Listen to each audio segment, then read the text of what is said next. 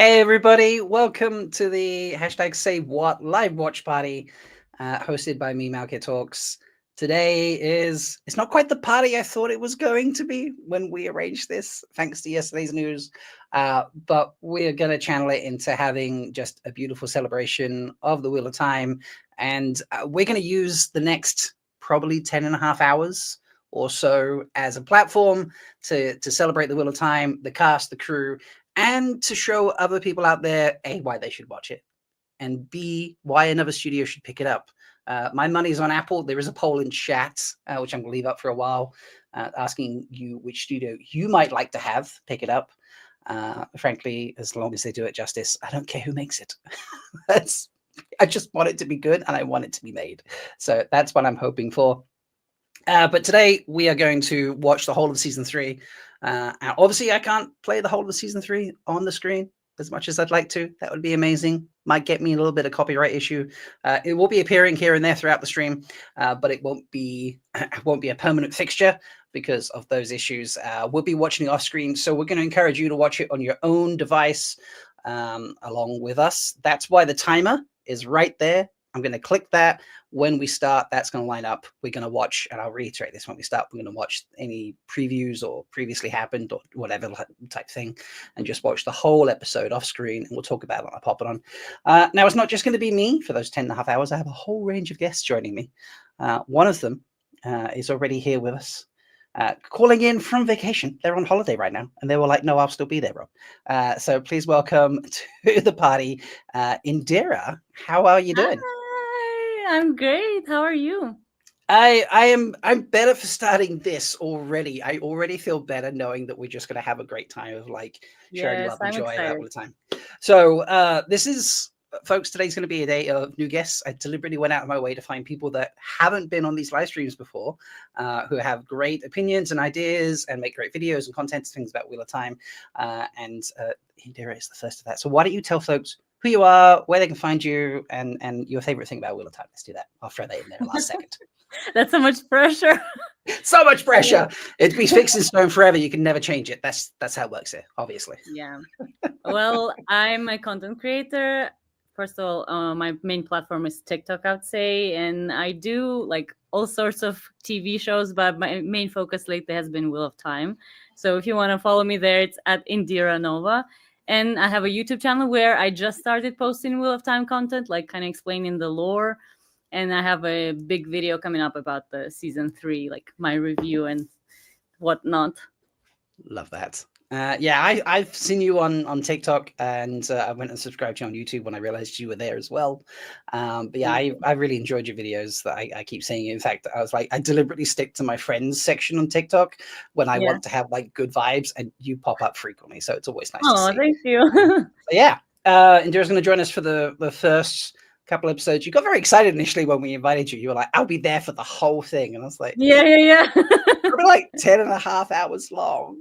You know, it don't We'll feel see how it obligated, you goes. know. Yeah. Yeah, so yeah, we'll see how we're going. Hello everyone in chat. I see people debating various studios in there, which is great fun. But yeah, like Chantilla is joining from the car, joining around 7, so in a couple hours. Hope the stream's still going then. Yeah, we'll be here for the next 10 and a half, so just don't worry about that. Yes, sending you hugs, Leia, and God, like people I haven't seen before. Hi Carl, welcome. People, here we go, debating CJR. Apple TV and Sony should sign a strategic alliance. It's not just the little time, it's also upcoming Zombie Saga 28 Days Later and other films that Sony owns. Okay, I mean, that would be cool. Apple just make great stuff at the moment. I haven't seen much of it, but everything I have seen has always been gold. So, like, I'm on the Apple train personally, but that's Yeah, just they're really nailing the sci-fi. So they just need to pick up this fantasy show and like they'll be amazing. yeah. It's sci-fi based in a fantasy world. Yeah, It's exactly. ideal. It's perfect, you know. And then they can laugh when Amazon and Sony are there, being like, you like Matt Damon with Avatar or Blockbuster when they decided not to do what Netflix were doing, and you can just be left in the dust and go, oh, that was a mistake, wasn't it? Yes. Yeah, exactly. So yeah.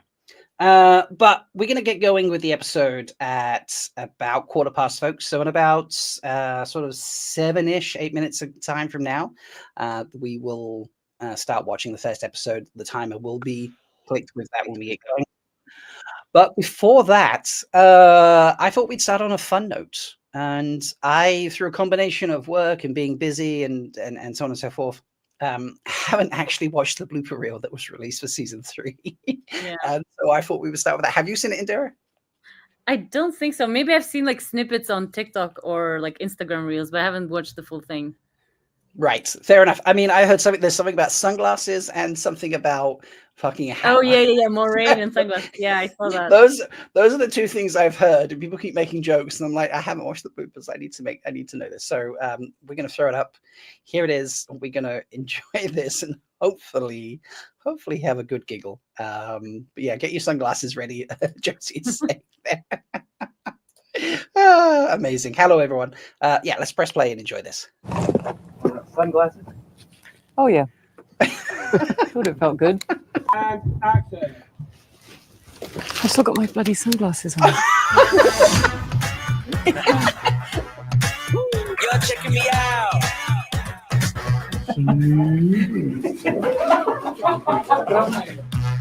Take one coming at you. You better be up for the action, cause honey, this hook gon' catch you. I hear you've been having some trouble with the kindly folk of the Two Rivers. I feel the eyes on me, or the eyes on me. So what you wanna see? You're checking me out. And you know I love you. Oh, take me a cat.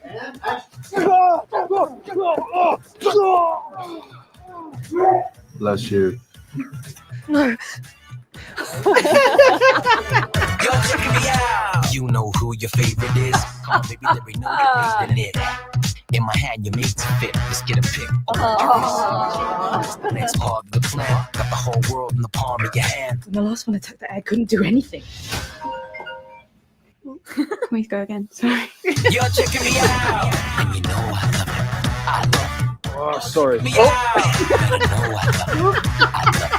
You're checking me out. And you know I love you. Oh, checking me out. Better know I love you.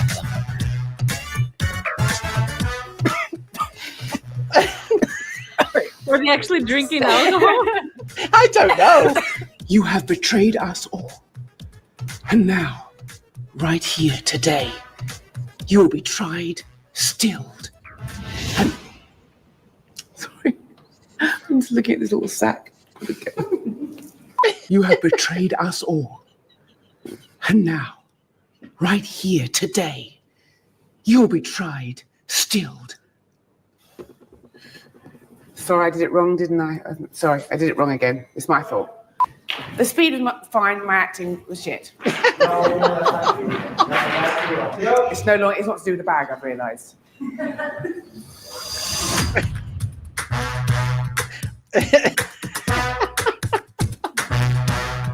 For fuck's sake, I'm so sorry. There's something on me. I'm so sorry. You're checking me out. Oh, checking me out. You're checking me out. What's happening? This is Carmen. Are you channeling right now? Yeah. I tried to put the fire on, but I've lit up the stars Fire instead. goes out. Oh, checking me out. You're checking me out. Fuck the hammer. Oh, checking me out. You're checking me out.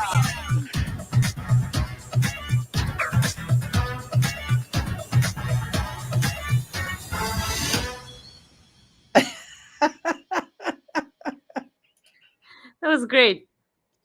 All right, that automatically cheered me up right there. Yeah. But now was it kind of wonderful. feels even more sad because I'm gonna miss them all so much. Yeah, I agree. It is. I'm trying to stay on the nice side of it, but yeah, there's a little bit where Let's it's not just think like. too much about the sad part. Look, I just imagine them having big parties everywhere. Sorry, I'm now bloopering my own setup here. I'm knocking things around.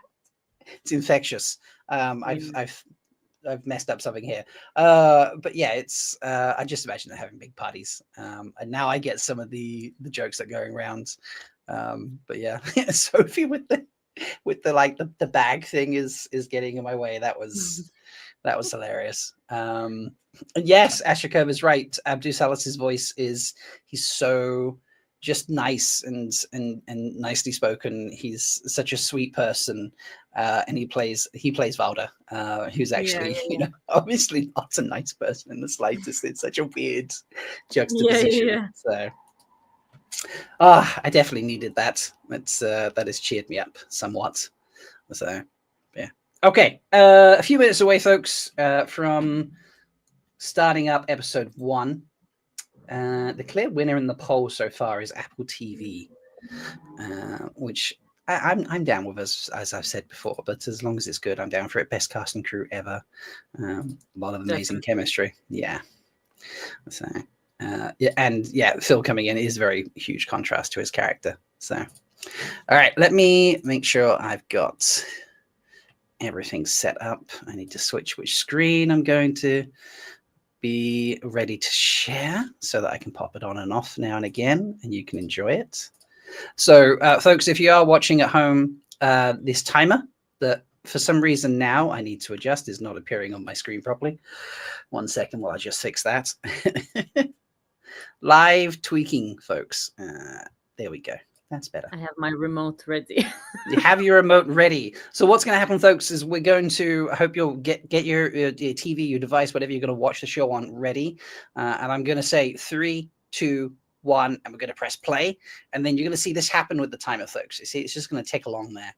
And that's going to line up with the time of the episode. We are going to watch the full episode, any recap it might have going on. And it's hiding under my name. Nils is saying something's hiding under my name. Doesn't look like it's hiding under my name.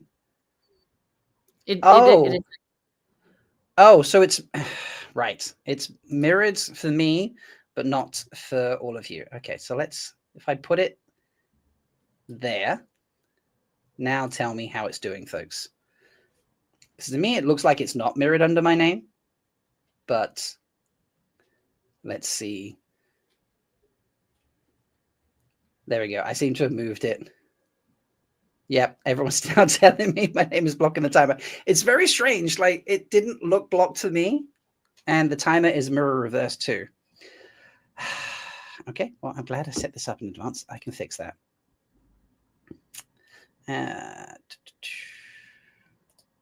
There we go. That should be fixed now. It just looks strange to me, but as long as it works. Anyway, folks, so let's stop, restart. So that should be good now. Let me know.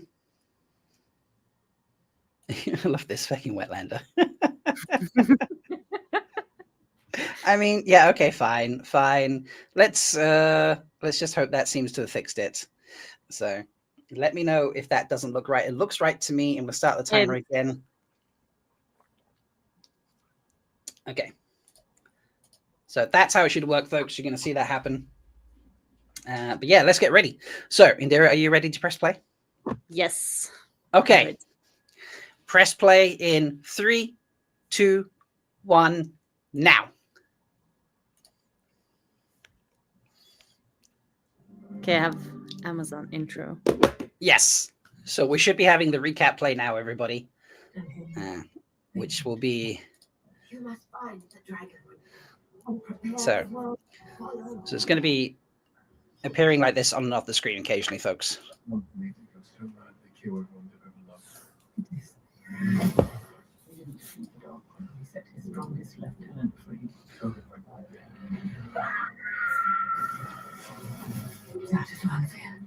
Okay.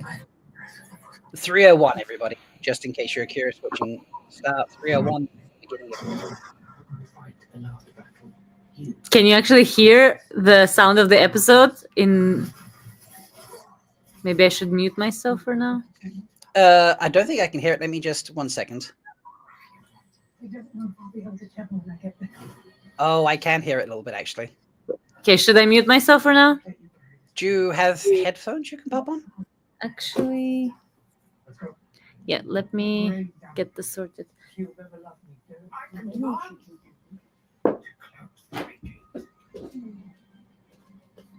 keeper was the trap.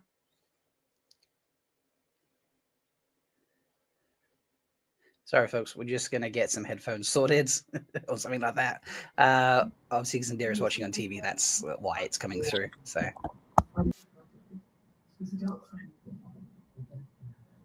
Yeah, can you hear me? Yeah, I can hear you. Yeah, okay, perfect. I can still hear the TV though. Wait, let me put it down a bit. I think that's the best that I can do. Sorry. Yeah, that's fine. As long as you can still hear what's going on. Luckily, we're still on the recap, folks. So this is perfect. Fine. Yeah, I mean, they've got 2 seasons to recap, so it makes sense. And a decent amount happened in the last season. So.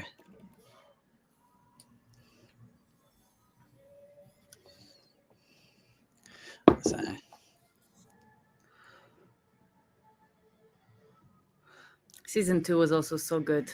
Oh, it really was, wasn't it? It sort of really started to find some feet. I understand the strikes and I supported the strikes, but I kind of wish that it hadn't come and happened while it was coming out for season 2, because then we could have actually, gotten so much more from everybody. Exactly. So, but yeah, the other tip, if needed, is throw on the subtitles. That should help as well if you need to. But yeah.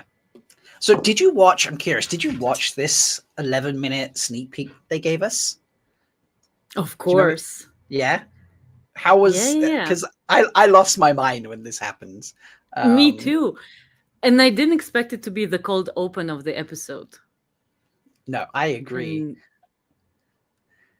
It's just, there's so much really action. Went all out. They really did. It's just a very, very powerful beginning. No, I can't lie. I love Leandrin. I know. I kind of, I like Rafe and the whole team. I'm like, yeah, I wish you didn't make me like Leandrin, but I do kind of like Leandrin, and I feel bad for her, and it's terrible, but also great because she's just great. Like Kate is brilliant. I watched Kate in a play. I forget now. Charlie, what was the play she was in? And I actually can't remember the name of the guy she was in with now as well. It was Under the Bridge, Far from the Bridge, something like that. But it was in Bath, and then it went to London, and she was just amazing. And she did like this early 1900s, like New York doc accent thing, and it was absolutely incredible. She was amazing. People are asking for a spoiler level. Why don't we keep it to the first 4 books, folks? I'll adjust the banner to match that. Yeah.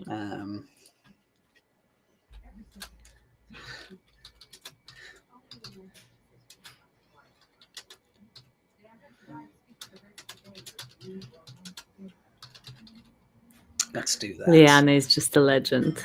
She really is absolutely brilliant.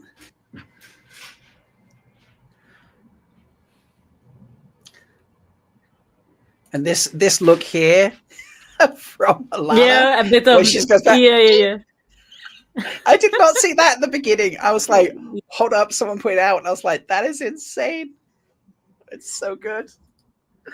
So it made. And I love that Leandrin's outfit is already like introducing her as the Black Aja. Yeah, it's really like that like mix there. Yeah. If you had not read the books and you did not know about, what has become to be known as the shredding, you would have to really suspect, wow, she's kind of showing off something right now here, isn't it? Exactly. Yes. So, yes, I saw in White Rabbit, Red Rabbit as well, but that's not the thing I'm talking about. We did see that in London. Charlie was one of the people I saw that with. And that is a play where the actor doesn't get the script until literally 2-3 minutes before they go on stage, and then they have to go and just perform it by reading it, and everyone plays it differently. There was like for 3 weeks or 4 weeks, a different person every night doing it, and it was incredible. So.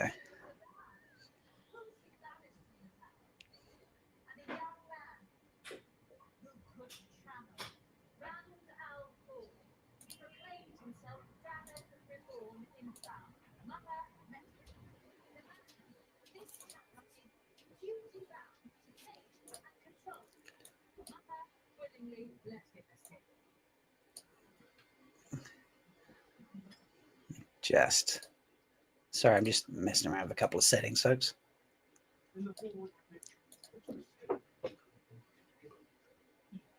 So, but yeah, this is just an incredible scene, and the way that she is totally just like ignored the whole like Yeah. you called me out and I'm going to call you out by saying you're a dark friend instead is just it's really clever because she's isolated that so much. She hasn't said, you know, hey, you know, I didn't I didn't do that. She didn't lie. She just ignored it in essence, and it's so she good. kind of omitted. Yeah, exactly.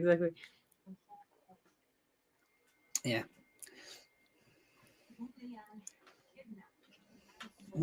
Do the shot. Yeah, Nynaeve walks in and it's just like busted.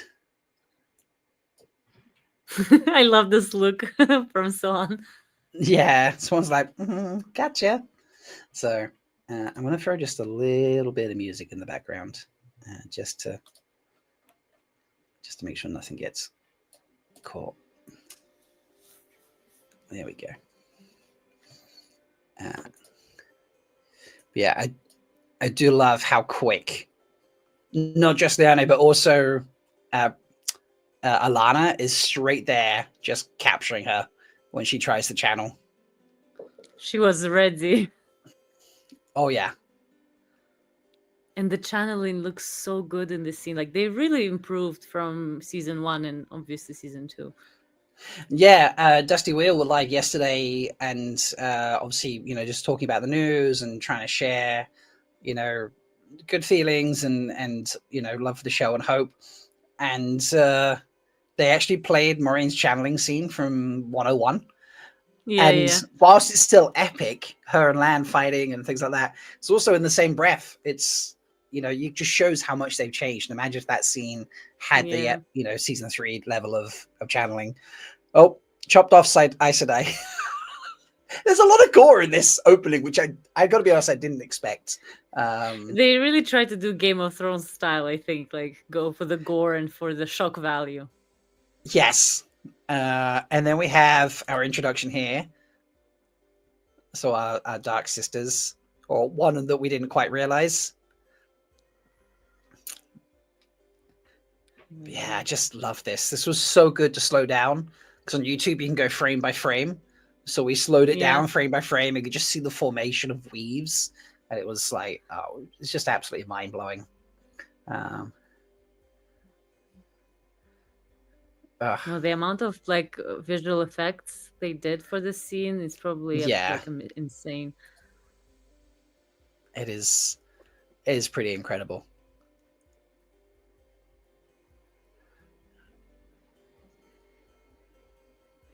And then the whole bit with Naomi. Did you see the bit with Naomi coming? I'm curious. Did you expect her to double cross? No, I didn't. And I hate her so much for it because like it really came out of nowhere. Yeah, I didn't either. I was just like, I think my reaction, I was like, what the hell? You know? Exactly. So. Oh, and our beautiful introduction of Jane and Chesmal. I love her. It was like disturbingly awesome. Like I know. Shouldn't like her reaction to this moment here where the waters die. But like everyone's like, oh my god, why do I like her so much? Yes. Yeah. So fun note, Max is in chat. He says Andy Scrace, who is the VFX supervisor, actually confirmed that Varen disintegrated the wall there to the 13th depository. It wasn't an illusion that was hiding a doorway. So yeah, Charlie's like, she's so rude to Varen, who I love, and she hurts Adelaide, who I love even more. Yes, Naomi does. And this scene right here, folks, she does, and it's terrible.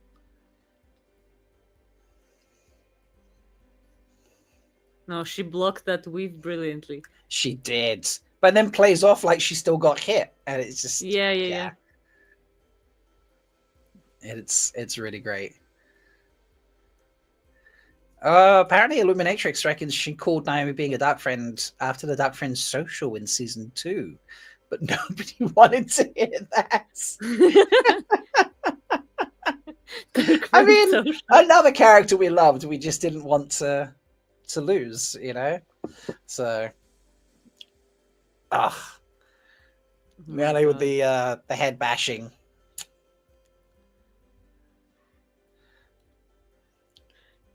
Link with me. That's my favorite part. Yeah. When they link together. It's so much cooler than season 1 linking when they shield Logain. Like that whoever choreographed that, I'm sure they put a lot of work into it, but it just didn't land. It didn't work out the way I think people hoped. So I'm glad that it got sort of updated, you know. Mm-hmm.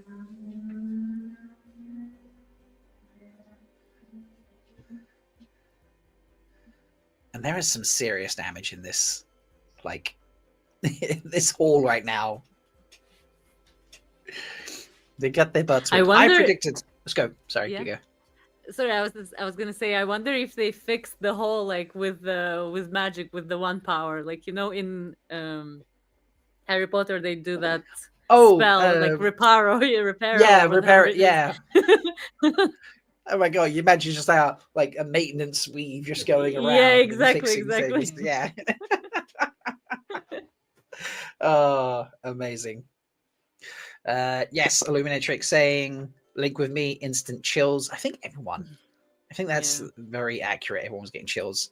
And this moment here, I was so invested watching the sneak peek that I kind of missed the Western music coming in when the guys appear. Yeah. And then it cuts off, and I was like, what? I hadn't paid attention to the time. And I was like, this is where it cuts off? I was so gutted. So, no, I love that Alana said you will not leave the city alive, and like I said, I cannot lie. She was prepared. Well, that's what she was.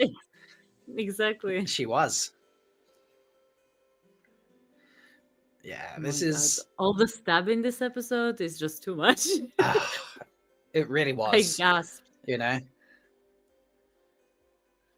and just the way they all fight around each other, and yeah. I didn't want Leandrin. I did want Leandrin today. Let's be honest. I did want her to die. But also I didn't. I wanted her to die because she's evil, you know, but I didn't because I know that she's going to make a great story to watch by letting her live and be loose. But I was like, I kind of wish she died in that moment too because you're so evil. But I do sympathize with Leandrin, to be honest, especially after all the backstory we've seen. Yeah, she got done dirty as a kid. Really set up to just hate everything, and I understand it. So,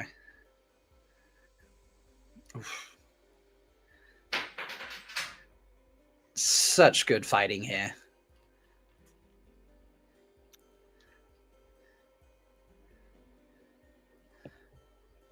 And then she kills. Yes. No, you're watching. I was saying when I was watching this for the first time, like I think I was like holding my breath because it was so tense. Oh, did you know, like, if anyone was going to die apart from the Aes Sedai who die in like the first 2 seconds, like red shirts on Star Trek? I mean, I suspected that one of the warders is going to die because in the trailer there was a scene when Alana was like screaming, and I assumed one of her warders would die. So, right, I kind of saw it coming. Yeah. This made me cry, this scene. And I knew it was coming as well. So it was really heartbreaking to watch. I love this. Is a great idea, Leia. Maybe I'll just do costumes all day instead of gardening. I mean, I always advocate getting out in your garden, folks. I'm a bad gardener, but I'm an avid gardener myself. But, you know, making costumes. Yes, Leia, do that. Absolutely. So...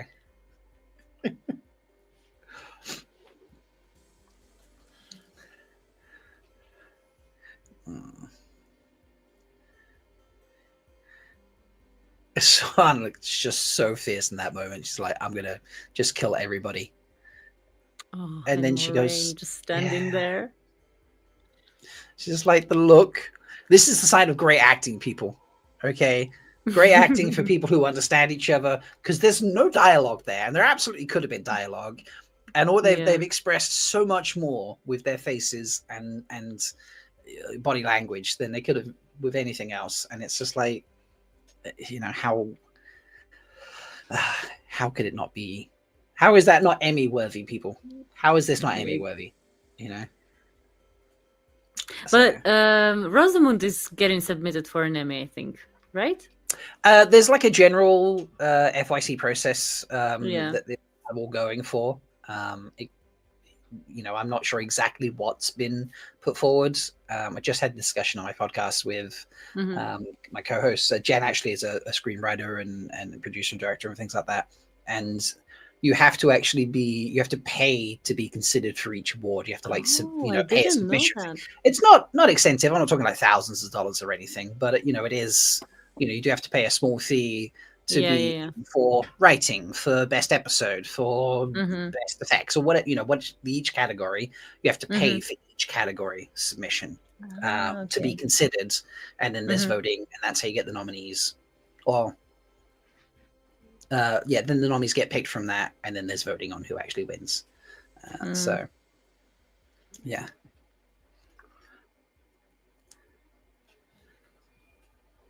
The gang is back together. Yes, they're hanging out and just really like, we're screwed. So, but again, their outfits are just epic. It's kind of like mix of medieval clothing with like modern style. Yes. How did you feel about seeing Matt in something other than a dingy thing that he was wearing all of season 1 and 2? I love Matt. He's so fashionable this season, especially his outfits in Tanchico. Oh, yes. Tell me about it. I think everyone was thrilled to be like, yes, Dodo, just show more chest, you know?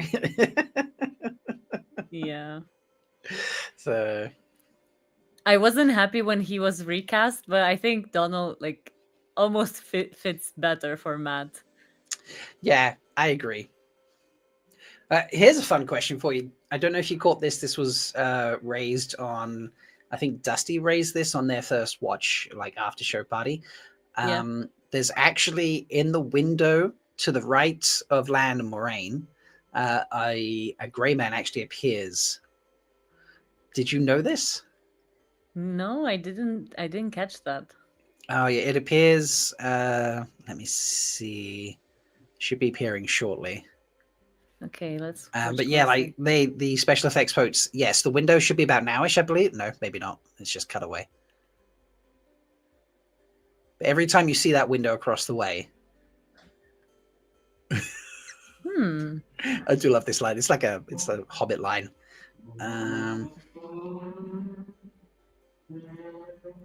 Maybe I've missed it.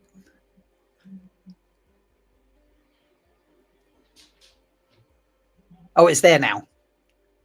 There was like a character in that window as they're going around. No, even now I missed it. No, I didn't see it. I was trying to look so closely, but no, I didn't catch That's fair. Yeah, no, they put them into the background here and there, like to hide away. So it's, you know, it was a fun little tidbit. I think Andy Grace again mentioned it on social media to be like, try and hunt them down. So yeah.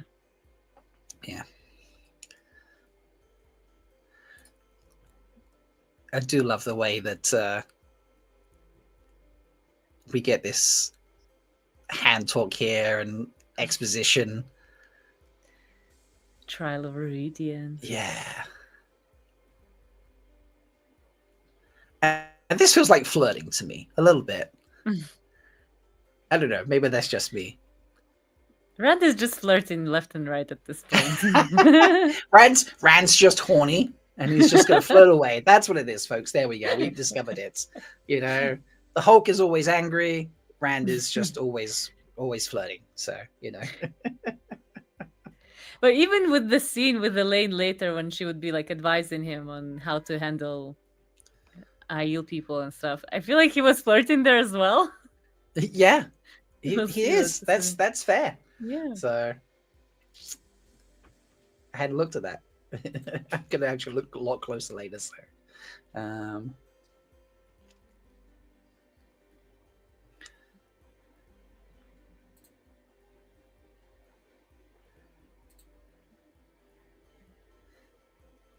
yeah, this is the trauma she must have had from this. Is still. I love that they're still. It's still not still talking about it, but like showing that it still affects her, even though it's like a new season and we've moved on, because that's so Yeah. easy to do in shows. So It's good that they addressed it, because I mean it was huge for Gwen last season. oh yeah, it was massive. I mean that episode was incredible.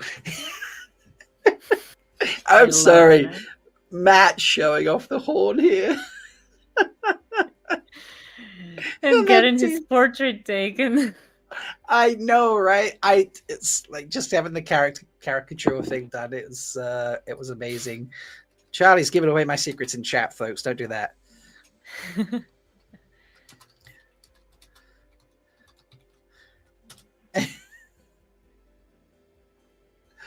Devastatingly handsome gambler.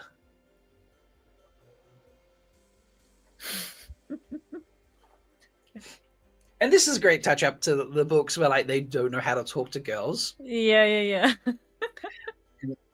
You know.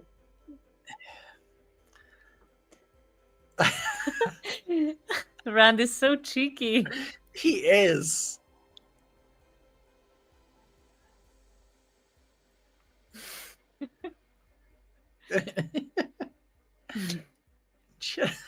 Bane and Chia. Yes.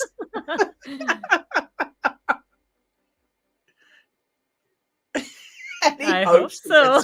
Yeah. Again, this is just hilarious, you know.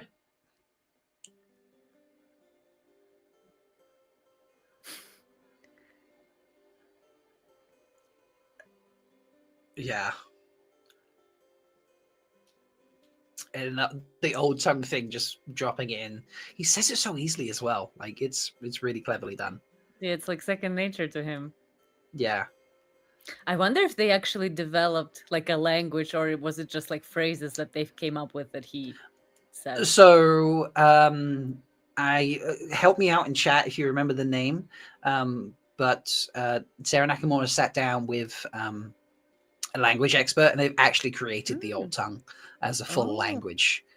Much in the same way that I think it's Naomi Todd, and I forget the other person involved, has made hand talk into there's a full language for hand talk for the maidens.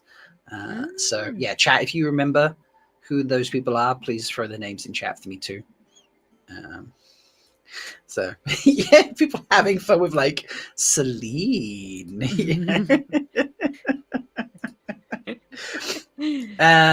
Naomi, maybe Naomi did do the old tongue as well, so it's possible.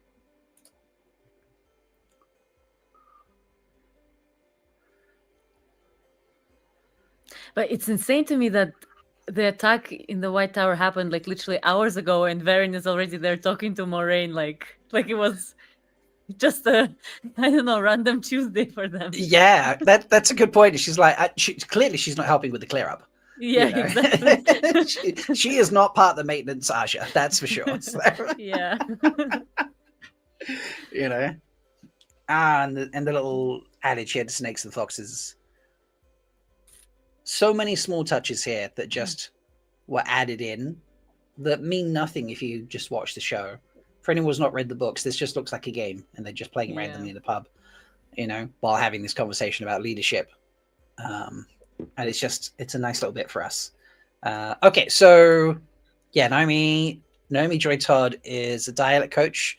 She co-created for the Old Tongue and co-developed Hand Talk with a deaf creator as well. Amazing. Oh, nice. Yeah. I often see her in, I think it is Maya's Instagram. They're like best friends, the two of them. They're constantly hanging out together. So great. yeah. No, I think people who worked on the show really became like friends for life, because it's like season 1 came out 6 years ago, 5 years ago, 5 years ago, 5 years, no, and 4 years obviously ago, 2021. 4 years. Yeah. Yeah, and then they've obviously been developing it since like 2019, 18, Yeah. if I'm not mistaken. So it's like a lot of time. hmm The introduction of Lanfear. I love how ballsy Lanfear is, where she's just like, I'll walk through the middle of Tarvalon.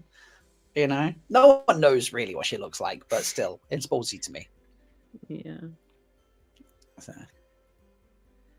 And they are actually, fun tidbit here, they are actually on the second floor, or the first floor up, however people want to say that. In the UK, that would be the second floor. In America, that's the first floor. But they are actually one level up from the ground in this outdoor Tarvalon set.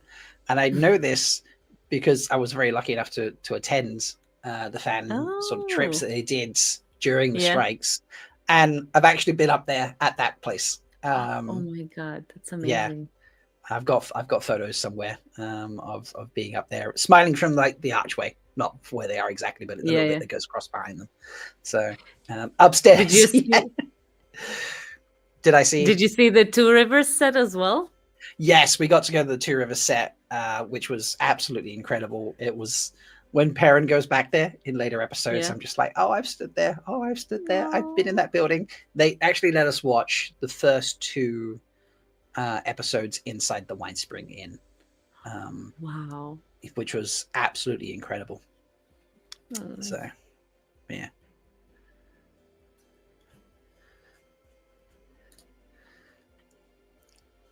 This setup between the two of them, where clearly they're planning the bubbles of evil. Mm-hmm. I didn't pick that up initially. I was just like, oh, she wants help, just like encouraging them out the door. I didn't think she wants help, you know, literally. Like Moraine would plot something. Yeah. I actually really like that they paired them together, because it really shows like how far Moraine is willing to go to get what she needs to do done. Yeah. She's like, there is nothing too much that I will go wherever I need to, do whatever I need to get the end result that is needed for the light to win. Exactly. Yeah, she's a bit cold-hearted. Yeah, which they do have that conversation later on, Rand and Moraine, and I think it's really, where she's like, no, I was willing to kill you, Rand, and he's like, no, but that's why I'm grateful, because I know that you and I want the same thing, and we, we'll do whatever's required for it. Yeah. So.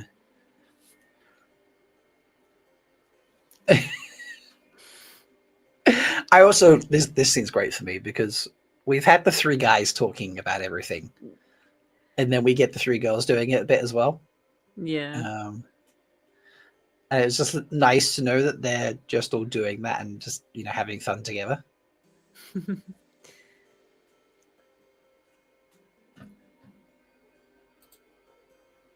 What do you think about the whole Avienda and Elaine thing? Were you surprised when you saw it? I was surprised how far it went. Okay, if I'm honest. See. I wasn't surprised that they hooked up. I was like, mm-hmm. I feel like that's probably going to happen. I didn't know if it was guaranteed, but I led towards if I had to make a bet, it was probably going to happen. I didn't expect, them to fully just jump on each other. In essence, that was amazing. It was just and that I saw. Actually, I got a ticket to the screening in London for the first episode. Yeah, and saw that on screen, and the whole cinema was just like, "Whoa!" Wait, I was there actually. Wait, you were there as well? Yes. Oh, I didn't realize. Amazing. Yeah. Yeah. I was filming the queue for a while, and then stopped like close to when they opened the doors to let us all in. Oh yeah. No, I think I came in a bit later because the queue wasn't there already. But I literally met Rafe at the entrance, and then me and my friend, we accidentally sat in the chairs that was meant for talent, like for the cast. Oh. And then when we sat down and they let the cast in, and literally like everybody was walking past us, and I was looking at them like, oh my God, I can't believe I see you. It's amazing, right? I don't know if Yeah. you heard, but I was the guy when the episode finished and they were all like then doing their change, like put chairs around the front and stuff. I was Yeah, just yeah, like, yeah. I think I said something like, how are we meant to function after watching that or something to that effect? I was Oh, like, right. I was the Yes, guy yes. down at the front who kind of said that. Oh, Yeah, I stuck around and stole like a dozen of the prints from Rosamund. To, oh, like, yeah, get yeah. to The one that she friends. signed. Yeah, yeah, yeah. Yeah, I literally I've got like Yeah, 11 of I these, have so I that as can well. take them all to friends and things. It was a my great God. experience. was an I wish I'd amazing known you episode. before, so we Yeah. could have like actually seen each other there. So sorry, folks, we've totally ignored the episode for Yeah. a moment there. But yeah, this moment with the rings. Okay. Um, Egwene's accepted test. Egwene's accepted test, yeah. Were you nervous because Alviarin's involved? Not really, to be honest. Because obviously Swan was there. I didn't think like anything could happen, and I mean, we knew she's gonna get the ring. But to be honest, I wish her accepted test was like a bit longer. It seemed a bit too short. Like Nynaeve's was much longer, and we get to really be there. Yeah. Yeah, Nynaeve's went for quite a while.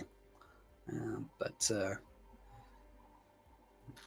Egwene's I love this. is just one. Oh, man, yeah.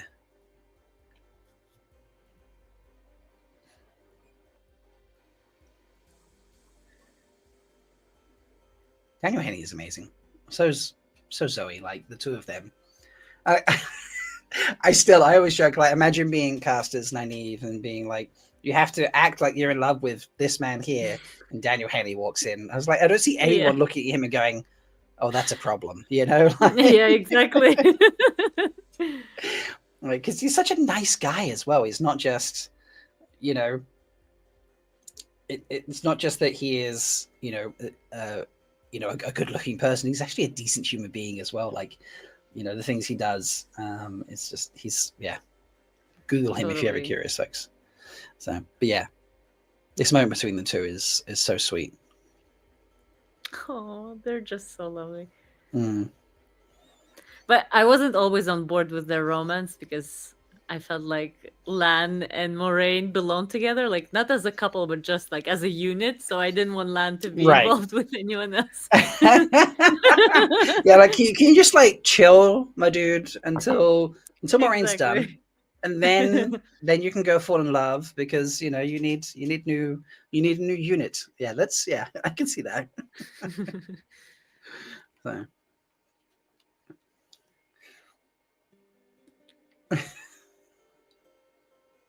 I love how she just gave her the basket. Yeah, and Abby's like, okay, I'll carry your basket for you then. It's Yeah, like, yeah. what?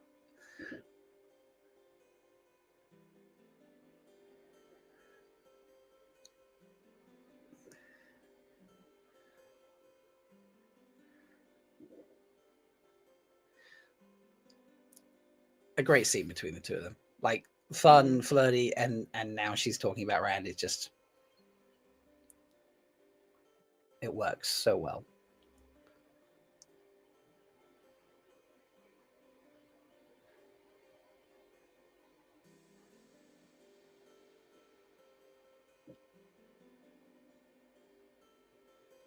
Calendar is mentioned. Mm-hmm. What did you think about them rearranging like the plot lines in the book's order? I think it works. Yeah, I think so too. Because you have to do a lot of exposition to introduce them the way they are, the Aiel, and the way they are in the books. Whereas this way, you can do that as you explore the Waste. Because I think it would be weird to have them come in and be exploring Tyr and then suddenly, fighting in the stone and such, and then going, because you either don't explain anything about them, and you have this weirdness about, now we've got a lot of Aiel around, and we're just not still going to explain anything about them really beyond what we've explained in season 2. Or you do explain about them, and then you go to the Waste, and you probably have to explain more because there's more examples. And also, the storyline from books 2 and books 3, there's a lot of repeats in what the story beats there. So you could cut out a lot of it and just make going to tier being an eventual thing you do maybe, or don't have to do until much, much later on. You could maybe ignore Calendar until later seasons. There's a lot of options there in what you do.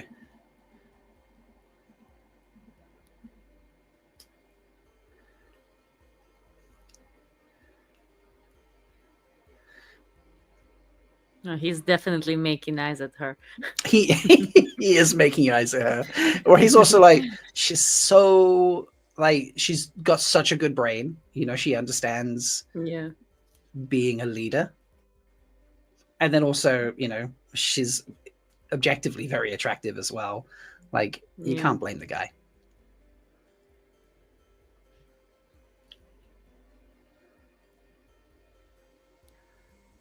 And then we finally get back to Egwene's acceptance test. This was great. The costumes are fantastic. Yes. And I love that we see which Aja Elaine goes for. Right, yeah. It's I don't know, it's just the way they've all got their original, things built in. There's lots of yellows in Nynaeve's. Elaine's has, the Rose of Andor in it and stuff. And then, Egwene's is all the Flame of Tarvalon and such. It's really, really such a good foreshadowing of things and representation.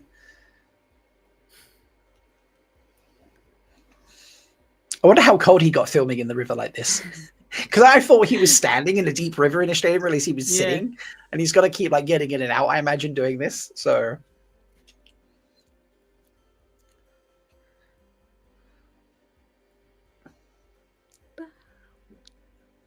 How terrifying must that be? Because you've had to kill. Why she's all bloody? Yeah, how they killed him in a very messy way. It looks like. Yeah. Unless, oh wait, did he? Do you know something I've never actually considered? Did he perhaps kill some of Nynaeve or Elaine in his madness, and that's where some of the bloods come from? I mean, oh god, could be. Yeah, it's like.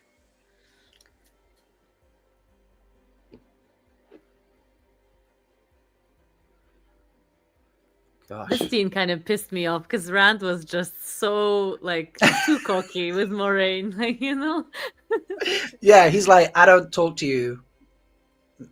Go away, leave me alone. This is not how this works. So, I mean, it's like he's being an asshole, but he's also kind of not wrong in some ways. Yeah, it was which is the worst place to be in when you've got to be against someone like that. You're being a dick to me, but also you're kind of not wrong. Yeah, but you are a little bit wrong. And how do you get in? It's a tough one. So, but yeah, that like Illumination said, that's why this scene is perfect.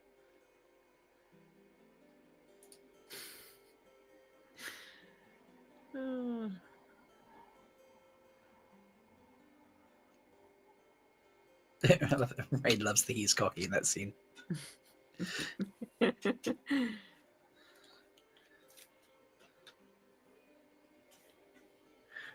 She's like, I'm done. I'm bouncing. I'm out.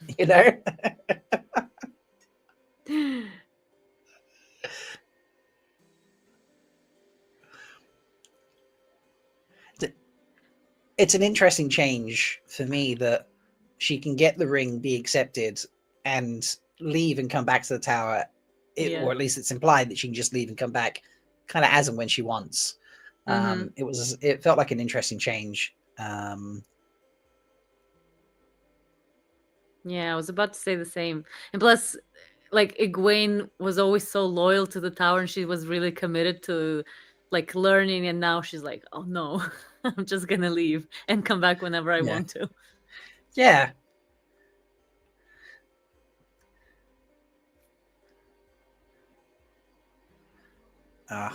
Man feeling unworthy to have his father's sword. He has, I mean, obviously he had a rough childhood. but I love how well Dan channels that in this scene.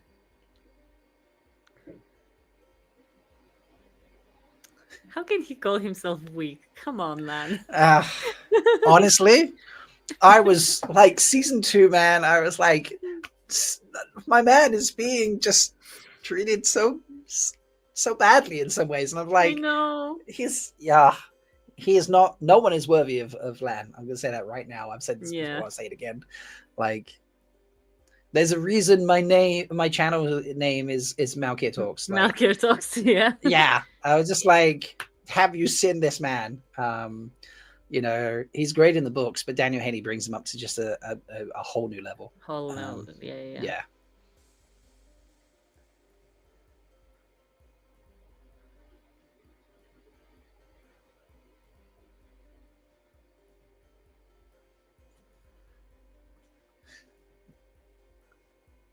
So was it a plot hole with this whole sword thing when in season 2 Moraine stabbed Lanfear with Heron-marked blade and nothing happened to her? Was it a Heron-marked blade she used? I think so, because it was Rand's sword, no? Because he didn't carry any other sword, I think. No, yeah, he did carry his father's sword, yeah, and she'd picked that one up. I mean, when he kills Ishii, quote, kills Ishii. Yeah. He is channeling power into the sword at the time. And obviously Moraine did not channel anything when she stabbed Lanfear. So also, I just need to pop this on screen for a moment because we're about to see Maiden's Kiss here. We'll get back to the sword discussion in a moment. What did you think about Maiden's Kiss? Like, I loved it. Yeah? I think it's the perfect activity for Matt. It's amazing. Oh, so here we go. We've got a follow-up. Perfect time to stop. Sarah Nakamura said that was a mistake. So maybe they meant to use a different sword or something. So, I mean, who doesn't want to be Matt right now? You know, but also this implies Matt was a bad kisser because the spear went forward after she kissed him. So, exactly. You know, apparently he had a lot of injuries on his neck. He did have, I mean, he didn't die, but he did have a lot of injuries. Yeah, apparently Matt Coulson is not the greatest of kissers. So I guess it's like Aiel version of a hickey. Oh my god. Yeah. Oh gosh, that is, the Aiel version of a hickey. Aiel in chat, what do you think of that? Is it the appropriate way to describe it? I see a couple of Aiel in there. So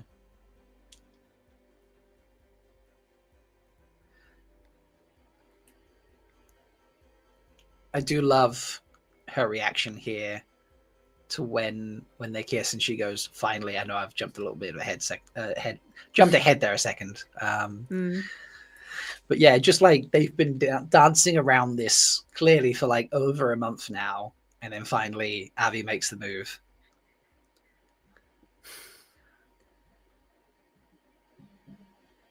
I absolutely did not expect that. You did not expect it? No, not at all. I don't know why. I don't know. I felt like there was just something about the way the show was being written that they were going to like change up Rand's relationships a little bit. And obviously the fans have always been huge proponents of Elaine and Avienda being their own couple at some point, at least. And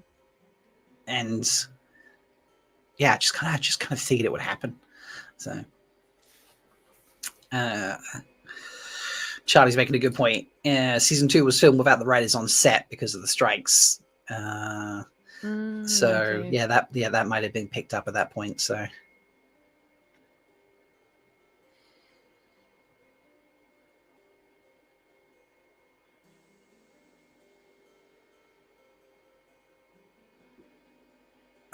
Rain in Radiant says, every time someone says finally, I picture Lanfear saying finally. And Charlie thought for the two of them they would be flirting, but not this. Amazing. Yeah. So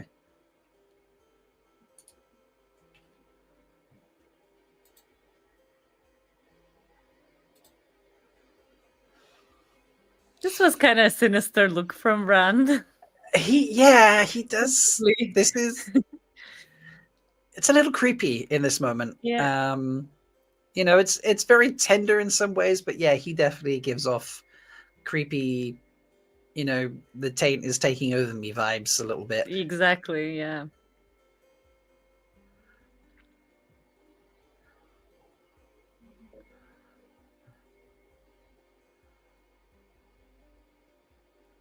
It's very sweet in some ways, but yeah. And then obviously her trauma comes back. I'm just like, that's got to be a lot to deal with. No, that PTSD must be insane. And the way he reacts is like, okay, let's just sleep. Like, I'm not gonna, push anything on you. It's the right reaction,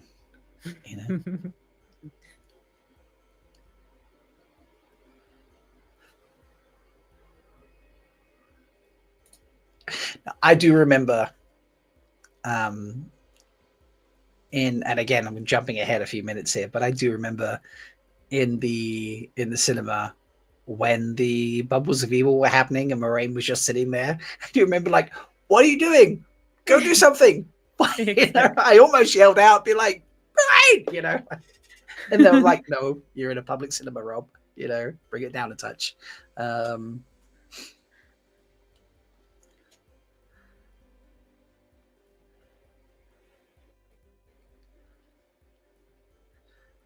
Grey man at the top of the stairs.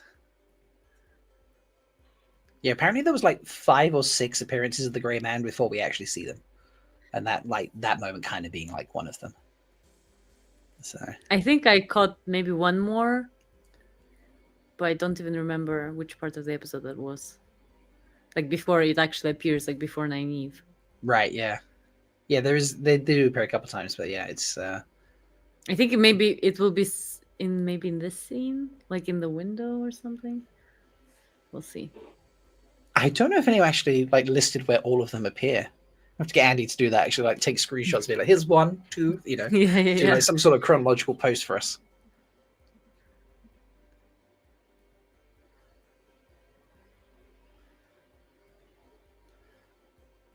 Now, heroes, the horn on the cards. Merchandise opportunity there, folks. Whoever picks up the rights, come get them from Sony, buy the show, and you can make those cards. I guarantee you, thousands of Wheel of Time fans will buy them. I will buy them. I'd definitely buy them as well. I want those cards. I want the glassware. I want the costumes. I want it all. So.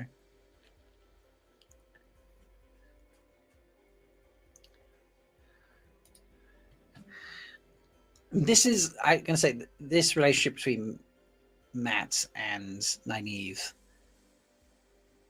kind of didn't catch me off guard, but it kind of like really built up so nicely that I almost felt like they had more of a bond between them than they had with anyone else this season. Obviously, Matt and Min have this like buddy cop thing going on, but there's like, Nynaeve and Matt kind of like, he's really vulnerable with Nynaeve, and it's so sweet. It's something I didn't expect, and I really love that they've added in. Mills is like, Uno cards with Uno drawings signed by Guy Roberts is much better. Yes, there were some Uno cards made, but they had drawings done by Kat, who goes by Uno online, and the real Uno, Guy Roberts always says. And when Guy came to MercuryCon last year, he signed the cards, and Nils got a set. It was really, really cool. So, but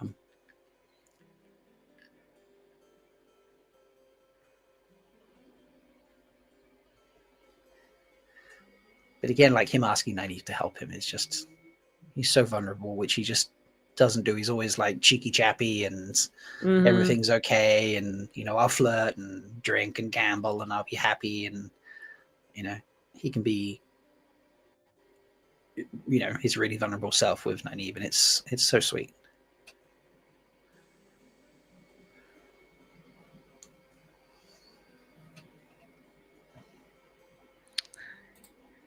Having fun in the YouTube chat right now.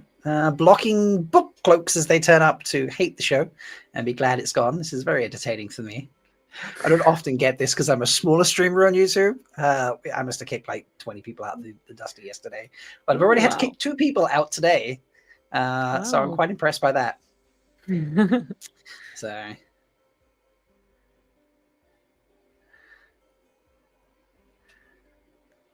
Okay, here's a question. Obviously, we find out that the random mirrors thing, the axe, you know, does I can't remember right now. Does Landfist say that she did the cards thing for Matt? I'm gonna pay attention when she talks about it with. Did everything besides the Grey Men. Yeah, she definitely doesn't do the Grey Men. Yeah. But yeah, the whole thing with the cards is really, I don't know, that's really freaky to me. Less freaky than mirror copies of yourself or a flying axe. I don't know why, but yeah.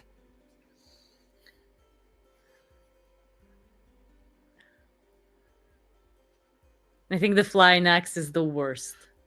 Oh man, terrible. Although I do find the way it cuts the ring so perfectly, just the physics of how it hits his hand is impossible to slice a ring perfectly like it does.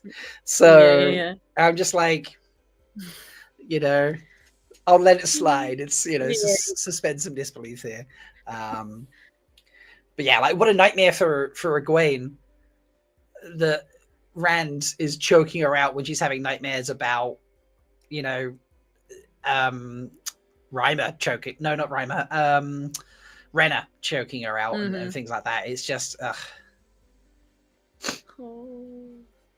And also, apparently, Andy Scrace kind of teased that Lanthea didn't directly channel to make this happen, that it may well actually been a bubble that that she somehow indirectly caused. Oh, interesting. And Charlie, like, don't worry about the physics. This is magic. This is magic. Yes, this is magic. Moraine sitting there letting it happen is cause for Rob to almost yell out in the cinema. I was really like, why are you not do something? You know? Oh, and Lan was losing it, and I hated that she was stopping him from going there. Yeah. She's cold. I saw an interview that Yasha said that he actually got to play all these clones of himself. And I imagine they just keep having some people fill in the other ones as he does the different parts. And I absolutely love that, that he got to do that, because it really adds authentic fighting into the scene for me, that it's actually him fighting. And then we destroy all the mirrors, which are just, you know, Loyal saving Chiad is, yes, Chiad is so awesome.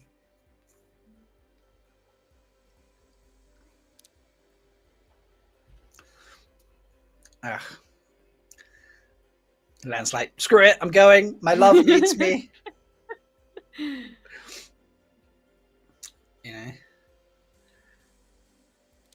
They did the taints like so well. Oh, they did, didn't they? So I do love how we all still call it the taint, even though the show tried to make it the corruption. You know? You know.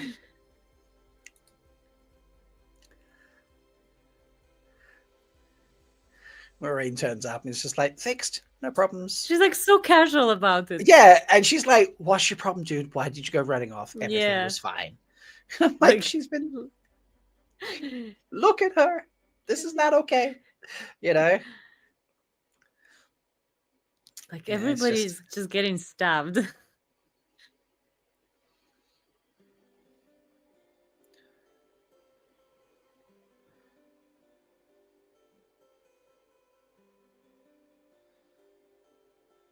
Yes, the Forsaken did find you. But not the Forsaken you think, and not quite the way that you think. So...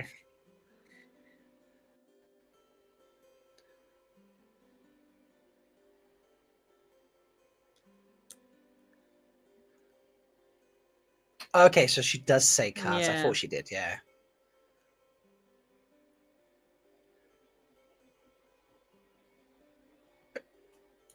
I do love Lan threatening. The Forsaken. He's like, I'm gonna do it, you know, like. And then to see Lanfear actually scared is, yeah, that's something.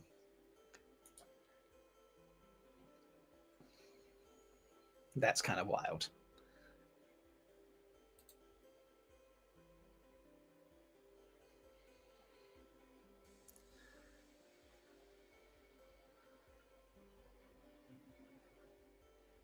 He looks so guilty.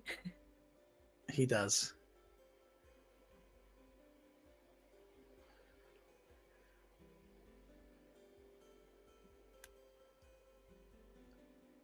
And this is a big admission for Nynaeve to make, that, you know, she's like, I can't do anything unless I fix my block. You know?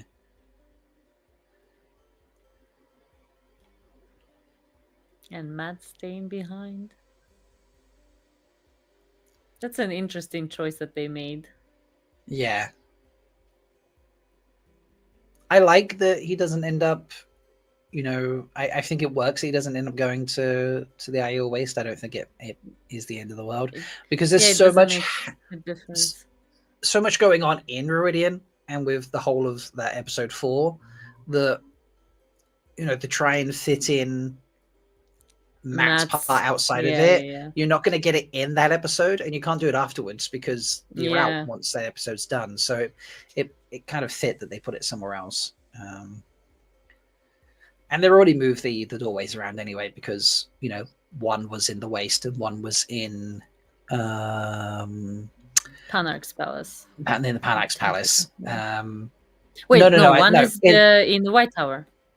Yeah, but in the books, I mean, sorry, one's in the Aiel Waste and the other one is in, I forget where Berylane is from, but where Berylane is from. And then in the show, what was it there? Somewhere just outside of Tyr, isn't it? The Tyr's trying to capture. But yeah, like it, you know, they've moved already one to the tower, so it kind of, I go where she goes is probably one of the best lines from from Bane and Shead there. But yeah, it just kind of worked that they moved it around for me. I didn't matter at all. No, I agree.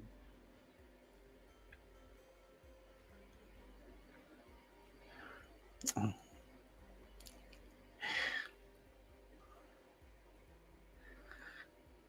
It'll be third time lucky for these two when the show gets picked up and we get more seasons. Like, you know, he leaves her, she leaves him, and then like finally now we don't leave each other. You know, so.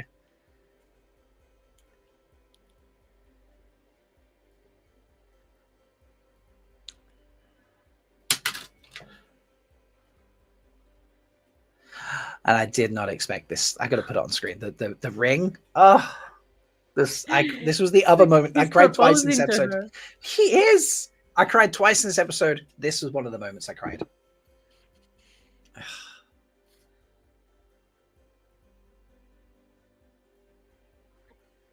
Oh, it's beautiful.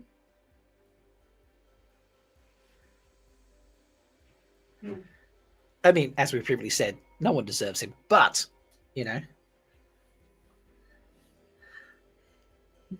I'm getting on board with this. Oh, in season 1, you were like, nah, don't like it? Or... Season 1, no. So. Season 3, I'm on board now. Fair enough. You got to warm up to it. That's fine. I know people who don't like Nynaeve in the books, who have watched the show and been like, wow, I really like Nynaeve in the show. This is weird, you know? So it's fair. It's okay. So, yes, like Blinded Fool, Malkia was talking in that scene. You're quite right. So, and sorry, Travis. Travis has only just started to watch The Wheel of Time because they were waiting for more seasons to be released, and then this happens. I'm sorry, Travis. We're gonna fight to get. We're gonna make noise. Hopefully enough noise that someone comes along and says, we should pick this up. We should do this. Because you should. That just feels... had to say it. He did. That is nothing but fan service right there. And I love it. You know, because we've all said those things for years about, you know, the maps of Tarvalon and such. And it's just... Yeah. Yes. We need him to see like a top-down map of it at some point, and to also comment on that. You know, it would just be like a fun little add-on. Yeah. So.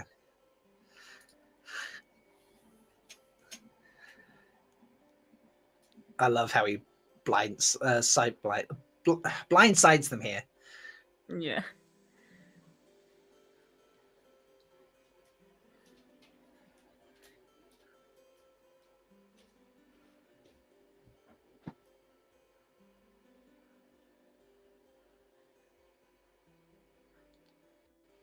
And then this moment here, Laia Costa just steals every scene she's in. She's so great. She is. She's just absolutely incredible. I couldn't understand whose name she was calling when we watched this in the cinema. Oh yeah, same. Yeah.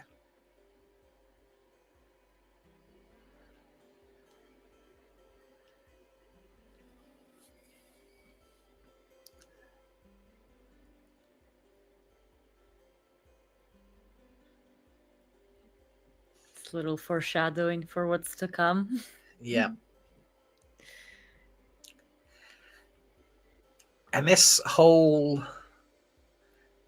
dynamic of how she makes Grey Man and she being the only one that can do it is obviously a change. Yeah. But I love it.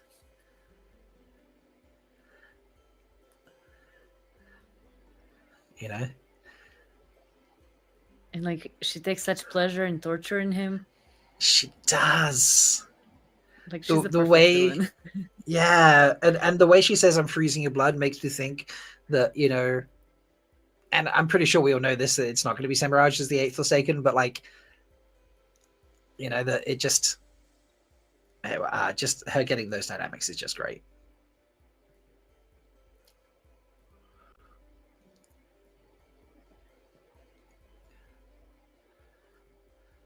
She's just, her face where she's enjoying it is just, ugh. And this is not consent, people. It's consent under duress, which is not consent. So, and then she just like, it's perfect. And like the visual aspect of it is so cool.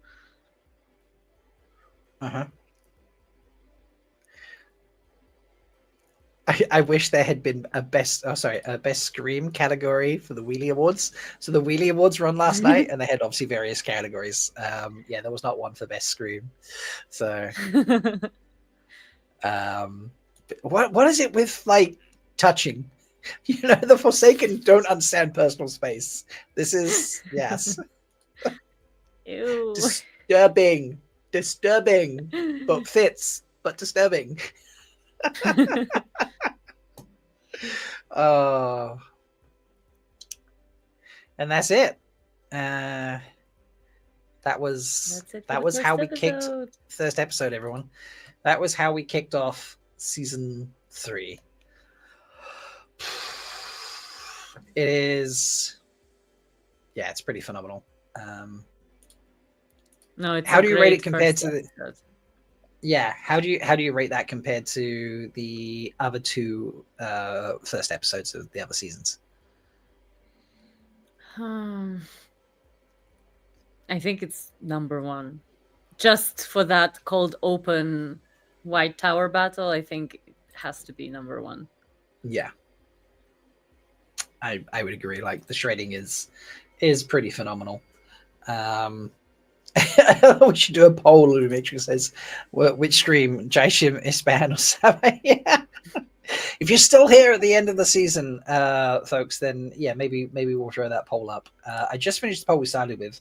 What streaming service would you like to go to? Apple TV won with 45%, HBO 36%, and then like Disney, Hulu 9%, and other 9%. So a few options there. Some people did put Netflix in originally. I don't think Netflix or I don't see Netflix wanted to pick it up. No. They also cancel things so easily on Netflix. It's just like I don't trust them one bit. Yeah, agreed. They would just, what was the show they just cancelled with Jeff Goldblum in it? Chaos. Chaos. after the Oh my first god, it season. was so good. I still haven't seen it because they cancelled it so fast. I was just like, well, I'm not going to watch Yeah. that now. So, because what's the point? Yeah, what's the point? So, yeah, it's no good. But yeah, what should we ask, folks? I feel like we should put a new poll in chat.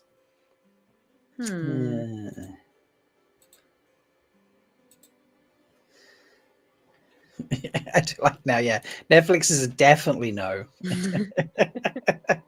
The Forsaken like a bit of touchy FaceTime. They do like a bit of touchy FaceTime. Oh yeah, Shadow and Bone was another one from Netflix that got. Oh, that got I'm cut. still heartbroken about it because again, Yeah. they didn't finish the story. No. Another person who will be on later, Coty, will be joining us for episodes 4 and 5. A friend I made on the Amazon set visits for season 2. She actually, was a massive Shadow and Bone fan, and we were talking about things being cancelled the other day, and she was so gutted about this. Obviously being cancelled, but she was like, felt the same way about Shadow and Bone. So Warrior Nun, yeah, there we go, Warrior Nun.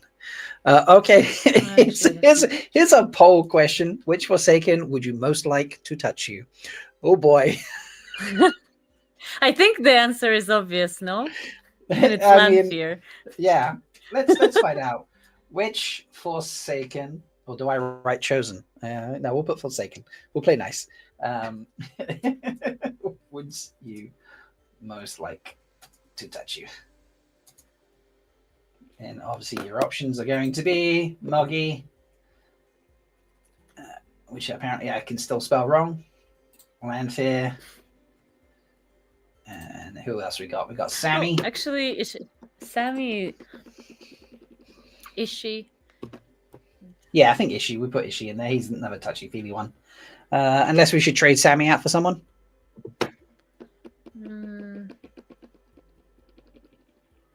No, I think we're good. Moggy, Lanfear, Ishii. Yeah. I'm voting Lanfear anyway. Yeah. You're voting Lanfear anyway. I actually can't vote in my own polls, so I literally have to see what all of you say, people. So for anyone watching, got like a good 5 minutes before we're going to start episode 2. We're just going to chat a little bit about episode 1 still. So if you wanted to go take, a bio break or get a snack or whatever, I have some things here. I have drinks. I have snacks. People thought I had burritos earlier. No, I have wraps that I made that I just wrapped in some tinfoil so they don't go stale while they're sat on my desk. Rain says none of the above. But why though? Let's see how it's going. There are votes for everybody. No one voted for Moggy initially, but there are votes for everybody at this stage. It's a mixed bag. So Josie says this is a very difficult poll. But yeah. No, this was an absolute banger of an episode. It sort of pulled everybody back together. It was almost like a kind of a reset for me. Yeah. Like a reset, what they'd all been doing. They've all kind of like shared a bit of information. We get, time together with different characters that we won't get again if if things carry on like they're unlikely to be together. They'll probably never be together like that again until, in fact, if they go with the story, though, that's probably the last time we ever see all our characters together in a room. That's depressing. But that's how the books go, ish. And it just, they all then went their different ways after getting back. And it's like, hitting the pit stop, isn't it? Like doing a race or something. Like, okay, we've had a pit stop. We're refreshed. We're good to go. We've tweaked the plan. And we'll go from there. Moggy, it is. These poll options are great. I am going for the rough touch with Sammy. I feel like he would, rough touch. That's kind of fit. That's amazing. Ishii's a good choice. He's going to touch you anyway. Might as well limit it to just one. Yeah,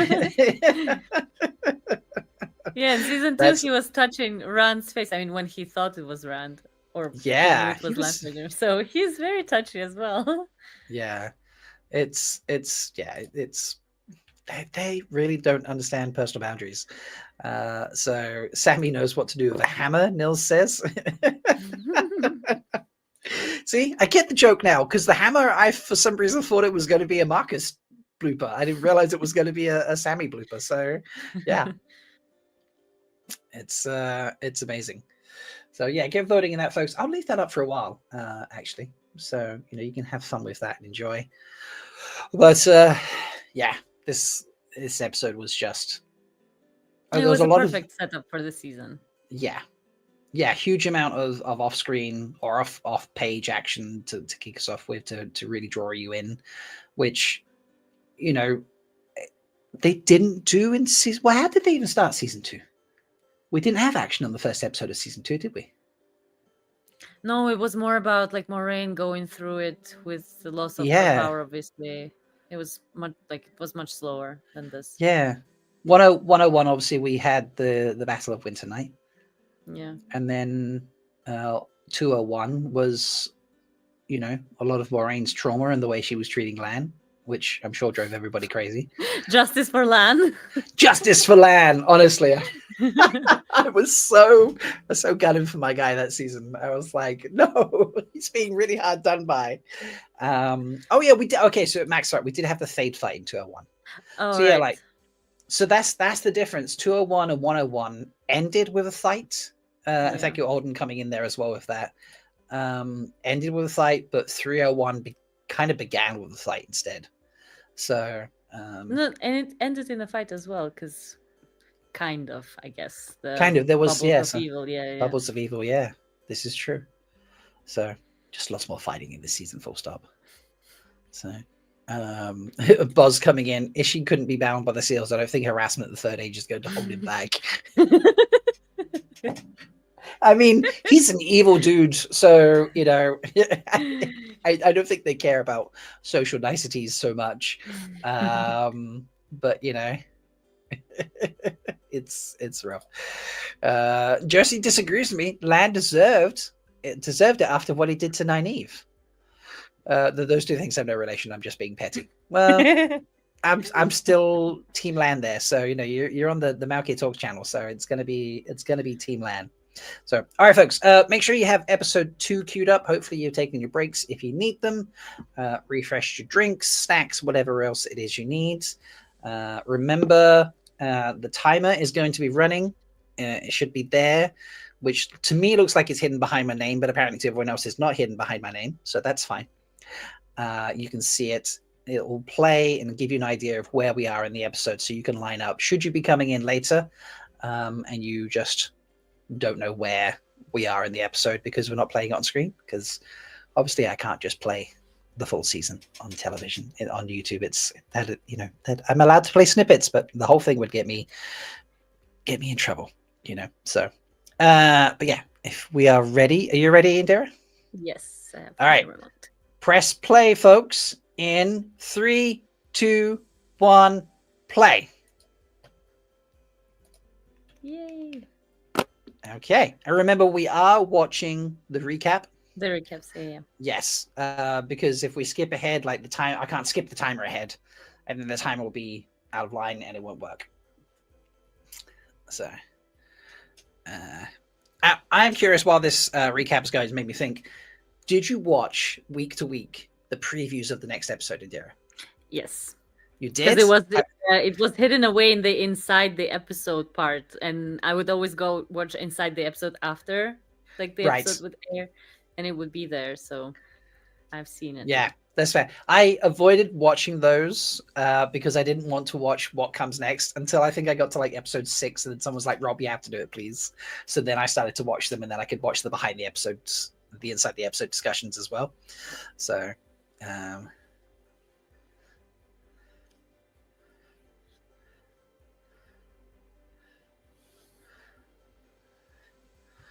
I will point, they say the IE will waste a lot in this season, and it should be the threefold land is what you should be saying. My weekly live stream with my EO friends, they often point this out. We should say it right. So, but yeah, this cold open is banging. I don't know how you thought about this. Is it like how do you follow up? Yeah, how do you follow up the shredding? Well, let's follow it up with, you know, an ascension to the throne with Shure and Olivia, and some backstabbing. You know, like, although, and Gawain and Galad, you know, there's the bubbers. Yeah. This setup, I love everything about it except the maids' headpieces. I don't know how you feel about those. They're like No, they're I wearing love big the feather costumes, dusters. man. Like the costumes Yeah, are yeah. great, but like the headpieces are a little. They look like giant feather dusters. And I'm like, interesting choice. So.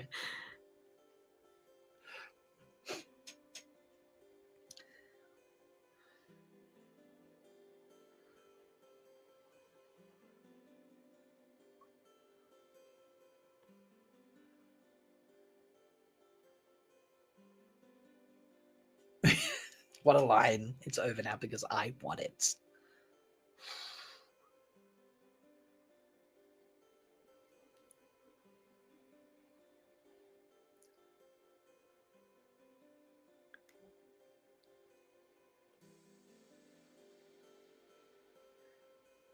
Did you expect the murder? No. Yeah, I was No. about to ask you. No, I didn't. I was shocked. But I think it's a good choice. It shows how ruthless she is. Yeah. Which I like for McGaze, just thinking about the whole story, that she has like a ruthless streak. I don't think there's anything wrong with that. I feel like she had that in the books anyway. It just wasn't as pronounced.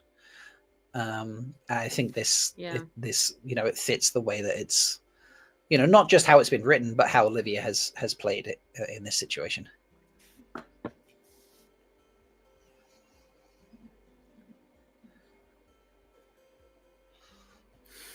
No.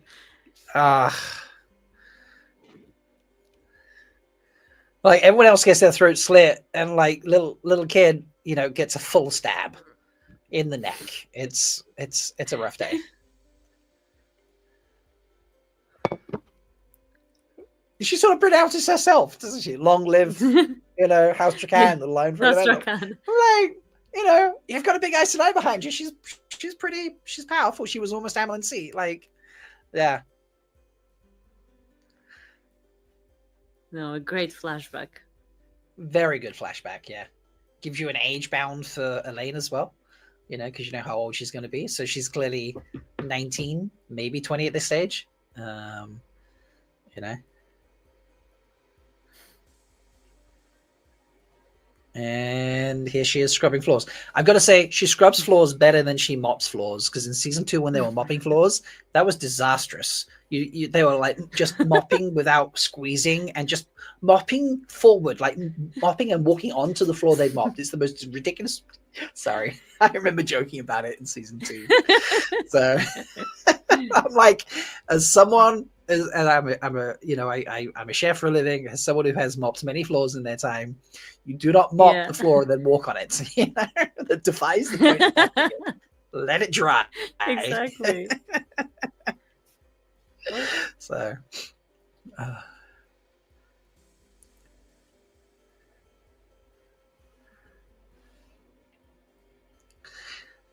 I'm curious if there's something you picked up on in this season. I picked up on a lot. Everyone seems to be having secret conversations in the middle of the corridor. Out in the open. Yes, exactly. Out in the open. Yeah. Yes. Okay. I was curious if how much that came across to everyone else, because I was just like, this is Lord Gabriel looks Lord stunning. Gabriel, yes. But he's disturbingly attractive, man. This moment where she's like, nope, not yet, make them wait. And then Morgaze is like, She's so annoyed. Yeah, power display is brilliant.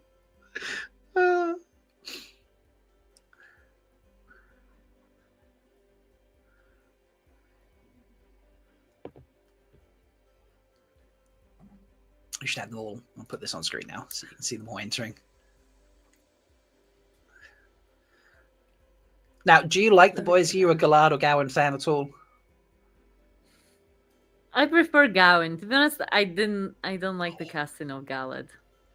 I don't know. Fair enough. I'm not on board with that yet. That's We fair. haven't seen them a lot, to be honest. We have not. This is true. So maybe. Yeah. I did not pick up the whole bit with Gabriel here. I just thought, oh, has it been that long since he's been to the tower, or was he not expected or something? And it took me until he was with Elaine later for me to realize, oh, he's compelling everybody. Okay. No, I picked up on Leanne being like a bit confused, and I was like, that's so weird. That's not her style. She's always like so put together, and she knows. And Yeah. I was kind of suspicious. And Elida comes in almost the thorough. least flamboyant of all of them, Yeah. but with more presence than everybody else. You Mm.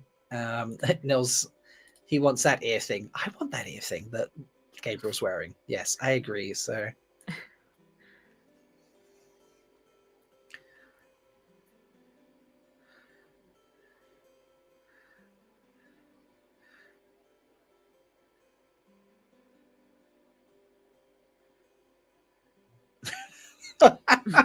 Just where's my daughter? Yeah. Ugh.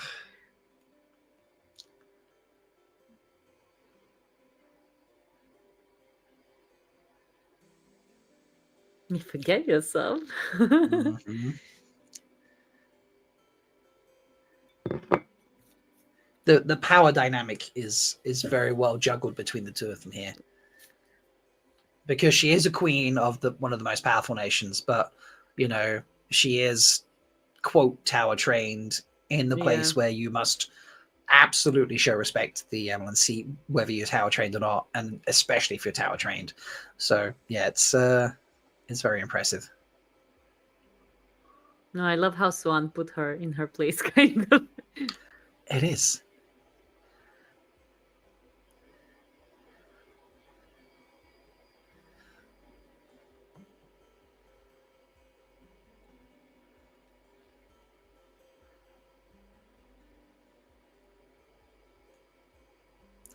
It's all very subtly done, like the way they've got to interact with each other, and it works on so many levels.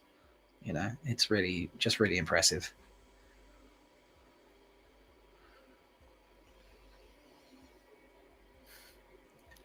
Noraine's hat is making an entrance. Oh, the hat has arrived, everybody. Where'd you fall on the hat, Indira? Do you like the hat? I Do you love the dislike hat. You love the hat? The hat caused a lot of I discourse. love the hat. I love the hat. I think it love the works. hat. She did not pack for the threefold land, you know, so she had to like pick up something appropriate on the way. The hat was, you know, was what it. So yeah, she bought it from a peddler on her way or something. Agreed.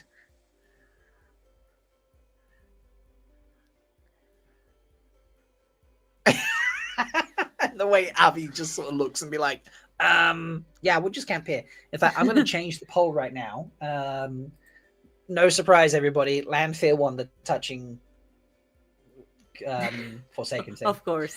Are you Team Hat?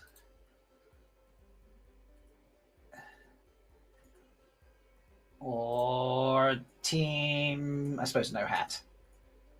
That's the only options I can pick from there, so we'll put that in. Oh, okay, the Waygates. Now, they love Waygates, apparently. They were huge fans of Waygates in Season 1 and Season 2. Social media accounts were pushing it left, right, and center. And we were just like, maybe not the greatest. But this Waygate that we get in this scene is the absolute best, and I love it so much. Something happened. No, are you there? I think we might have lost Indira a little bit. I'm not sure if people can still hear me. Yes, we can still hear you. It was me who disconnected, or okay, perfect. Yeah. You disconnected for a bit there. Yeah. Oh. Everything all right now? You can hear me? Okay, perfect. Yeah. Okay, Everything good. is good. Yeah, we're just chatting about the Waygates. Like the changes from previous seasons to how they were in this season. And I love I'm a big Waygate fan now. No, this season I think they've improved so much with Yeah. like all the tree like branches kind of connecting together. So it does work well. Max coming in and talking about the longing. Obviously, the lawyers just talked about the longing bit hits much harder now. Yes, we are in the severe stage of the longing, everybody. Yeah. But we'll figure it out.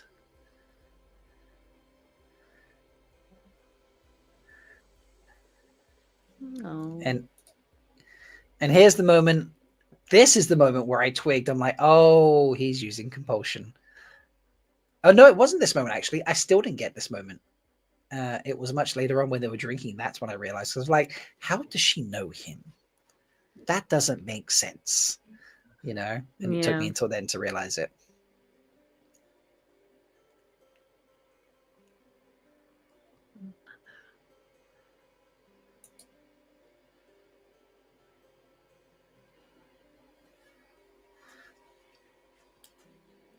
And they do feel like a family. The dynamics is great between her and the brothers. Yeah. And even Gabriel fits in, you know, with how they are. Yeah. It's kind of like... And I realize that's because, you know... Yeah, I realize it's because he's just a very charming guy. Also the compulsion, but... Yeah, it feels perfect.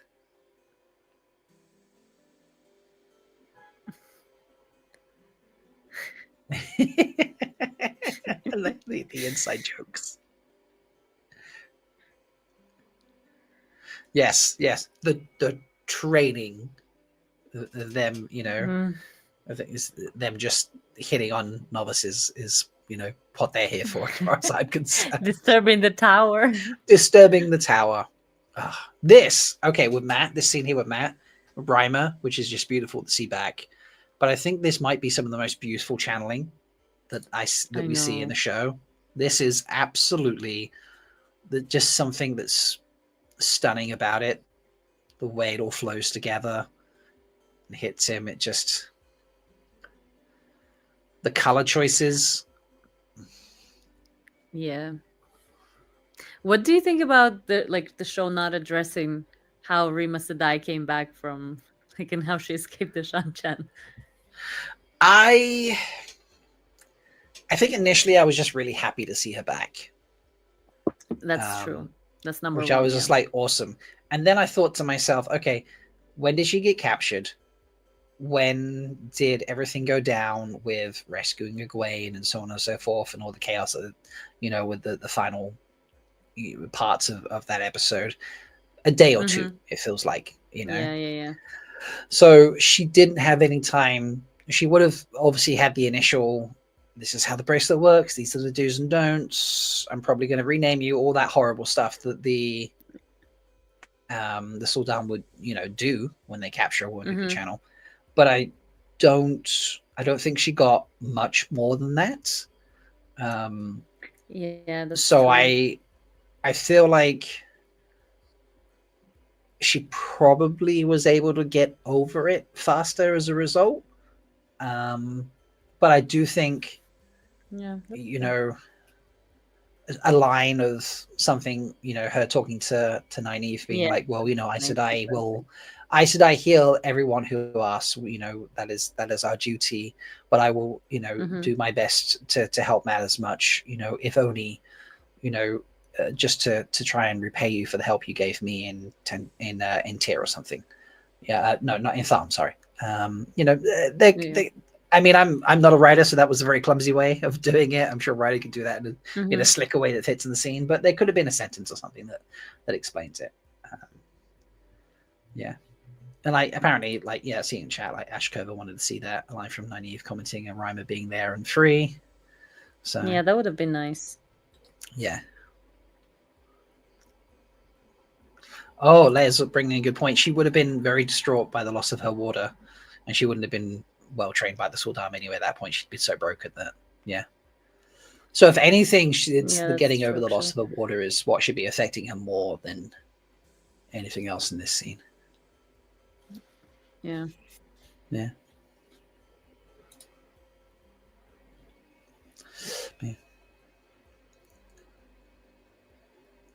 For me, Elaine's growth in this episode is great.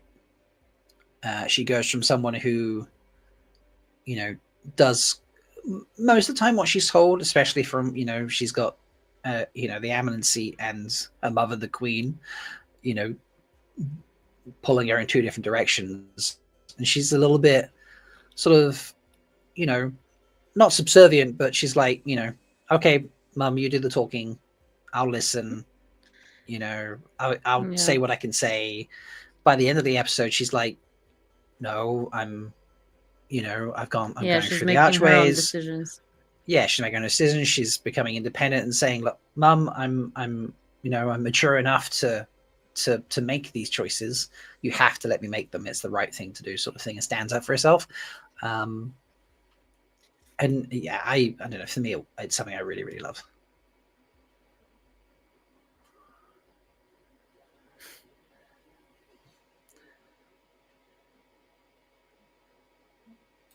I love their dynamics, though. It's very well done. Like, from what we've seen in the beginning, like how cold and cruel her mom is, and like we see she treats her daughter actually nicely, and she loves her. It's not about like all about power for her. Yeah. So I love Max's comment here about the crown. The dimensions of the rose crown have really grown on me. It's so cool and unique, delicate in the front, thick and powerful around the back. Yeah, it's a very unusual shaped crown. And it looks great. It does. Illuminatrix. I keep trying to rank the episodes, and this one comes up last, but I really love it. There are no low bar episodes in this season. I agree with that. That's so true. Mm-hmm. So, all right. Sword training. Yes. There's a lot of trust from Rand here. I've said this before. Like, Rand is swinging a sword very close towards him, and he doesn't move. He trusts that he's going to swing it correctly. Like, you know. Yeah. I love when he calls him sheep herder. It is cute. It's become a rather than an insult, it's become a, you know, sort of a term of endearment. Like an endearing term. Yeah, exactly. Yeah. Exactly.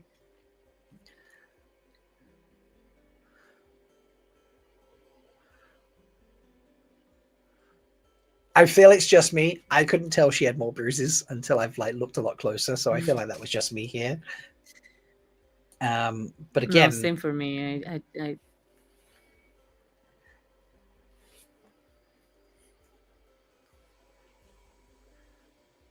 this discussion between these two is great.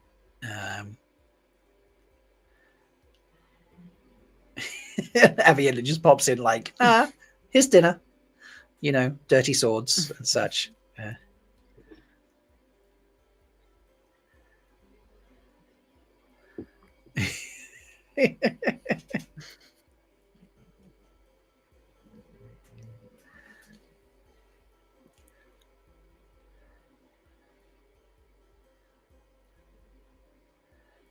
Oh, and this exposition from Avienda is... I love it. Yeah. Mm-hmm.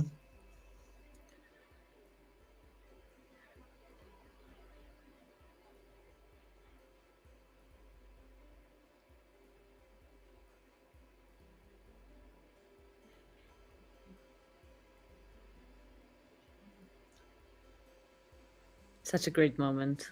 Yeah. It's, for me, it's, she doesn't change any of the prophecy of Iridian and that, but really sort of gives a fresh look at it, saying like, you know, we kind of just take it for granted, like, oh, okay, yeah, if they follow him, like they you know, some of them make it, and that's great. But to actually be one of those people, say, you know, to know like actually only a tiny chunk of us will actually make it if we follow him, but we have to follow him, otherwise no one makes it. she gives you that perspective where it's like, I'm one of the ones probably not going to make it because the vast majority of us won't. And it really gives you that perspective. And it's just, yeah, it's really, it's refreshing. You know, it's something I've never considered. Yeah, that's true.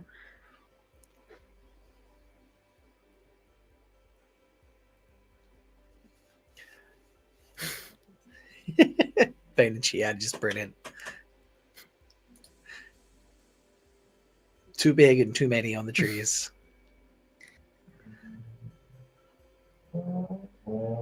I like it. Yeah.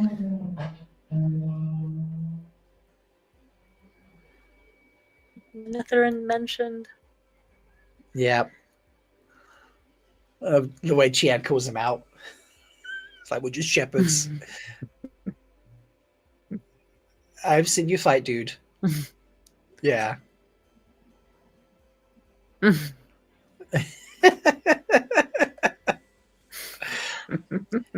the greatest thing about, you know, what they've done with this show, and this example, like Luminatrix is popping in there, or if they dropped off in the helicopter for this scene, you know, that could be green screen. They could be on like some kind of like hilly just meadow space, and they could have like green screens in all that mountainous background. They haven't. They're in the mountains. They've, you know, went out for that 30-second scene, you know, and it's just beautiful that, you know, they've put that much work into it. So but yeah, that man with the pipe, I have a photo with that man. He was at the set visit, and it's just, yeah, it's so cool. You know, I said in the first episode, oh yeah, there's moments I'm like, oh, I've been there, I've stood there, I've done this. Yeah, that was every time he appears on the screen, I'm like, he was in the photo. Like, I got a group of like 5 or 6 of them standing around us, and we took photos. Yeah.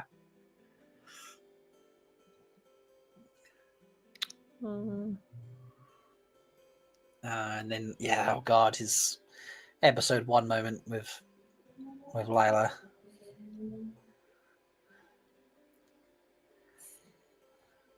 I'm glad that none of this, like, Lila was that secret dark friend thing came to fruition.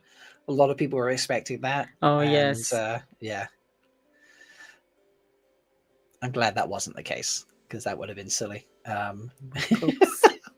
Oh my god, Nils is referencing. All right, so for clarification here, we went round the studios. We went to the 2 rivers. Those are the 2 places we visited. In the studios, they had a wall with the giant WOT logo on. It was actually in the village as well, but when we did the studio tours, it was there as well. And we were like, we should get a photo next to that. So we all did, and I touched it slightly and broke a piece of it. There is actually a photo. I think one of my social media accounts actually has me being like, oh, because I've broken part of the logo, and like Lauren from Unraveling the Patterns trying to fix it type thing. Yeah. So that's what that comment means, folks. I'll have to look that up. Yeah, I feel like it's my Blue Sky account that has that. I need to go look. But yeah, this meet between them all is great. Like how much they find out about what's going on. Oh yeah, here it is. Yeah, actually, I think you see Critter. Oh yeah. Don't know how. Here it goes.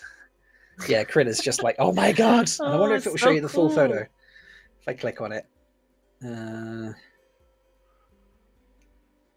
I'd have to try and find it, but yeah, I did share the full photo at some point somewhere. So yeah.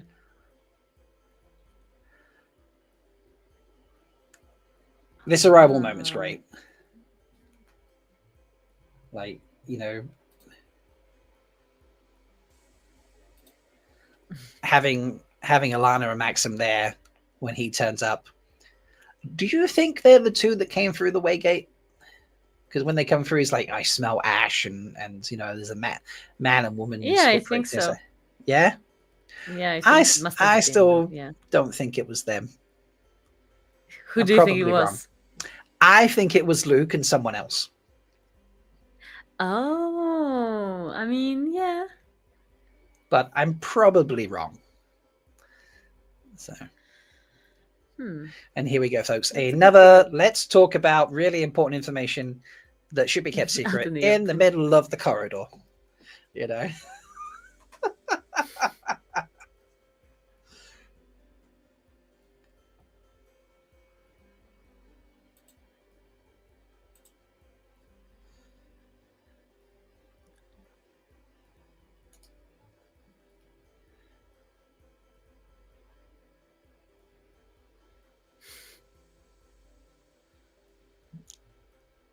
Yeah, famous last words there, Swan. She'll only be in the tower for a few days.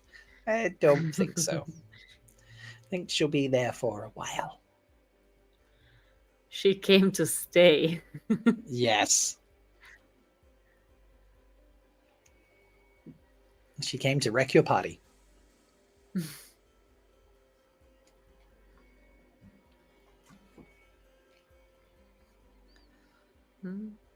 Min posing as a spy.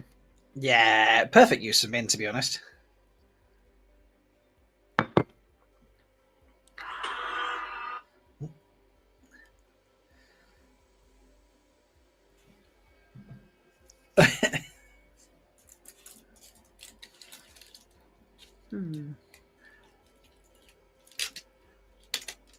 This has got to be like horrible to hear. Like, you've just been through the shredding, and then this, you know, seer comes in and goes, "Yeah, shit's still going to go down at some point, and it's not going to be well." You know, so it's you probably think you're through the worst of it after that shredding, and you fix it, you're trying to hide it, and now, all right, here's the actual question. Let's talk about this. This just popped up. Okay. Did you get what they're implying in this scene here? Or it comes in and be like, "Oh yeah, it's big, isn't it? Yeah, use two hands," and then it just pans across Matt, who's like chest veiled, and you know. I didn't get that until someone pointed out to me, and I was like, "Oh, saucy." Yeah, I didn't get that either. Oh my god. Cheeky indeed. Very cheeky. Very cheeky. It was just like, what? But I mean, based on what happens with the boys and the novices later, I kind of not too surprised. So apparently we're just not horny enough to have noticed it. That's why. Nice one, Nils. Very clever. So, I did like the way we kept getting teased with the boys fighting and being like, when are Matt and Goward and Gallard all going to have the fight? So.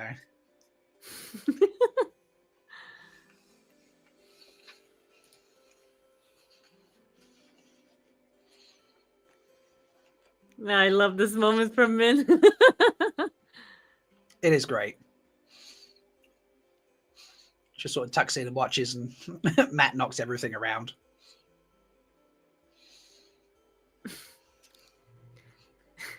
Everyone is in this kind of thing. Yeah. It's so funny. That was a great line. Yeah. Yeah.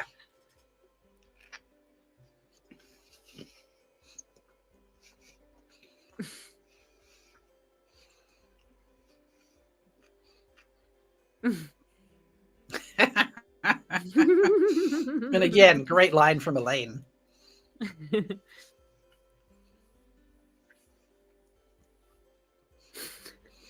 The dynamics of these two. They're clearly doing it just to like show off. They're not actually like fighting. Like, they know what they're doing. Yeah.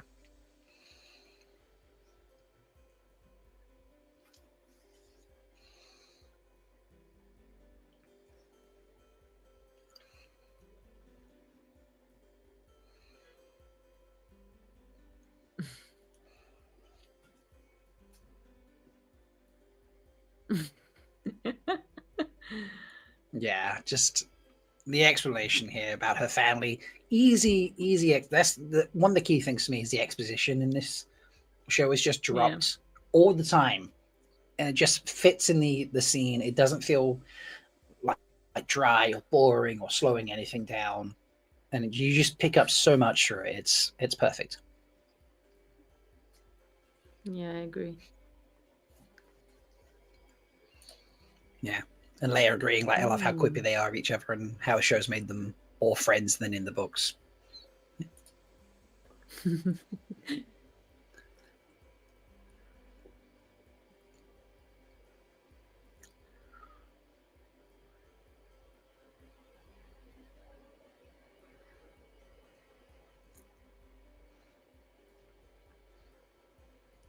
There's a line I want to say, but I can't because we're keeping it to the fourth book for spoilers. But I think you know what I wanted to talk about there, Indira. If you've read the books, people, I think you know too. And we'll leave that there.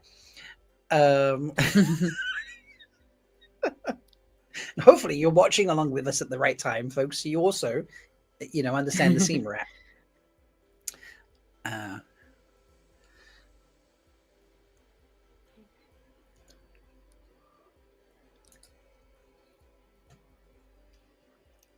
And the discussion here about, how they shouldn't trust people and why Nynaeve wasn't killed in the tower attack is just really sets up some great stuff for later.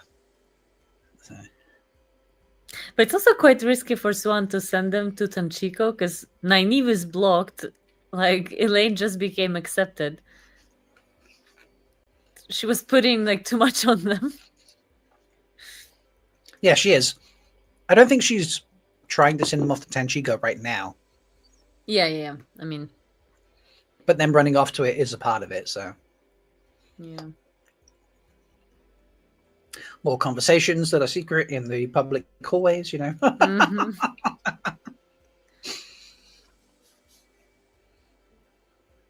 Just casually discussing Black Aja in the halls.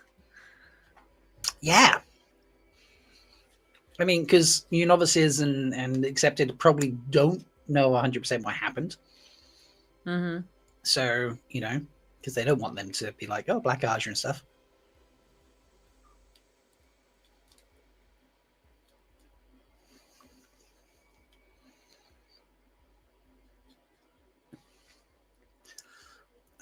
And this, where she's like talking about being, having to be dedicated to the Lion Throne. Yeah. It just shows the struggle she's having between the tower and her mother.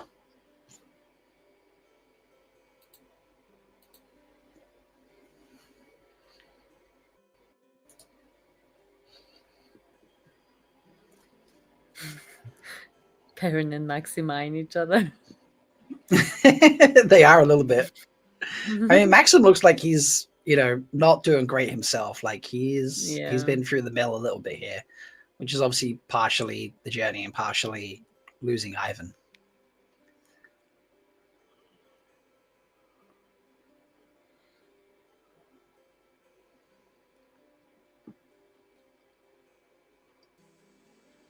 Probably the eyes. Yeah.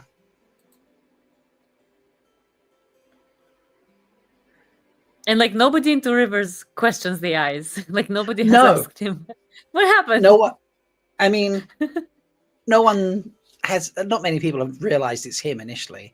Marin's the only one that's really made a point of it, but yeah. I like this line here.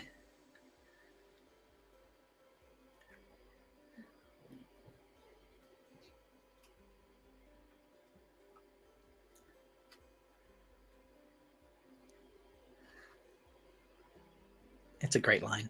Yeah. Alana was like, yep. There looks, yeah. Approve. Uh-huh. And Illuminatrix say, yeah, Maxim's putting on a gun show. Very true. He's showing off in this season.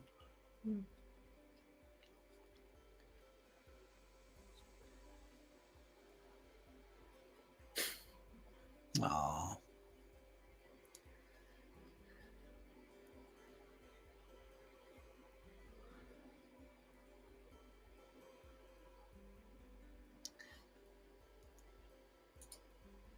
Yeah, this is great. They're like, oh, we'll kick you out. And he's like, I ain't leaving. And then he just admits I could give him credit here. He's just like, yeah, I killed a dude. They're not lying, you know.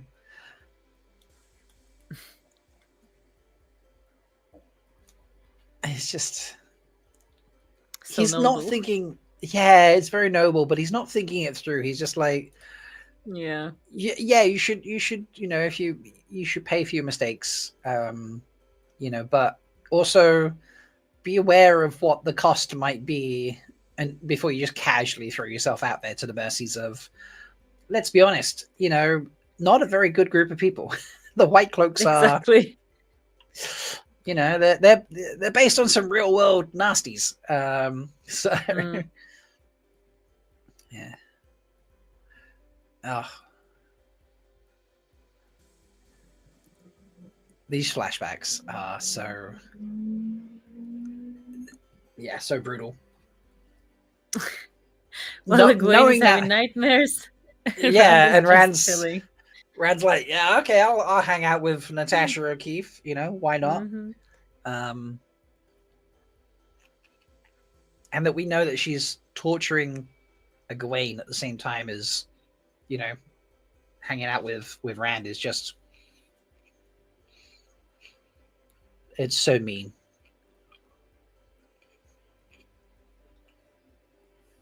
I wonder how can she be in like two dreams at the same time, like manipulate and torture Egwene and be with Rand. Maybe she created, because in the books, I'm pretty sure this is covered by the fourth book. If not, it's not a major Like spoiler. illusions. If it's not, folks. Yeah, maybe she's like created them. Like you can like bring dreams into being, and then just leave them. So maybe she's, you know, created like a, you know, dream bubble for Egwene and just sort of left her in there while she's asleep.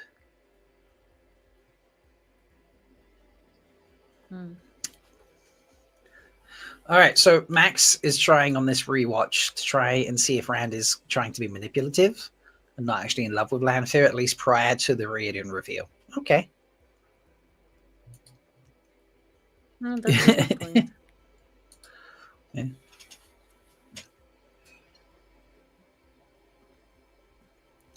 I think he was in love the whole time. I think he was totally just, you know, hooked and believing her. I think she gave him enough truth in her lies to follow it through. And it's not until the truth of, you know, what Lanfear is doing comes out that he actually, you know, stops being all, oh, Celine, maybe I can fix you. You know, that's just like, no. Yeah. You know, maybe if you'd caught her 3,000 years ago, you could have fixed her, but you can't fix her now, dude. She's, yeah. This is not Coldplay. You can't try and fix her. So it's truly horrible. And here we have the introduction of Bermise, as a lot of us have come to call her, because it's like, this is Bear, but she has the storyline of the Mies. So yeah.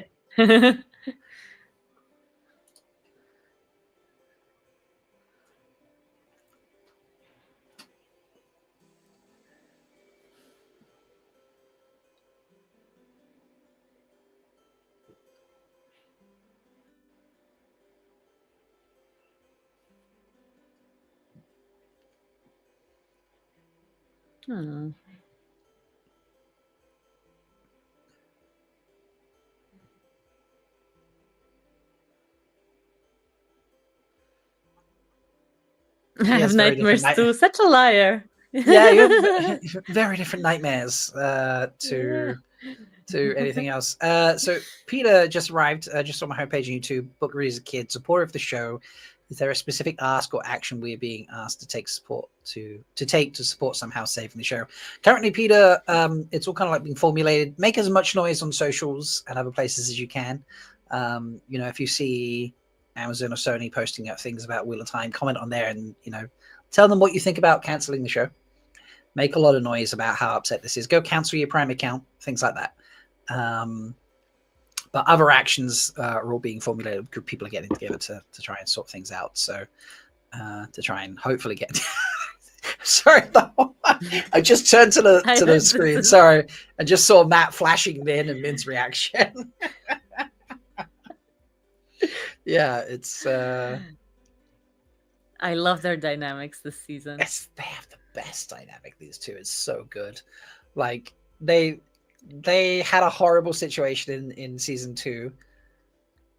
Oh yeah, this moment I got to put it back up on screen. And that's Gowan. Like, I remember being like, oh, you know?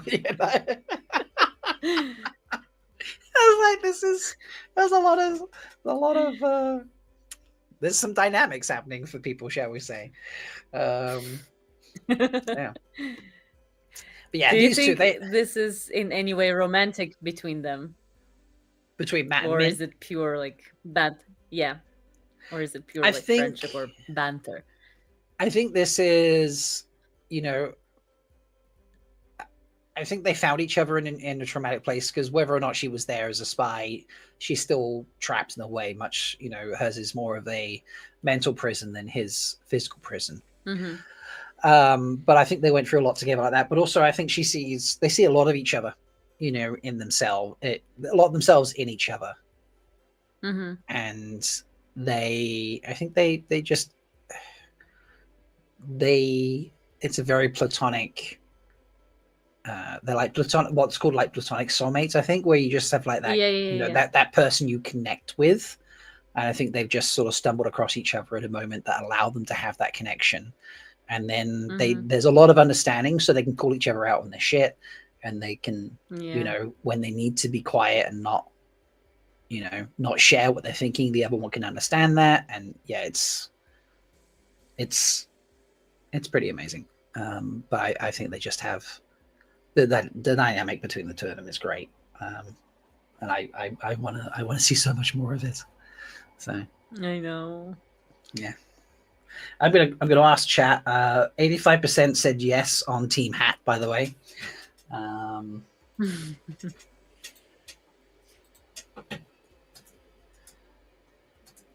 Do you like the Matt and Min friendship? There we go. Let's ask that question.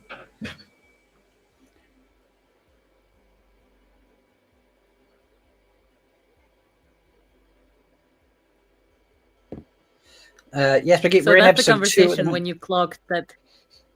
Yes. So this is the conversation when I clocked that they, you know, I was just like, how's it going on? Just to reply to Brigitte. Yeah, Brigitte, we're in episode 2 right now.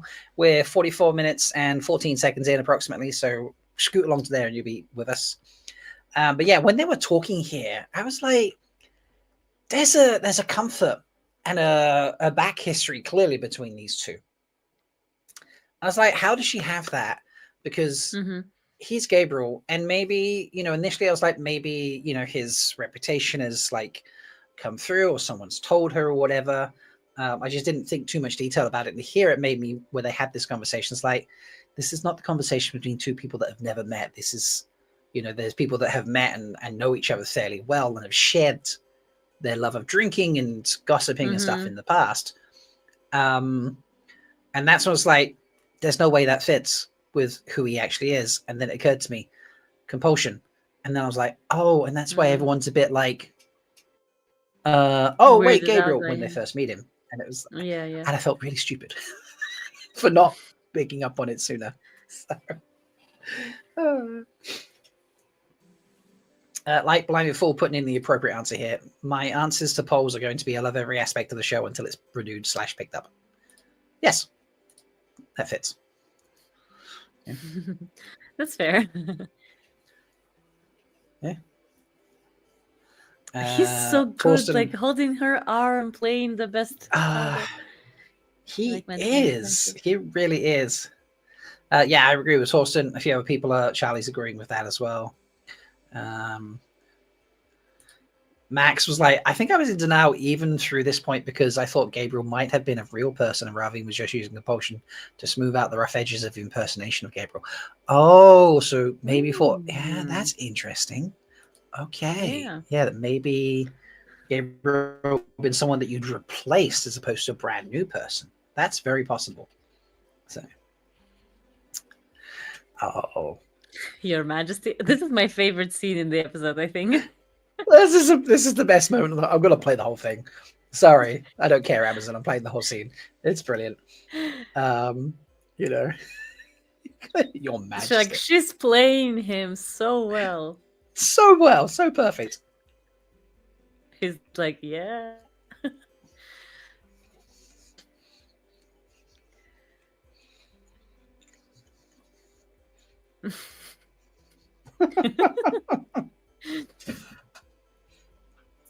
Can humbly confirm. You're so humble, Matrim. Mm-hmm.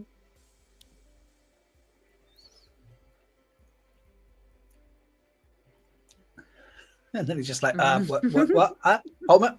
Excuse me. Hold on.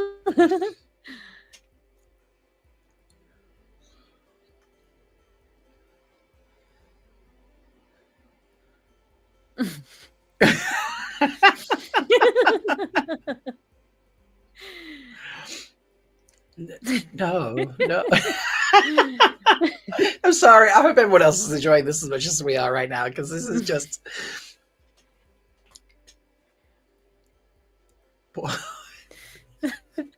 Oh no! I would. Yeah. I would never. This, No. ladies and gents, this is how you call someone out for being a fucking idiot. You know. It's such brilliant. Yes. Yeah. And great point from Charlie Swan is so great in this episode, talking to people in very different ways depending on the setting. Yeah. You know? Yes. That's true. I love how Swan manipulates Matt in this scene. His little voice breaks. You know. It's great. But she kind of uplifted him as well, because she basically told him, like, you are a hero. Mm-hmm. Or at least you can be.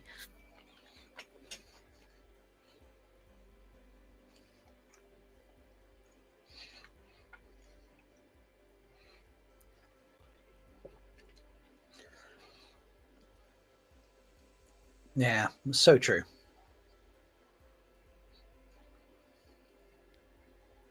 And such setup for Matt as, you know, his journey just throughout the entire book series. Not to obviously took beyond book 4 right now, folks, but you know, that's such a core part of his character that we clearly see already at this stage in the books, and now we're seeing at this stage in the show is just brilliant. So.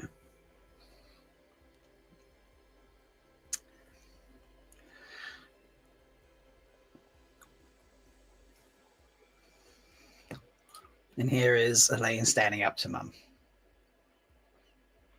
Yeah. So well done.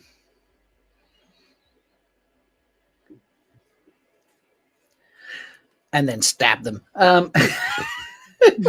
Outmaneuver everyone and stab them. For me, there's great personal growth here for Elaine. For Elaine, yeah, definitely. Again, sorry. Yeah. Talking about Tigraine here. Great exposition. Yeah. So many so many Easter eggs and setups. Easter, yeah, it's so good. But yeah, I just love her personal growth of being like, no, Mum, I'm not doing this. Sorry, it's not happening.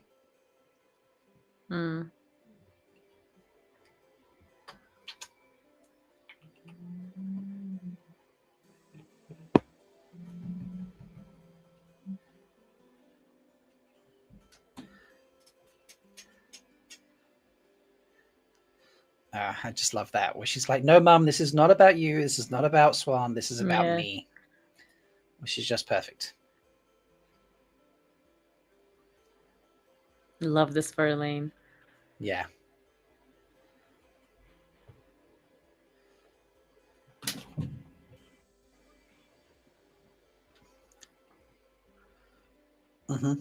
It's Yeah, as the Luminatrix said, this is Elaine.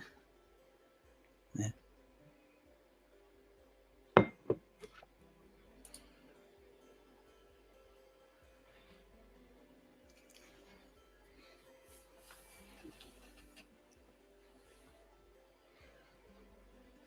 This is like the moment that Morghese realizes that she's a grown-up. You know? Yeah. And Olivia plays it so well. So well.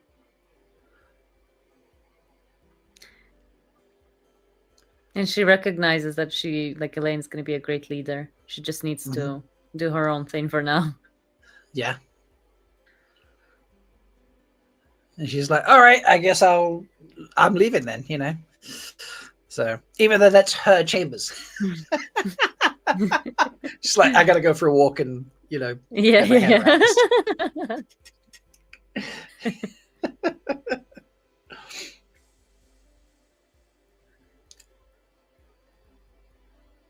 Are you going to keep ignoring me? Yeah.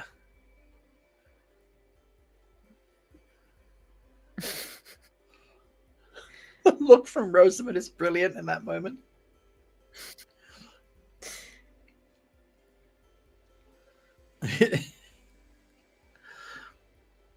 The way Rand explains channeling here is great. Like, Dying of thirst. Yeah.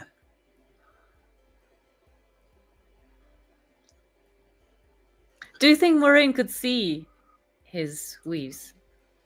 Because I think she there will be a moment it felt like she could see something, like when she's looking at his hand. I think because he was demonstrating with his hands, she just maybe if you talk with your hands and like you're really intensely like doing something with your hands when you're talking, you do draw the eye in a conversation, especially one-on-one. Yeah. And I think that's the case here. I don't think she actually saw the weaves.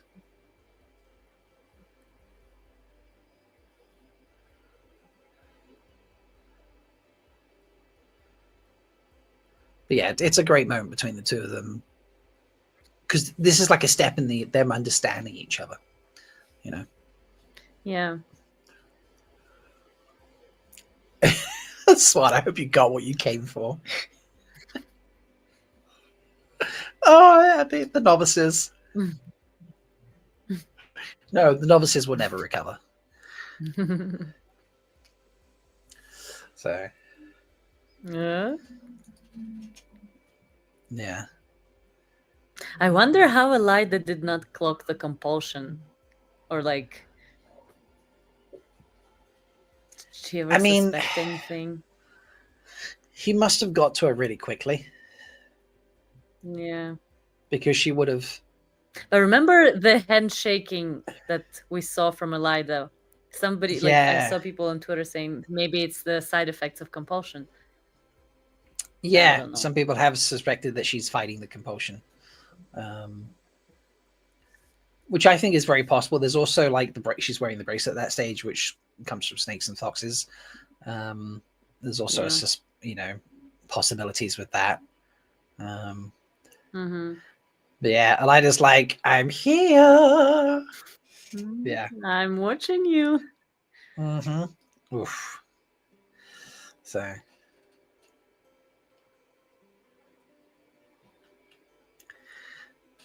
And we arrive at the Threefold Land. I love the music that plays in this moment. The music for the season is just, Lorne Bouth is a genius. Amazing.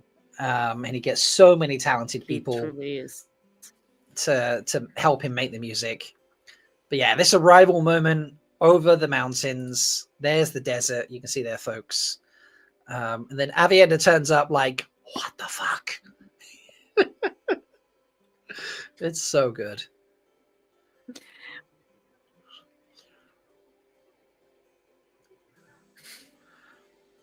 She was very distressed. She was very distressed.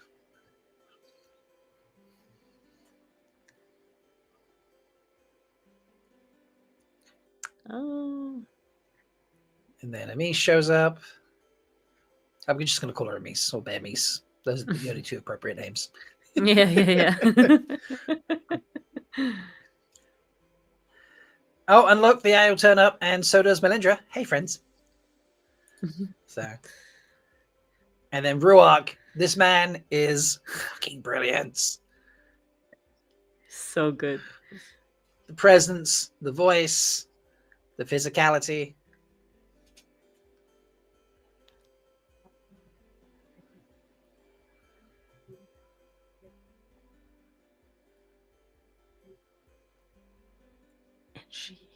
Yeah. I love that she just- repeated the prophecy. So cool. Yeah. And there's like nothing else with it. You know, they don't deliver anything else. There's no, you know, hi, I'm Ruark, hi, I'm Bear, or anything like that. There's no explanation of who's who.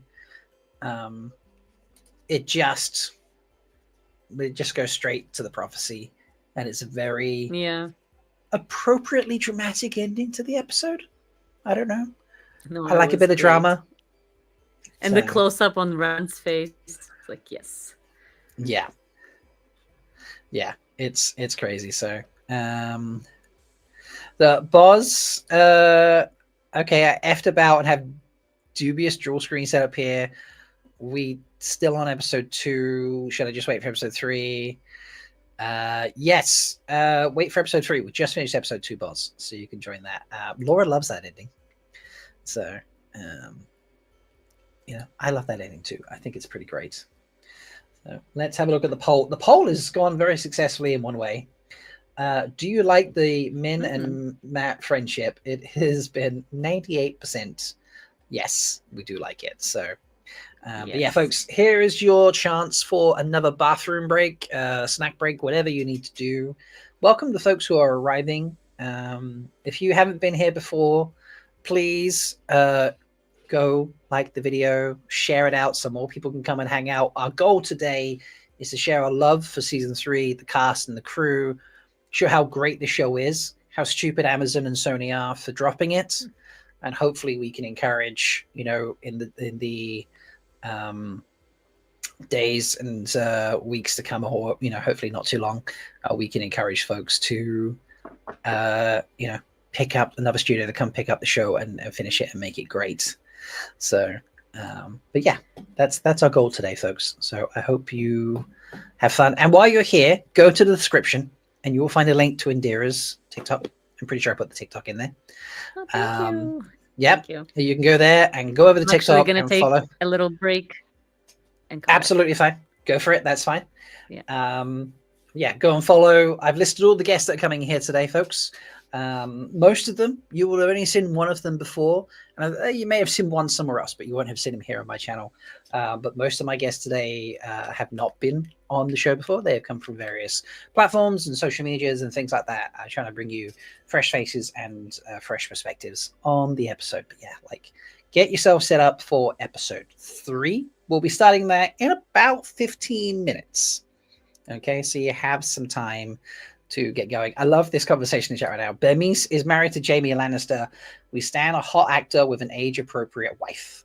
Yeah, if you didn't know that, it's Nikau. I can never remember the names. But yeah, married to the guy who played Jaime Lannister. It's wonderful. They're very cute on social media. You should go check that out, folks. But yes, get your snacks and enjoy. Let me know what poll I should put in next, folks. You know, because I mean, I wanna throw polls up. Let's have some fun. There are about 60 of you so hanging out, but it's still fairly early in the day. You know, it's a Saturday. You know, we've got plenty of time to go. So I hope you're having fun, and you know, we'll continue to have fun for as long as we can with the Wheel of Time, because it's amazing and we love it. So yeah, let me see if I've missed any comments in chat. Avienda, I probably should have said don't talk to any wise ones there after me. Yeah, and Charlie, like, yes, she's going to get dragged off to the trading. This is true. This is what's going to happen in the next episode. So, but yeah. I don't know if you saw my cat did come say hi earlier, by the way, folks, or one of them. I have separated them during the stream so that I don't have to worry about them potentially having a fight while I'm trying to do this.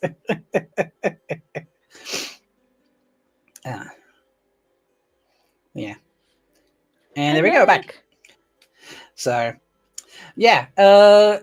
So episode 2 obviously dropped along with episode 1 and 3.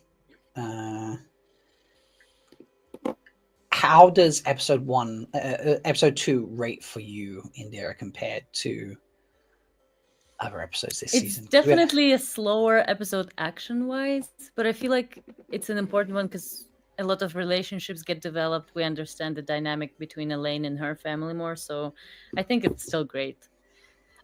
Honestly, I cannot rate them because to me they're all great episodes. I cannot say this is better than the other one. What about you? I agree with it being a slower episode. Obviously, we don't have a giant shredding scene in this. In fact, I don't think we have any actual fighting in this episode whatsoever beyond the sparring that the boys do between themselves, which is obviously not fighting in the way that we get in other episodes. We do get a lot of. This one is definitely a lot more on the relationships, whereas the other one was like bringing everyone back together to do that reset that I mentioned, to then springboard them back out into into the world and such. So it's wrong one, sorry, that one even, there we go. It is it is a slower paced episode in that respect, but it's one I do enjoy. I'm a sucker for exposition that doesn't feel heavy. That's true. When you watch a movie or a TV show and you've got to sit through 5 or 10 minutes of just like dry, boring exposition to explain the story, you're just like, oh, I've wasted my time here. I've recently went to see, I say recently, a few days ago, I went to see the latest Mission Impossible movie, and it is what did you think? Yeah, I loved it, in all honesty. It was I'll do some kind of like, I've watched a few movies this month, and I'll do some kind of video at some point to be like what I've watched this month and what I thought about it. But like briefly, it does start in a suitably, Tom Cruise is the dramatic kind of person, when it comes to making movies. So it starts in a suitably dramatic Tom Cruise kind of way, and there is exposition, but it felt like it fits. There was nothing, it didn't feel slow for Mission Impossible. It might be slow to others, but it's not. For the Mission Impossible world, it fits. It was well paced. So and this is again, this is every moment suddenly it's just like, we'll talk about this, we'll talk about that, here's an Easter egg, here's some exposition. And this episode was heavy on the exposition, but not in any sort of way that drains the episode, so to speak. You just as I described, how did I describe, someone was talking to me about the episode, they're like, oh, this is this is like it was one of the cast, they were like, this is my favorite episode, but it's one I'm in a lot, but it's not, I feel like it's not the same caliber as the other episodes. And I said back to them, I was just like, so you're telling me it's a 4.5 star rated episode in a field of 5-star episodes? Then like that's what we've got here. Like, it's a slower episode, but had it been in the other seasons, it'd have been one of the highest rated episodes. It's just, obviously it wouldn't have fit in the way it is, but you know what I'm saying, if we'd had that caliber of an episode, it would have been one of the better episodes in that season. So it's just it's just one of those, it's how it fits in together, and I think it was beautiful and great. So right, as promised, folks, multiple guests today. Please welcome, it's time to introduce a new guest to the party. Hopefully I'm going to say this right, because again, another name I've never actually said out loud, so please correct me if I get this wrong, but please welcome Sendara to the live stream. Have I said that right? That's pretty close. Sendaria. There we go. Okay, Sendaria. I remember Sendaria, that. nice to Thanks meet for you. having me. I'm excited to be here. Yeah, it's great to have you here. How have you managed to watch any of the party the watch party so far? Or Yes, I've been watching for about the last 45 minutes, so most of the last episode. love that. That was fun. Wonderful. Yeah. Well, it's great to have you here. Tell the folks who you are and sort of where they can find you, what you do, that sort of stuff. Well, long time Wheel of Time fan. Started reading in the early 90s, not with the first books. I think the third one was out at the time I started reading. So Dragon Reborn. And I kind of got into everything I'm doing through WoT Idol because I've been a fan of it since it started. And then the last year I did a submission, finally decided to, and that was a lot of fun. And I'm so enthralled by WoT Idol. I have another fandom that I started doing some YouTube videos for, Good Omens. And that's what my channel is mostly focused on, although I do some Wheel of Time and some other stuff also. And I was so inspired by WoT Idol that we started doing a Good Omens version of that we call Good Omens Got True Talents. So WoT has always been my inspiration, even for my other fandoms. So, but yeah, you can find me at my username Sindaria on YouTube. I don't really do social media other than that. I do some Blue Sky, but that's about it. So that's fair. Yep. I love that WoT Idol has inspired you to go and start another singing competition, or not a singing competition, but a parody competition. Sorry. So yeah, it's actually also we included more kinds of art, and I do like that WoT Idol is kind of thinking about it being a little less competitive next time, just to try and see how that goes. And I might follow suit with that too, because the first year we did some less competition. This year we did all competition, and it was a little rough. So yeah, but it's absolutely, like I said, the inspiration for what I do with my channel too. I love that. That's amazing. Yeah, I've always thought the WoT Idol should run over a period of weeks as opposed to 1 week because of the time restraints and songs and entries and things like that. But competition, no competition, it's rough. Indira, are you familiar with WoT Idol? Have you come across that? Not really, actually, no. No? Okay, so you're gonna experience something now. When you finish, I'm gonna send you some links to things and you're gonna be like, wow, what have I missed out on? But it's 4 years ago, so the Dusty Wheel with Laura from Unraveling the Pattern and John from What Up, they decided to put together some special shows like once every 3-4 months. They did like a meme off challenge, make up a meme, best meme wins, knockout rounds, things like that. And then they did a parody contest and it was phenomenal. I've entered every year. I've done a different style of song every year. I almost missed the first year because it got to the deadline and I'm a huge procrastinator and shocked to no one who knows me. And I was just like, I had an idea for an Eminem song, but when I ran out of time, I woke up and found they'd extended the deadline by like 24 hours. So I was like, okay, I'm going to write the song, record it and do it today. And I did this whole Lose Yourself song. And it was an amazing contest. And they've done it like every year since, and it's always a huge hit. And yeah, the fifth one has just been announced and it will happen in August. So yeah, you need to, we'll send you some links and you check that out. And it's so much fun. It's so much fun to watch, even if you don't submit anything. And it's just a huge fan event. It's awesome. Yeah. So I love this Skeeter. Rob, procrastinate? No. When it took 2 years to get my joke book. Yeah. Anyone who's familiar with how I started in fandom, I started by making jokes on Twitter back in the day.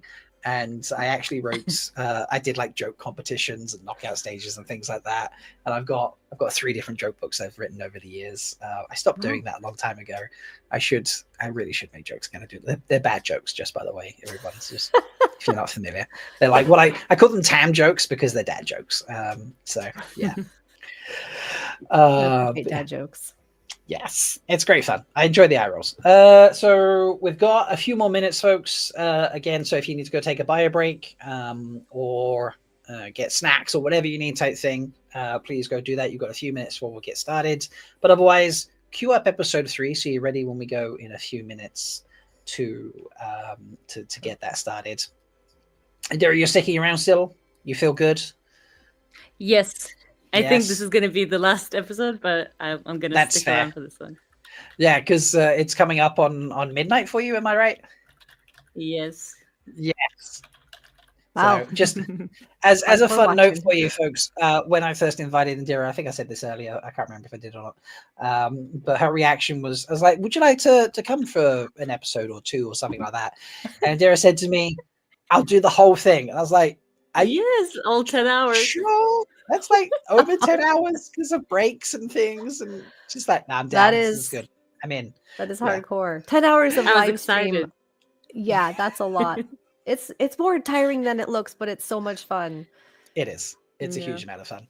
So yeah, I was just like, well, let's see how you go. And then I found out this morning after the wheelies, when it did replied about the stream, that she was actually on holiday 4 hours further ahead than now. So it's like, wow. So yeah, it's that's why I'm checking in, because it'd be like it's a lot of streaming, everybody. So but yeah, I'm excited. Where does episode 3, Cindaria, where does episode 3 sit for you? Is this like a episode in like the top half of your likes, or is it like lower if you had to rank the 8 episodes? Where does In episode 3 season, sit for you? inside of season 3 only. Inside, yes, um, inside of season 3 only, yeah. Yeah, it's in the top 4. I think it would go. So I think it would go like 4, 6, 8, 3. I think something like that. Okay, nice. 4, 6, 8, 3. I mean, all great episodes. I'm very sad to hear episode 7 does not feature in your top 4. I know that's a really but tricky one. It's like 7 and 8 are very almost tied, right? So yeah, I'm a Perrin stan, so he's my favorite character. It was like,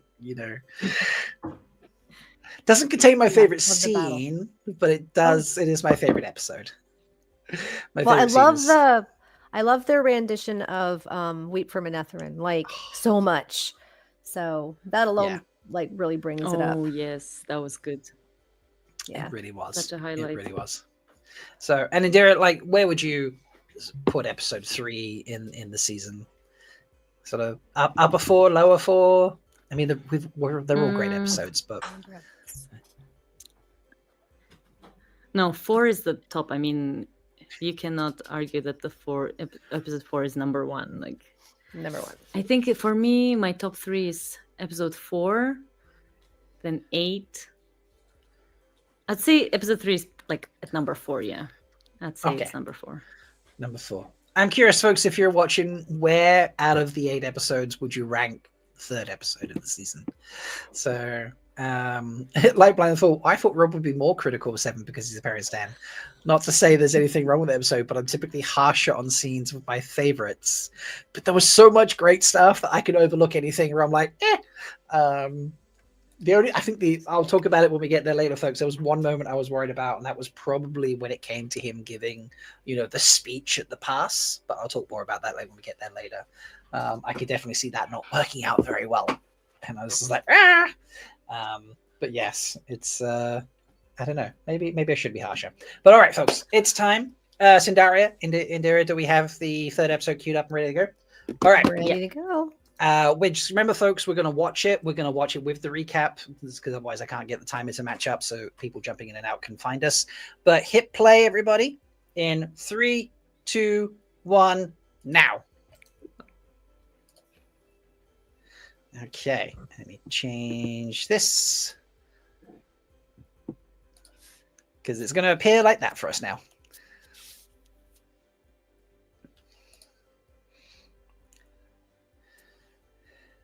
Love it. Here it comes in. Sounds like a poll. That's not a bad idea for a poll option like that, actually. I like that. Let's do that.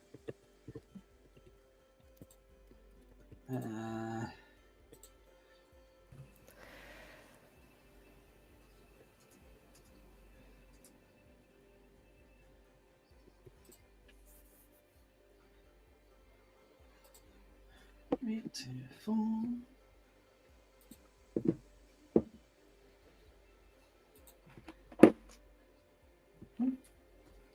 All right. Yeah. Arissa, we're in episode 3. We're a minute and 3 seconds into it. So that just match up the episode with the timer that's on my window, and you'll be at the same point as us. So Was Forsaken Tea Party on anyone's bingo card for season 3? No. This was a surprise scene. Yeah, Definitely. I was not expecting it either. But I was so excited as soon as it started. You know.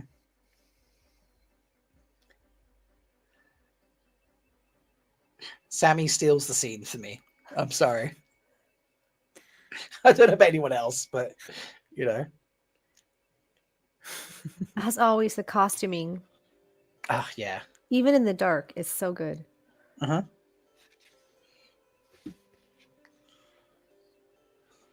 And Max again, said Lanfear this- with the touching. Oh, yes. Yeah, we had this question earlier, Cindaria. We're like, you know, the Forsaken don't understand personal space and just touch. And yeah. It's definitely one of those things you can do to show someone's not, you know, a great character. Too much Bad guy. touching. Yes. I'm gonna have next time I like hang out with anyone I know who does screenwriting and be like, is that like one of the lessons, like, you know, make someone seem evil? Too much touching is one of the rules, you know. Like it should be. It absolutely should be, because this clearly makes it fit. So I love how quickly they establish their different personalities. They're not all the same. Like Ravin's the peacemaker, the politician, you know. Yeah. Samael's just like all anger. he is, you know. And the way they're all like just second guessing each other.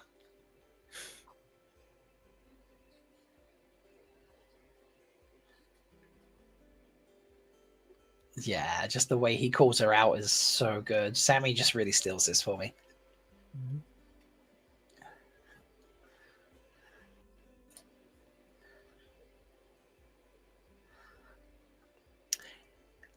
Anyone who's read the books, I'm curious, put it in chat, and obviously I'm going to ask the two of you here as well.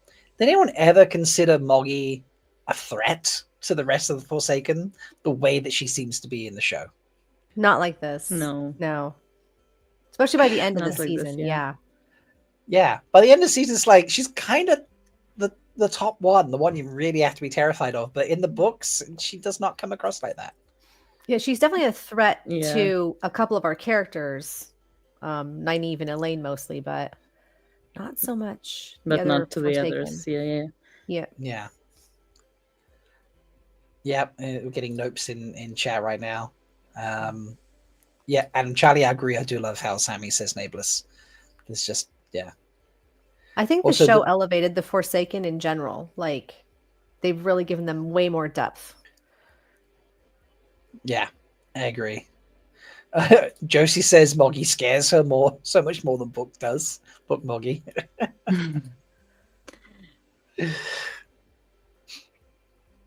Did you expect Moggy was going to turn up at the tea party after it started? No? Indira, Should've. did you expect her? I didn't expect her, but I wasn't surprised when she appeared. Because obviously everybody's playing two different fields. Like everybody's gonna backstab each other at any moment. So Yeah. And as a spider, she is like spying everywhere, right? She's got, yeah. Yeah. I honestly, as soon as everyone started to leave. Oh, also, I gotta put this on screen. The only episode of the entire season that gets the full intro. yeah. And this is a crime, because this introduction, this sequence is stunning. It is. It does take up a lot of time, though, and I'm glad we got it even once this season. So I've noticed more and more shows doing this. They create their intro and they only use it maybe at the first episode or somewhere in the middle, and then they don't use it every episode anymore. So it seems to be more of a thing. I don't know why. Yeah, it is a shame that it's like counted towards the runtime, Yeah. and thus they have to, like, you know, not I put love it in. The music too, just as much as the visuals. Yeah.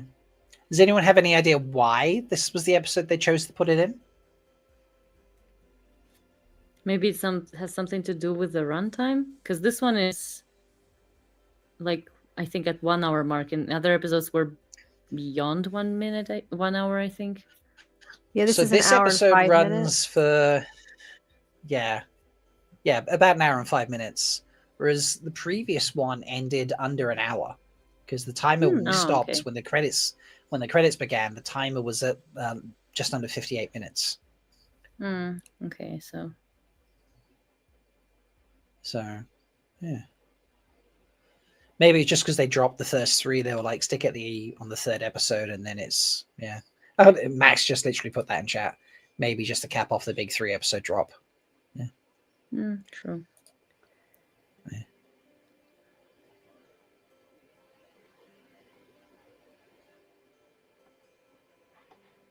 Almost like the first 2 episodes were a giant cold open. Interesting. So I'm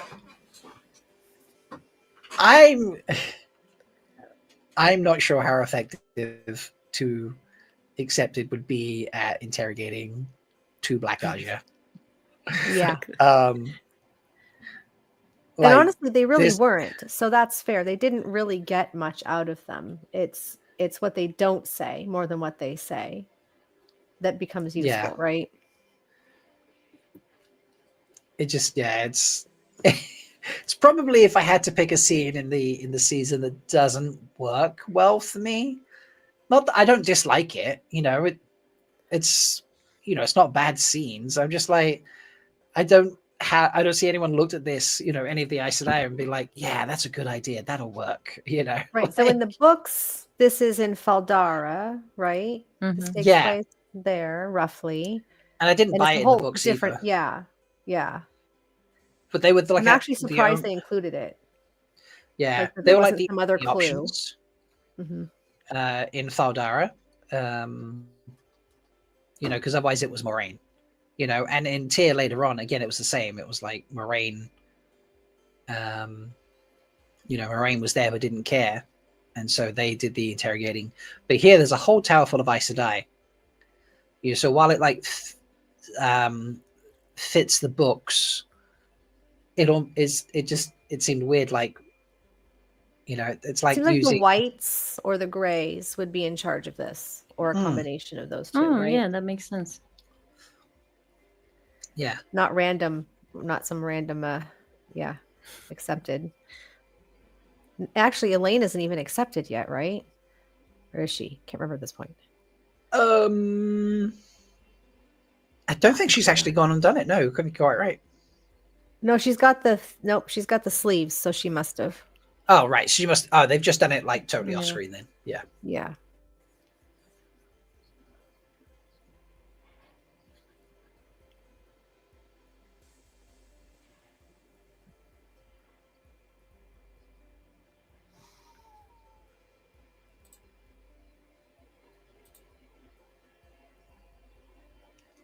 Mazrim Taim mentioned. Yes, Mazrim Taim mentioned, like, it's kind of name dropped. Yeah. I wonder if anyone thought that he would appear even just as like a tidbit in this season. I mean, I thought it was just a name drop, and I'm curious if anyone else read the books and was like, "Oh, we're gonna get Mazrim Taim now."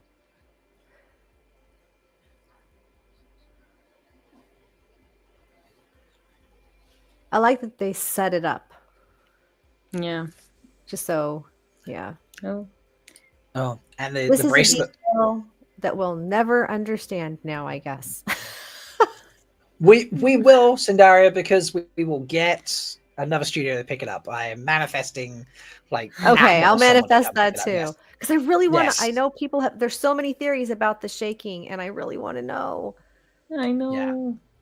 God, again, the costuming. Just have to look at that beautiful dressing gown she's wearing. Yeah. Even when they're like casually dressed, they're still like top tier outfits. Oh. It's very cool. I think my cat might want to come say hello. Come on. Come on. There you go. Oh, yep. Gray man in the background. Yes. Now I Great job with making the don't- gray man creepy. Oh, they did a great job with that. It was pretty awesome. Yep, cat's gone again. Sorry. Did anyone spot him in the background there watching the scene? Because I terrible for seeing them other times unless they were blatantly obvious, like at the top of the stairs, whatever. But I saw him in the background straight away, that great man. I was just like, ah! Yeah. Same. Yeah, there was an auditory cue for it too. Like the music changed to some like kind of letting us know, look, something. Which I'm terrible for picking up on. Like I didn't pick up Thane's whistles in season 1 very often. And yeah, I didn't pick up the change here for the great man. Yeah, the sound design in the show is 10 out of 10. There's always auditory cues going on. Yeah. This is so true. This was an interesting add-in. The sort of like the culture of Leandrin's, where she's from in Tanchico and that. That was a really that was a quite interesting cool touch. detail. It's good writing. It's developing Leandrin's character while also giving a plot point that the characters can use to move the story forward. So it's like very intelligent way to combine a lot of stuff into one simple symbol. Yeah, it's the easy exposition, as I probably bored people with death was saying at some point. So Varen kills me in this scene where she's like, "Oh, is that how it works?" You know.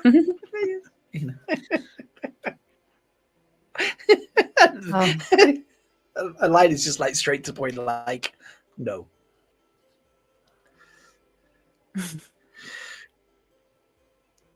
Oh, if looks could kill. Both directions from both of them there. Like, yeah. All of these women have presence. They do. Josie really says, I so badly want to know how to create that pointy hairdo in Lighter Sports. I know. There's got to be like a cone under there. There has to be something, surely. I mean, obviously we know that it's a wig and it's built that way, but like to actually do that in the real world, you'd have to put something under there. You know, either that or she's got hair that's, I don't know, 6 feet long and just like wound on itself, you know? Rapunzel. So my husband picked out the first time we watched this that Elida here is wearing a gown that is not fully red, which I thought was really interesting because everyone else is just like in red. Various shades of red, but red. So this is like, I think, almost foreshadowing her outfit with the blue and the yellow in it. Oh, he picked it up right away. Yeah. Her ambitions. You know what I'm saying? Right. I had not picked up on that. And there's always details upon details upon details when it comes to the outfits. Like Sharon and her whole team are geniuses. 100%. But I had not picked up on that. I just thought I think in my head I was just like, oh, she wants to be red, but you know, stand apart from the reds as well because she's better. She's better than everybody, you know. So I think that's kind of where my head went with it. She is gaudy. She is gaudy. As Sutama has said, she is gaudy. So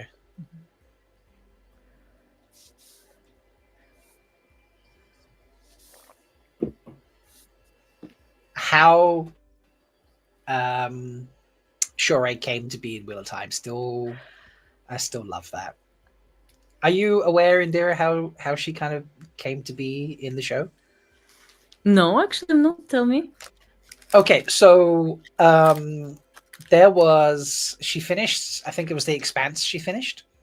And, you know, obviously looking for the next project, so to speak. And her fans from The Expanse, the ones that also knew about Wheel of Time and loved Wheel of Time, said, basically on social media, Twitter predominantly, but probably other places as well, but Twitter's where the action happened, said, you would be amazing in Wheel of Time. You should do this. They were like tagged Rafe, and you know, a lot of people were talking Cadswain. which was just incredible. And so, like, publicly on social media, Rafe's like, "Oh yeah, sure, I've got something that would suit you. Like, maybe we should have a conversation." And Shorei's like, "That sounds amazing. Let's do that." And then obviously they then had a conversation privately, and agents and all the other things got involved, and she got put on the show. Rafe had always wanted her, but like it was amazing. Randomly fans online just kind of like prompted it to happen. He was just like, "I'll have some fun with it." The fan casting that came through. Yes. And everyone for months and months and months thought she was going to play Cad Swain. And then I jokingly, on April Fool's Day, not this year, but last year, changed my Twitter account to make it look like I was the Wheel of Time account, although I didn't change my handle. I think I changed my handle to Tweeter of Chaos, which is the nickname of the person running the account, instead of the Wheel of Time. But I used their imagery. And I posted out a post announcing Shorey as a lighter. And it went nuts. People were posting it everywhere. It got its own like Reddit thread or something like that. It was absolutely ridiculous. Oh yeah, here we go. Leia said Shorey didn't know how to use DMs and publicly asked Rafe to message, to be like, can you message me or something like that. So I did that and it went wild. It's genuinely like my most interacted with post, full stop, and likes, retweet, anything like that. It's just absolutely insane. I even caught out like what series reposted it, being like, "Oh my god," and then like took it down when they realized it wasn't real, and it was. And then like I don't know, like 9 months later, we find out she actually is playing Lighter, and I was like, "Oh, I guess I was right." But yeah, the whole process is just beautiful, and she talks about it in, I think, an interview with maybe Tucker Rumriard or John from What Up or something like that. One of the interviews she did, she talks about it, and then she was just so thrilled that all her fans wanted her to continue having, incredible show to work on. So, yes, Skeeter, Rob's prophetic trolling. Oh god.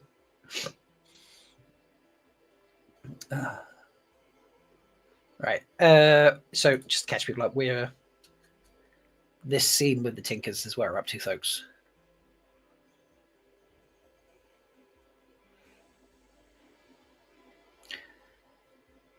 Now, I've had debates with people about this, not major debates, but little debates. Obviously, Ruark stays to bury the Tinkers, knowing the history of the Tinkers and how they're connected to the current day Aiel. So you've got to be like, oh, so he has that, that respect, or at least that, we have Toe, we're Oathbreakers, all those sorts of things. But Melaine knows that connection in history as well, and her reaction is just like, nah, cut him. Done. No, not interested. And I was just like, that's really cold of Melaine. I don't know if anyone else feels that way, but I was just like, yeah, it's rough. That's true.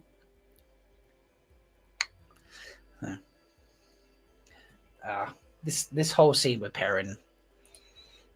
So please, no one can tell me they don't like Perrin after this season. Anyone who says they don't like Perrin, well, you didn't watch season 3, obviously.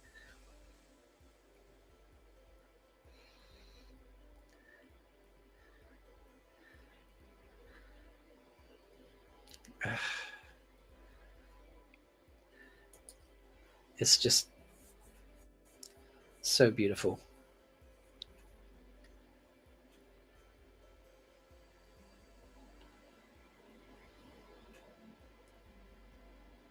His trauma about later.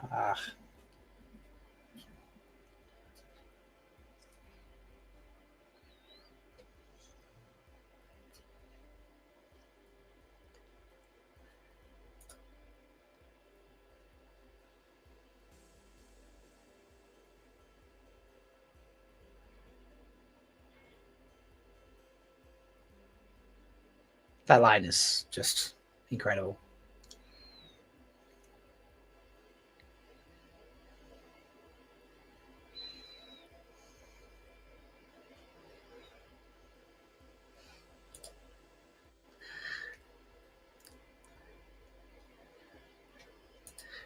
You're forgiven, Mel. She's like, I don't like book pairing. Show pairing is growing on me. That's an acceptable balance. So.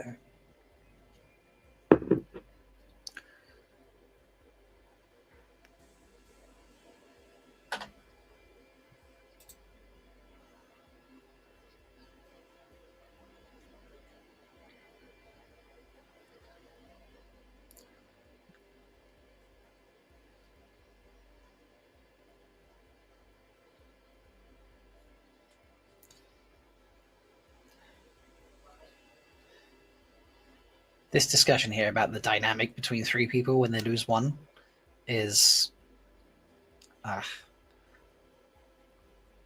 because it sounds so easy from the outside, like, oh, you've lost one, you still have each other.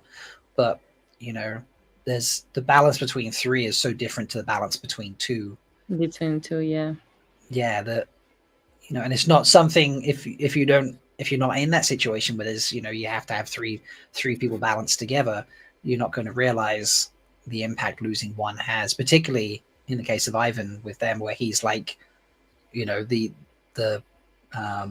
like the keystone of that balance. Polyamory is just not often explored in modern media much, in a positive way, especially. So yeah, appreciate that. Absolutely not. The way Maxim replies to Bane and Shiad offering to play Bane's Kisses. Yeah.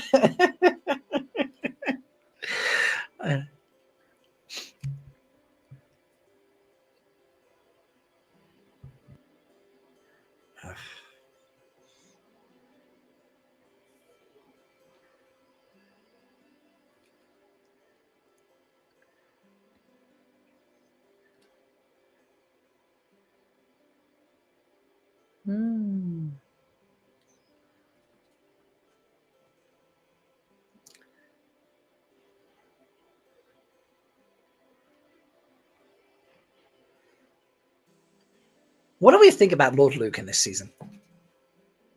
He's suspicious.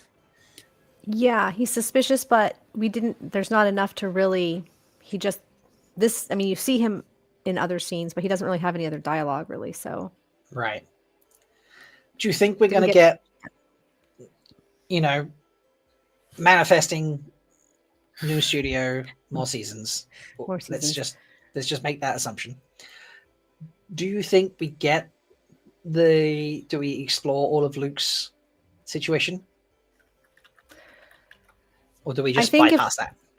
I think if they end up having to condense it, let's say Rafe's plan that he had been proposing of 6 seasons instead of 8 comes to fruition, and that's why somebody else picks it up.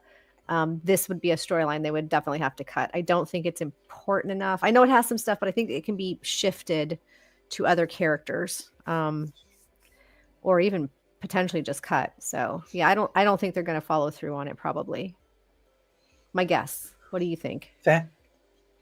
Yeah. I'd like to know more, to be honest. I'm curious. I would want for them to include this, but yeah. Max says Lord Luke was a wait and see how many more seasons we get, and then we'll retroactively show you what he was doing behind the scenes character. I mean, that works. You know.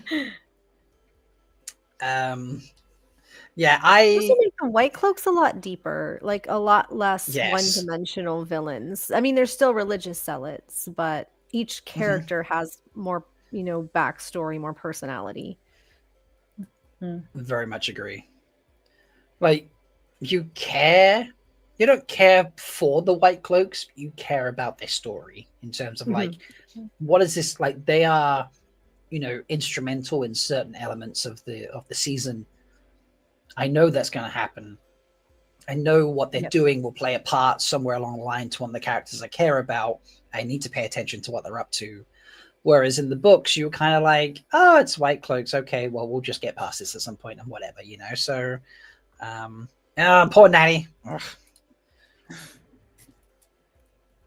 Justice for Juliet, come on.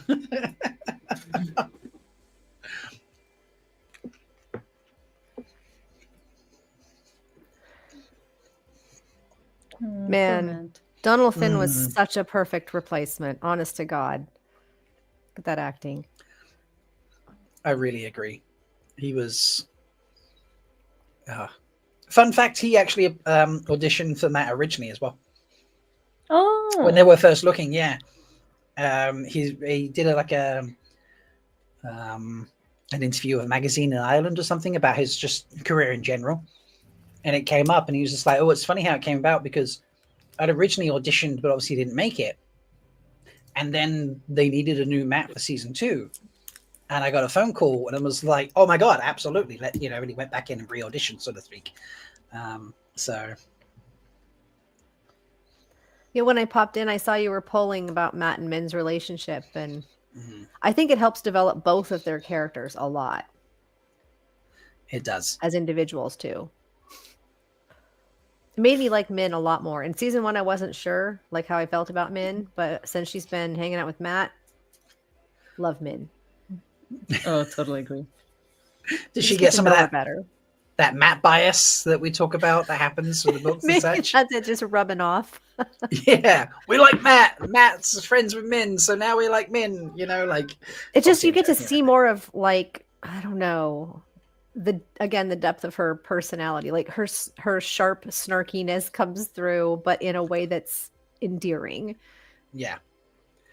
I'd forgotten about this. I did see this. Rapunzel posted, going back to Luke for a second. Sharon Gillan posted a picture in 307 of Lord Luke with an arrow sticking out of him. So she figured he went the way of Jaichim and Lady Cheyenne and just got killed. Yeah. So which is great because I have a whole theory that Padden Thane actually has Lord Luke's alternative personality powers. Anyway, so I was just like, he's just he's a red herring for book readers anyway. So that would be a good way to use Padden Thane in this TV series. Yeah. Yeah. So.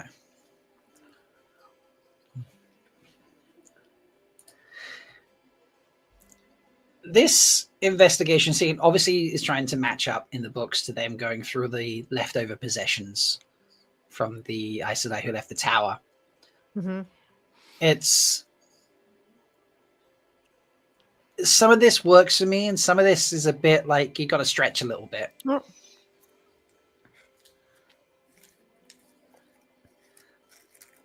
Although the Grey Man stuff is great.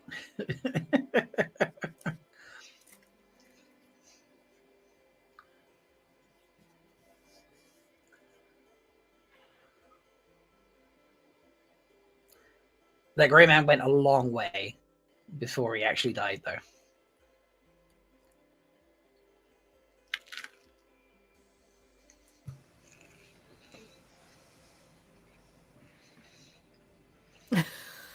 I love Varen. I love Varen so much. Yeah, she's funny. So I do enjoy Mira Sayal just as an actress. She's always been hilarious to watch. One of the funniest things that I've ever seen about Mira Sayal is she does the voiceover work for the Oliviers, which are Tony Awards here in the UK. So for like stage and such.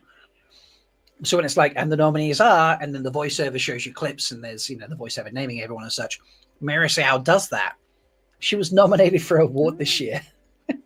And my friend helps organize the Oliviers, so she gets access to discounted tickets for friends and family and such.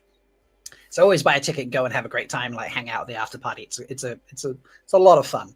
I've not seen most of the shows that are up for things, but I'm just like, it's a great night, and I'm supporting theatre, so why not? And it was very entertaining this year to hear her announce her own name as a nominee for an award. But she's absolutely hilarious. She's just a great actress, and I'm so glad that she's killing Varen as a part. She's doing it so much justice. So, and our first look at Tanchico, Pirate Bay. Love the slow motion walking. Yes, the vibe here. They nailed this.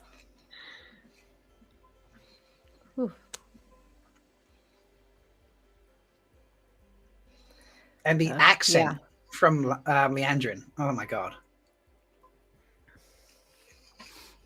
This is brutal. Oh yeah. Everything about it.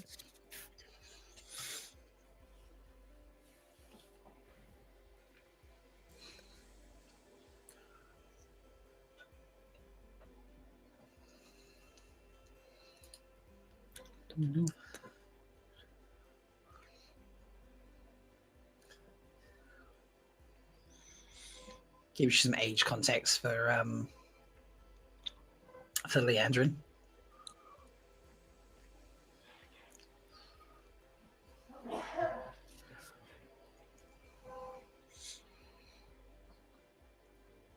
Ugh. Just the child marriage thing is just terrible, isn't it? You know, like, and it makes you care about Leandrin even more. And I don't want to care about Leandrin, but I do care about Leandrin.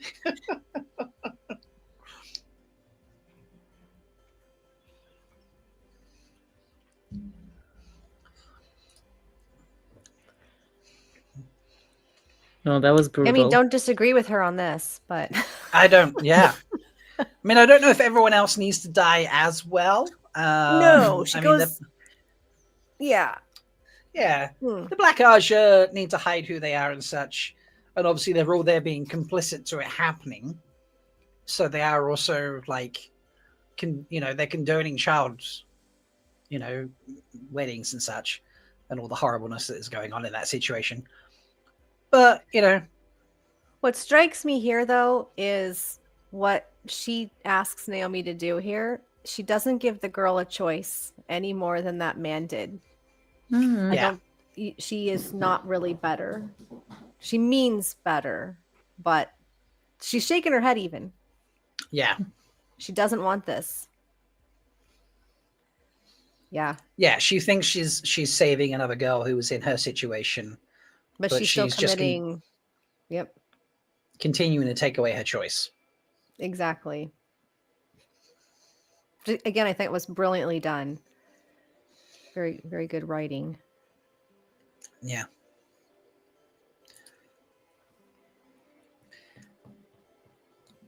This is, for me, probably one of the most underrated scenes in the season between Min and Elida. Just it explores the idea of fortune telling the future, knowing the future, the burden that goes with it, how you react to it, and the effects that come from it. There's so much in this conversation, I think it slides under the radar for a lot of other people as a great scene, but not like a scene they remember.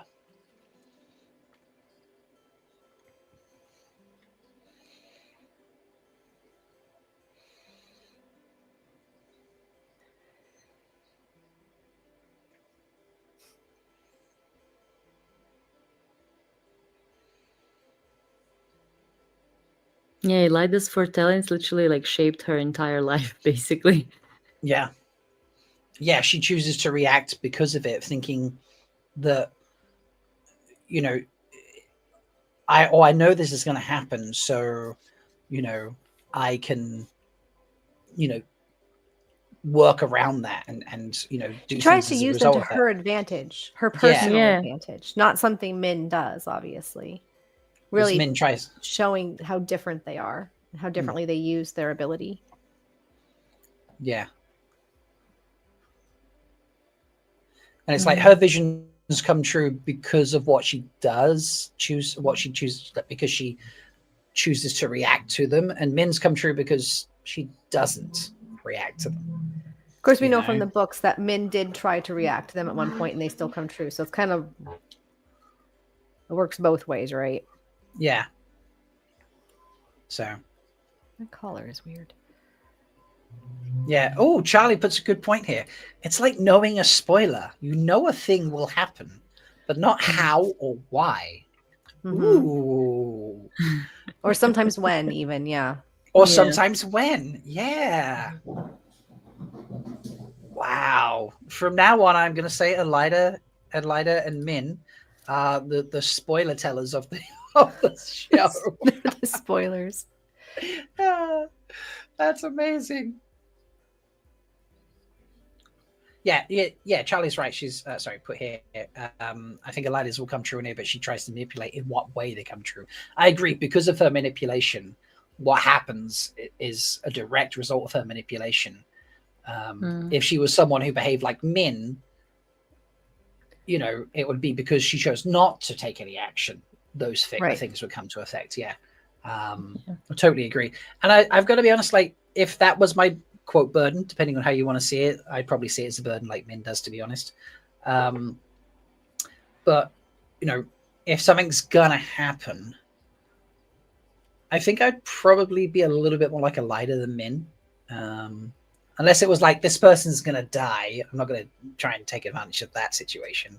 But if it's like, this person's going to be king or queen of a country, I'd be like, okay, well, I'm going to make friends with them while they're a nobody, or, so on and so forth. Like, if I knew who was going to be in charge of saying yes or no to season 4 at Sony and Amazon, I may 30 years ago have tried to figure out how to become their friend, things like that, Yeah.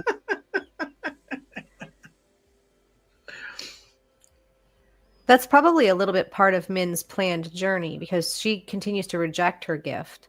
And I think that at some point she has to accept it and use it, not for personal gain, but to help, the world, the party. Yeah. Yeah. Like, she knows the spoiler, and you can't change the spoiler, but you can change the journey to the spoiler. Yeah, exactly. To a certain degree, and she can share that with other characters, and they can change their decisions as a result. And Lanfear is so well done. My husband keeps going, is she the bad guy or not? Like, obviously she is, but is she? She's so well written.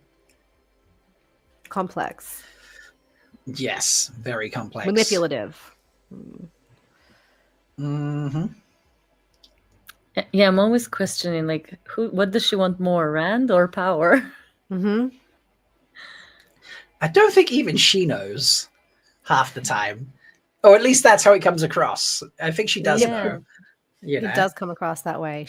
I think she's trying to figure out the depth of love. Is it shallow fish love, or could it be more? Yeah. Like, she is. I always love when you see actors who are acting that they're acting. And I feel like I need to explain that better than that. But what she was just doing there, where she's acting, but she's putting on, it's a manipulative show. Yeah, she's acting as the character, and that character is acting in that scene as something else. Right. And it's like the multi-layered of that. It happens later on when you see Kira doing her Liverpudlian accents. And I'm just like, it's not quite the perfect accent that Kate does for Leandrin. And it occurred to me as I was watching it, I was like, oh, because she is acting as Elaine, who is acting as someone with that accent. So she's not going to get it perfect. And in essence, it's better acting for her to do a slightly off accent than it is to do the perfect accent. And here's the same thing, like the layers of that. It takes a lot of skill. Yeah, I love this conversation too. Melaine just spilling beans left, right, and center.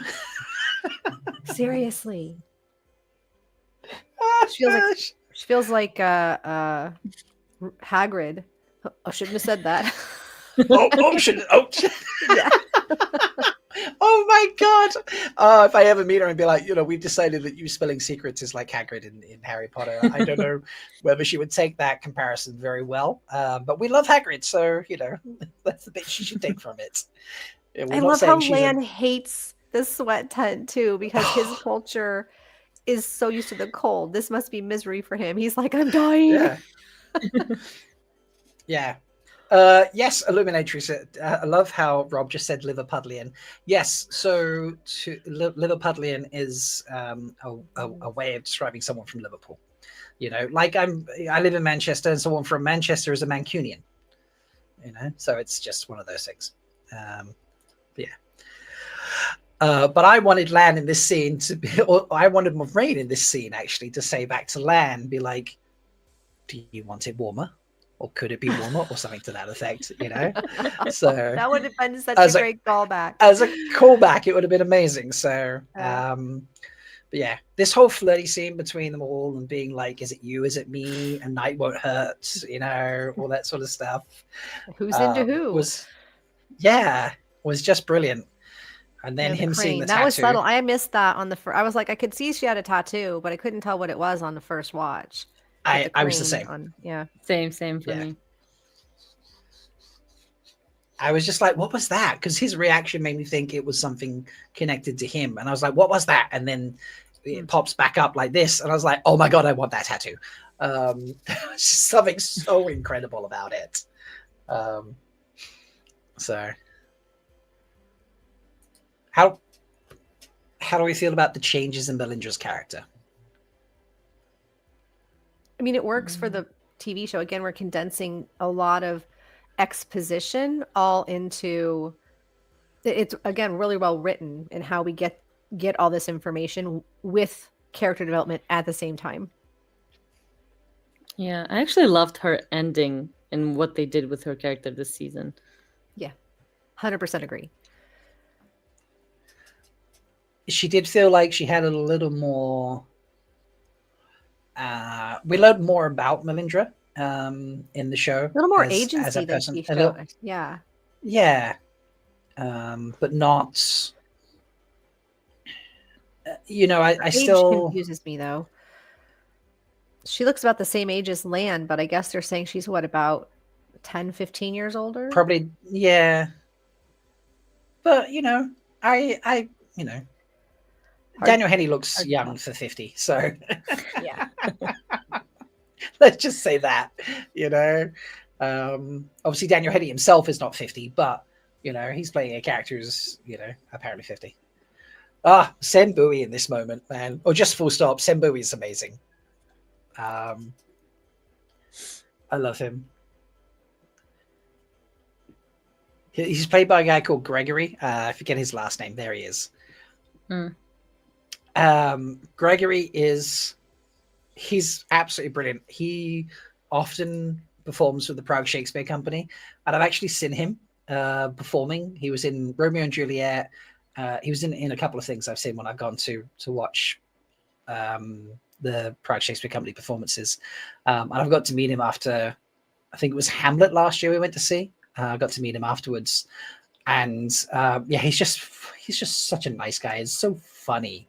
And the way he acts on stage is great. Like when I found out he was going to be Sen, I was just like, perfect Sen Bowie replacement there. Like so good. You can see he's a good character actor.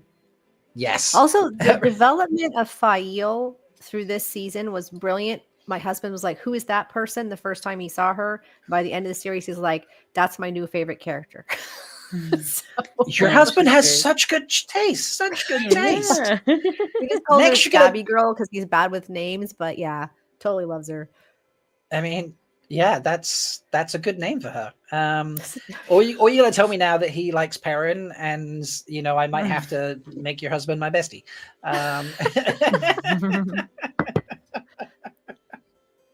Oh. Oh, Also, again. Alana, way better than in the books. I hate to say that kind of stuff over and over, but No, I agree. this is cool. Did you watch the interview that Priyanka and Taylor did with John from What Up? I don't think I did. I didn't. No. It's like 45 minutes long, which is just insane by itself. But it's like the majority of the time, Taylor's just trying to keep Priyanka under control. And it's 100. Not that I've ever met the two of them together. I've never met Priyanka. I have met Taylor on a few occasions. But, you know, it's 100% of how I've ever heard her described on camera. He's trying to pull her back until that moment when Taylor goes too far and Priyanka's like, oh, I've got to be the adult for like 30 seconds now. And the interview is, it's just iconic of how good a friendship the two of them have, which obviously then demonstrate, you know, just translates onto screen. It's incredible. Chemistry. Yeah, That's it's awesome. absolutely incredible. But yeah, they're just so Priyanka has done leaps and bounds in terms of making people like Alana. I'm sure when the show continues, we'll get some of Alana's less desirable moments from the books. It's gonna probably happen, but we'll have all that Yeah. empathy built up for her by the time it happens. So it Exactly. won't seem so Yeah. Which will be interesting to experience when it happens. So, I just missed the Mandar bit. Sorry. Yeah. Mandar. Call myself Mandarb. Yes. I love that she's just like, doesn't actually call it out, but she implies, look, I'm gonna stab you if you say the wrong thing now. And he's like, I'm gonna say it anyway, it's funny. Like it's the flirting and the way they get along here is great. Yeah, they build their relationship right from the beginning perfectly. Yeah. Like little increments here and there that just really, really build up to what we get in the very end. And it's just, yeah.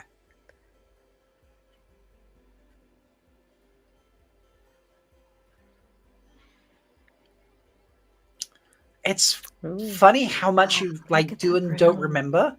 I'd forgotten that they rescue Natty or try to rescue Natty and the girls in this episode. It's a packed episode. It is a packed episode.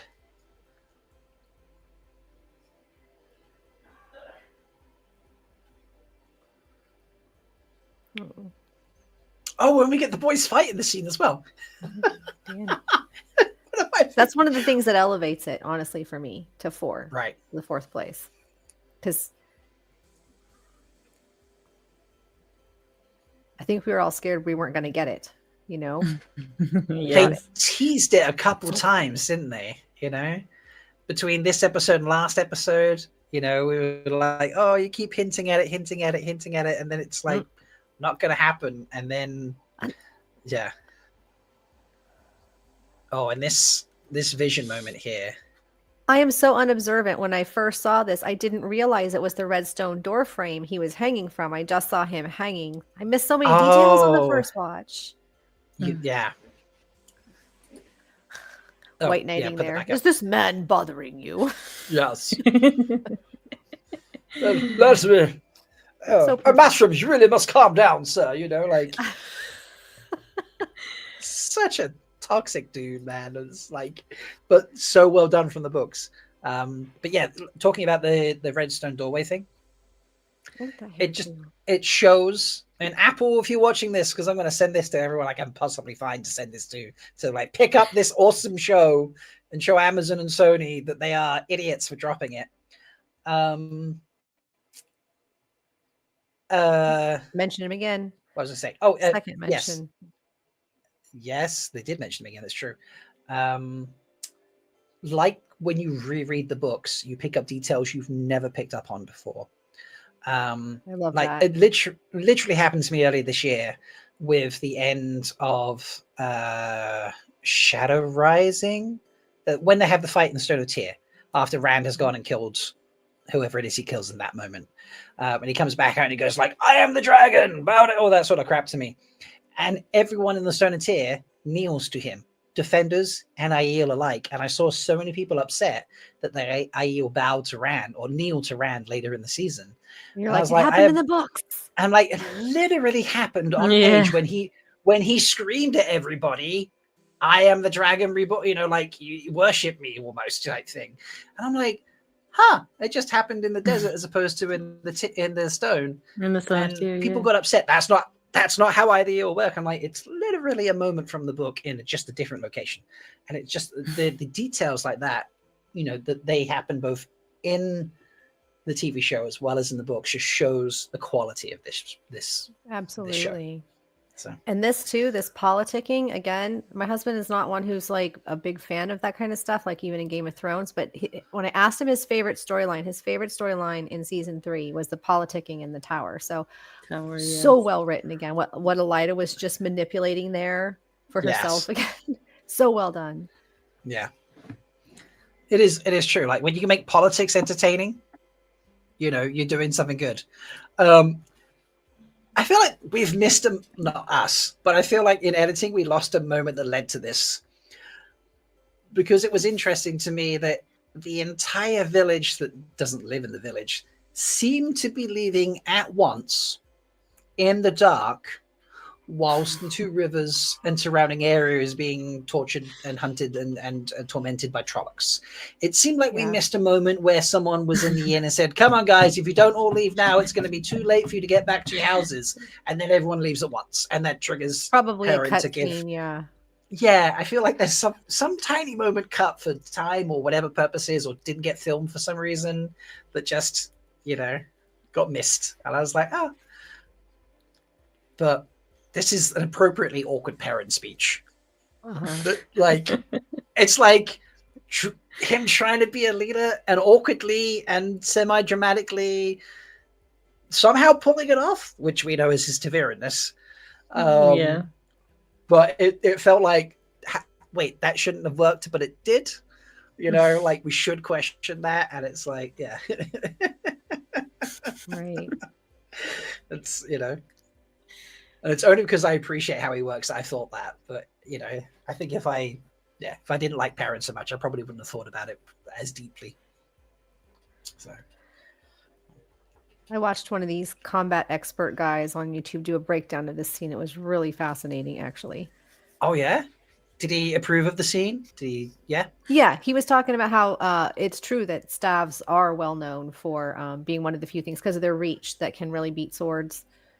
And although there's a bit of flashy stuff in here, there were a few moves that he was like, yeah, that's very accurate, actually. So he also Interesting. said these people obviously were all trained really hard to do these scenes. They did a great job. Yeah. Yeah, because it's very clear it's the three actors. It's not stunt people doing it. Exactly.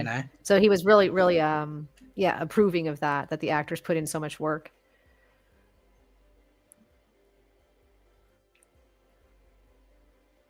I've just realized I've just left it running on screen. I should probably take it down for a little bit. Sorry, folks. I'll put it back up for the fight. Don't want to get like I am allowed to play, scenes from the show. I'm not allowed to play the entire show. So yes.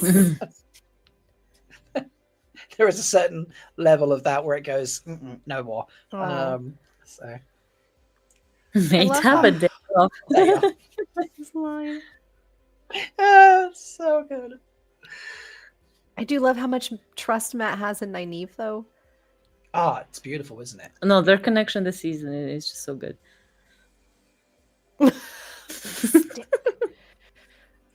Love it. I love his confidence in himself right now. He's been so unsure of things. And in the face of this moment, he's gone, I'm going to back myself every step of the way.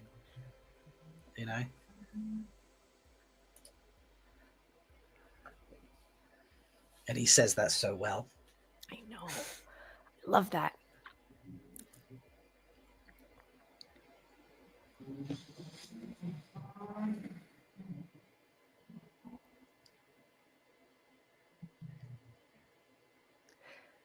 Yeah, that moment where he centers himself too. Uh-huh.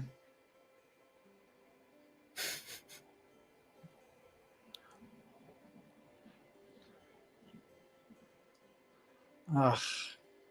So good.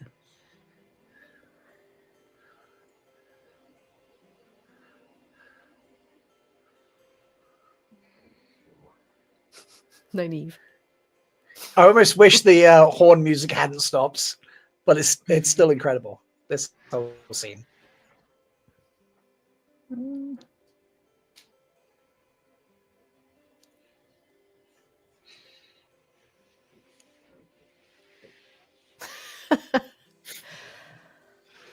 Temper on Galad's part up, and Gawain goes down.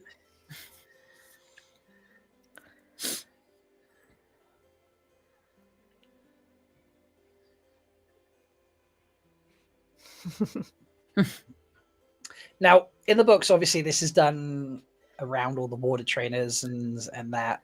Like, for me, there's something beautiful in Matt winning in this moment without it being a big public display. Yeah, not being I agree. flashy. Yeah, that's literally about to ask, like, you know, I've seen people be like, oh, I wish it should have like been in front of like the novices and the teachers and such. And I'm like, it was in front of Nynaeve, and I think that sort of gives it that. See, he's always seeking his mother's approval. He's not going to get that now, but Nynaeve can sort of be that substitute. Yeah. Because she was proud of him. Yeah. You could see she raised her chin and was like, when he was, yeah. So like, oh, he does know how to handle the quarterstaff. Okay. Maybe she's like, how has he not won at Beltane beforehand? You know? It's like, well, he hadn't blown the horn of Valir before this, so you know that's why. I also love here how Fael recognizes the leader in Perrin so quickly and immediately starts to try to foster it in him, like be supportive. Yeah. Fael was like, "This is a good man." Yeah. Yeah.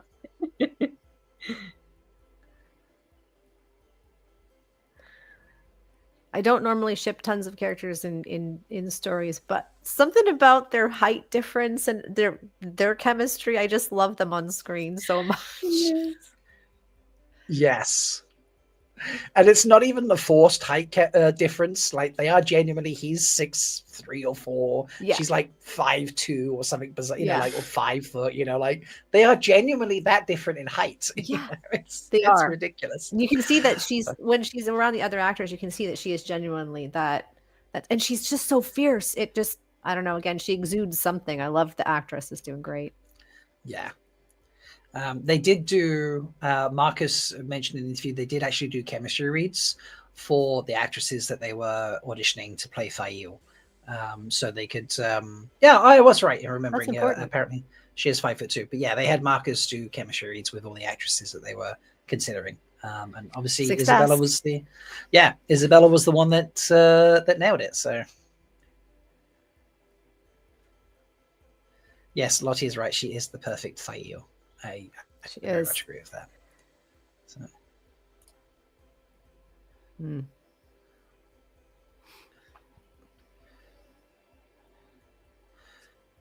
More trauma for Leandrin.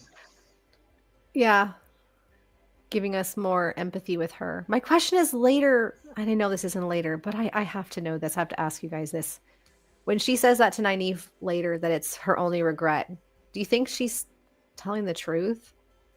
Based on all she's going through now to give her son the proper, whatever you want to call it, you know, her culture's mourning. Right. No, I think she's lying to herself. I think she's lying. Yeah. I think she's lying to herself too. I think she's trying to justify her choices and where she is in life. And sound hardened like she's. Yeah. Yeah, because it was her only weakness, so she'd wish maybe that it didn't happen for her not to experience all of this trauma. And maybe because she regrets joining the, you know, I think she does have some regrets for joining the Shadow. And that was her weakness that kind of caused it. Ugh. Yeah. I don't think I picked up on first watch. I'd have to maybe go back and look at my video. Did anyone else pick up that Gideon was serving in the background when Leandrin first walks in? Yeah. I did actually. That was one thing I did. That with the veil. Yeah, I didn't see her at first, and I think when I rewatched it, I then saw her and was just like, obviously I've seen her like we just in it now on screen now. But then when we got back to the scene when I was doing a rewatch, I then looked for her to be like, oh, you know, did we see her before? And I'm like, oh my God, she was in the background. How did I not see that? You know? So,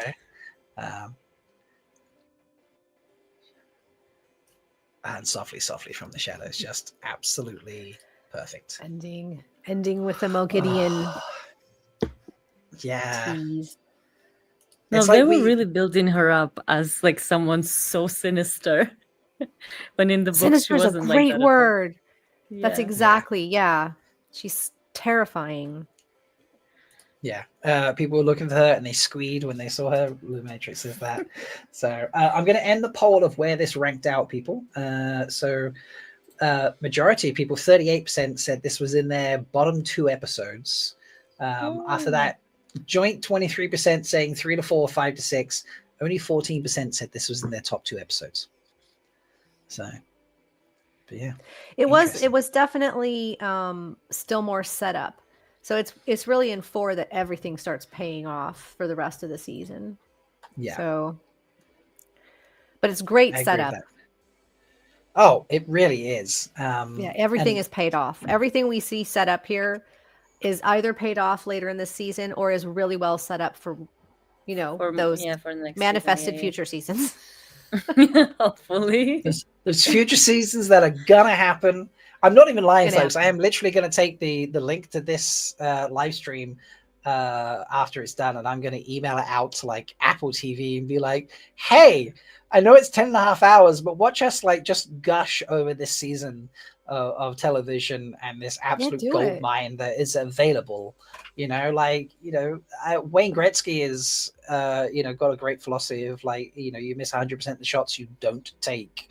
Yeah. So No, 100%. I'm all down for the save WoT, whether it gets picked up by a different company or however it happens, because again, we've seen other shows get saved, so it is not unheard of. We're not even other big, and the difference between, so with the other big fandom that I'm participating in a lot, Good Omens, it had the exact same thing happen. It got canceled by Amazon, and then the fandom got it uncanceled. Now, we didn't get the full season back, but we still are getting a finale. However, large shows like The Expanse, which is a big budget, like huge thing, got picked up by. So it's not just small shows that can get saved. You can save these big, what do you want to call them, flagship type programs, because other ones might be like, what, why did you give that up? We'll take it. So Yes. yeah, definitely fans, go for it. I know we're all like heartbroken right now and feeling maybe a little hopeless, but I think a campaign to email Amazon and Sony, especially Sony, because Amazon's probably not going to pick it back up, but Sony might shop it out. Yeah, well, Sony owned the rights. Sony are the ones who bought the rights from Red Eagle, and then they negotiated a contract with Amazon as a studio to produce it together. So even though it's been cancelled, Sony still own the rights to it to make the television production. So it's kind of like up to Sony to either find another studio to work with or to sell the rights on to someone else. And I should think they'd want to, because just hanging on to such a big property isn't going to make them any money off of it either. So yeah, that makes sense. Yeah, and it wasn't a failure, no matter what people say. I know that they claimed money was the issue, but it wasn't that it wasn't making money, because demonstrably it was actually making more money than they were putting into it. It just wasn't making enough more money. So it is profitable. Even as it existed, it was profitable, which kills me. You have to make more. Yeah. Like, sorry, I don't want to, I'm not, that's fair. I don't want to get into like how, corruption and stuff works. But I did have a TLDR. I did have a conversation with a friend at work about how businesses have this bizarre mindset around what success is. And success is not, we've paid all our bills and paid everyone like that works for us a fair wage and made profit. Success is, we've grown enormously year on year and cut costs enormously year on year. That's success, and it's like, when did paying everything and having money left over in the bank afterwards stop being successful? Like, absolutely. Exactly. And I do think of these studios trying to fiddle with stuff too much also, because when I think of one of the biggest successes of a fantasy series, and we all think of Lord of the Rings, of course, they really just let them have creative control. They were like, we are putting our company in your hands, please don't mess this up, and they didn't. So I think giving the artists the creative control, the actors, the writers, the showrunners, is where you get more often success than not. I want to show something off. I never get to do this because my fandom is like I said, Good Omens, so they're not going to care so much, but I have to show off. See, this is one of the things I think whoever does pick it up, because they'll pick it up, right? Merchandise is a thing, because you guys see my Wheel of Time role-playing game. So this does exist, but it's really rare. It there weren't that many copies. I think it was only printed for 1 year. There was one printing of it. There might have been two. But I know as fans, we are like rabid for this kind of thing. Like, please make the show and give us merchandise and proper advertising for it and everything, because it's not because the show wasn't doing a good job. It's just that they weren't doing a good job promoting it. Does that make sense? Yeah. Yes, that's absolutely true. Yeah. Promotion was terrible for it. Promotion was terrible. The merch was terrible. And merch helps spread that word of mouth too, when you're wearing a t-shirt or you have a tote bag or, the Aes Sedai ring or whatever. People ask. Yeah. Spreads the word. It really does. It does make a huge difference. Like Rings of Power, Reacher, everything else is being advertised. The amount of times I saw people complain that it wasn't on their Amazon home screen as a suggested thing. They're like, I only watch sci-fi and fantasy. How is Wheel of Time not being recommended to me by Amazon? You know, exactly. Why are they recommending stupid shit like Reacher and other things like that? And the only thing that made sense to me at the time was maybe they want you to try and watch different things. They know you will go and find Wheel of Time and watch it. You will hit the search bar and find it. They don't, it's like when they move things at the supermarket, The idea behind that is the algorithms work sometimes. Maybe they don't even know what's being recommended. After they write it, there's kind of they take on a life of their own depending on what you've watched and what you've got on your, like you said. So could just be that, because it's not like a person is picking this. Somebody programmed it and now it's just sort of happening. That's true. Yeah. So as a reminder, folks, episode 4 is up next. You've got about 6-7 minutes before we start that. So if you need a bio break, go top up your snacks, whatever it might be, please go do that now. While you're there doing that, share the stream, like the video, subscribe if you're new here, all those good things. Tag people to come and join. Go out and go put it on your social media and tag Apple TV and be like, hey, you should come check this shit out because it's good. I put it on my social media, but I didn't tag Apple TV. That's what I should have done. I posted this up on my Instagram story yesterday, and I looked up Apple TV's account to see what it was and tagged them to be like, hey, come watch this stream tomorrow and find out on this gold mine you can get it on. Don't miss out. Yeah, don't miss out. So what is our favorite scene from episode 3? Do you think? You have one? After we just rewatched it. It's a trickier one because it doesn't, it's got, is it the very it has like a bit of very everything. End. Matt's fight was so well done. It was short, but it wasn't like cut. A lot of times when they do combat scenes in shows, there's like a cut like every second or even half second. So it's very, very choppy. I thought they did a really good job with the combat scene. And again, the music it really was perfect out in the episode, I think. Yeah. Chat, tell us what your favorite part of this episode was. It's tough for the fight not to stand out, especially because it's how basically how the episode ends, or it's a big part. Right. It's a main part of the ending. I have to say the Min and Lyda discussion is a big part for me. That's up there. Yeah, Elida's politicking probably is my number 2. And if I could just kind of group all of it, when she's both threatening and or positioning herself to become the next highest, plus her conversation with Min, all of that's really good. So I love Shreya so much, though. Like, I'm a huge fan. My husband thinks, he's like, I don't understand why you're such a huge fan of her. And I'm like, how can you not understand? She's amazing. I know. That's it. This is a joke. This is a joke post from Melindra, by the way. My boyfriend, the Wheel of Time, broke up with me, so I kind of pull my hair while listening to y'all.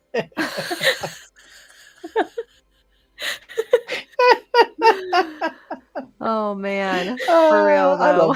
I love you, Melindra. That's absolutely brilliant. That is brilliant.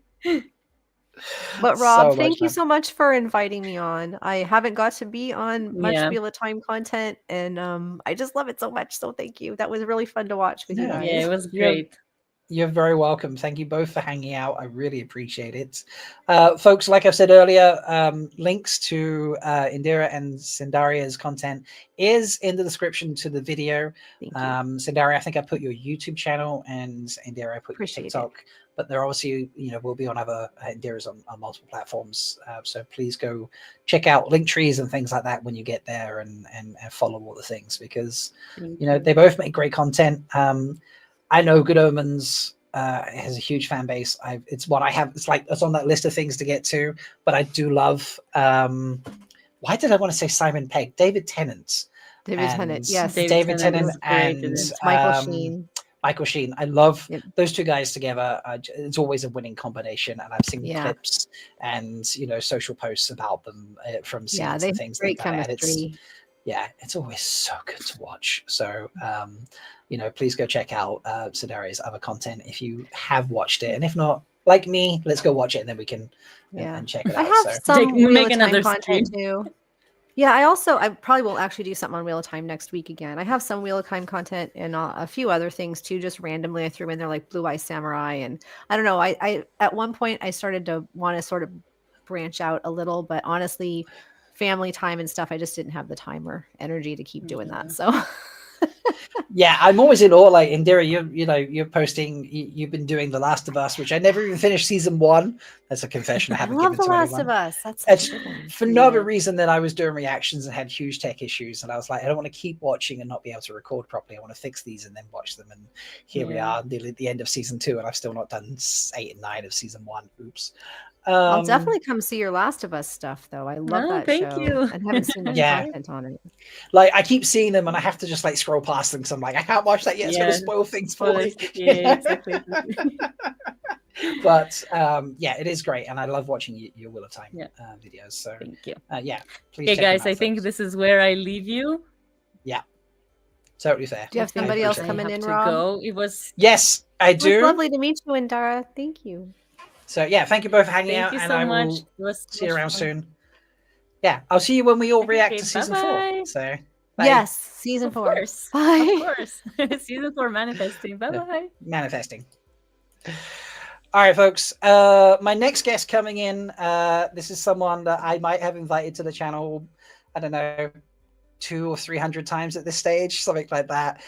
Schedules never work out, but finally she was available. So please welcome a friend that I made in Prague when we managed to go do set tours and visits. Please welcome Koti to the party. How are you doing? Hi. It's been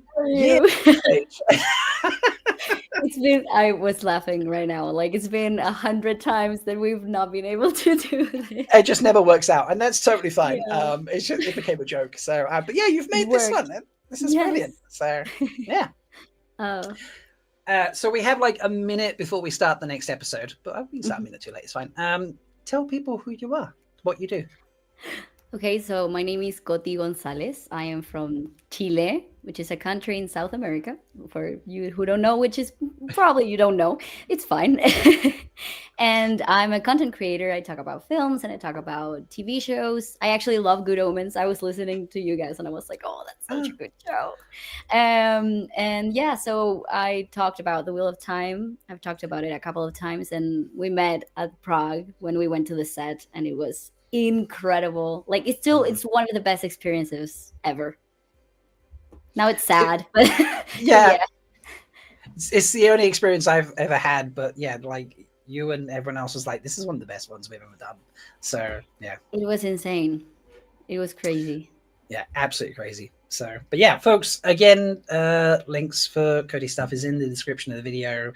I always like the videos, but I don't speak. It's perfect. Everything is in Spanish. Important information. Spanish, yeah. So if you Spanish. You're in. If not, just go and like the videos anyway, because she makes great stuff. But yeah, do you have episode 4 queued up? Yes, I have it here, but I don't know if to go with previously on or after previously on. So we leave the previously on because otherwise the timer doesn't line up with everyone else viewing, and then people can pop in and line up their timer. So we will hit play, folks at home, obviously with us. We hit play in 3, 2, 1, now. All right. And we'll just have fun chatting away, and this is obviously one of I think this is still, it might be an IMDb, still the highest rated episode for Wheel of Time. So good. It's insane. And remind me, Cody, have you read the books? I read the first one. The I have first not. book. Yeah, I didn't move on forward from that. It was, I mean, it's incredible, but it was a bit too dense for me. Like it took me 7 months to read it. I was like, okay, this is too much, but That it's is so good. that is totally fair. I'm just going to change the spoiler level in chat. The Eye of the World. I had to figure what the title of the first book was, so we don't spoil anything for you. No, but it's fine. You can go ahead. No, we protect spoilers No. around here, so Okay, it's perfect. yeah. But yeah, this is so you won't have seen you have not read this episode. No, You and won't have I read the heard, books for it. I heard that I don't remember if it was the third or the fourth book that was like the most beloved one of the series. Which one was it? The third one? It's the fourth book. The fourth. Okay. Yeah. And this this is from the fourth, because I understand this season like they mixed things from both books. Yeah, so we got a little bit from books 3 and 4 in this. Like they kind of there's a lot of similarities between books 2 and 3, so they kind of like skipped some things, took a couple of things, and added like a touch or two of things of the fifth book, but not many. And yeah, this episode, what they focus on is a big proponent of the fourth book, and the fourth book is considered it was widely considered the best book in the series. If you ask people, it's more often than not the answer you're going to get is the Shadow Rising. Perfect. But yeah, this is so as someone who has not read this book, how does this episode of TV rate compared to like other TV? Because obviously you see a lot of things. That's what you content a wide range of shows and movies. Like, how does this compare to other shows you watch? I feel like it's only fair to compare fantasy with fantasy. Like it's hard for me to compare, like, I don't know, maybe Severance with like Wheel of Time. It's weird. So like thinking about other fantasy shows like that, I think it's quite up there. Like it has everything that, like, the thrill of what you're going to watch, like what is it going to happen. And also what always amazes me is the set and the production level of this show. Like everything looks so real, and the costumes, and they're in the middle of the desert, and it's crazy. And this episode specifically has, like, I don't know how to say this word in English, but like the cinematography of it, it's so good. Like the slow motion things that happen a little bit like later in the episode, it's amazing. So yeah, I think it's a very, very good episode. I know I was searching, actually. I didn't continue that. But yeah, it is I think the highest rated episode in the whole show or this season. In the whole show. Oh wow, okay. Well, actually, this season had pretty much, I think it filled out 8 of the top 11 slots for IMDb. So yeah, this was rated on IMDb 9.3. The finale was 9. That's so good. Yeah, and if you go top rated episodes, season 3 is first. Yeah, so the first and second rated episodes, and then 6th, 7th, 8th, 9th, and 11th, I think. Okay. Yeah. Well, it might be 12th, actually. But anyway, yeah, like it feels it's mostly, season 3 came out and just absolutely annihilated all of the ratings on IMDb. It's the best one. Like I think, like, objectively, is the best one, which is it is just sadder. It makes everything more sad that it was canceled now. I know, it's awful. Yeah, the lowest rated episode was episode 5 at 8.1, which outranks every episode of season 1 except episode 4. And yeah, it's like half of it would be like 6th in episode 2 in season 2 if it was there. So like that's how good this season was. So Yeah. The people in Canada are asking for a Canadian convention now as well, and they were like, Cody, you should come because you're in the same time zone. It's a good argument, though, I have to say. Yeah. But yeah, I'm So, pretty far away, though. That's sad. I wish I could yeah. go. It would be great. This fight scene between wrong one, that one. Between Avienda and Lan. What did you think of these two having a fight? I was like, girl, sit down. Like, what are you doing? Like, I remember watching it, and I was like with my boyfriend and I both watched the show, and we were like, what are you doing? Like, shut up. Like, he's the freaking king. Like, what are you doing? So yeah, it was like hoping for Lan to win the whole time. And she's a little bit, overconfident. I feel like she's incredible, but she's like, okay, I don't know. Do you have I've never asked you actually. I was waiting until you came on to ask you all these things. But like, do you have a favorite character? I don't know. I think like it's changed every season. Like Egwene was for me last season the best one. Her arc was insane. This one, I don't know. I have to admit, I have not watched the last 2 episodes. I haven't had the chance yet. So maybe, yeah, I have, because I've been traveling. So like I didn't have the time. Like I just got back here this week. So I have to watch those last 2. So maybe it changes my answer, but I will say that this season, maybe Nynaeve is my favorite. Okay.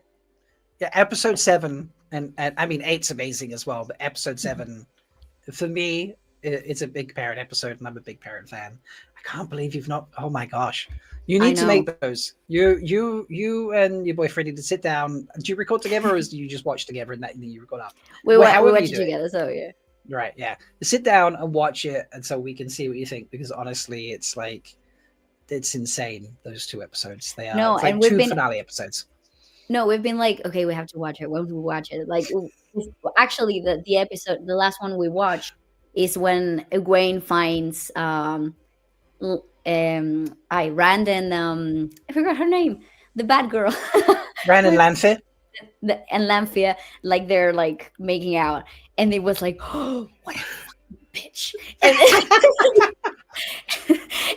And like it ended, and we're like, no, what happens next? But it was like 3 a.m, so we couldn't continue. And then wow, yeah, that's what happens. That's quite a moment to end on. I feel your pain there. Oh my gosh. It was a very good cliffhanger for the episode. Yeah. I'm glad you weren't available for later episodes, because we'd be spoiling it for you now. Yeah. You don't have to like hide it from your boyfriend and be like, sorry, I watched it without you.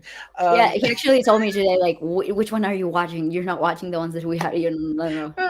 You could have invited him as well, and like could have had both of you on to watch them together. Yeah. I think just like this. It would, honestly, there'd be moments where it really would be like that, and you'd just be stunned by what's happening. Okay. So yeah. I actually can't wait for you to see those. I'll tell you when I see them. I will tell you my reaction. Yeah, we've actually not talked about the episode whatsoever right now. So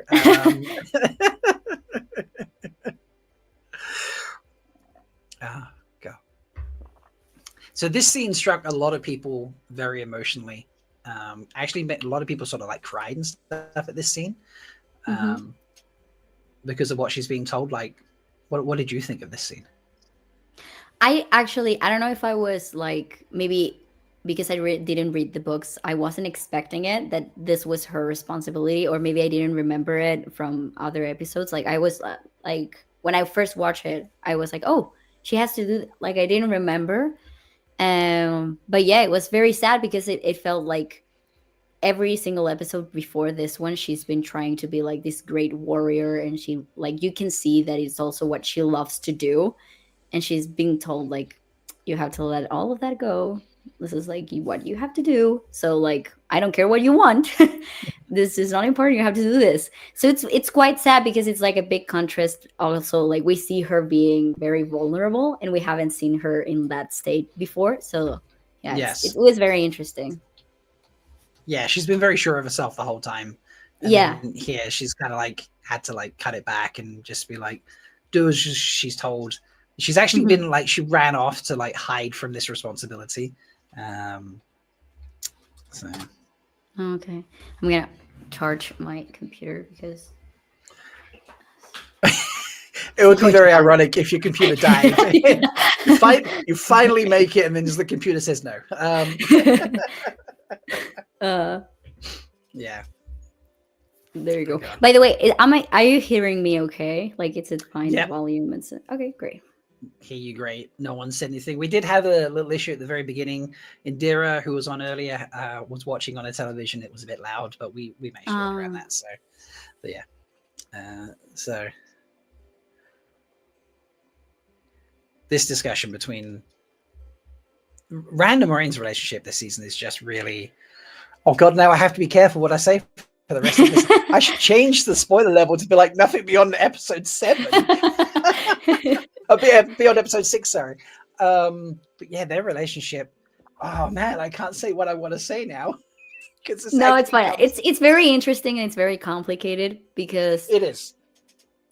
Yeah, because like even now, that go ahead. I was just saying, there's a lot of growth on how they interact with each other this season. But yeah, there's certain things I can't say because it will spoil episode 8 for you. So yeah.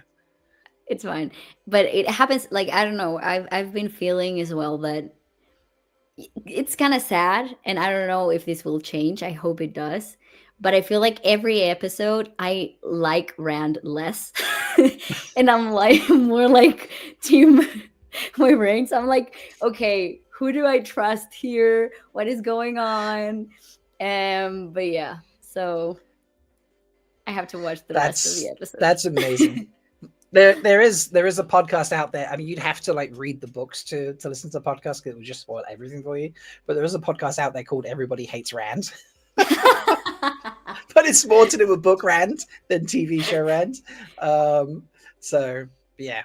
Okay, so this shot of Iridian is incredible. This was obviously in the trailer. This is kind of moment for moment what I expected when I read the books. Like, you know, if I envisioned something, that's what I saw. But yeah, like that's what I wanted to ask you. Like, did it, like, when you imagined it in your head, was it anything like this? Basically, exactly like that. Almost identical. Yeah. This, the only thing I could have thought of maybe was there was like a longer walk down to it. It kind of like it was further away. That's probably the only thing could have been different. I don't know about you, but I'm in love with this woman here with the hat and the headpiece and the whole Savannah. She's like this mesmerizing. Just like, ooh, I don't know. She's ridiculous. I don't want to give away what she's like in the books. Go ahead. Let's just say people liking her is a surprise. Let's just say that. Okay. She's not a character many people like in the books. So okay. I mean, she's not very nice. Like, we've seen her 2 seconds, and she's like being kind of like putting problems in their way. It's like, oh, come on, let them through. So, yeah, love already in chat. So, but God, yeah.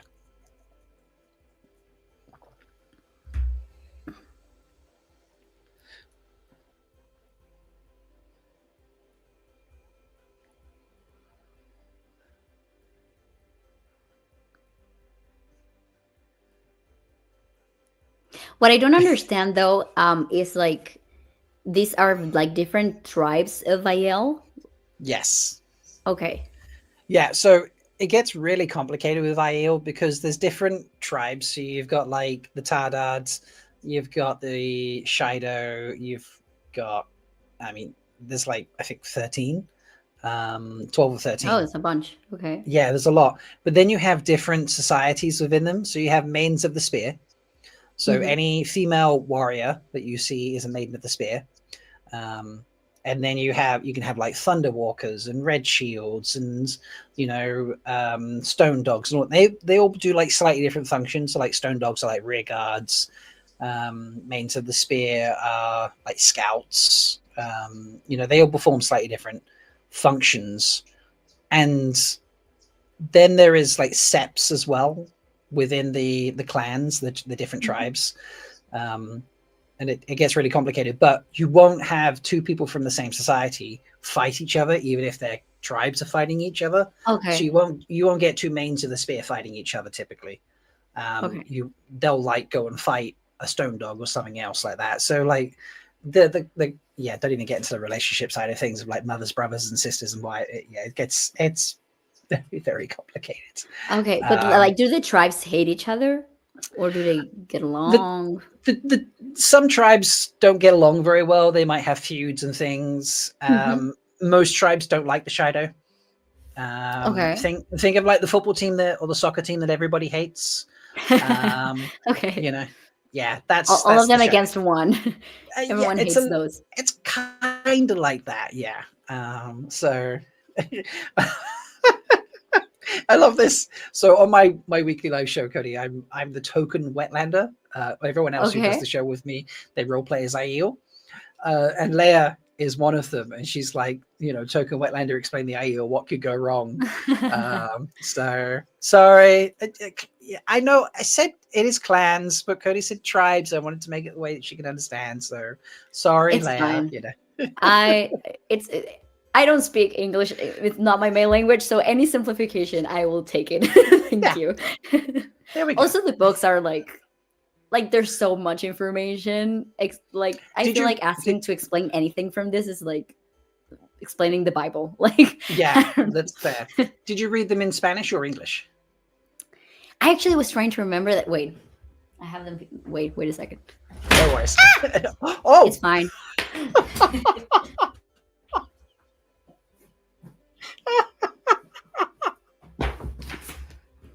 Whatever fell was okay. It's all fine. I just have like a platform that's not very stable with my computer. Nothing happens. It's all the time. Okay. Yeah, it's all cool. Happens. I do podcasts here as well, and it has happened in the middle of the podcast, and it's like, I'm fine. Nobody died. It's just my very bad platform.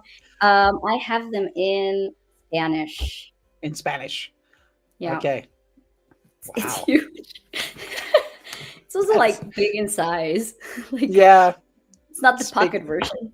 No, it's not. No, there's definitely the pocket version.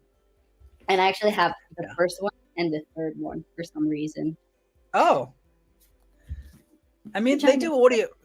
Rosamund Pike's recording audiobooks, so I love that, by the way. I sometimes it pops on in my For You page, like her reading the audiobook, and it's like, ooh, that's so nice. She has such good voice. They're really good. I've got the original audiobooks, but they're really good. So, we are 20 minutes in basically, and that was the cold open. A long one, by the way. Yeah. They took their time. It's Pinja said, oh, this one, sorry. This might be my favorite scene in the episode. It's so haunting. Yeah. Just the whole entrance into Iridian is pretty crazy. The visuals, I don't know, this is the only thing, if I had to criticize this episode, and I really can't criticize this episode, even as a book reader, was I think I envisioned wider walkways between lots of buildings and stuff as they were like making their way through the city. And they just kind of, obviously they don't have that. They just enter the city and then go to the Tree of Life at Vendosora. And then like more complicated paths, like longer ones. Yeah, big, long, wide open walkways between broken down buildings and things like that. But it's like, do you know what? Doesn't matter, Aesthetic thing. yeah, that's a very mild, visual thing. It doesn't. This episode's just incredible. So, like that tree is based, not that particular tree, but the tree in the books is based upon a real tree that's in North Carolina, South Carolina, North Carolina. Oh, yeah. I think. So where Robert Jordan lived, there's a enormous tree out in the city that he based this tree upon in the books. That's how, like, the description of that, he just based on the description of that book. So, but yeah. And this is is it the only tree like that left in the world in this, besides the one that they give to the, I'm not working with names today. To give to the Carianin. Yes. Those are like the only two left, or there's like more? Well, actually, as Rosamund or Moraine explains here, her uncle cut down that tree to make a throne, and then the Aiel came flooding over. Yeah, like the treason. Yes, totally. I remember. Yeah. So there's one. But there's one. That tree there. That's it. Okay. The last one. It's a very endangered species, but it very easily shows how complicated all the history is of the books and how tiny things have happened to, bring everything together the way it is. And like Rand saying, like, we've been intertwined. There we go. Connected since before I was born is just, yeah. Here we go. Ana Nunes says they read The Thirst for in Portuguese, and they were the only ones translated in Portugal for several years, and they've only recently started to translate the rest of the series. Wow. Oh, wow. So yeah, that happens a lot as well. I have no idea if the rest of them are in Spanish. I think so, probably because Spanish is some like more widely spoken language, but still, I generally read actually like the books that were written in English. I try to read them in English because obviously in translation you kind of, they change some things inevitably. But with this ones, I was like, I think I need to read them in Spanish because they're already so hard. Like I need to try to understand. But when I watch the show, then I watch it in English, and some names are different. So that's gonna also like. Oh God, that must be slightly confusing. I mean, we're at the stage now with the show because we're manifesting that someone else picks it up anyway, so it doesn't. We're not saying that it's over, or I'm not saying it's over anyway. At that stage, you won't have read the book anyway, so the names won't be that different. So it'll work out. Yeah. So yeah. Did you understand everything that happened in this episode? I feel like I did. Okay. I think so. Wait, you mean like with Rand specifically, like with what he sees? Okay, so I remembered like having read the first book, like how in the past it was like modern times, and then everything got destroyed because of the man like going insane, and then there was war, and like the world broke down pretty much. Right. And then like it started over, and that's why now they're like less evolved than they used to be in the past. And so like I understand that in a way he saw all of his previous lives before him, and he's been always kind of in the middle of the story, like in a way, like he's always been important for what we're seeing now. Like everything that all his previous lives have gone through has gotten him where he is. You're pretty close. Something like that. So okay, these are not actually his previous lives. These are the lives of his blood ancestors. Yeah, that's what I meant. Sorry, my mind in English. Yeah, sorry. That's what I meant. That's fine. No. Then yeah, you've got it exactly. Yes. Like his great grandparents and stuff like that. Yes. Yeah. And I think it's so cool that they used the same actor, like the actor for Rand, the entire time, with just like makeup and stuff. The fun thing about this, sorry, my cat's running around, folks. If you see the tail, one of my cats, the other one for peace and safety reasons, while I'm still, getting them to like each other, is in her large room. Because of how when this was filmed and such, this was actually filmed a lot during like strikes and things like that. They couldn't have writers on set to change things. And so they didn't have a lot of time with the actors and such as well. So Yosha actually didn't really get to spend any time in this prosthetics and the makeup until basically it came to filming. So like he turned up, they put him in the outfit, he'd get a couple hours to sort of like be in character, and then he had to go film the scene. Wow. Whereas they often get like multiple fittings and trials and things like that, where they tweak things and change things and carry on. They had very limited filming opportunities. So yeah, he kind of just like dived into this and went for it. Okay, he's gone. I feel like that just makes the episode better. Yes, it really does. Makes the whole season better, like where they just like, well, we're just going to keep this and that's it. Because we can't actually change it. So yeah. But yeah, it's the transition between them is pretty insane. Yeah, it's so cool. This might be my favorite revisions. Okay, I wonder if it's not like, I don't know how to say this, like I'm trying to phrase it right, but so we just saw his father, right? Yes. This is not his grandfather, right? Like it's not directly.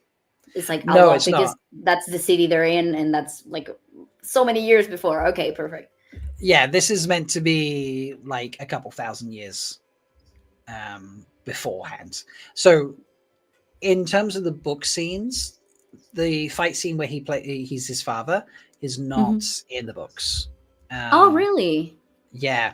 So that whole thing, actually, that whole scene, the fighting the snow that obviously we've seen in season 1, and now we've just seen again from Janduin's viewpoint, that is off screen, so to speak. Like it's not on the page. It's just kind of like you hear about it, like someone talks about it type thing.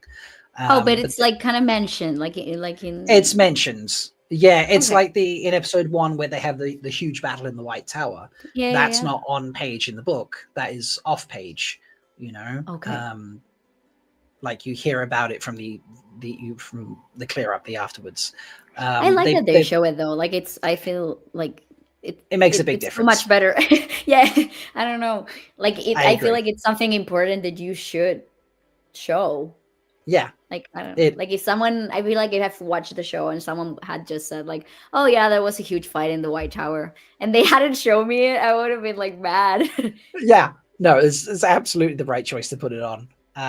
They specifically added the scene where he plays his dad to help people make the connection that is his blood ancestors that he's experiencing. It's their moments. I think this character here might be the first one in the books. Chat if I'm wrong, correct me there. But yeah, the visuals here are stunning. I just love how she channels.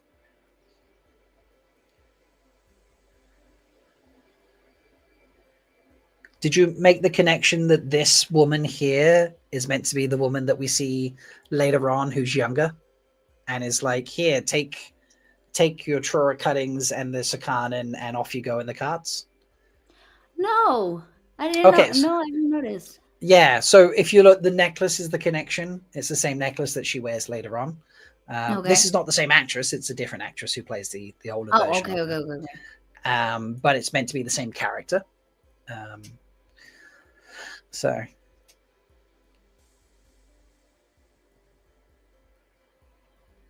I love the costumes of this show. They're so good. Oh, they are ridiculously insane,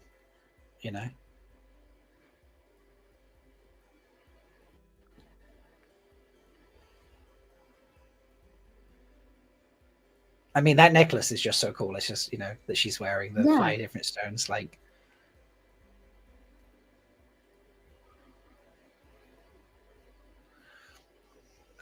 And the way the columns appear.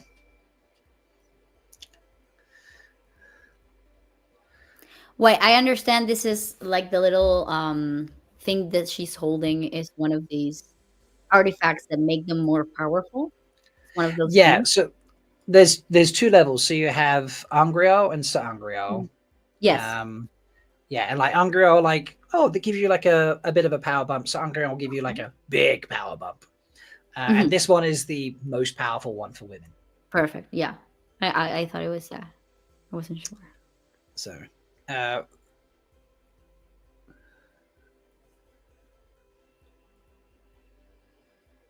there's actually a theory going around, and I don't know whether people still believe this or not, that because he says we are not oath breakers, and then obviously they find out the history and find out that he is part of oath breakers, An oath breaker. that he didn't actually survive. So and he like he might have already had he might already have had children, and those children went on to eventually, you know, have children and so on and so forth, get down to Rand's. Because a lot of people are like, well, how else did he, you know, how else is he Rand's ancestor? But I'm like, he's so adamant that he's not an oathbreaker that I feel like he didn't make it through the columns, but that's it. What I need to know this. What is your opinion on the Way of the Leaf? On the do I like the Way of the Leaf, you mean? Do you think it's reasonable? If every single person in the world followed the Way of the Leaf, yeah, sure, it works. Yeah. Exactly.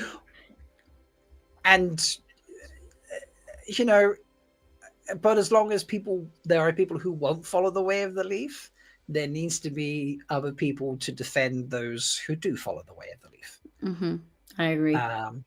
This specific one made me so angry. Because he goes to save. Yeah, and then like the same sister that he saved, she's like, "You did this." He just saved you. What are you doing? And you're like banishing him for saving you. No. Shut up. The way you just did that. I'll be like, you did this, you know. Like and she's like about to die. She's like bloody and everything. She's like, well, actually, no. It's true. Yeah, he gets a rough deal. It's I feel the same. Oh man, no, I can't say this because that absolutely spoils episode 7. No. You need to like, outside of this, like you need to like hop on a call at some point when you've watched the Ember episodes, because I need to remember this moment, because there's a character that gets Anyway, yes, it is rough on him when he goes to rescue his sister. I love I just love that this is like Matt, Rand, and Perrin, these three right now. It feels like, you know, to even the point where they sound like Matt, Rand, and Perrin, and they look like them as well. Yeah, they look like him. Yeah, like they have, you know, like the dark hair and the beard, or like the short curly hair like Matt has, and they, you know, they have a similar inflection or accent. You know, it's very entertaining. And this gives, obviously, some of it gives me Hobbit vibes. But yeah, it's very rough on him that he goes and saves his sister and gets banished in the process. Because, you know, who wouldn't want to try and save their sister, you know, or their sibling that's been kidnapped away? Like, that's what happens to me with the Way of the Leaf. Like at some point it's very like how do you say, like idealistic. It's like, yes, I wish it worked, but at some point it's also like denying your humanness. Like, of course you would want to save or revenge or be angry or like, I don't know. Yeah, it is tough. Like, you know, hurting others is never a good thing, but you know, you shouldn't. It's also tough to be like, well, you know, that means I can't do anything to defend myself if I'm going to live like that. Like, you know, that's why it only works if everyone does it. Yeah. You know, so there's so much in this particular flashback moment. This particular whole thing just gives me so many Lord of the Rings moments. It's hilarious. So Yeah, like Leia put in here, for me, the way the leaf sounds lovely, but is utterly impractical in real life. We'll never be able to get rid of people wanting or willing to do evil. Yes, Yeah. exactly. So it's very, very true. I also love the gruesomeness of this moment. Like your first and only act of violence until you get kicked out is to slice someone's face off. You know, it was so. If you're going to do it, you do it all the way. Yeah, I didn't just stab him, Mom. I sliced his face off. You know, like we will never know what he looks like now. And poor parent. Parent 2.2. Was that 2.0? Yeah, parent 2.0. You didn't make it, sadly. Yeah. And also he lost his friend and you're kicking him out. Like, no, you're the worst sister ever in the history of sisters. That's just it. Wow. The worst sister ever. Yeah. Oh God. That's brilliant. This is a really important piece of dialogue here, talking about the difference between a spear and a sword. And that's what I love about this episode, how well they got, because in the books, obviously you're reading a lot and they can, Robert Jordan can take as many pages as he wants to describe everything and put all the dialogue in there. And I'm thinking this, or you're thinking that. But, in a visual medium, you have to put it in a way that makes sense to people. And sometimes the exposition has to be dialogue. Otherwise it doesn't work. But it doesn't feel like it's weighing you down and you making the scene drag. And so many of these add those little tiny elements that make up who the Aiel are. Like, we don't touch swords because, a sword is only for violence, whereas a spear can be for hunting. Yeah. So.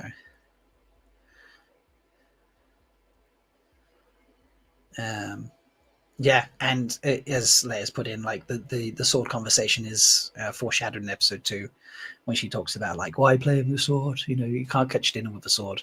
Yeah. So, yeah. Here's the moment where he gets thrown under the bus.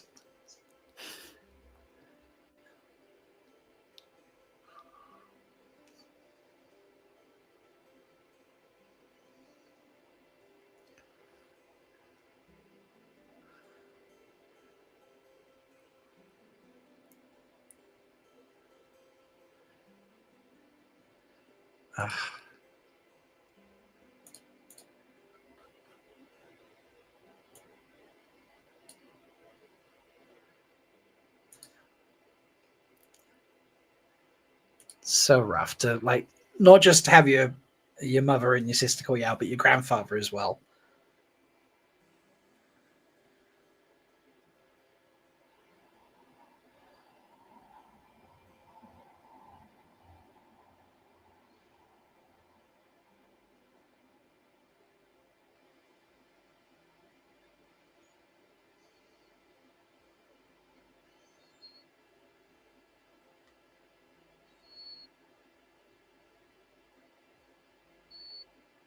Esa es la peor parte. O sea, sorry, this is the worst part. Don't apologize for that. It's totally fine. I mean, I won't know what you're saying, but don't apologize for it. Yeah, this is absolutely the worst part. Like, it's really that one. Oof. It's like rubbing it in, isn't it? I'd rather just be ignored than be like, yeah, my son. Why would you say that? This feels unnecessarily cruel, doesn't it? Yeah, you're just making it worse. Yeah. There you go. Kayla in chat, or Kyla, apologies if I've said that wrong. This tore my heart out. How could a mother do that? Yeah. Like I said, it's also very unhuman. I feel like a mother who truly loves her son would never say something like that unless she's been so brainwashed to believe that doing something like that makes him no longer his son. You know what I mean? Like, it's so complicated. It is. It is very complicated, and just, I mean, all credit to them though for being like, okay, well, we'll just have to like protect them because they can't protect themselves. because it could be very easy to be like, well, I'll just leave and never, be around my family again since they choose to not acknowledge me. Yeah. So it's very heartbreaking all around. And I love that they do this thing where they cover up their faces to like foreshadow how they later became what we know as the IEL. It's so cool. Yeah. So it's just, like I said, so many of those tiny things that just make all the difference. So I don't know about every time I watch this, I'm like, oh yeah, Moraine's in this episode, All right, going back to her. Yeah, okay, yeah, we'll talk about her for a minute, because she has some crazy stuff happen in this episode. All of the camera flashing around her type thing. I've heard some people talk about how she doesn't have very good, I think, sense of self-preservation here. She's just like, oh, there's a very large, very powerful magical object in here. I will just take that. Thank you. Like, how did she know it's there? Why did she steal it? Like, what could go wrong? Many things. Yeah. I'm trying to think. So episode 6, you've seen her mess around with it. Yeah. Yeah. Episode, yeah. You've watched up to episode 6, so she messed around episode 5 with it. Yeah. Mm-hmm. Again, trying not to spoil you. Thank you. If it was terrible, I'd be like, yeah, don't worry about it. I'll just tell you the highlights. Don't waste your time. But it's incredible. So the last 2 episodes. So I don't want you to get spoiled on it. Mm-hmm. All right, here's a question. Visual, it's crazy. It is. Actually, the costume designer, I don't know if you've seen it on her Instagram account, Sharon Gillam, posted, they made the skirt like obscenely long so they could do like huge draping patterns of her like floating around in the rings. Oh. And Rosamund actually had a conversation with, so that skirt is like so much longer than it actually is when she walks in. It's not ankle length, it's like another 3 feet longer or something stupid like that. But Rosamund said to the director Thomas Napper that she was on vacation somewhere and she was at like this like water treatment experience spa thing, I don't know what, and you were like floating just like wondrously around and such like that, and she thought it would be an amazing visual for the rings, and that's where it came from, because Rosamund's suggestion. So I love her. She's so good. Yeah. I mean, like, she's crazy. She touches is also, true. That too. in a good way. She's like eccentric, like in a great way. Yes. Yeah. But I feel like to me, it's one of those actresses that if I see her in anything, it's like, okay, this is good. Agreed. Like, yeah. So did you understand what she's seeing with all of these different like visions? Like all of the possibilities of her life. It's something like that, right? Yes. Yeah, these are all like possible futures she may or may not be having. Yeah. And obviously a lot of them end in some form of death. Yeah. For various people. Usually Rand, but yeah, many people.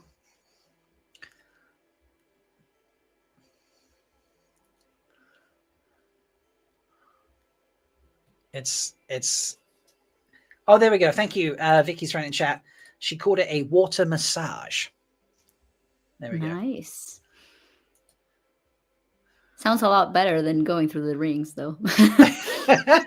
Probably doesn't come with traumatic death experiences. Yeah. So she did a Q&A on like Amazon Live or something like that weeks and weeks back. And we were watching, and I was like randomly able to do a live stream during it. So I had some friends on with me, and they were like, "Put your questions in, like maybe we'll ask them." So I threw a question. She actually answered my question. I said, "What was the hardest scene to film this season?" What was the hardest scene to film this season so far? Because I don't think we'd had the last episodes of that stage. And she said the death scenes in this were like the hardest thing, and she goes into talking about how anytime you have to like film a scene where you die is a really like tough experience for any actor. And yeah, she obviously gave a much better answer than I've just paraphrased there, but it was like, wow. And she had to do So- it so many times. Yeah, For her. multiple times. Yeah, it's like, okay, we've got a spare 10 minutes. Why don't we have Natasha slicing Lorraine's throat today? You know, like. Oh. But I love how they show it as well, like this, like a wheel, like showing Yeah. all the possibilities. It's so cool. Yeah, it was an old camera rig from like the 80s or something like that someone found, one of the techs found, and it literally is just a big arch, just goes from one side to the other, and so they just constantly filmed it in one motion, and then just flipped the camera between them.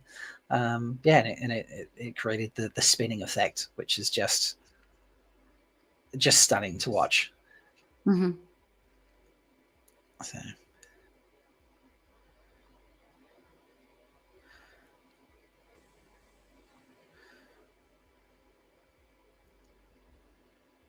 So I'm curious if you understand here, the people that leave now, do you understand that they become tinkers? What were those? Sorry.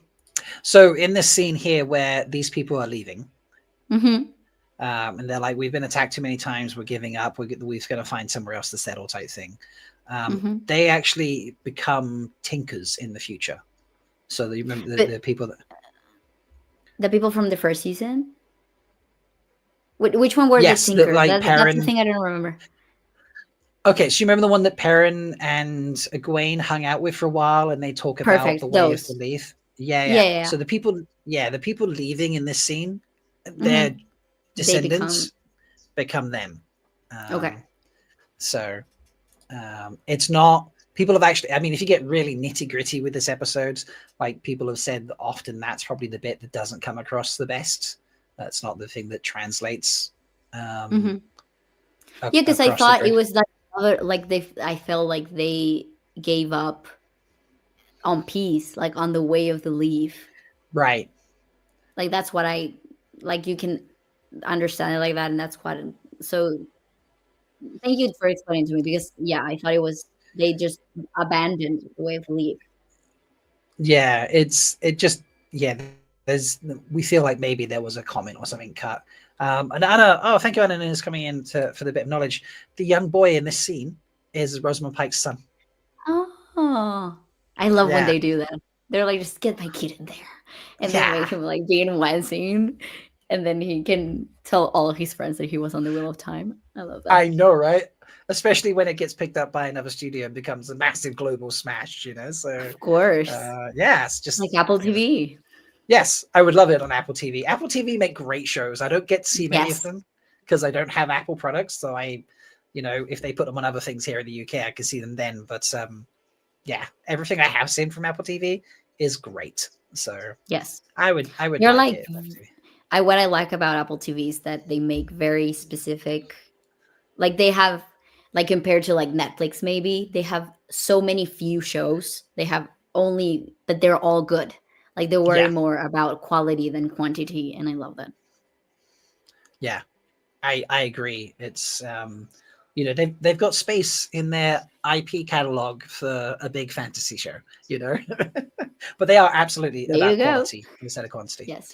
So Yeah. Okay, I have to say that he looks like Anakin Skywalker here.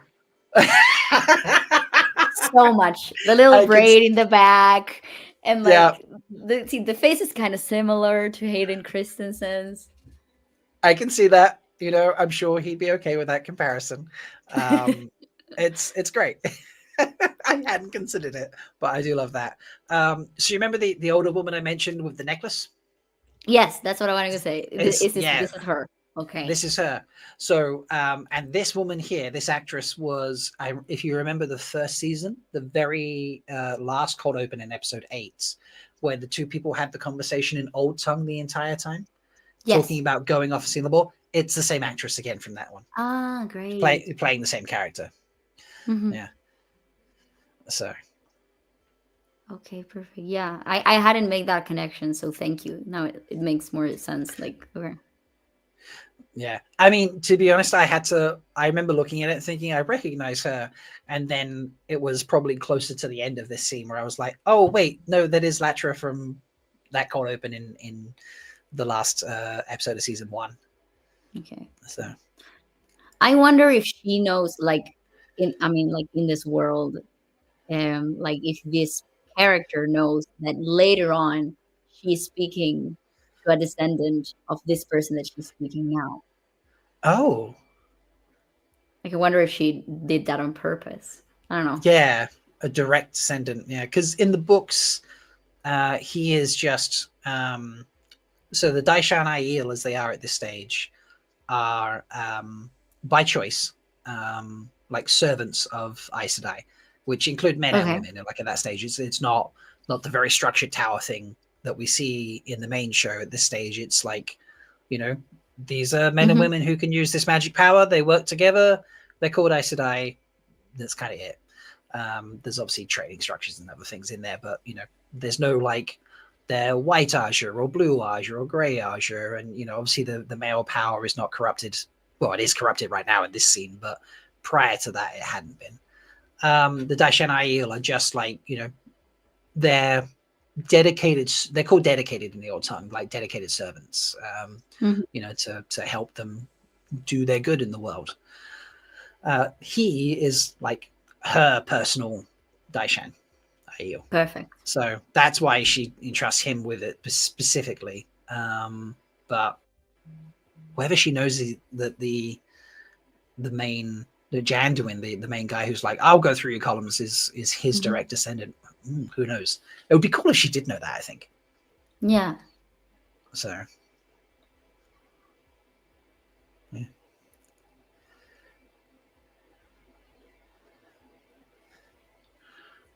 I do love how their wagons changed from like Yeah. very futuristic great wagons to here's some wooden carts we pull around now type thing. So But the structures are like kept the same. I love that. yeah, they look very similar. But yeah, they've very much changed the materials and such. So and Josie's right, like the versatility of Yoshi's acting is pretty incredible. Mhm. He plays 7 different characters. Well, 6 in the flashbacks. Obviously, Rand is the main character he plays. Yeah. But did you notice all of the? Yeah. Are those all trees, all of the- supposedly? So you mean all the lights in the background and stuff? No. Like if in every wagon there's the same thing, like there's the same tree with the same little thing inside. That's So the they idea. don't have the. He's got the only one of the little Oh, dwarf okay. figures to canon, but they all have a tree. Okay. But they just don't survive through reputation. But there's like thousands of wagons, thousands of wagons, and like that tree that he transports is the only one that makes it. But yeah, in the background of all those shots was like the world being torn apart by all the crazy male Aes Sedai. That's why there's like fire and lightning and everything going around in the background. So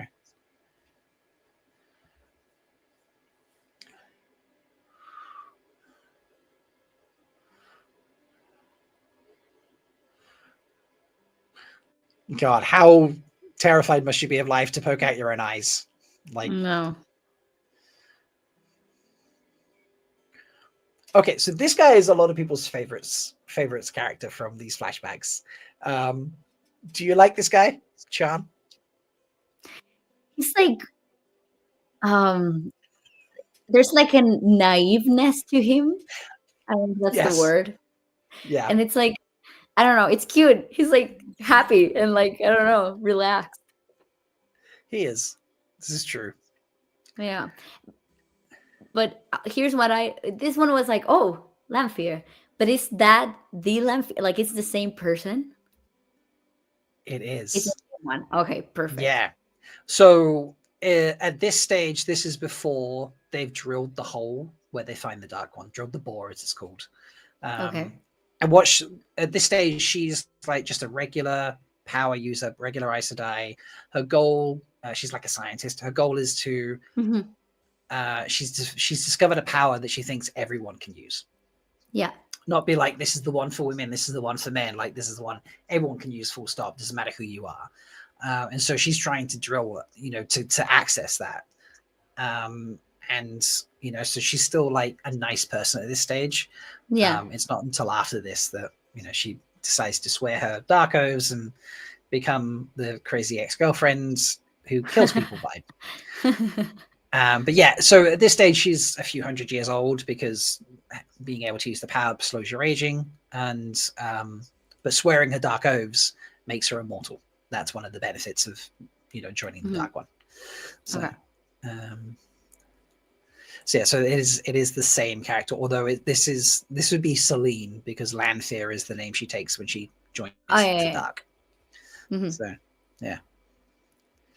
So, and for me, it's a big part of why Rand is just like, oh, you're lovely, and like I can save you, and you're not evil because I've seen the nice, Side of very you. the innocent woman in STEM 3,000 years ago, and it's like, she's sworn to the dark since then, my dude. Like, she's joined the evil. I love the fact that they're singing the song here.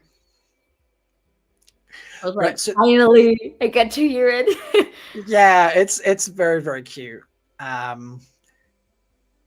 This was not something I expected to see.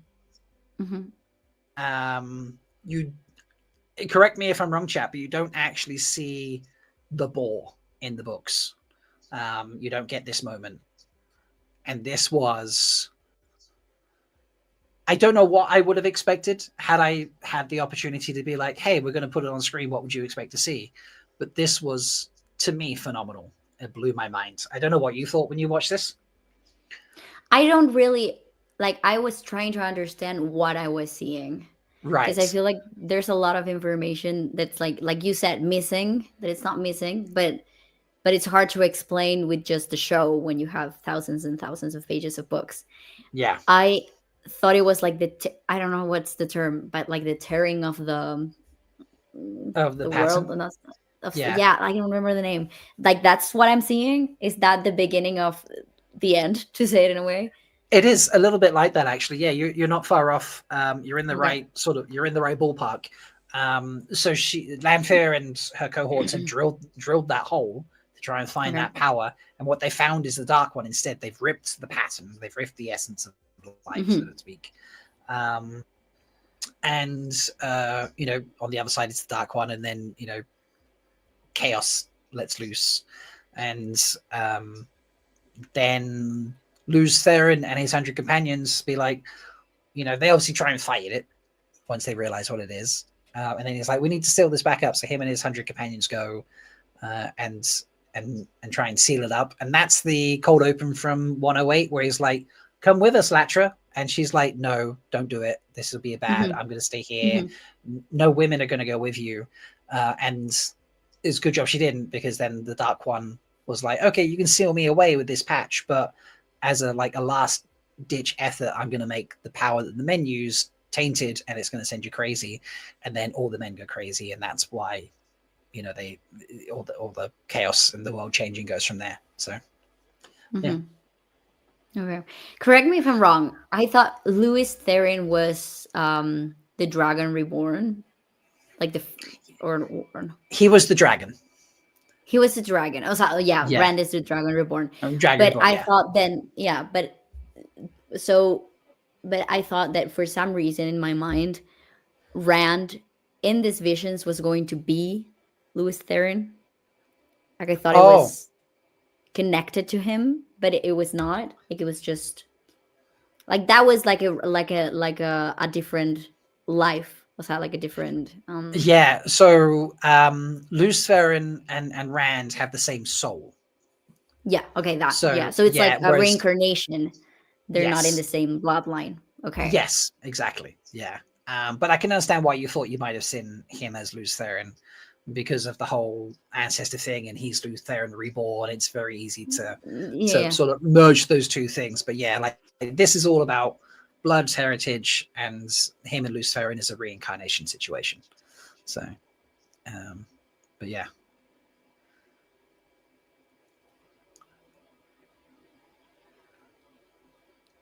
I do love how he waits for Moraine, though. How he's like, I can't leave without her. It just shows how much they've grown together. It's very cute. Yeah. But it's such a weird relationship because she's like, if you turn bad, I am going to kill you. I know, right? Yes. Yes. It's so true. I do. Those dark outfits were so good. Sharon did stills of them and they look amazing. Mm.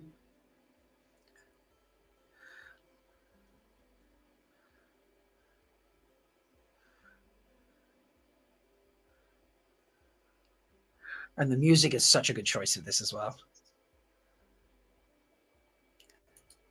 Like it just matches so well.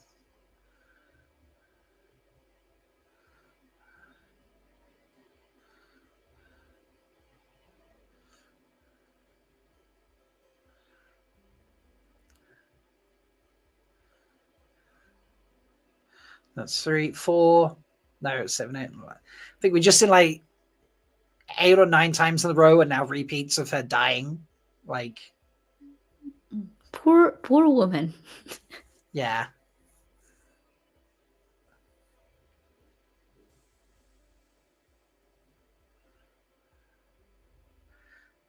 Would you, if you were given the choice to go through the rings, would you go through the rings? No, I'm No? good. No. Would you do what? Would you do what?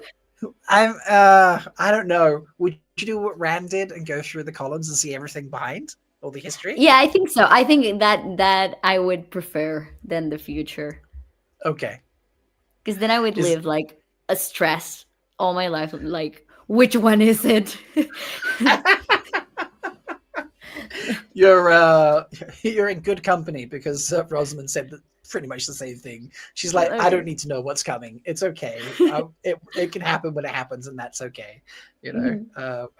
Yeah, I don't think I do. I don't think I would do the rings. I think that would be. I want to be surprised. Also, like I wouldn't be able to change it, and I would probably worry. Like you say, which one is it going to be? So, chat, let us know if you would. Pinja, I would go for the rings. I am terminally curious. I love that term. Terminally curious. That's great. But they would also go through the columns in a heartbeat as well. So, yeah. Amazing. That is brilliant. Fun tidbit, there was actually dialogue in this last scene originally, and they decided to do it, I think time constraints, they decided to like try and do it just not, just film it and not worry about getting any dialogue. And I think it ends so perfectly that just the looks on their faces, I don't know, like, how were you feeling when you finished watching this episode? Like, I was like, this episode was so good. Like that was just my thoughts, and everyone's acting of suffering and pain is so good. yeah. Like you believe they're going through it. I agree. So, all right, that is episode 4 done. So clear that. You have 10 minutes, everybody, before we go on to episode 5. So go take bathroom breaks, snack top-ups, whatever you need to do. In the meantime, I'm going to put a poll in chat. I'm going to ask people, would you go through the rings, the columns? And apologies if I spelled columns wrong. Both, or neither. And I'm curious what everyone says. But yeah. No. It is. I'm actually gonna take the chance, if you don't mind, to go take a bathroom break. Absolutely fine, not a problem at all. So go for I'll it. be right back. Okay. It's totally fair. Yeah, folks. Like I say, you've got just under 10 minutes to go do that. We're halfway. We are halfway through the season 3 rewatch for the hashtag SaveWhat live watch party. That's a sentence I've got to say a few times on practice. I hope you're enjoying it. please share it around, get more people watching, because we're trying to celebrate our love for the Wheel of Time today, for what the cast and crew have given us, and to demonstrate to others why this is so amazing and why another studio should come and pick this up, because it needs to be told in full. It deserves that. It's going to be the best thing that fantasy's had for decades. It's already rated like that, so it needs to be a thing. But yeah, queue up episode 5. Don't be like Skeeter, who was like, oh crap, I haven't queued up episode 4. Go queue up episode 5 now. Wait, don't press play yet. Wait for the timer. The timer will change and be there, which will be on that side, I think, because of mirroring and such. I don't know, wherever the timer ends up on the screen, because it's all looking weird to me, but apparently it looks right to you, so that's fine. I think it will end up there, actually, looking at the YouTube thing. But yeah, vote in the poll while you're doing it. So far, it's interesting what people are voting for so far, actually. I'm intrigued by some of this. So, yes, Astra, you're right. It's the amazing freaking cast. It's so good. And they deserve to keep making it. Bear Bulb, you're right. It is every single time. It's not, like I say, it deserves to be rated the way it is. If anyone's curious, so the IMDb ratings range from 8.1 to 9.3. So episode 1 was 8.5, and then going through, you got 8.2, 8.3. This episode we've just watched 4 was 9.3. 5 is 8.1, 6 8.5, 7 8.5, and 8 was 9 flat. So you love me even when I can't point to the timer. Literally. So folks, if you're not aware, like the timer for me is sitting right there. But apparently for you, it's all sitting right there, which is so bizarre to me, but that is what it is. So yeah. Cody is back. So where are we at? We've got a few minutes still. So I'm going to unwrap. Can you tell me about? Oh, sorry. No. What would you like me to say about? I was going to ask about the rumors of why did they cancel the show? Like, I'm so curious about understanding why. I no, I don't know.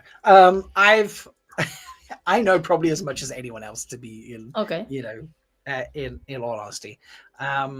So according to like the Deadline article, it is, financial reasons. It didn't make as much money as they wanted, I suppose.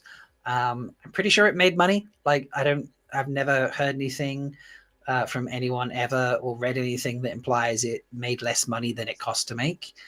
I know it was expensive to make, and as such, it doesn't make as much profit, but no one's ever implied that it doesn't make more than it costs.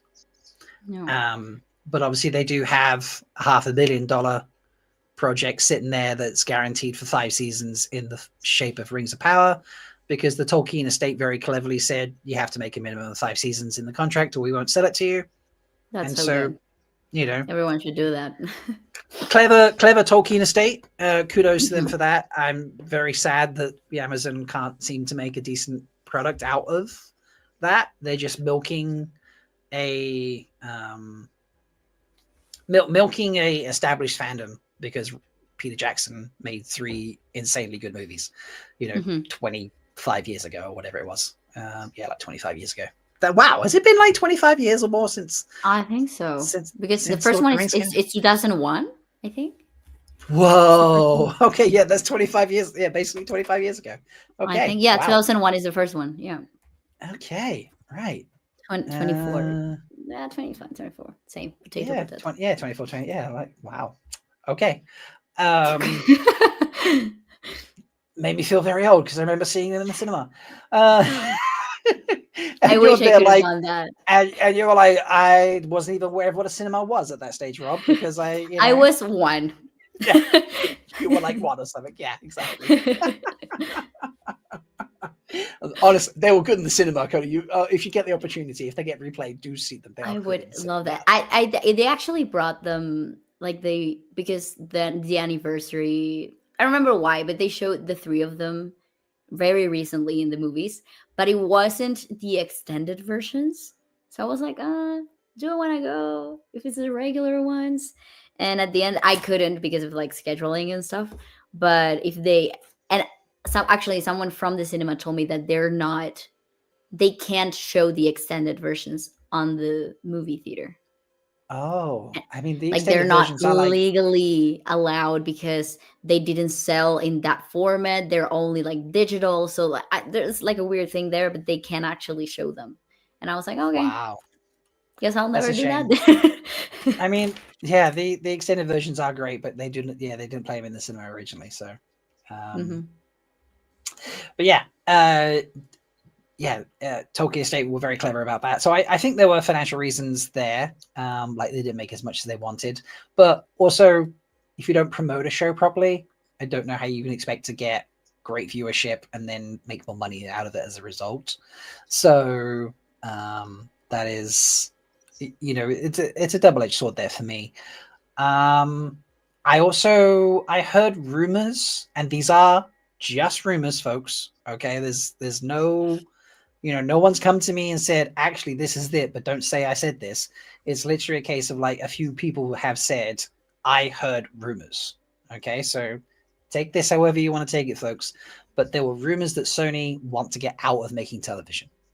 That Sony just don't want to make television anymore. So they're just trying to like axe all their current projects, wrap them up, whatever's appropriate, and just nix them and get out of the TV game. Okay? Want to That's stress so very weird. clearly those are rumors, and Mhm. that I have no one has come to me with any facts about this. So take that with whatever grain of salt you feel is appropriate, folks. But there were pretty clear indications that Amazon liked what they were making and wanted to make it more, probably with a smaller budget and a shorter season, which scares me. But Sony were just like, kind of no. But does Sony, Sony have the rights? Like, what's yes. the okay? So Sony bought the rights to everything that's on the page or mentioned in the books. So everything that's in the timeline of the books. So everything that happens from the first book to the last book, or if it's mentioned on the page, like this stuff is. So we've just watched episode 4, which goes back 3,000 years. That's mentioned on the page, so they can make it. But they can't talk about anything that's not mentioned on the page or doesn't happen during the time of the books. So, that's where they sit. But yeah, Sony owned the rights. They bought the rights for that specifically from Red Eagle. And they still have them as far as I'm aware. So, but yeah, I don't know. Like all rumors and such, people, I don't actually know. I'll be very clear about that. Sometimes I get told things, but I'm being very clear. I do not actually know. Of course, yeah. Yeah. So the only people that know are the ones that were like involved in the decision, and then the rest is just rumors and stuff. And they maybe they're true, but yeah, they could be. You never know.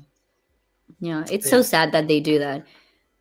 It is. Because it really is. Yeah, because we talked about it. I'm a huge fan of Shadow and Bone, and I feel like it's like I'm listening to you, and I feel like going like flashbacks to Vietnam, because I remember being like, they didn't promote it at all.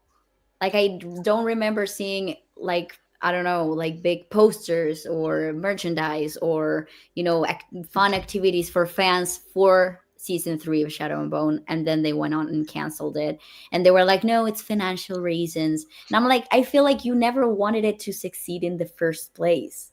Yeah. Like they were set up for failure. And that's what bothers me. Yeah, it's exactly, I feel exactly the same way. Sometimes they just want to cut things. I don't understand. Like, I mentioned this earlier. Like, apparently, being able to pay all your bills and all your people that work for you a fair wage and having money left over is not successful as a business anymore. And like, that is literally being successful as a business. So, no, and they also act like they didn't know that making a fantasy show was expensive. It's like, oh no, this has gotten out of hand. You literally said, I'm going to adapt a 12-book fantasy series. Like, what were you expecting was going to happen? Not to scare you, but it's 14 books. 14, sorry. I was actually like, are there 12 or are there more? Like, I couldn't really You're remember. Yeah, you'll never read them anyway, so it's not a problem. So Yeah. Maybe someday I'll get to like the fourth one. Maybe. But yeah. Maybe. Like 14 is too much for me. Give it I'm not 25 ready. years. Yeah, give it 25 years. It'll be fine. So I'm gonna end the poll and then we are gonna start episode 5, folks. So get ready for that. It's an even split. 40% of you would go through the columns, and 40% of you would do both. And then 11% of you would do neither of them, and only 8% of you would go through the rings. So 8% of you are crazy. So, but yeah, okay. Has everyone got it queued up? Cody, you got episode 5 ready to go? Okay. Yep. Hope you're ready, folks. And press play in 3, 2, 1, go. So, and remember, we are going to watch the previously on bit, folks, because otherwise I can't line the timer up. If I skip ahead, I can't skip the timer ahead and you'll all be behind. So, oh man, this is the episode. So I know Juliet. I don't know if you, I've never told you this. So Matt's mother, like I've met her and I know her, we talk. Okay. And like when she dies in this episode, it kills me. And I'm just like, no. It's so sad. And also the fact that we haven't gotten to see them in so long. And now they're like, okay, we're showing them to you. And they die. Yeah. Also, she dies. It's heartbreaking. But yeah. I just saw like the flashback also, of her like from other moments and it reminded me that she dies in this episode. And I'm like, so. No, and also like thinking about Matt, who doesn't know, and when he finds out, it's going to be so sad. Yeah, because I think do they show that? I don't know. You can tell me that. Of Matt finding out that his mother has died. Mm-hmm. I don't want to tell you. Oh, come on. That you can tell me. Not in this season. Okay. So what happens to Matt in this season? He doesn't interact with, like, no one gets back to, everyone's like gone their different ways. Nobody ends the season back together. So who they are with at this moment is who they're with at the end of the season. They haven't crossed paths again, type thing. So there's no one to tell Matt that, hey, your mother died. Mm-hmm. Okay. So that doesn't mean he won't. Oh, this visual is absolutely incredible. Her in this whole part. like, oh my god. Also, I love to think as well, like what this was for her to shoot. And obviously you don't have, when you're filming this, you don't have all these special effects and the colors and the lights and everything. She's just doing that all by herself with a little crystal ball of nothing. And I think that's insane for her as an actress as well. Yeah. And they'll be like right then when it's coming up towards the camera, you can only partially see her face. She'll be doing, acting on her face and stuff, and you'll have no idea what she's doing because you can't see it. And everyone's telling me off for spoilers in chat. Well, not everyone, but some people are telling me off for spoilers in chat. And I'm like, I haven't spoiled anything. I've just clarified that they don't meet. The opportunity has not arisen. Sorry.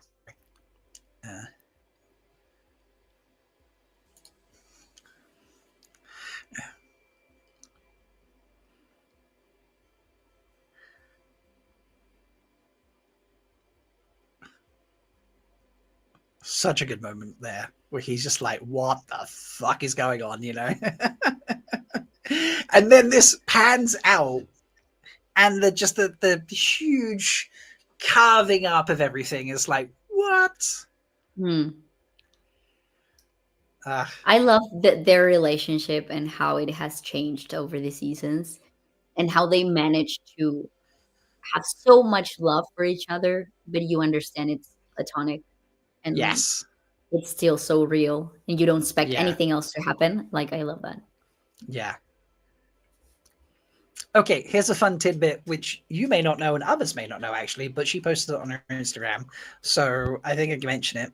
This scene here, where the Melaine, the woman in the middle, where she falls back, like now, and then like comes forward and does the rest of the scene. She nearly fainted right then. It was like 45 No degrees way. Celsius in the South African desert where they were filming, and she nearly fainted. She basically did faint in that moment. Avienda, Ayoola Smart, the character, the actress behind her, sort of like caught her, didn't quite realize what was going on, just sort of slowed and like half caught her a little bit. And that was enough for her to like pick herself up and just carry on with the scene. And that's the cut they went with. And she almost passed out in that scene, like on camera, because of how That's hot it was. crazy. Yeah. And how she managed to like stay in the scene and not just, drop there. Yeah. So I have to say I have one neat pick with this whole everything they've done in the desert. I do not like Moiraine's hat. I feel like she looks like a farmer. And it's so out of place. And it's weird. It's like, why are you wearing that? Okay. But the rest is perfect. Rosamund gives context with this, actually. Okay. So in episode 1, they were like, we're going to Tyr. And like Rand turns up at the end, they're at the docks, and she's like, I've paid the boatmaster, we'll be in Tyr within a week, blah, blah, blah, blah, blah. And he's like, no, we're going to the Aiel Waste instead. She packed to go to Tyr. She didn't pack to go to the desert. So she just picked up the first appropriate hat that she could for the desert from a peddler on the way. Because she's like, I need a hat. Makes sense. But I forgive it a little bit, but it's weird still. A lot of people have had discussions about the hat. She looks like a scarecrow. Like, why that one?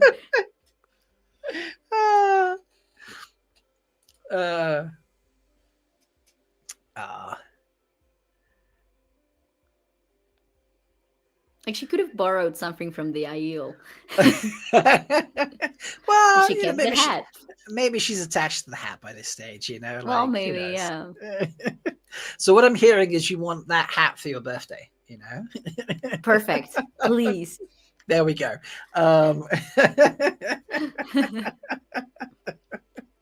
There seems to be something every season that like not triggers people but always makes for fun debates. The hat has been one of them this season. So yeah, like literally we've got some people being like team hat. Or like that hat is perfectly functional, seems like a good idea to me. So yeah, it's great fun.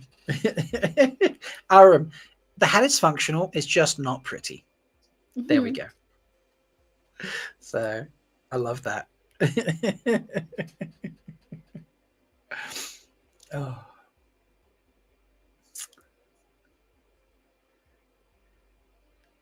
I really love her character too. Swan? Yeah. Yeah. Sophie is a phenomenal actress. Yes, she is.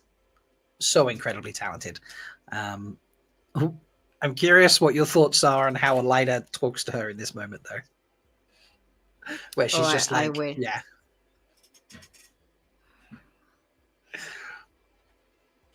I hate her. You hate her? She's so annoying. She's like, okay, it's a weird thing because she's like, okay, you're so powerful and cool. But at the same time, I feel like she gives me Kardashian vibes, in a very bad way. She's a mean girl and has always been a mean girl. Yeah. I mean, I can absolutely see that. Oh God, I'm trying to think when it is. The cold open to episode 8 will give you a little bit more context about their relationship. Okay. So Max has apparently a spiel about Elida actually does have a strategy here. I have not heard this, so give it to us, Max. So yeah, she's really mean here, isn't she? She's like, you're really trash. You can tell she's cunning. Like, you can tell she's also like her. I want to know her plans as well. So it's a character that you hate, but you also are like curious about. It's like I want to know more. Why are you like this? What are your plans? Are you good? Are you bad? Because she's red, but up until this point, I'm not sure if she's like team. Oh, the blonde one. Leandrin? That's right. Leandrin, or she's like not team Leandrin. Thank you. Okay. If you were forced to make a bet, which team would you put her on? Team Leandrin? Not Team Leandrin. Not team Leandrin. Okay. For now. For now. But I don't know. You reserve the right to change your mind. You don't want to commit. Okay. Fair. So here's Max's comment. So part of it is sussing out whether Swan can be worked with at all. Elida thinks any rational Amelin should be caging Rand. So is Swan going to be confrontational about it or not? Okay.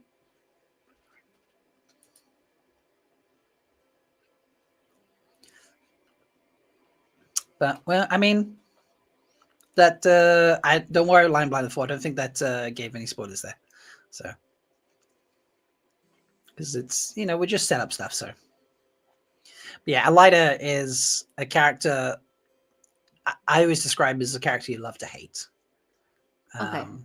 You know, and in the books, she's so well written that you want to hate her.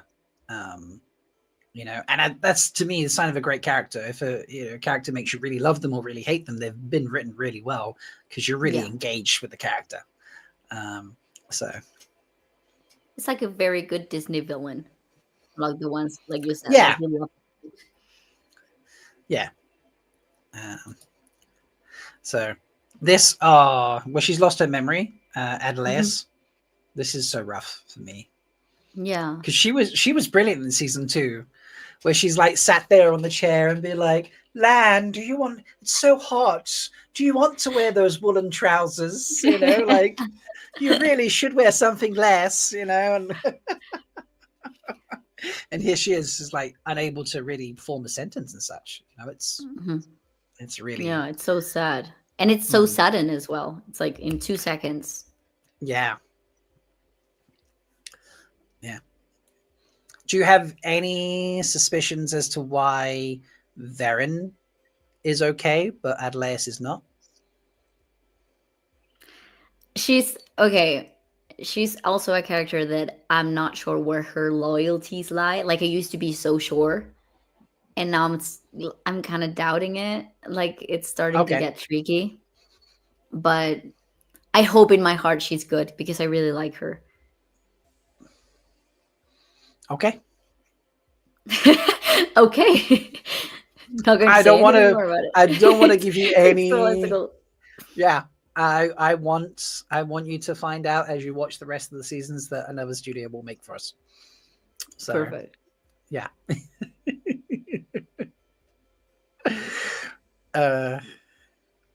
Oh, the Baker Boy. That's a fun discussion. Here's a moment a lot of people loved. Aiel running in with horses. Because Aiel brag in the books they can run as fast as a horse or faster. So this moment where they run in with it is actually, that entertained a lot of people. Oh, I love that. Yeah. Just to share what people thought of that for you. Because it's like, how'd you put that on screen? It's so tough. But yeah, that moment sort of fits for it. I don't know if this happens to you, but whenever I watch like the show and they would show Two Rivers, I would be like, I was there. Oh yeah, of course. I was about to say like, oh, I've seen that guy, but yeah, it was so good, wasn't it? Yeah, it was great. I remember when we were like walking in, but like not on foot, like already there, but with the cars, and you could see through the window that we were like approaching the set, and I was like tearing up, like this is so perfect. This is so cool. Kathy, who was in because obviously it was like the 5 of us quote fans, the 5 obsessive people from in the fandom as opposed to regular fans like yourself. Okay. We were in one car together. Kathy's watch, Apple Watch, actually gave an alert to be like, "Oh, your heart rate has just spiked as we came over the hill to going down." I Suddenly she love was just that. like, mhm. So excited. Oh, that's Yeah, so great. honestly, so excited. I use the shot of me in the village as like the main page on my website. Of Because course. it's just so cool. It was such a Yeah. great visit. And I love how they made everything like so welcoming for us as well. And they Oh, had they really everything did. like prepared, and they showed Yeah. us the episode inside like the set. Yeah, we got to That was so watch. cool. But it was 2 episodes we watched, wasn't it, or 1? Yeah, it was 2. was It was 2. Right. It was 2, yeah. And we sat. Yeah, we got to sit inside the Wine Spring Inn and watch the first 2 episodes, and I was just like, I'm sitting inside. Yeah, Yeah. No, everything was crazy. And the food Absolutely was very crazy. good as well. The one they had for us. I remember that. Yeah. Yeah, I remember I couldn't put on like the wellies and that because folks, apparently we're digressing into a discussion of set visits here. Sorry, folks. But yeah, like none of the boots were big enough for me, so I just had to wear my regular boots. But luckily, it wasn't too bad.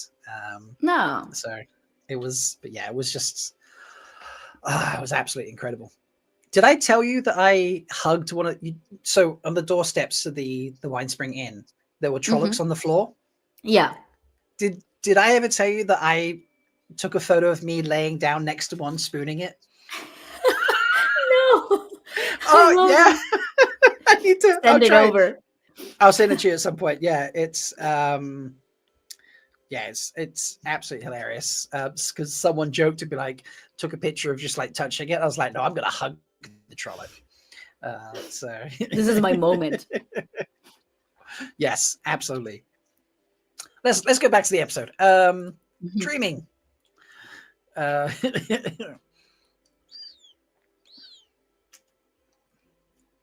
I love the echo effect here for the dream world.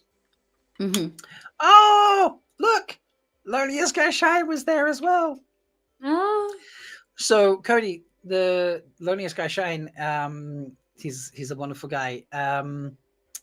It was sultry. He was there as part of the Amazon crew. He was one of the people taking us around. Yeah. So I was I'm terrible with names, so probably if I see his or her face, I'll be like, oh, I remember you. There were a lot of faces there. So yeah, there was so much people as well. Yeah,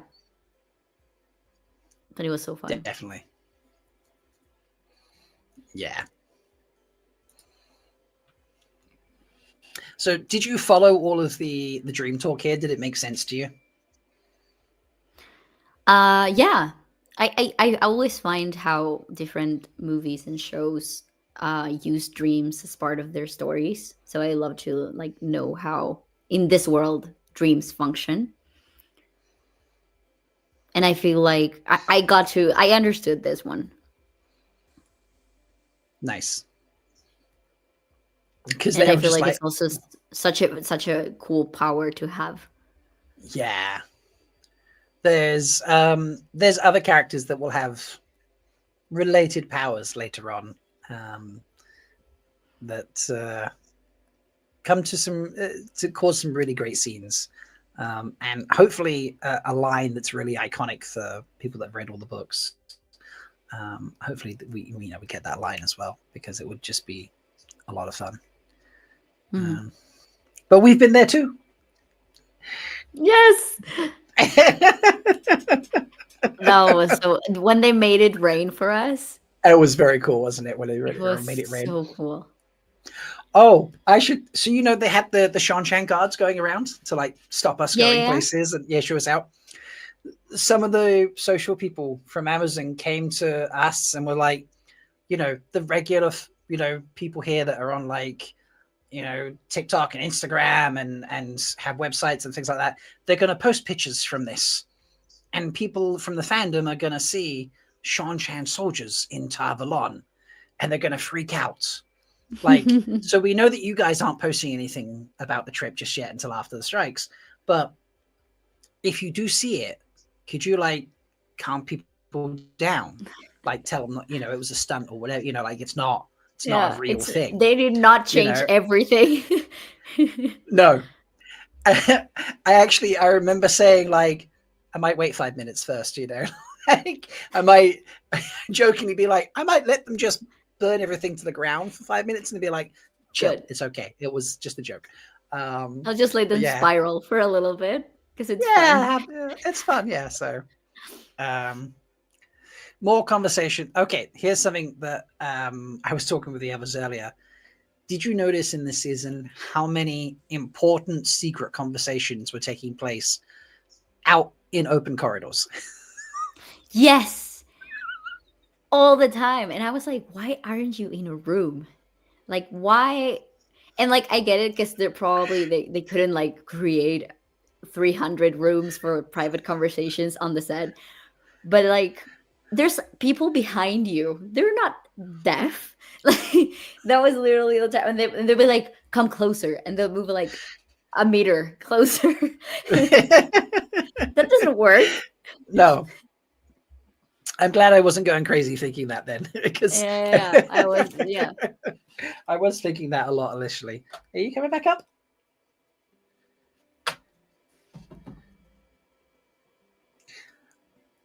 I did not see this coming initially. I thought that they'd actually caught Adles in the corridor and that Elida was like, this was not a trap situation. I didn't realize till afterwards that they'd set a trap to give her false information. And, Yeah, me too. Yeah. I was like, no, don't take advantage of Adles. It's not fair. Yeah, it's also sad. Yeah. Yeah. And then, yeah, this moment with Leandrin, with Liane, and it's just like, oh no, the bait has been taken. And I was like, oh, okay, it's a trap. It's fine. Mm-hmm. So, I love the faith she has in her sister there. That's so cool. So, the cat is very much in my face right now. Are you okay, buddy? Are you going to say hello? Come say hello. Look, say hello. There he is. Very much does not like being picked up.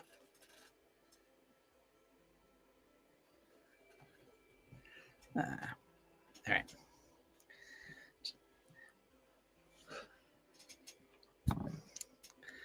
But it's a very clever trap.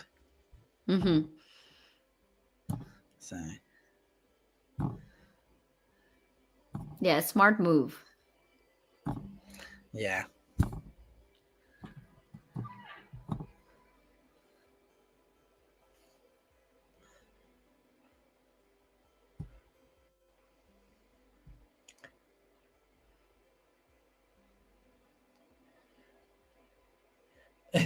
Yeah, and I love Elida's reaction, like, don't even say that word.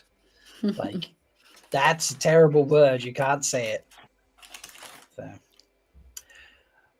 To the boats.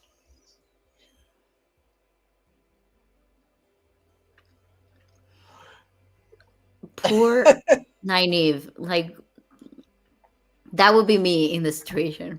Yeah, you're not. You get seasickness. Yeah, I'm very bad. Like, Yeah, if I go in the back of a car, I will get dizzy. Imagine in that situation, I would just. Oh, okay, yeah. No.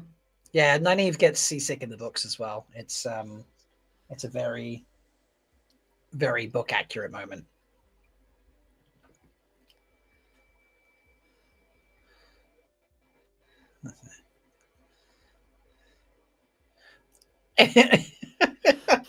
I love how upset Matt is getting. Like, no, too much. I can't deal for room sickness. No. And also, I was thinking all the time, imagine the smell in that room has been going on for days. Yes. Like, I get mad a little bit. It makes sense. Yeah, I agree. I agree with this as well. Like, I also love how Nynaeve's like, you know, Matt said, oh, you're worried she's going to go up and throw herself off the deck, you know, throw herself overboard. And Nynaeve's like, that's an option, you know.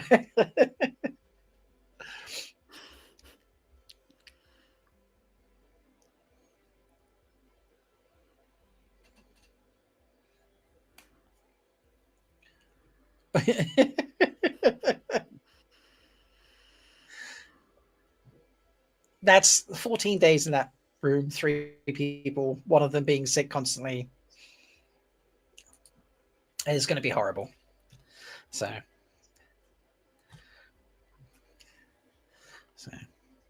I wasn't sure we were going to get sea folk in this season, to be honest. Like, why you didn't see how they were going to connect it? I thought we would like see some sea folk, but I didn't think we'd spend like a whole couple of scenes in an episode on a boat with them. Okay. For some reason, I just thought they wouldn't bring that in yet. Because I mean, you don't have to bring in iconic characters from that culture straight away. You can bring them in later if they're needed. But it's, I don't know. I was just like, if you bring them in this season and don't do anything else with them, then you should bring them in again next season for more stuff. Otherwise, it seems like a waste to spend time introducing characters that you don't see for a couple more seasons. Like, save the introduction for later. Okay. So, yeah, I didn't think we'd get like 2 or 3 scenes with them and what we do, you know, the channeling things and stuff like that. So, yeah, I thought we'd see them on the docks or something, and like in the background as like a little tidbit. But I love that we got. I love what we got. That, you know, we get Matt and Min as we see right now, where he's chasing Min around, and then we find out about them channeling, and it's a secret from the Aes Sedai and stuff. And it's it really, I love it. I just didn't expect it. So yeah, good surprise. Oh no.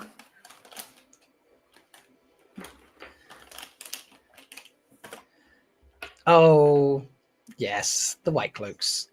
So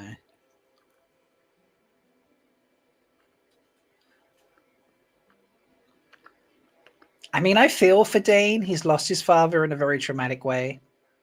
And now he's an alcoholic, which is obviously a whole new kettle of fish of things to deal with, and can be triggering for a lot of people for a lot of reasons.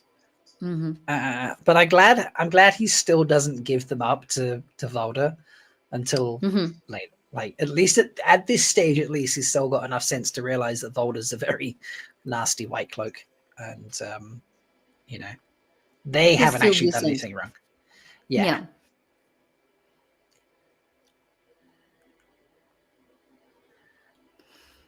This, I think, was silly, though.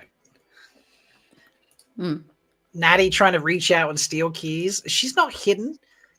You know, he's not looking the other direction. You know, like, he's looking at the person sat next to her. Like, he's going to see her lean forward and reach out. I don't understand what her logic was in this moment. And something I don't understand is that Perrin, by this moment, he's been like, what, 2 days already into Rivers, and like people have seen him. Like, how have they not find out that he's already there? That's a good point, actually. I'm assuming the White Cloaks just haven't gone down to the village.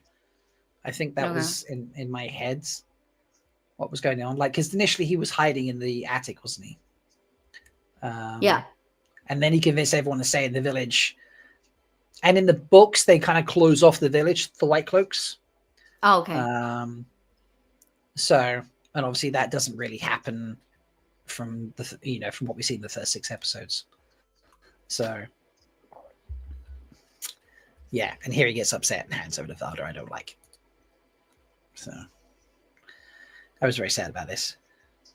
Natty Coffin, Juliet Howland's actually coming to Mercuricon in August. So who? She's going to come. Juliet Howland, who plays Natty, Matt's mom. Okay. Yeah, she's going to come to the convention that I run. I love that. Yeah, gonna manage to work it out with her schedule and her partner and the kids and such, that she's going to come over and spend a day with us at the convention. So, which would be really cool. No, that's so great.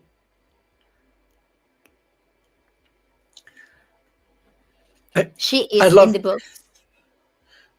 Yes. Yeah. She's so tiny. She is so tiny. Yeah, there's like over a foot of difference. It's great between the two. No, I mean she's probably my size, but she's tiny. Yeah, I think someone said she's 5'2". Yeah, she's my size. So Yeah. I would look like that next to Perrin. Good to know. Yeah. I think they play with the camera angles a little bit, but yes, there's like he's 6'3" or 6'4" or something like that, you know. So And he's still very tall. It's extremely tall. Yeah, there's over a foot of difference between the two of them. So, but yeah, they're a great pairing. Those two, I love their whole dynamic that they have in the season.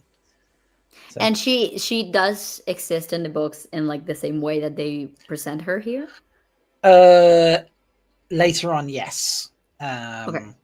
So when she's initially introduced in the third book, yes, the third book, she's very childish and a little selfish, I would say. Actually, she's extremely immature, and that continues on to the journey when they go back to the Two Rivers, like her and Perrin and Aiel and such, and it's like during the whole situation in the Two Rivers, and then a little bit afterwards, where her character, like Robert Jordan, made her more mature. And from that point onwards, she becomes a character that's you know people. She's not a very liked character, I'll be honest there. You know, she's not a hated character, but she's not an overly loved character.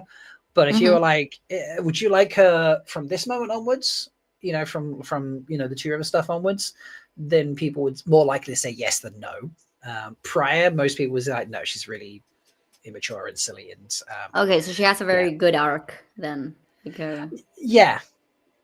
And in the show, they've introduced her without what happens in book 3. They've just brought it here with some elements of that happening instead, and she's a much more mature character, and it works a lot better. So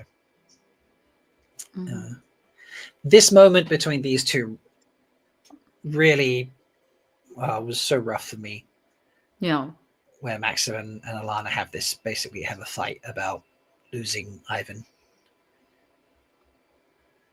That was a sad moment too. I really liked the dynamic between the three of them. Yeah, they had a great dynamic, the three of them. It was really great to see how they complemented each other. But yeah, like the way the two of them are dealing with grief of losing him was a big part of the season for me. It was put so well together. I loved it. Like, I didn't love that it happened, but I love how they portrayed it. Just realized how that sounded. I love that they were in grief. No, I don't love that they were in grief. I get it. Yeah. So.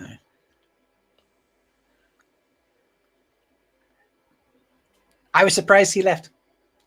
Like, I know he was angry, me too. Whatever. Yeah.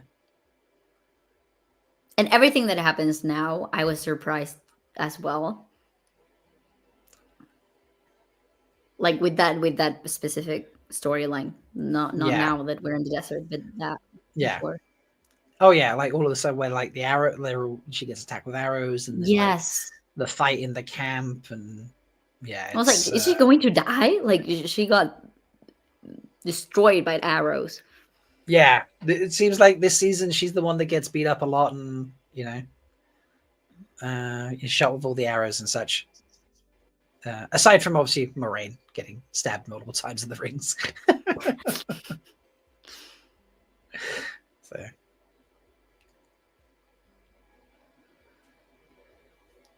this is not in the books. This stuff. She's not a Valkyrie in the books. So for me, this was quite interesting to watch.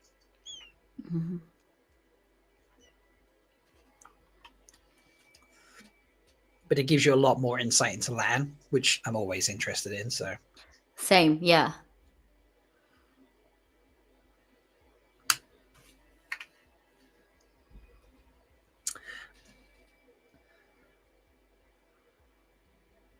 What I really like about this show is that you have so many different interesting characters, but they're all interesting for very different reasons. Agreed. yeah, there's like someone for everyone, I suppose you could Mhm. say. But it's not going to Yeah. be like, I like this one person and that's it. There's going to be multiple characters you like, with a few you're like, I really love. And then characters you're like, I don't care. You know? Yes. So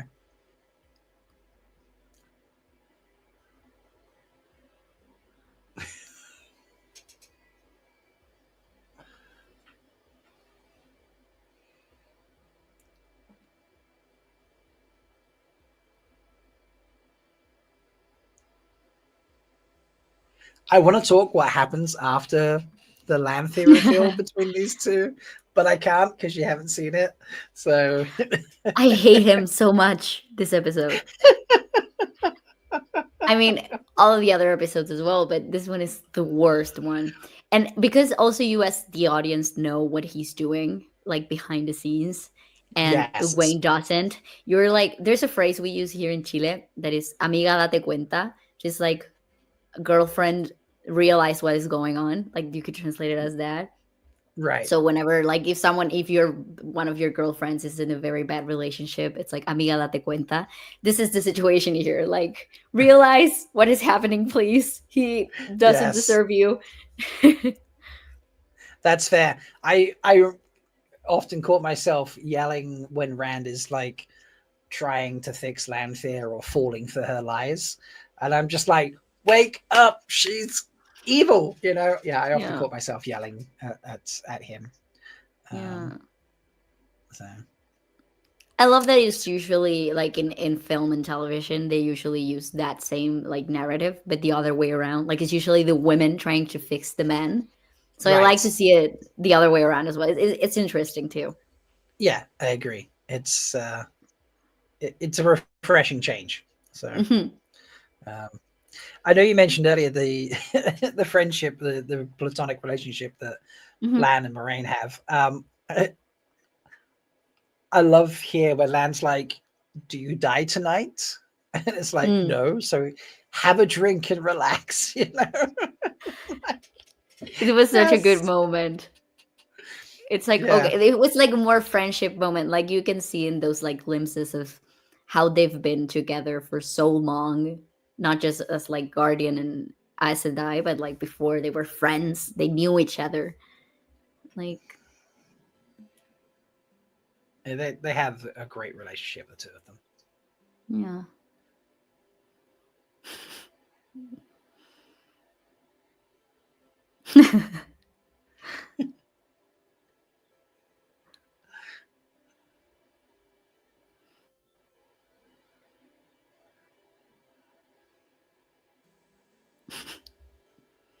I mean, he's not wrong, you know. Yeah.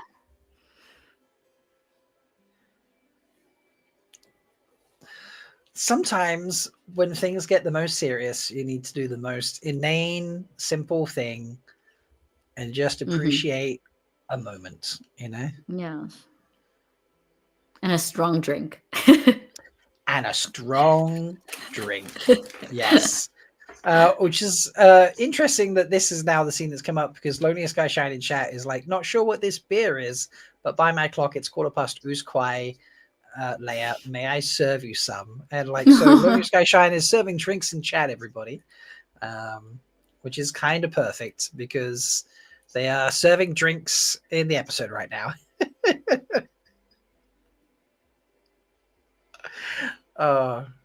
I love how in these moments they feel younger. Yeah, yeah, because Like the they're stress still- is Yeah. the stress is lifted for them, hasn't it? So,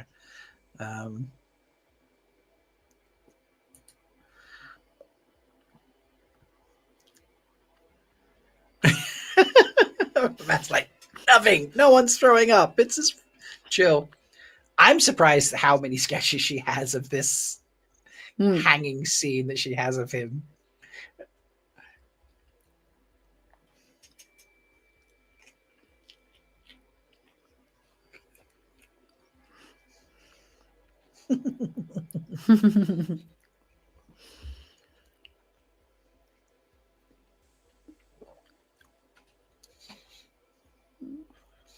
I mean, that's got to be freaky. Your friend who has Yeah. visions has a drawing of you hanging.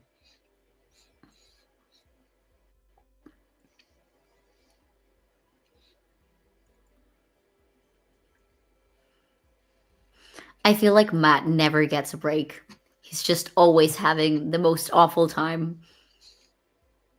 I agree. Or like jumps from problem to problem to problem. And I feel like in comparison to the other characters, he's the most lonely or the one who seeks the least help. So he's just like always suffering on the inside. And it's like, no, I want what's best for you. Yeah. Do you know what? You've just made me think of something. So you've read the first book, you know how Matt has a different story at the beginning. Like his parents aren't alcoholics, and you know his dad isn't, you know, doesn't cheat on his mom and stuff like that. Obviously in the show he's kind of very mistreated and blamed by his parents for whatever happens. I suspect that he had another sibling that he was responsible for and was left babysitting too young because his mom's out drinking and his dad's doing whatever. And the kid died. So I reckon that's why like he's obsessed by his sisters and stuff. But like if you are constantly living a childhood like Matt clearly had from his parents, you are not going to ask for help. You are going to think horrible things about yourself. And like you've just said, to you, he is the person who asks for help the least, is the most alone, is the most isolated. And that fits so much better with the history they give him in the show. It makes me now appreciate him having horrible parents. That's a bad sentence. Yeah, but it makes sense. Yeah. I appreciate the changes they made even more because of how he comes across to you in the show. So it makes more sense. Yeah, it does make more sense. So, and I have to say, maybe this will be controversial, but I think I like this actor as Matt more than the first one. Not controversial. Most people like him more. Great. Good to know I'm on the right side of history then. But yeah, I feel like he's funnier. Like the jokes work better. Like the other one was way too dark for me, I feel. Like the humor was less present. This one's more like, I don't know. Yeah. So in the first few books, Matt ends up being a very dark character because of the dagger and such. And that runs on for longer in the books than it does in the TV show. And then he obviously gets cured of that, and like you know, he then goes on from there and has the rest of his adventures, which don't line up with what's happened in the books, in the TV show. But he becomes a much lighter character afterwards, and a lot of people are like, oh, I don't like early book Mac because he's so dark and blah blah blah blah blah. It's almost kind of fitting that we had a dark version of Matt in the first season, and now we've got a much happier and lighter version of Matt because he's free of the dagger. I love that. Although Donal came in before he got free of the dagger, but you know, it's kind of but yeah, most people prefer Donal over Matt. Some people over Barney. Some people still prefer Barney, but you know, I think the majority of people like Donal doing Matt. And there was never like a confirmation of what happened there, right? No. Okay. No. Yeah. It was just, you know, it was just announced that, you know, it came out that he wasn't coming back to production, and they did the last 2 episodes without him, made changes to suit that, and then recast for season 2 and got Donal, who originally applied for audition to be Matt anyway. And they chose Barney instead, and then like got him to come back and audition again when they needed a new Matt. So, well, it must have been crazy for him though. Like the show is already going on, and they call you again, like, "Hey, like, how are you? Did you want to try again?" Yeah, it's got to be an interesting situation.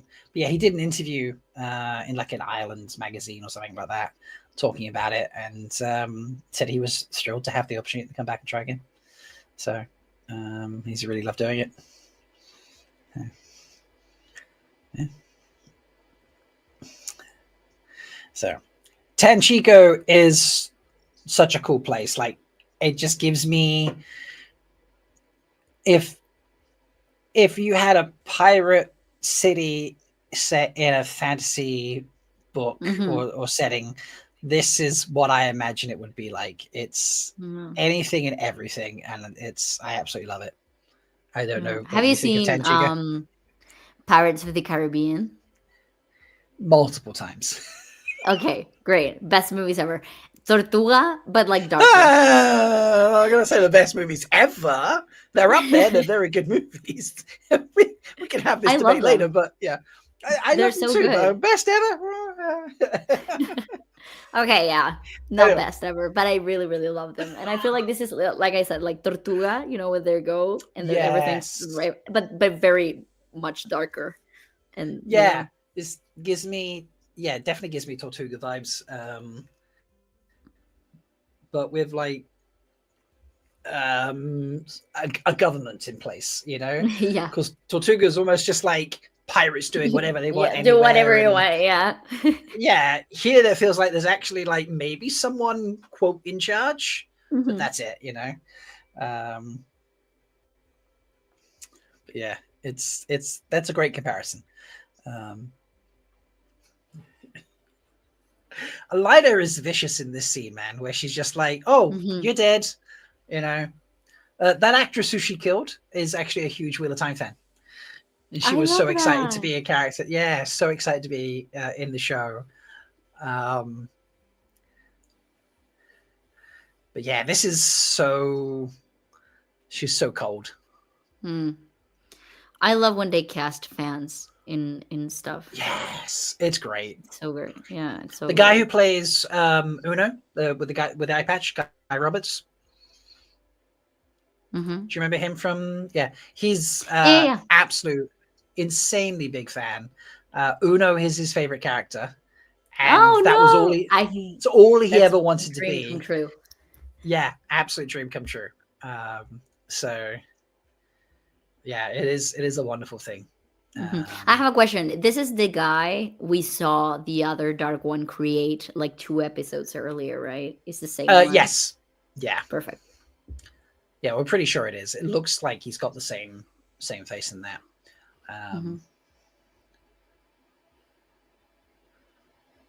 But yeah, that's a creepy process, right? How she makes them into gray men. A small change from the books, because in the books they're just, you know, can be created. That's not specifically Mogideon makes them, and is the only one who can make them, I think. But it doesn't matter. I'm just like, that's fine. Like it actually makes Mogideon creepier and more powerful. Like voodoo dolls. Yeah, exactly. And I'm like, yes, love this. So this fog, okay, this fog. If I were a white cloak and my purpose in life was to eliminate women who could do magic, and I was in my tent one night, and then suddenly out of nowhere, a bank of fog rolls down the hill, I would suspect magic being used. Yes. I was actually, when watching this, I was thinking the exact same thing. And I was like, how are they out there? Like, hey, guys, something is happening. Gotta like ring the alarm bell, folks. You know, I mean, I'm glad this they is not don't. normal. Yeah, something's wrong. The white cloaks, the white cloaks are not being good here. I've got to be honest. Like they are, except for Valda, who knows actually like something's up, but he doesn't ring the alarm bells. He's like, "Come with me, guys. We'll go capture a witch." You know? Yeah. He's just standing there, like, "Huh? Okay, let's go." Come on. Yeah. We'll just like we'll let the others do, you know, and then we'll have fun ourselves. So, but you know, white cloaks be white cloaks.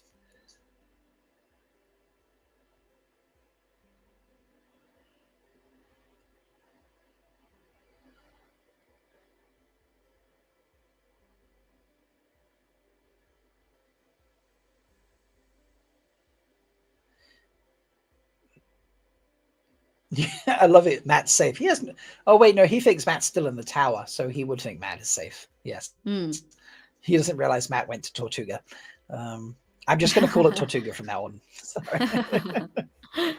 Someone said, "Why'd you call it Tortuga?" Blame Cody. She called it Tortuga, and it's stuck in my head. So I like that. I'll take the blame. they are very good movies. I've made it clear I love those movies. No, They no, are it's great. fine. But they're not You the know? greatest of all time. It's fair. It's fair. We can have that debate. I'm down for that, but you know.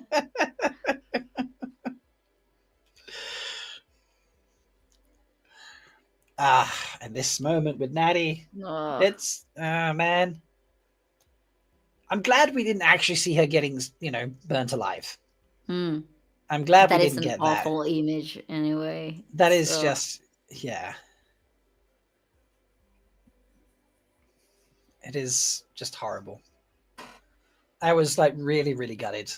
I remember crying out. And then I actually sent a message to Julia. I was like, no, this is so wrong. So, Oh. yeah, But that it was- happens in the book as well. No, Oh no, it doesn't. She doesn't die. nope, not in the books. Ah, So- wow. Yeah. So she's getting a lot of stabs here. No, brutal.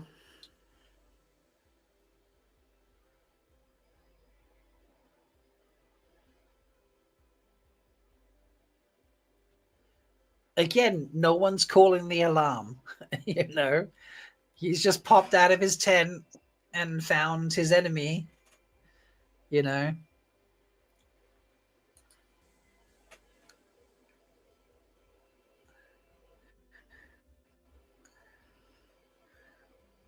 Although Faye is amazing here. But she's like two little curved daggers, and she's like, I'm just gonna get everyone. Yeah, and a key cast. Excuse me while I do it. Yeah.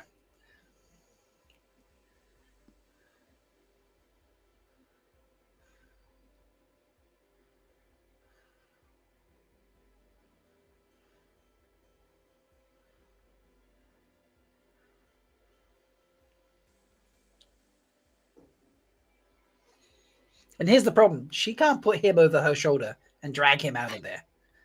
Like, No, yeah. she's great. She's amazing. She is not Captain Marvel. She's not. She doesn't have super strength. Yeah, she's probably like a third of his size and weight. But yeah. I do appreciate Taylor turned back up here. Yeah. The Maxim arrived. There was a moment where I thought maybe he wouldn't and she'd barely survive or something. But I am glad he came back.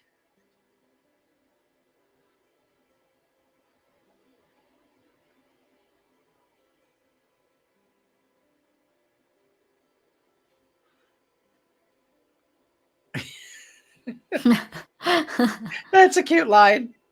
Yeah.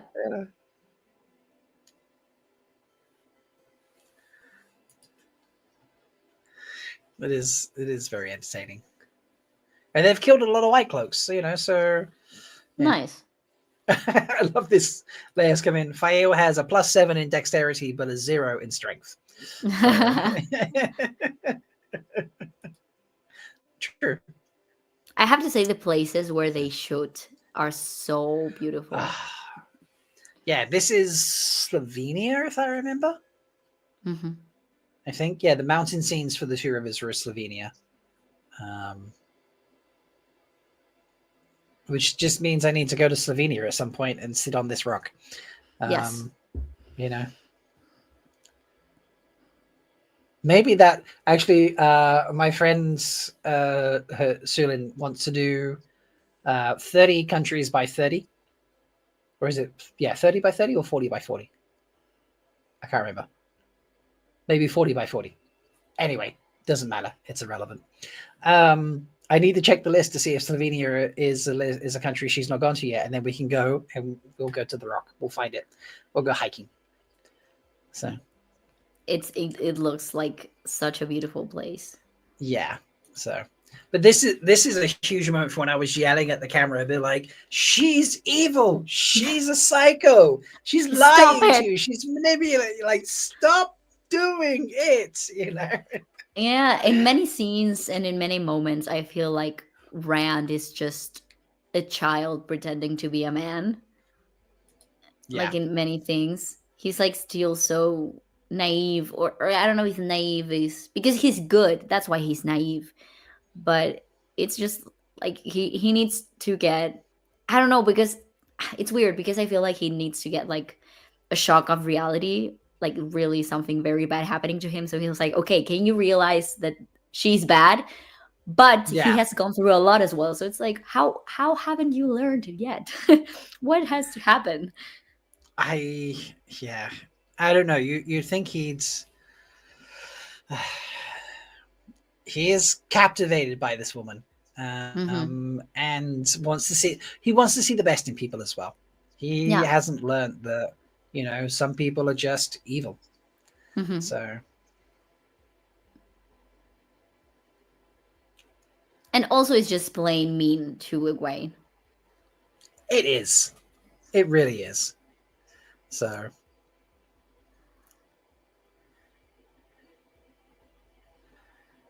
this moment was a little I had to stretch believability here for me. Yeah, like she just learned and she's now doing this, like kind of like that. I honestly thought I'd have to explain that, but that's exactly my thought process. Like, she's just started to learn, and now she's like, "Oh yeah, I'll take you." It's like, "Oh, okay." I thought I was unreasonable for thinking that. Same thing. Yeah, same thing happened to me. It was like you just literally came out of the tent where they taught you how to do it, and now you're teaching another person. Like, no, that's weird. Yeah, yeah. We should just like take her to Swan Streams. It's. I had to like, okay, we'll do a little bit of stretch here. Like, it doesn't make entire sense, but it's a TV show about magic. It's you know, it doesn't have to make complete sense all the time. Yeah, and I think not. I mean, it's not. I don't think it explains it completely, but it helps to understand, or it gives more context that you know that Wayne is particularly very skilled and like very good and very strong. So it's like, okay, maybe she's just good at everything, whatever. Yeah, it does give you that kind of like, watching it back, you think, well, clearly she either picked it up really fast or she just really understood it very clearly, very, very quickly, because, you know, she's then been able to do this. So, you know, I don't watch it and be like, oh, it takes me out of the moment or anything. But if I sit there and try and be critical, I do have to be like, yeah, it's very quick. Like, yeah, feel like she jumped a few steps. So, but yeah.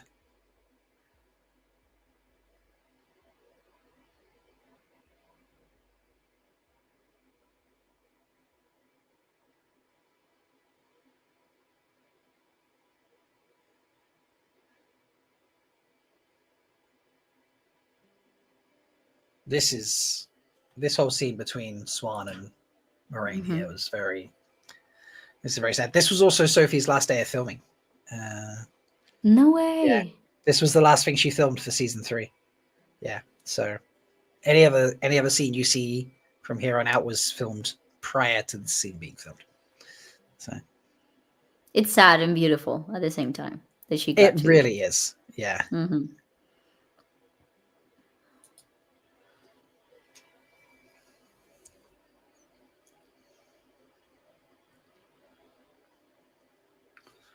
But she'll only tell you one of them.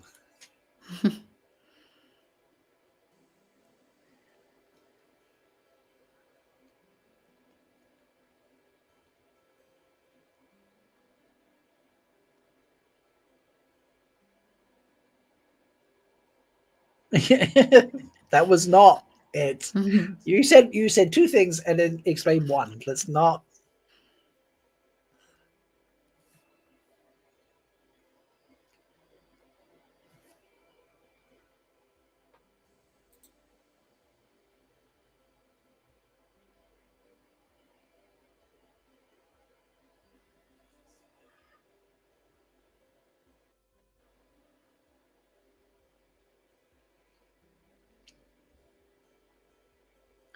I do feel like she's trying to be like a little mean to keep her at arm's reach, so Mm.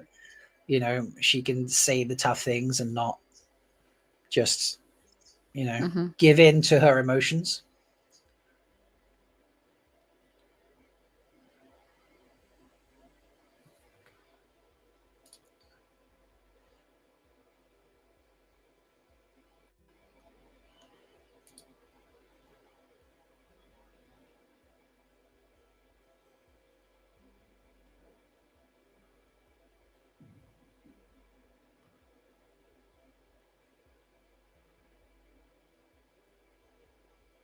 It is not just beautiful that this is communication, like when they actually stop arguing and actually share how things are. Mhm.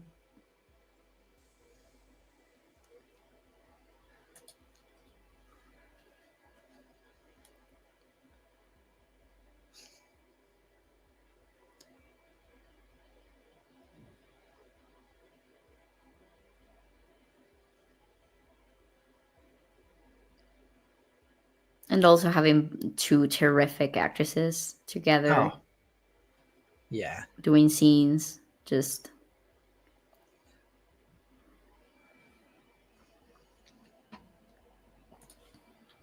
Hmm.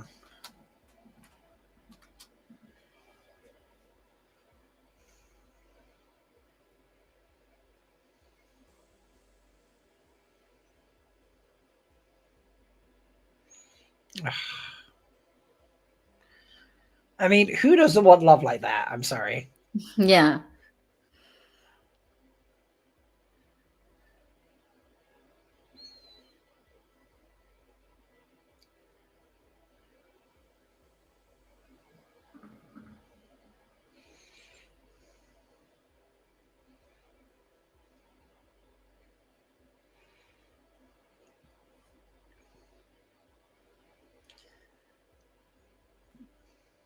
This is also so sad. Oh, yeah.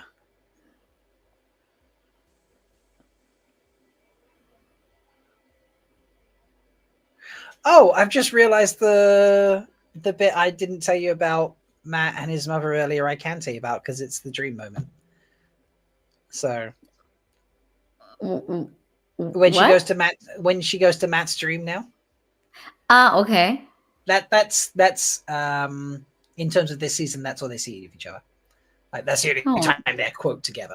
Yeah, but like I said, the like Perrin and Fail don't meet up with anyone else. Like they're obviously still at the end. They're still Okay. Two Rivers, as is everyone else. So like, yeah, by the end of the season, no one's come back together yet.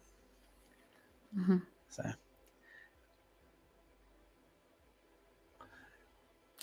Are they two together in the books? no. Okay. That is new. I suspected it was new, but I didn't know. Yeah. Because I remember I thought she was with Rand. Yeah. Okay.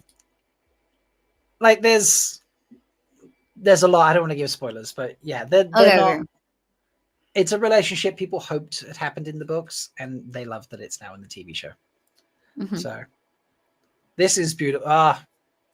Like he doesn't know she's dead, and he's dreaming of his mother, and she's dead. Like, and none of them know. Oh, it's so sad. yeah. And they all look so happy, and Natty is not an alcoholic.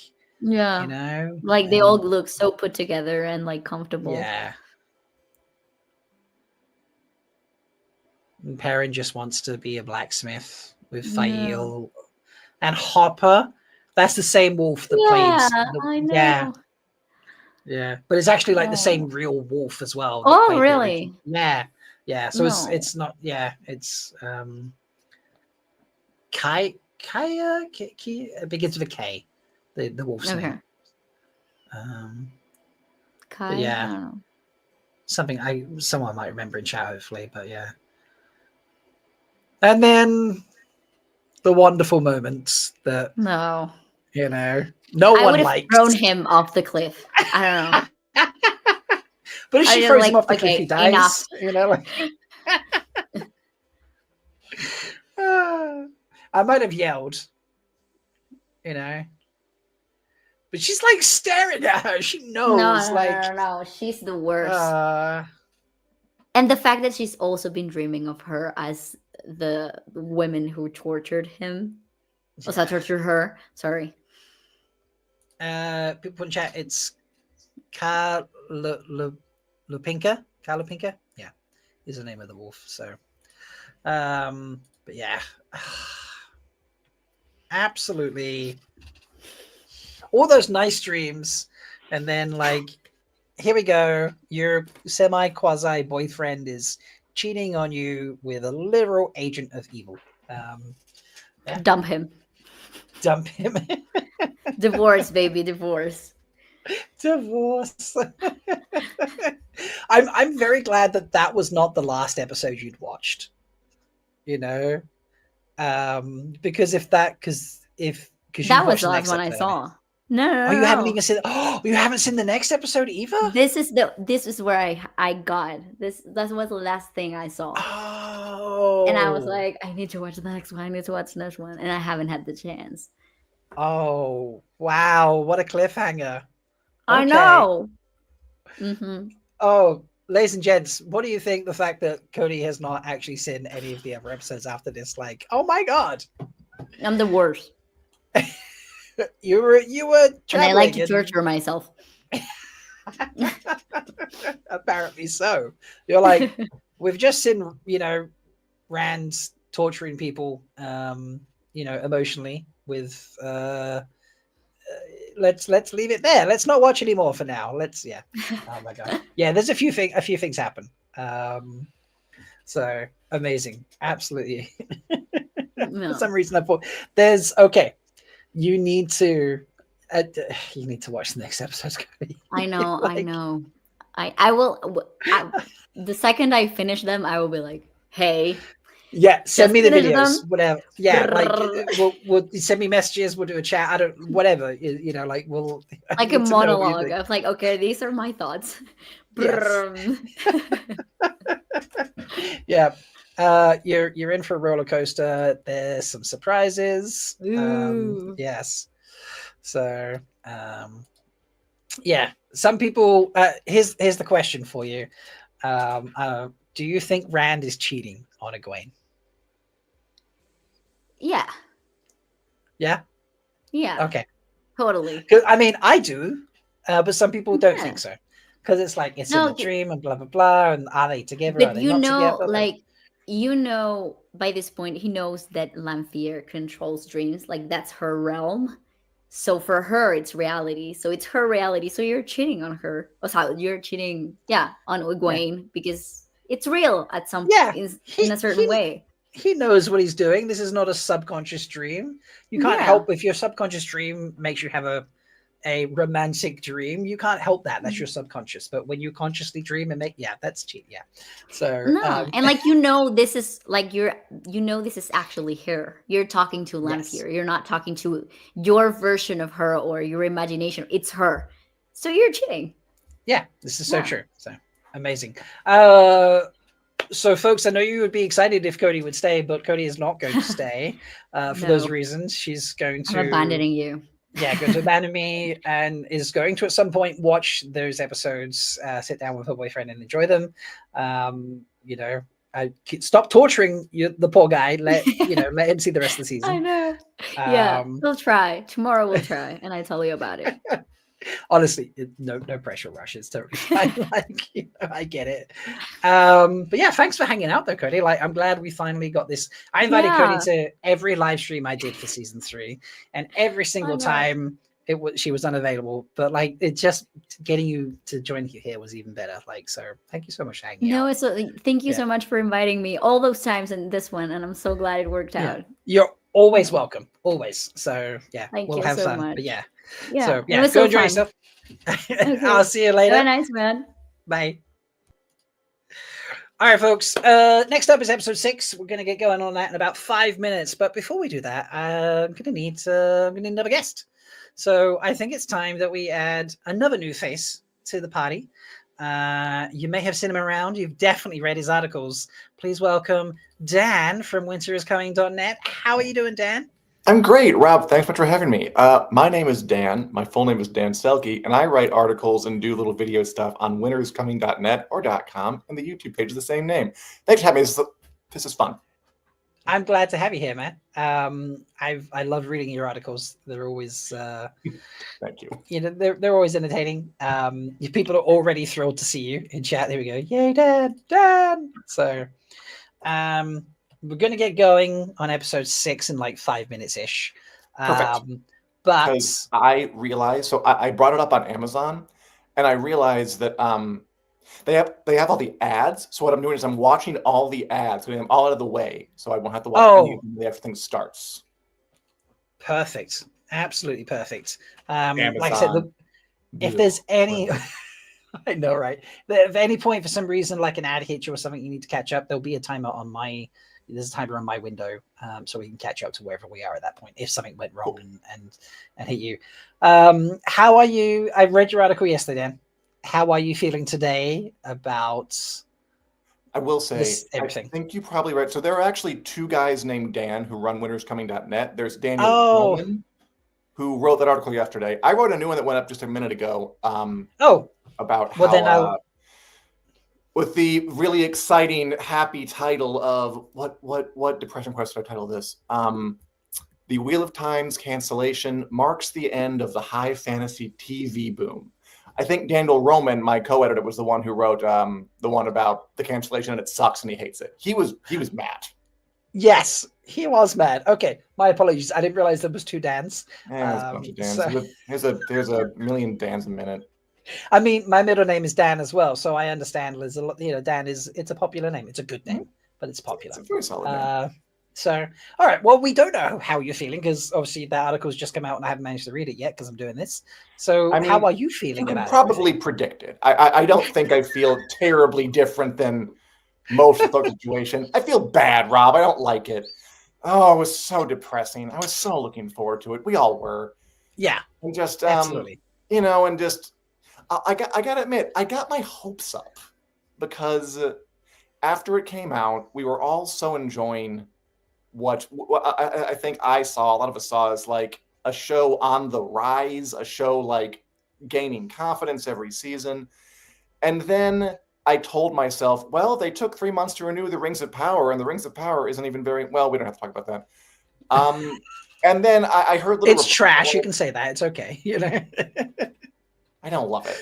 And then they released a blooper reel, and I'm not sure if I should say this, but they released recently like a thing about interviews, probably for the Emmy season. And I'm in my head, I'm like, well, they wouldn't want us to do interviews, so they wouldn't have plans for it. And then to pull the rug out from us on a Friday afternoon, like a bunch of cowards who didn't want to do it in the main body of the week. Disappointing. Very disappointing. Yeah. How's this like you? Has it been like a long string of people upset? It's I mean, everyone's been sad that it's happened. You know, we've had various degrees of anger and such, I suppose. I honestly, I had a couple of contacts reach out to me yesterday prior to the announcement by Deadline to say, hey, obviously don't share it, but horrible news. And I thought I was going to have to sit with it. Like all weekend until like next week or something like that, and have to like do this live stream and be here and pretend and be like, yeah, we're going to get a season 4. It's going to happen, all that sort of stuff. And obviously like, you know, very shortly afterwards, Deadline went and released their article. I assume someone told them and then they went and asked their sources and got verified or whatever. But, you know, I was absolutely gut punched. I haven't been this devastated in years. I was wildly depressed. And I'm sorry. I don't know. No, but like sitting here today with like everybody that's joined me today, I've never had on the show before.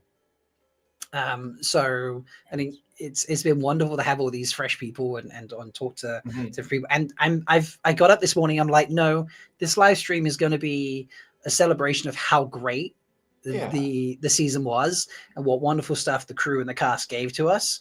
And like a tribute to, you know, another studio to be like, hey, look how much we love this. Pick it up and make it, like it should be amazing. So, but yeah, yesterday was rough. I made like 2 posts on social media and then was just like, I gotta get off social media now. Like I can't, cause it's just, yeah, I really, really struggled. So I don't want to hold up the episode, but yeah, it's I can't remember. Like it's pretty uncommon to have a TV show that I see people get this impassioned and interested and truly sort of loving on this hard, this collectively. It happens, but it's pretty rare. So to have that brought out from under us, obviously, yeah, it hurts. I was unhappy too. And then I went and saw a movie last night, and it kind of got my head out of it for a while, and now I'm back here. But so far, you seem well. Thank you. I hope meeting a bunch of new people is stimulating the good neuroreceptors, and it really is. It's made a big difference. So I'm curious what movie you saw. Friendship, the one with the I Think You Should Leave gentleman, Ferguson. It's a comedy. Oh, okay. Put it on my list. It's really fun. Yeah. So, all right. Team Robinson. There you go. Really funny man. Team Robinson. Okay. Right. I will put that on the list. So, because I thought you might be going to say something like I was going to say Monsters Inc. for some reason, Lilo and Stitch, or Thunderbolts, or Mission Impossible, which I did see this week. It is actually a very good end to that saga. Good. But we'll get cracking in the episode.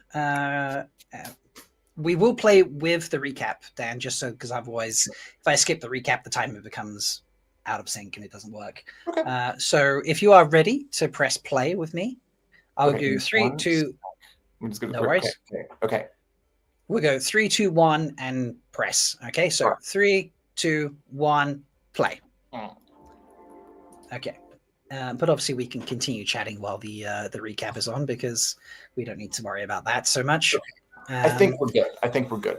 I actually haven't watched this since it aired. I wanted to see this one because I interviewed Nikhil Kapochar, who wrote The Hills of Tanchico, which is a great song. So I think this would be a good one to talk about. Yeah, it is. I mean, that song is just absolutely brilliant, So good. And I'm sorry to bring it. I'm not sure it's possible to not bring it back to everything. Again, it's so good, and now it's gone.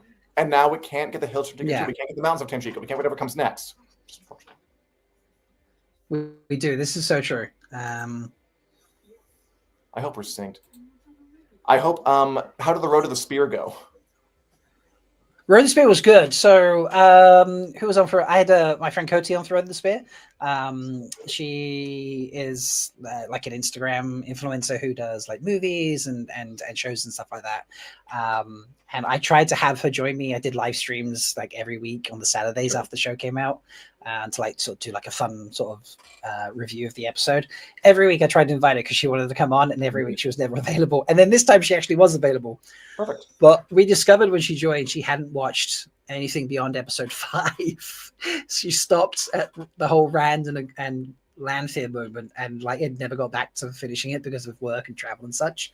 So yeah, she was, but it was great fun. Like, and she's only read the first book, so I was getting to ask her questions like, "Do you understand this? Do you understand that?" Speaking of which, I can change the banner back now because am I right in thinking you've read the books, Dan? Oh yeah, I've read up to The Shadow Rising, so I've read the books that adapted into this season, and I'm looking forward to reading the rest. I was looking forward to reading the rest and then comparing them to the show when it got to that point, but I will read the rest regardless. I've been enjoying them. And I will say, The Shadow Rising was the step up I'd heard other people talk about. I liked the first 3. And then the 4th one, I'm like, oh, this is getting good. So I'm looking forward to that. Yeah, it's like, here's a really good story that's, this is fun. I like this good read. And then suddenly the 4th one goes, oof, there's an incredible series just blowing your mind out. So he must have gotten like more confident, or I'm not sure what happened. He must, I don't know, just hit his stride, I guess. Because I definitely noticed the 4th one was a bit of a step up, which I was all here for. I agree. Yeah, he was like, I think he tried to write a trilogy initially and then realized on the third book, this is going to be like 5 or 6 books. And then it did Fantasy being obviously writers, a lot more. That's George R. R. Martin too. So- He's like, I'm gonna write a quick trilogy, wrap this thing up, and then like 5 books and a 6th mystery book later, 25 years doesn't happen. Fantasy writers, man, too ambitious. Yeah, Martin's never finishing that series. Probably not. So a lot of people love Leandrin whilst also not wanting to love Leandrin. This scene makes you love Leandrin even more, doesn't it? Where you find out her history as a kid. I definitely love Leandrin. And yeah, I like this. I feel like the show really liked Leandrin a lot because she isn't written this robustly in the books. Like we don't find out, or at least the ones that I've read so far, we don't find out as much about her. We don't spend as much time with her. And I appreciated the show went there and fleshed her out. I think part of it might have been to do with Kate Fleetwood, the actress, who has a really good presence and a jaw that can like cut a ship's hull in half. I really liked her. She does. I really, really enjoyed her on the show. I remember this. I liked this bit. I liked when Ishamael shows up and we get a bit of... Oh, man, that caught me off guard. I did not expect him to turn up. I didn't realize he was going to be there.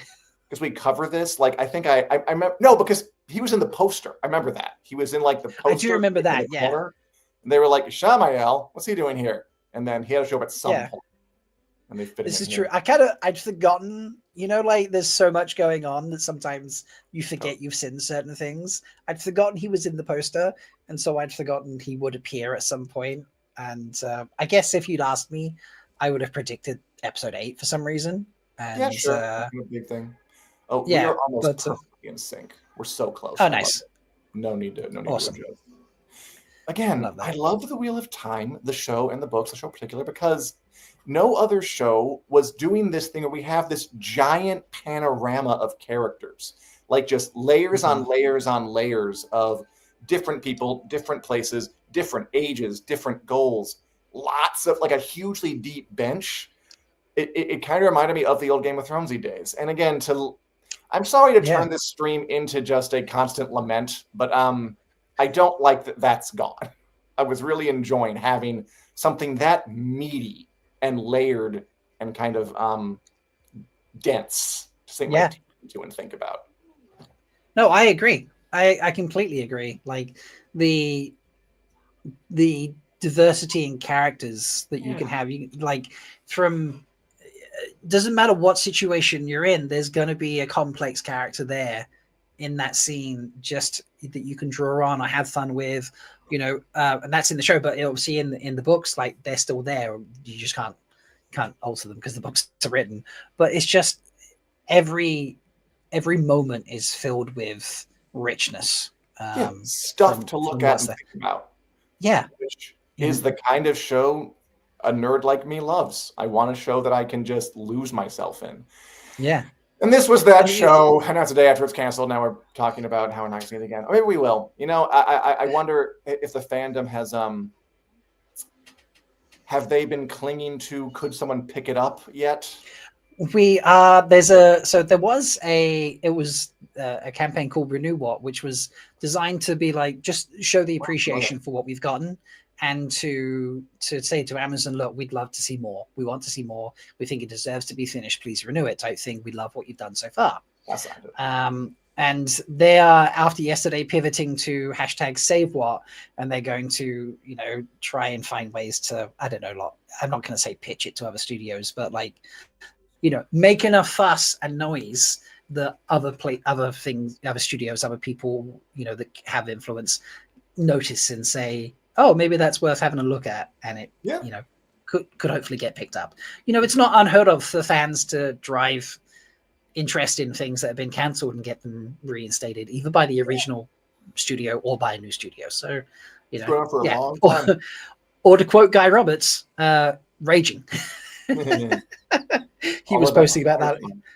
Yeah, he was posting like, go out and rage about Wheel of Time. So we'll do it on winterscoming.net.com. We will rage. I predict we'll be doing it for a couple of weeks.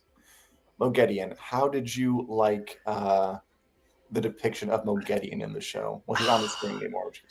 So much I love Mickey in the books. I think, you know, her and her arc and who she gets involved with and what she gets up to. Obviously, I don't want to spoil the books there for you. It's great. It's fun. It's entertaining. Mickey in the TV show, huge step up. And it's just, she is deliciously evil is my favorite way to describe her.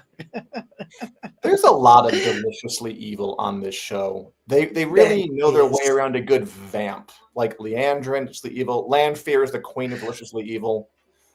Yeah. I don't object. There's lots of, and again, there's lots of different kinds of delicious evil. This show really loves its vamps and its kind of, what's the word I'm looking for? Sort of like high glam villains, which is not a bad thing at all. No, not at all. No, they do love it. It's they celebrate evil people being evil. You know, like they don't shy away from the realities of, hey, here's a person who's evil and has magic abilities, and also and has what they might get up to as a result. You know, yeah. And it's not that, you know, mustache twirling sort of evil villain. Exactly. Haha, you know, it's not the Bonds. I will talk around this pit of sharks that you will escape from, and yeah, it's drag queens dialed up to 11. It's just Josie's just put in the chat. Yeah. It really works so amazingly well. So. And I feel like there are shows that do kind of pull back from letting their bad guys be really bad. And it was a pleasure to watch The Wheel of Time and just let somebody like Lanfear be a character you can like and sympathize with and empathize with, but also a complete evil monster at the same time. Like, yes, you can have both. And I wish more shows had the confidence to go through with that. The show constantly makes me feel conflicted. I'm like, I love this character, but also I don't love this character because they're evil, or, you know, like it's. I've never had any problem loving the evil ones. I feel empathy for Leandrin, but also Leandrin is evil, and I don't want to have empathy for her. So you know, that's an example of what I mean by that. But yeah, like it's. You know, it's a sign of good writing that if you have a strong emotional reaction to a character, they've been written well. Unless it's, you know, complete nonsense that is your emotional reaction to the character, then something's gone wrong. But, you know, if you absolutely hate or absolutely love a character, they've been well written, you know, and there's so many of those in the show, like ridiculous amount in the show. Yeah. And again, it was just getting better. I felt like every season was getting better. The characters were getting richer. Yeah. I mean, again, I'm going to say this for the entire hour. I liked the first season. I really liked the second. I was falling in love in the third, and just to have it go away is disappointing. But okay, let's talk about the episode. That's I liked the Lanfear Moiraine collaboration, not in the books, but something that made use of these two great actresses who played wonderfully with each other, and made some sense because Moiraine is. Like kind of toes up. She's not deliciously evil or evil at all, but she is bent and compromised and complicated enough that she's like willing to be adjacent to it to work with somebody like Lanfear. And Rosamund Pike is a good enough actress to just hold all of that in there and take you along with her. God, she was so good. Absolutely. She's like, I will do the horrible thing if it's right, you know? Like she's always said, like, I will kill you, Rand, if you go to the dark. Like, you know, I'm willing to make it. Yeah. So remind me of the town, the name of the town this is. Is it Cold Rocks? This is Cold Rocks Hold, yes. All right, I got it. Yeah, nicely done. So Arosa asks in chat, Dan, do you know anyone at Apple TV? You know? Seems like they might be. People are asking in chat, do you have like any contacts at Apple TV? Perhaps they might want to pick it up. I mean, I guess technically that we get screeners from Apple TV. You know what? Why not? I'm going to go to the people who gave us the Murderbot screeners and say, like, do you know anybody who would like to get? Do you want a high fantasy series? A great one comes with a wonderful cast. You know, Apple has money. Come on. Yes. Reach under your Apple couch. doesn't have a $1 it doesn't billion. have a high fantasy series yet, you know. They And don't. Apple seems true. Apple seems to care about quality over quantity as well. They don't have a massive IP collection, so Apple not compared to other streamers anyway. Apple TV is run by a bunch of giant nerds because all they produce is these sci-fi shows like Murderbot, Silo, For All Mankind. They love their sci-fi shows. I think Wheel of Time would fit in perfectly there. It would. It really would. So I mean, I shouldn't like spin a narrative and then get my hopes up, but I feel like if it's going to continue, that sounds like the most likely place for it to do, because I agree. I mean, I'm sure Netflix has the money or whatever, but Netflix likes to cancel everything. I mean, Netflix canceled Chaos after one season, and it had great reviews, and actually put me off watching it as a result because I know they canceled it straight away. And I'm like, oh right, everyone's raving about this show, so yeah, it's yeah. And then HBO is a bit more money conscious, because unlike Netflix, which has bottomless pockets, and unlike Amazon and Apple, which just have money from their other ventures, HBO shows actually have to turn a profit to get made, so they make less of them. I'm sure it'd be a great show over there, but they've also got like weird stuff. Yeah, and they got House of Dragon as well, so they they already have their high fantasy flagship. Yeah. How did you feel about this kind of additional subplot? I forget the gentleman's name. Maxim. Maxim. That's the one. Yeah. Maxim. I absolutely adored this storyline, this subplot. I'm not poly or anything like that, but I know people that are, and they not just rave about the representation, but also how well it's shown that when you have a triad and you have one person that's kind of like, I can't remember the exact phrase, but I'll say keystone of it, that keeps the other two in balance between the three of you. Mm-hmm. If you lose them, the impact that has is wild and enormous.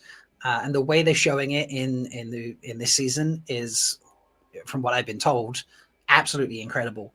I also happen to know Taylor, which doesn't hurt. Well, really? Yeah, I've gone to a lot of Prague Shakespeare Company productions, and he often is in them. So like I've met him multiple times, and I've gotten to know the guy. But it is, I don't know, I like seeing the Green Aja being actually badass. Totally. And I love that. I don't know what it is, but I seem to have, as I've gotten older, grown to appreciate shows and books more that show, dealing with trauma and dealing with grief and things like, not to say I read depressing books constantly or watch depressing shows constantly, but I appreciate showing human beings going through real challenges in life and trying to find ways to deal with them. So, there's something about their subplot that really, really is magical to me. And like you said, unique challenges, because I'm not poly either, but to have a show that actually treated it seriously, not as a joke, and really had characters engage in that, was new and different and fresh, and something that Amazon didn't think was worth renewing and seeing more of. So I'm really happy that the Wheel of Time went there, and sad that it was stopped from going further there. I love the Tenshiko stuff. I love how diverse the Tenshiko's great in this season. Like, I loved how completely different the IO Waste looked from Tenshiko, looked from the White Tower, looked from the Two Rivers. The set design costumes, even with the color palette of each place, was so distinct and different. Yes. Oh, what a great season of TV. It is. And also, I love the reintroduction of Tom. Oh, yeah. Mm-hmm. These two coming back together is so great. I love his first reaction is like, nope, I'm out. Leave it. You're in trouble. So it's great. Everyone in chat is warming up the vocal cords, by the way. I will let it be known that I will not be singing. Oh, don't worry. They'll be singing. I love that.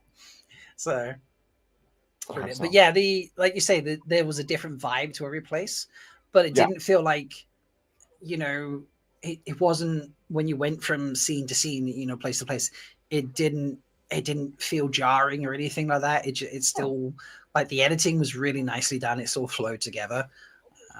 It was all of a piece. They built the world very carefully. I think it's something you need to do in fantasy. Good world, and again, like world building on a scale it didn't quite have in the last 2 seasons. It was getting more and more confident. I love Tom Maryland's singing voice, by the way. It's interesting because it's Alexander Williams, the actor who plays him. It's so kind of gruff and gravelly and like almost like rocker style. I didn't see that coming out of like a bar, but after it happened, I was like, oh, it's rough and gravelly, and he can carry a tune. I'm into this. Yeah, like when he was introduced in season 1, it was like, oh, that's not, you know, when you think of a performer and that you think of someone like upbeat, and you think of all that stuff from medieval times, and here he is, like you say, like a, you know, a slightly disheveled rocker in his later years, still rocking out with the gravelly. Yeah, Pearl Jam. Yeah, Pearl Jam. Perfect. Yeah, I can absolutely see Tom being in Pearl Jam, actually. That would be funny. No, I just want to see that as I just kind of want to see that as a thing now, like Tom being a, you know, an impromptu member of Pearl Jam. Again, we would have got it in season 6, but not anymore. I love that this one had a little more humorous episode. I like, because again, it never struggled with it, but I felt it came pretty naturally in the Tenchiko scenes. It was good seeing Nynaeve let her hair down a little bit. Can I give my controversial casting take for the Okay, sure. See if anybody agrees or thinks I'm a heretic. I liked all the casting. I've already talked about Leandrin, Moraine, obviously. The one person I had some trouble warming up to was Zoe Robbins as Nynaeve, because she didn't seem angry enough like I was expecting Nynaeve from the books to be, who's like angry all the time. I got used to it, but that was the one casting I kept looking at, and I kept thinking, like, why aren't you like vibrating with anger all the time? Okay. Yeah, no, I can see that. I think the anger for Nynaeve in the books, to me, at some points, kind of, Nynaeve's not really a character I'm drawn to in the books anyway. But for me, just kind of, it feels like at times, or if you wanted to stereotype her, she could be like, you know, female Hulk. You know, that's my secret. I'm always angry, you know.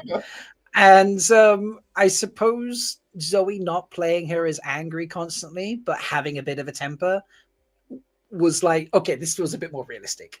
But yeah, like I can absolutely see why it might be something you struggle to warm up to, especially if you are expecting, you know, the always angry, you know, Nynaeve. So yeah, I feel like she could have been stereotyped as was it female Hulk? What is She-Hulk? That's it. Yeah. Oh, I guess there is. Although, I mean, She-Hulk is always in her Hulk thing. This is true. Whereas normal Hulk only gets angry. I'm so glad I was here to correct and clarify Hulk mythology. Thank you. To be honest, I think I've only seen clips of the She-Hulk TV show. I did watch it. I heard right after. I heard it was, you know, I didn't miss anything by not watching it. I don't think you should watch right now to see it. It wasn't a Wait, this isn't a Marvel podcast. Talk about Wheel of Time. No, yeah. Let's talk about Laia Costa destroying clothing and destroying food on tables and such. I want to see what didn't make the screen. Like, what takes of Laia doing all this didn't make it to the final cut? Because remind me what she's doing she's like ripping up clothes and like chewing up people's food and spitting it back inside the cakes and stuff, and for fun. Yeah, because she's like unhinged. She did say there was an interview or something. Someone talked about her because she's not done interviews, so it must have been someone mentioned it. Said about her, she was trying to think of like the most like insane person like she knew, or most unhinged person she knew, or something like that, like to try and like base McGideon on. And then like her 2-year-old appeared, and she's like, "Oh, what's more unhinged and insane than a 2-year-old, than a toddler? So I'm gonna be her." Yeah, and she kind of like based a lot of McGideon's behavior and mannerisms on her 2-year-old. That's awesome. Yeah. So I can't remember. Someone said it in an interview, and I can't remember who it was because there was so many interviews going around. But yeah, it was great. That's pretty cool. I like that, and that really tracks. It does, doesn't it? You know? You have Egwene tied to the S&M wheel from the last season. Yes, the bondage wheel. Yeah. Again, more things you won't get. This show was good with images. God, I mean, the costumes of the show were so good. Lanfear's especially. They dressed her to the 9s, to the 18s. Yes, absolutely. Yeah, Sharon was, you know, good. such a genius. I love this in chat. Little kids are only cute because they're tiny and don't have superpowers. That's so true. Little kid brain in the little body. Watch out. This is okay, and again, this not from the books. This is Lanfear kind of portraying Egwene in the dreams, not from the books, but adds a wonderfully twisted element. This bizarre love triangle. That is again not from the books, but kind of ends up in the same place, which is Rand and Lanfear are very much not together, and they just had some fun, switch it out. It fit in. They were so good, I thought, the writers, especially in this season, with taking the substantive parts from the books and changing them to fit TV, but not in a way that went so far they weren't the books anymore, you know? Yeah, like, I agree. Shows have a problem with that when they're adapting things. They change things too much. This does have changes, but it never felt disrespectful or bizarre to me. Yeah, I agree. And sometimes the changes fit because of the story they're telling in the show. So, you know, I heard people lament that Matt didn't go to the Aiel Waste, you know, to the Threefold Land, that he went to Tanchico instead. But it fit with what all the characters are doing in the current story. And what he got up to in Tanchico still feels like Matt and what he does in The Shadow Rising. You know, I'm not watching this and thinking, oh my God, that's such a huge change. It makes no sense for the story or what they're doing. Yeah. So it really does fit. You know, and this is between the two of them right now where they're talking about, do they kill each other? So good. Like she tells him gravity to it. It does. And Yosha Stradowski, incredibly good, incredibly dedicated. And you know, you don't know when you cast like a young kind of right at a drama school person, like a young cast, how much they're going to step up. And he, of all of them, seemed to step all the way up. I think he like read all the books. He seemed to be like the most kind of Wheel of Time nerdy about it. And you could tell he really did dedicate himself. And I believed him maybe the most of all the young cast members. Rosamund Pike, I have no trouble believing, you know, all day, every day. But Yosha Stradowski, I was very impressed with, especially in this season. I love that final shot. Oh, yeah. Last episode where he just kind of looks at us and all the crazy blackness around him. And he's like, maybe I'll let go of the power. Maybe I won't. So good. Yeah, like he's worked a lot with Rosamund, and like you say, she's an incredible actress. I've never seen anything she's in that's bad, you know, or at least that she has been bad in. She's always great. Maybe she's been in stuff that's been par or, you know, average, whatever, but she's always fantastic. Like he's definitely picked up stuff from her, but he is like just really spent every moment he could diving into who Rand is from the books. And is really, like you say, absolutely dedicated to putting that on screen. And it shows. Yeah, they've all stepped up. Like they've all got, every season, they've all gotten better. They've all feel more comfortable together. You know, Donal doesn't feel like the extra. Well, not that he felt very much like the extra person in season 2, but obviously he was new in season 2 and had to build the bonds they built in season 1. But like they're all huge step ups in this season. But yeah, Yosha did steal it in terms of the younger actors. You know? Donald Finn, this was Matt's like true arrival season. We'll talk about that a little later when Matt's back on the screen, but yeah, because they had so many problems, like the first time that COVID and the guy wasn't able to come back, and second they had to rewrite everything. This was the first time I was like, oh, this is the Matt I remember from the books, the kind of sassy, kind of unpredictable, funny Chandler Joey of the group, who's out there to just kind of say the quippy line, it was I thought he really arrived in this season. I was very happy to see. Yeah, not that he wasn't there; he was always good, but he everyone was sharper in this season. Again, it was just the one. It was, and the introduction, like we've got Fael and Fael was great. Fael was phenomenal. Yes, I saw her instantly. Like an image of her, and I was like, I didn't know I was looking. I was like, oh, that's gotta be Fael, right? She just looks. I remember in the books they described her as like vulture-like, and there is something avian a little bit about. I forget the actress's name, but she channels it very nicely. Isabella Bukhari, I think. That's about right. I know it's Isabella. But yeah, she came in like swinging. She's brilliant. So good. Mark Rutherford too. I saw that Mark Rutherford posted some kind of thanks for everything. Will of Time people post. Yeah. But yeah, it's so sorry. I think I ducked out there for a second, or my internet paused for a moment there. Yeah. But yeah, like the chemistry reads were a great idea between Marcus and whoever they auditioned for the role of Fael, because they have chemistry straight off the bat. Totally.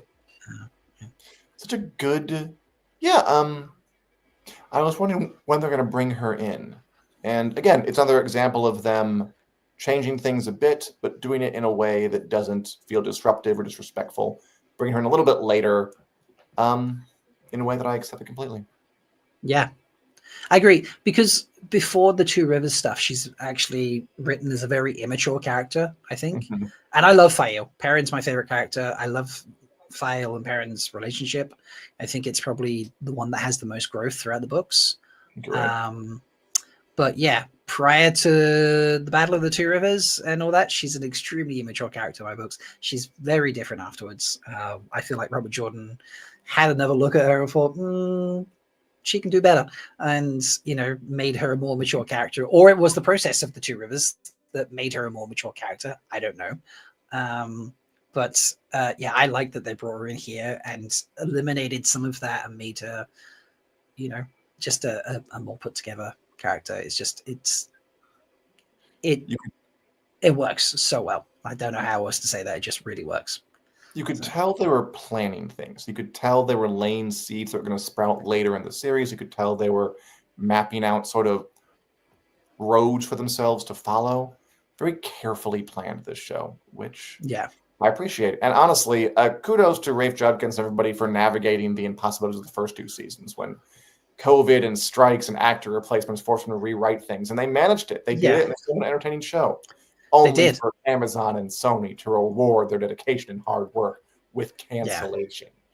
Well, and even their work on this season, like, still was affected by some of that, because there was so much of this filmed during the writer's strike, and so they couldn't have a writer there on set to make changes. And you can only make changes to what's written in the scene and what you're supposed to film without a writer present if it's for safety reasons. So we can't pull off this stunt because someone's going to be injured. We can't do this because it's a seaside scene and there's an undertow here where we're trying to film. So we have to rewrite it because we can't film in this location. That's the only times you can rewrite a scene without the writer present, and the writers couldn't be there because of the strikes. So much of season 3 was filmed without any changes being possible. So this is what they wrote prior to strikes, and they just had to go with it, and it just shows the caliber of what they've put together. I didn't know that, actually. I figured that they would have had the ability to edit things on screen. So yeah, you're right. I didn't know that. That's even more impressive than I thought it was. Yeah, I only know this because I do a podcast with 2 women. One of them is a screenwriter. I mean, they're sisters, actually, but one of them's like a screenwriter and has done like producing, directing, things like that. And she explained the process, and I was like, well, there we go, makes sense. So, and then I asked some people, I was like, how much was filmed? I was like, okay, so that makes sense. That it just shows how good it is.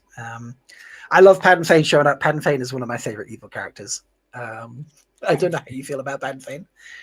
I am ambivalent on Paddon Fane. I feel like I haven't gotten deep enough into it to really sink my teeth into him. He's not appeared enough. He's an underutilized character in my book.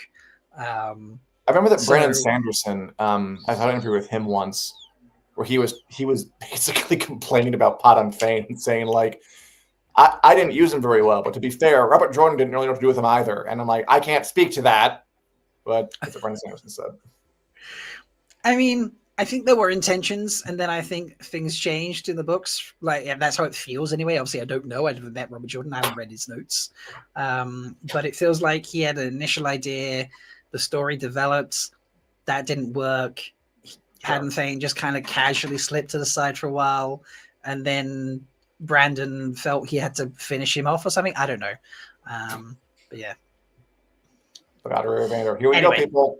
Oh yeah, the song. Yeah, literally, players like the song is about to be here. I will put the song on. I will put the song on screen, folks, and I will have the volume up so that I don't break your earbuds. What a fun scene! Yeah, it's great. I love Kira's doing such a good job here because she's acting as a character who is acting with an accent, because it's not an absolutely spot on Liverpool accent, Scouse accent, but that's intentional because she's pretending to have the accent, and I just love the layers of acting there because you know. And I love that she's not pretending quite well enough. That's another good character thing. That she's trying her best to be like a commoner, but she's a princess. What are you going to do? She can't quite pull it off, but she can also pull it off because she has the confidence and the singing voice, the person singing voice. So a really fun. Chaucerian sort of scene. I like this one a lot. It's so good. All right, so let's I interviewed a composer who wrote this. He wrote it in a morning. I got the order, wrote the song in a morning. They filmed it that day. He talked to all the actors. That was a fun one. Oh, amazing. All right. Can you, is that playing? Can people hear the sound, do you think? Can you hear the sound from my screen share?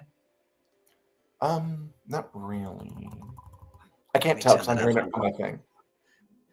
Oh, okay, that's fair. Well, I'll just turn that video to be safe. I can. Oh. Why is it doing that? That's what I want. There we go. Boy with coin.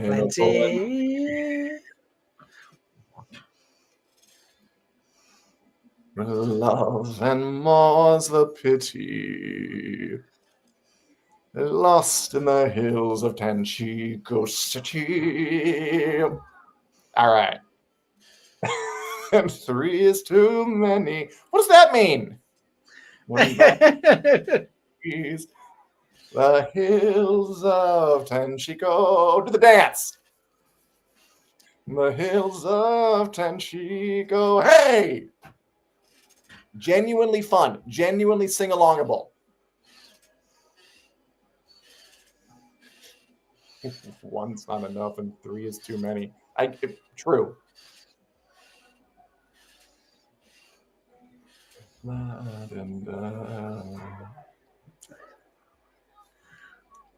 the comment. Love just the line through it. Love just the bold-faced, don't give an inch, just embrace the fact that everyone thinks you're a fraud and turn it into your strength. Yes. Excellent con man behavior. Everyone's got to do that. It is great. It was such a good scene. It's funny because Rafe, I again, one of the times a bunch of us went to see Maya, who plays Chiad, at a play she was doing in London, because we were already in town for like a fun weekend to go see Donal, who was doing Hadestown.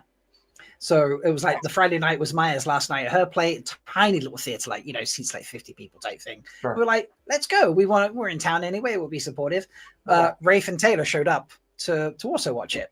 And we were chatting to them afterwards. It was really nice. It was just like, I'd gone to see a different play in Germany the weekend before that Taylor was in, and Rafe had shown up to that. So I was like, are you following me around, dude? It was a really weird couple of weeks.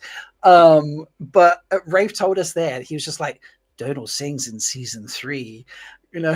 And I was like, he does, because when we see the song later on, he is singing in it, and he is on the soundtrack as one of the singers, along with Kira and Alex. But I fully expected him to have his own song at some point. I was a little bit like, oh, he didn't get his own song, because he has a great voice. He is a really good singer. Sure, he would have. Did he play the main role, Orpheus, in Hadestown? Yes. Yeah. Cool. Yeah, and it was absolutely incredible. It's a shame. I just saw that for the first time, like last weekend here in Chicago. It's great. They did an actual cast recording, and Donal's on that one. Nice. So there's an album floating around from the UK one that's going on. So, all right, okay, here we go. Delicious Evil. But, yes. Not to belabor Hilton Chico, it helps to have layers in any show. Like, you want the deliciously evil scenes, you want the comedic scenes, you want the heart-wrenching scenes, you want like the close Moiraine Rand talk about the heavy philosophical implication scenes. You want them all, and you want them all to make this sandwich. You want them all to kind of caress and just be bound in the right way so it all goes down smooth. And I feel like this is the first season it really, really was really successful at that, where everything, the sandwich all came together. The bread and the meat and the lettuce and the mayo, I don't know what you put in your sandwich, and the onion and the other bread until it was just perfect. And no, I agree. Yeah, like the editing like made all the episodes flow together really well. I was worried, like after Road to the Spear, and like an episode that was so heavily focused on basically one character, but like tiny bits on a couple other characters, you know, to then go straight back to multiple characters and multiple places would feel really weird and disjointed and wouldn't flow right. And it still worked. You know, it took like maybe a couple minutes of watching to be like, oh yes, we've got like 4 different places we're at this season, you know, and it's really worked out. So I love that the show had the confidence to say, like, okay, this segment, the Road to the Spear, is important enough to just have a whole hour dedicated to it. But also, and then next time it's like, okay, and now we have the confidence to combine some stuff and to skip around in time, and that's okay. And the audience will go with us because we've proven that we can do them both well, which I was. Yeah. Oh, is this when they heal her? This is when they heal her, yes. Yeah. So initially I was a bit against this because I was like, they're just going to randomly do some healing. But then the way Alana sort of talks them through it, she makes it feel very instinctual. And I'm just like, okay, like that feels a lot better because like, you know, the Two Rivers folks are, you know, healing's a very instinctual thing in the Two Rivers. It's very much part of their DNA. And, you know, to do things instinctually in a time of need is also a key component of the power. Like, you know, Nynaeve does that. Others do it in the book sometimes. So, yeah, it didn't work initially. I was like, oh, this is what you're going to do. But then how the scene progressed, I was like, oh, no, it works. I'm in. This is totally fine. So very nice. See, now, and that's the kind of thing that someone like me who's read some of the book, who doesn't have like a really deep grip on the lore, I'm sure you know it better than I do, would probably just let it go. But I'm happy to hear that the show was written carefully enough, and it felt like it was, that they were trying to make things consistent and abide by the rules, even if it at first blush it might have changed something. So it makes sense to me that you're telling me that this scene, while it might seem a little bit against the rules, was actually in concert with them. Yeah. Cool. It does. And also I'm very glad Alana didn't die.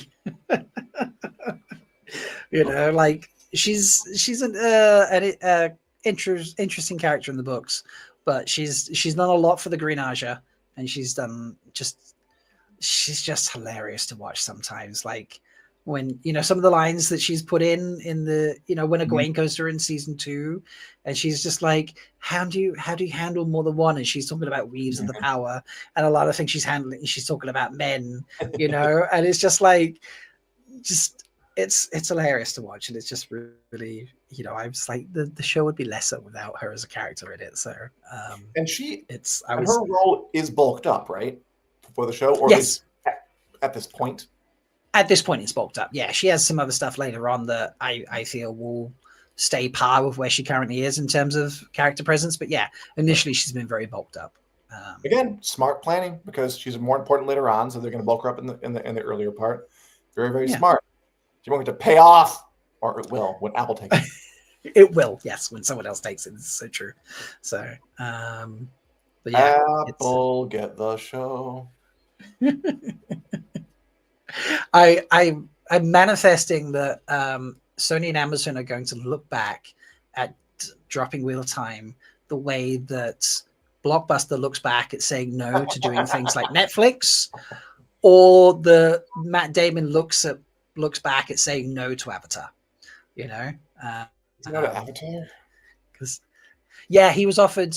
He was when he was in post production for one of the Bourne films, which is a lot of. He said in the interview it was like very heavy stuff and it's very involved. And Cameron approached him and said, "Hey, I want you to play the main role in this movie, Avatar. I'll give you a cut of the movie." What? You know? I mean, he's already rich, I'm sure, but he'd be like a billionaire. Okay. Yeah, but he said, "Sorry, I can't. Bourne takes too much of my time. I can't fit into your schedule." And so he turned down a part in Avatar, the main part in Avatar that came with rights or whatever it is, a cut of the take. Yeah. And I'm betting Sam Worthington did not get a cut of the profits. I bet he did not get a cut of the profits. That's very true. But Sam Worthington did well for himself regardless, I'm sure. Oh yeah, he's fine. Yeah, I love this reveal to Fail. He's like, "Oh yeah, this is my friend Matt who blew the horn," and she's like, "Yeah, that was funny." The fuck? and he blew it. Yeah, sure, whatever. It was like, "There's another good time to tell you," like many times. Aww. Then okay, some sexy stuff. Yeah, not a whole lot of sex scenes. No, it's not true. I guess in the books, I remember that they were fairly sexless, but the show. Yeah, it was always like a smash to black, like it was off. It just sort of fade out or whatever type thing. Yeah, here they'll hop on each other, or the show's a little more horny to start. Yeah, yeah. I mean, it has even when it's not being sex, like Yosha Sardowski tied to a wheel, topless. It gets a little bit more there. Yeah, Daniel Henney in the first episode of the first season, is take off your shirt and sweat a little bit. Sure, why not? Walking down naked into a hot tub, it's right. Yeah, it's a thing. Yeah. Oh, there's a whole part of the fandom that does not forget that. I'll tell you that right now, Dan. What do you want, mass audiences? We gave you practical nudity. Why didn't you tune in giant droves? More singing, everybody. No, then she go. I love in this moment. Matt's like, "That's my friend," I know that one's good. I like that too. Love Matt in this. Could analyze these things, and I also like there's a dance. There is. This song was sung at Jordan Con, WotCon, stuff like that. They had the dance all built in. It's a lot of shimmying. Yes, you just gotta give a good shimmy. What else do you need? Absolutely nothing. No. A shimmy and chutzpah. She's like, "I was blending in." No, that was not blending in, but it was, playing your part. So we're not talking about the finale. I mean, when you get there, I'm sure you'll have a good time. I was surprised that they didn't end up, and we didn't get the Nynaeve Mogadeen fight. Now they kind of left empty-handed, but you'll talk about that later. Yeah, for me, I was okay with that. I was kind of surprised. Yeah. All right. I have a theory about this guy here, who is listed as Matt's admirer in the credits. I have a theory that he is the 8th Forsaken that we haven't had named yet. I think it's going to be Asmodean. Ooh, yes.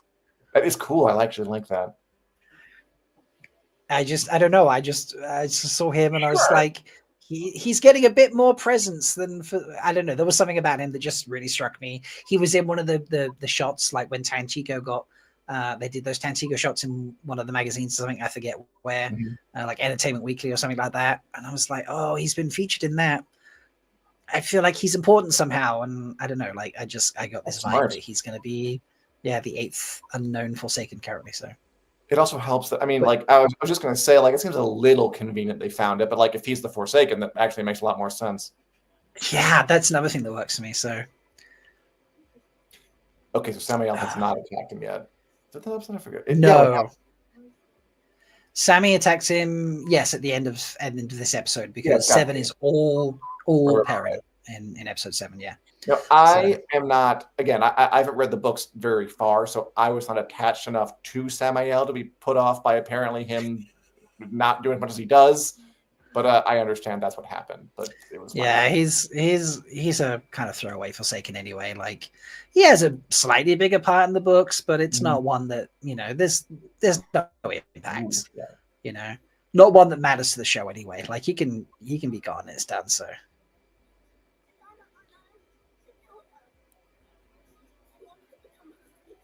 Delicious. This is what a way to die here. Like, thumb through the cheekbones. And then she's just kind of mimicking the screaming. Yeah. And she just kind of like does this weird stare. You know? Like, is amazing. All right, let me get this bit. I remember this scene from the book. How does it compare for you? Well, I mean, yeah, I'm not sure. Well, let's watch. I haven't watched this since it airs, since we saw it the first time. So I'll watch it again and we'll compare and contrast. Because I feel like you could play this funny. Because, like, you know, they're just being involuntarily under someone's spell. It's not very funny, though, is it? So I guess there's a lot of ways you could approach this. And they went for, let's see, I guess creepy.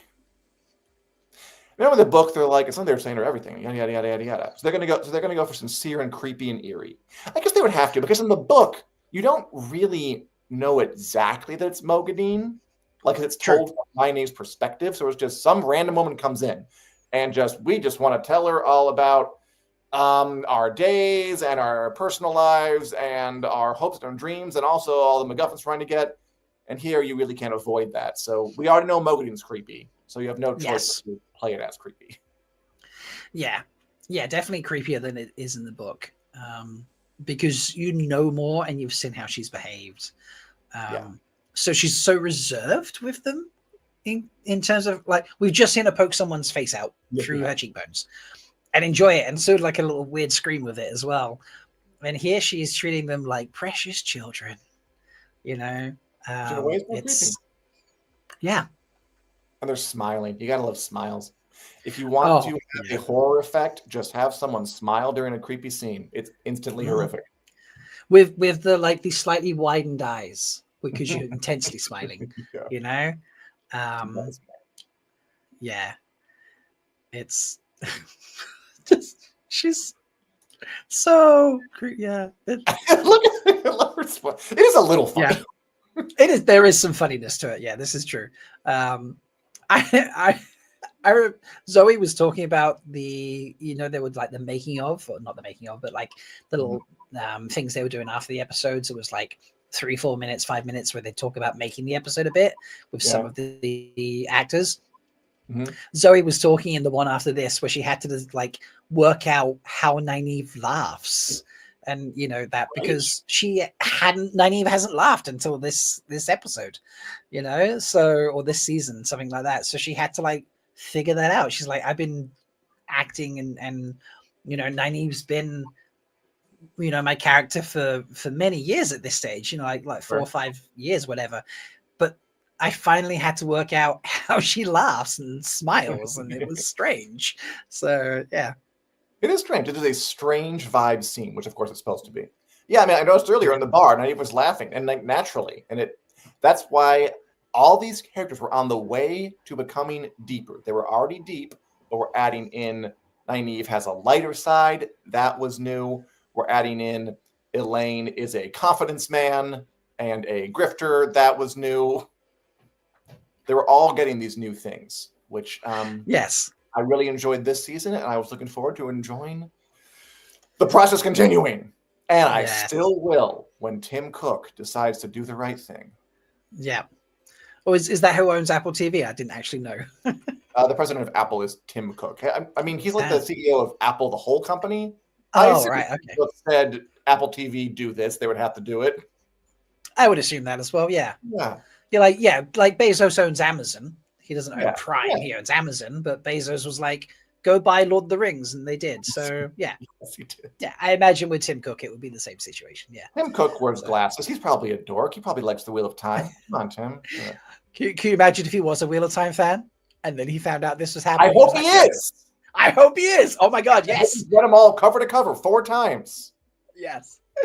People are saying like this, it's hilarious in a terrifying way. Yeah, or terrifying in a hilarious way. It's both in there. Yeah, the comedy really lends to how terrifying it is, Leia says. The comedy is just the visuals of their plastered on smiles. That's the comedy. Yes. It's just the way they don't waver. Especially Sierra. I feel like she has this kind of big old Joker grin. That's what creeped me out. Yeah. I wonder if they're like, after the scene, they sort of finish as like, oh my God, my face hurts so much from smiling, you know? That's good kind of see another, but it's also bloody. This scene is better than I remember. Mm-hmm. Yeah, I'm compelled. It's very layered.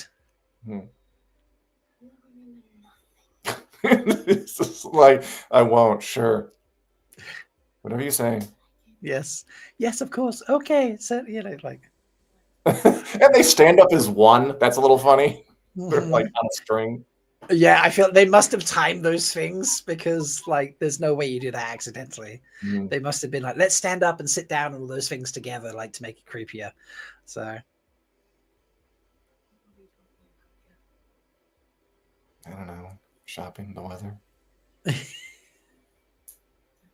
I almost kind of wanted them to like just go to bed and then wake up the next morning with hangovers and be like, what did we do last night? Where's the bracelet? I think I remember the maid, you know, like, but this still works brilliantly because they're like, oh shit, what have we done?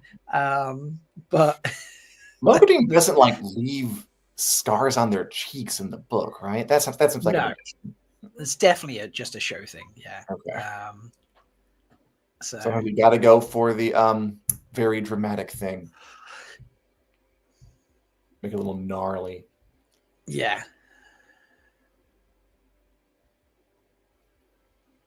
What happened, Nynaeve? Maybe it's under the dresser. Maybe it's in the shower. Is someone wearing it? You know. Mogadine, why would you do that? I guess she's crazy. Yeah, she doesn't really. It's like I suppose a calling card or something, isn't it? So okay, Samael. So again, I have not read this far in the books. Mm-hmm. I would not have predicted based on this scene that he was much of a big deal because you guys kind of like come in, wreck stuff, and that's about it, right? Yeah, this is an absolute fair representation of his character. Like I think there is, chat, correct me if I'm wrong, I think there is a confrontation with him and Rand and where Sammy is based when Rand goes for him. Finally fight in Shadar Logoth is what I heard from other people who've read more than I do have. Oh, maybe I'm thinking of someone else that's Shadar Logoth. Oh, my lights have gone out. It's what happens when you've been live. No, like they give me like 8 hours and then they turn off. That's good, by the way. I like the blue vibe. Thanks. Yeah, it's like the channel color. So I've actually got a lot more here. I've had to clip it so I can have the timer on. I've had to use a virtual camera to put the timer on screen with me. Normally, you can see so much more of my background. I've got up here. I actually got a road sign from South Carolina, O'Gear Street. Cool. Yeah, it's a long story with that. So, have you been doing this just nonstop for the entire season up to this point? I've been doing this for 5 years now. No, I mean started during today. I mean, just like today. I've been live for 7 hours and 27 minutes. That is impressive, man. That's some good stamina. Got like another 3 hours to go. So, but yeah. This fight is rough between the two of them. Just to get back to the episode. Sorry, I've totally got us sideways there. But your Red Bull routine. Yeah, I remember discussing this when it first happened, and I'm just like, Rand is the one in the wrong because he's been cheating on his quasi girlfriend with his psycho evil magic girlfriend. Absolutely. But I always say that I feel like Egwene came in and wanted to, like, she didn't help the situation. Like, neither of them communicate. The fault is with Rand, but neither of them communicate very effectively, and it just causes more problems. Again, I keep saying this. It's another example of a really good adaptation choice, because in the book, they just kind of decide, meet, and they're like, you know what, we're not really into each other anymore. You're okay with that, right? Yeah, I'm fine with that. And then just kind of move on. I like this idea of them, neither of them really feeling the way they felt about each other when they were younger, but both kind of being on a bit of autopilot with, we're together, right? Like, that's who we are. We're Rand and Elaine. And kind of slowly falling out of it. Of course, because I thought that was a very nice finessing of their story. Yeah, I agree. Like, there's closure between the two of them, albeit not great closure in terms of how it happened. But it's messy communication, and that is a keystone of Wheel of Time. Poor communication. We always joke in the fandom that if the characters in Wheel of Time actually communicated effectively with each other, it would be like 2 books long. There are a lot of stories like that. A lot of great drama happens because people just don't want to talk. Yes, so true. Like right here, Minari. Communication in my Wheel of Time? Pah! So it's kind of a bit of the breakup, isn't it? Just like, because it's like it is. It is very much like a breakup, making it as official as it gets. Yeah. So, like Max is saying here, like Rand thinks this is just a breakup right now because she hasn't told him everything yet. So he thinks responding with stuff like, "Well, you didn't really want me anyway. It's just appropriate," and it just goes. Yeah. Well, because I don't think he really wants her anymore. I'm not so sure about the other side of it. I think for Rand, it was like, it's kind of expected. And for Egwene, it was probably like a comfort or a security thing. Yeah. You know, because earlier in the season, like in the first episode, when he he goes to kiss her and like his hands go up there, she obviously gets freaked out because of what happened with her and Renna in the previous season. You know, and he's just like, he's like, we can just sleep, you know, we don't have to do it. Like, he's very, very understanding and reassuring to her. So I feel like there's possibly like a oh, here's Sammy. There he is. Yeah. But at the same time, he's dream stopping Lanfear, or at least dream. He is. Yeah, it's not a good doesn't count as a dream. Everybody knows that.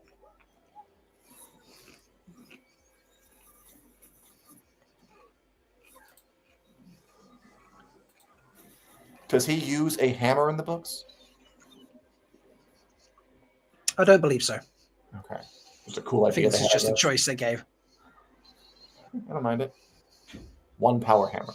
The 1 hammer.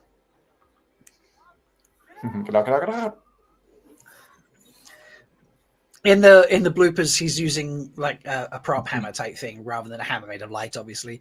And he hits the floor and that I know, right? He hits the floor and the hammer like fully bends, and he goes, "I fucked the hammer." I'm going to say it too. The special effects were quite majorly upgraded for this season. Oh yeah, it looks tremendous.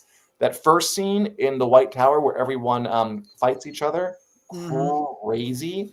This looks great. Oh, the way he's holding it. Oh, I just love the way it looked this season. Yeah. Yeah, the ethereal but powerful at the same time. Yes. Yeah, the effects are like, everything got a glow up, but it was like they glowed up the glow up on the power and the CGI, and like, it's, you know, it was incredible how much it got stepped up. And again, Tim Cook has that money. He has good-looking 1 power money. There we go. That's how I'm going to call it.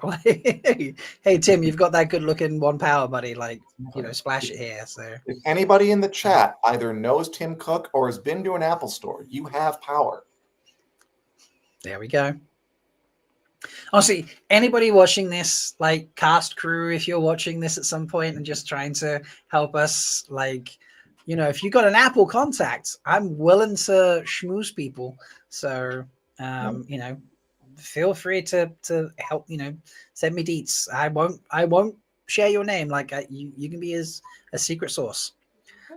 This is so rough right here without Sarah dying. It is. It's very bad. Yeah. And again, I said this, a good adaptation to it, because I know that this does happen in the book at a different place in the Stone Frontier, very smartly transposed. Absolutely. I remember the first episode she appears, the entire fandom were just like, oh no, this is going to be the girl from Stone of Tear, isn't it? You know, and obviously it is, and it's just heartbreaking.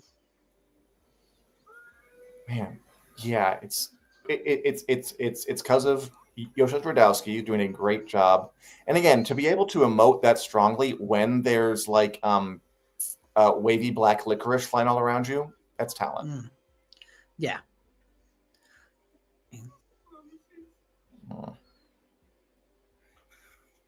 And he and a little bit of crazy. Put a little bit of crazy on it to make you. That's it. I was yeah. Oh, good.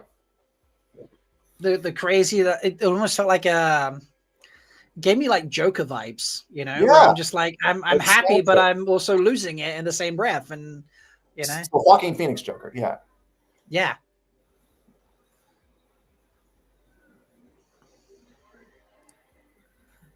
And to have it be Moraine sort of bringing him back this time, yeah, you know, where she just like places a hand on his shoulder and calls him, and that, yeah,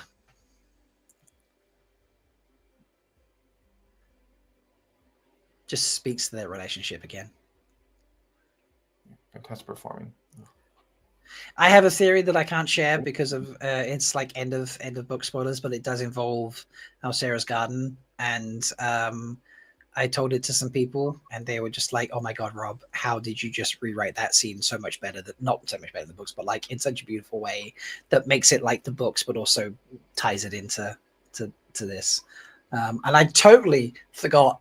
I totally forgot to pitch it to my to one of my contacts who is part of the, you know, who could like pass it on to the writing team and be like, hey, have you considered this for the end of the series?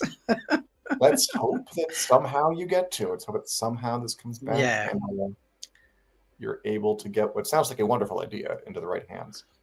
Because it feels like this writing team would listen to something like that. It feels like the writing team are incredible. Like they're what they're doing is so great. And yeah, they really care about the fans and like trying to make sure that even if they need to change things or think that maybe we could do things better, that it's still, you know, the true story of the books being told through it. So, and this is a great setup for the next episode where it's just like, here's an army coming. Of the big damn battle episode. Yes. Which I'm glad to get to do. That's a great one. There were a lot of highlights this season, man. Like they had maybe 2 or 3 of the series best episodes so far in this season. Again, it's just sad that they did when they canceled it because they hit a lot of highs. Yeah, I've got the IMDb rankings here. It's the only season that got any episodes above 9, which was 9.3 for Road to the Spear and 9 for episode 8. Everything else was above 8. Which says a lot because only one episode got above 8 in season 1, and that was episode 4 at an 8.5. Yeah, it was a show on the grow. That's why it feels so bad. That's why it feels so unjust. That's why it feels so particularly hurtful. Because this wasn't an example of a show that was like fading away or diminishing or kind of past its prime. It was hitting its prime, its Amazon prime. And to have it taken away at this moment feels particularly galling. Hello, cat. Is the cat named Egwene? No, the cat is named O'Neill. He is a rehome from a friend of a friend who was emigrating. His original name was Star, and I wanted to give him a Wheel of Time name. So I asked my friend who knows the Old Tongue, what is Star in the Old Tongue, and is O'Neill. So that is his name. So it's still his name, but also a new name. Yeah, and he likes to occasionally jump on the desk for about 30 seconds, and then usually he leaps down, which he's just done right now. I also have a second cat whose name is Sulin. But they're still integrating the two of them at the moment. So for peace, she's in the large second room and just chilling out so that they don't have a fight midstream, because I would have to run away and deal with that, obviously. I don't know all the time stuff. Did you say that the cat's name was Soldam? Sulin. Okay, not Soldam. Like not Soldam, no, Sulin. She was literally from a rescue, and she was called Susu. And I was like, that sounds like Sulin. And yeah, long story, but yeah, an IEO name. So, but yeah, that was a great episode. That one, I mean, any episode that has an iconic song in it is always going to be a winner. And I think that absolutely blew people's minds. It's hard to pull off a good fake fantasy song. There have been some hits over the past few years, like the Toss a Coin to Your Witcher song popped off in a big way. There were a bunch of good ones on Game of Thrones, but you risk them sounding a little, I don't know, too modern, too cheesy, and that one hit the bullseye very nicely, I thought. I enjoyed that. Yeah, it's I agree there. Like, it could easily have been a scene where there was like very choreographed dancing to it and such, and it actually felt like, you know, just a just a you know, a tavern in Tenchico. You know, it's I kept wanting to call it and you can tell me if I'm right because you have authority because you're English. I wanted to call it a Chaucerian ballad. But I mean that. So I don't really know if it's true or not, but it feels like it is. That feels right to me. I don't know otherwise, but it feels right. I love this. Rapunzel chat boopy songs at times. Yes. Boobies have been around since the beginning of civilization. Yes, this is so true. They really have. They really, really have. So, but yeah, amazing episode. Yeah, I loved it. And I like being out here. This is a lot of fun. Thank you. I appreciate that.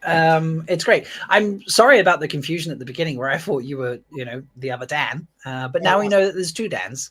So there's two 30-something guys named Dan who are fantasy and write about it. We're interchangeable. Well, you know, it's been great having you on. I hope we can do this again for multiple seasons, and we can do mirror watches, and you know, maybe we'll have Dan, and then we'll have Dan, and then we'll have Dan and Dan. You know, like really want it's if everyone out there, it's where I'm Dan and then he's Daniel. If we really want to get specific, but okay, we can cross that bridge when we come to it. That's fair. That's fair. All right, folks. So is that how it goes in the articles as well? Is it Daniel and Dan? Yeah, Daniel Roman, Dan Selke. Should we keep talking? When's your next episode start?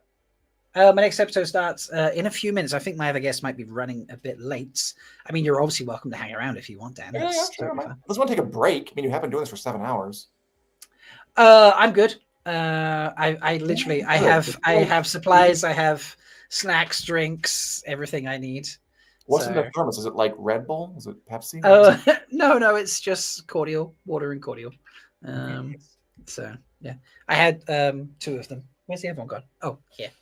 So that one's almost finished. So I guess I can pick your brains. It's like a so just so you been this for 5 years. So were you a Wheel of Time super fan from way back? Yes. So my origin story is I was reading a lot of standalone or just like trilogy books as a young man in my teens. I wanted something that was sticking around. I was fed up of getting invested in a story and then it disappearing after 1 or 2 books. Sure. So I went to my local bookstore and saw Wheel of Time on the shelf. It was on like book 6 or 7 at that stage. Nice. And I was like, oh, okay, that's a book series that's got to be, more than a quick read. So I picked up the first book, read the blurb, and I was like, interesting. I like the sound of this, bought it. And I was back before you knew it, buying the next book and the next book. And I've just been like rereading them ever since. And then, COVID hit and I found like the fandom online because I only had the toxic Facebook groups before that. And just saw people doing things. I was like, oh my God, I want to do that. Like, I want to talk about Wheel of Time because I'd never met anyone who liked Wheel of Time or knew about Wheel of Time. Never. Not It's weird, once. right? 'Cause, like, it sold tens of millions of copies. Mhm. Somehow it feels both very well known and iconic and somewhat niche. Yeah, I agree. So I've been reading it since I think about 2000, 2001, somewhere in that sort of ballpark. Cool. So yeah, I'm not one of the OGs from the 90s. But you know, it's been 25-ish years at this stage. So Yeah, and you got him in the middle of it, like you still have plenty to go. Yeah, absolutely. Yeah. And now I have the YouTube channel. I do a podcast. I set up a European convention for it. So yeah, it's a lot of fun. If you're ever over in Europe in early September, you come over to the convention, have some fun. Where in Europe? Well, I mean, I live in the UK, but we have it in Prague because they film there. Well, they used to film there. So yeah, we moved it to 2 years in Manchester, and then we moved it to Prague last year. Guy Roberts came, and that was brilliant.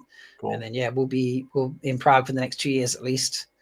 And yeah, Juliet Howland coming this year. Who knows next year? And then if there's no show by then we're going to expand the topic a little bit and go to multiple other cities every 2 or 3 years. And Dubrovnik is the first one on the list. So it's very impressive. In terms of like a sober assessment, if you want one, like, will it actually get picked up by somebody else? I will say, I think if it's going to happen, it needs to happen without a ton of delay. Because I think with a cast this huge and so many contracts to negotiate, the longer it goes on without some kind of pickup, the harder it becomes to get the whole band back together. Yeah. So, I mean, it would have been true of anything. Like, the sooner the better. But if somebody wants to really try and do it, it'd be better to do it quicker. Honestly, I'm not sure if there's... After Game of Thrones ended, like the late 2010s, early 2020s, there's such an appetite for all these high fantasy shows, like The Witcher and The Wheel of Time and The Rings of Power. Somebody wanted it. House of the Dragon's still going on. I do feel like it's cooled a little bit, but I really hope somebody realizes how special The Wheel of Time is as a series and sees that it can stand on its own as something that can really be a gem in somebody's catalog. I am not giving up hope. I'm not giving up hope. I can keep it up for a while longer. Good, because I'm definitely going to keep it up for as long as needed. But yeah, Dan, I loved having you to hang out, mate. Thank you so much. My other guest has arrived, which is wonderful. But yeah, I appreciate you hanging out and actually getting to meet you and chat. And I will pay attention to the Dan or Daniel in articles now. Folks, after you finish watching, do go read Dan's article that he's just posted. And if you haven't read other Dan's from yesterday, go enjoy the rant in that one as well, because it's great. But yeah, thank you so much. I appreciate your time, and I will see you again soon, hopefully. Of course. Talk about more seasons. So absolutely, it's great talking to you. Have a great show. Enjoy. Thank you. Bye, mate. All right, folks. We've got 2 episodes left, and now I've got a very special guest who's come back, who was going to join me for my last 2 live streams during the season release, but unfortunately, between a whole combination of things, they'd never happened. So it's kind of the pattern at work that she's coming to join me today. Please welcome back Aisha. How are you doing? Hello, I'm good. How are you? I'm good. I mean, it's been a crappy 24 hours, but I'm good otherwise. Yeah, you know, like... outside of I was like, wow, the weekend's here. The sun's, oh no. Okay. Mm-hmm. Yeah, I felt a little bit like the starfish in Dory. I was like, the sun is shining. It's a beautiful Friday. The cats will be like, oh my God, you know, like, yeah. So I was like, right, well, I don't know. I was kind of worried when I hadn't heard a renewal announcement, just because Amazon has been a little quick about that in the past, like, you know, with Rings of Power and other shows, like mid-season, we were hearing that there was renewals. And so the fact that Wheel of Time, they still hadn't done anything, I was like, okay, maybe they were just waiting to see how season 3 went, but No. Yeah. I mean, I knew there were contract renewals and things after season 3 that had to be negotiated. So, like, immediate or like during season, like preseason announcement about new ones, I was like, I know they negotiated 3 seasons previous. That was the initial bet. So I was like, I wasn't too worried. I thought we'd get one more season to be like, okay, you could have one more, make it work, you know, because it's not the massive global phenomenon that is apparently the only thing that's acceptable for a successful show. No, because none of their other shows, Rings of Power, double the budget, but still they're fine. The Boys, double the budget, not okay, but all right, sure. Mm-hmm.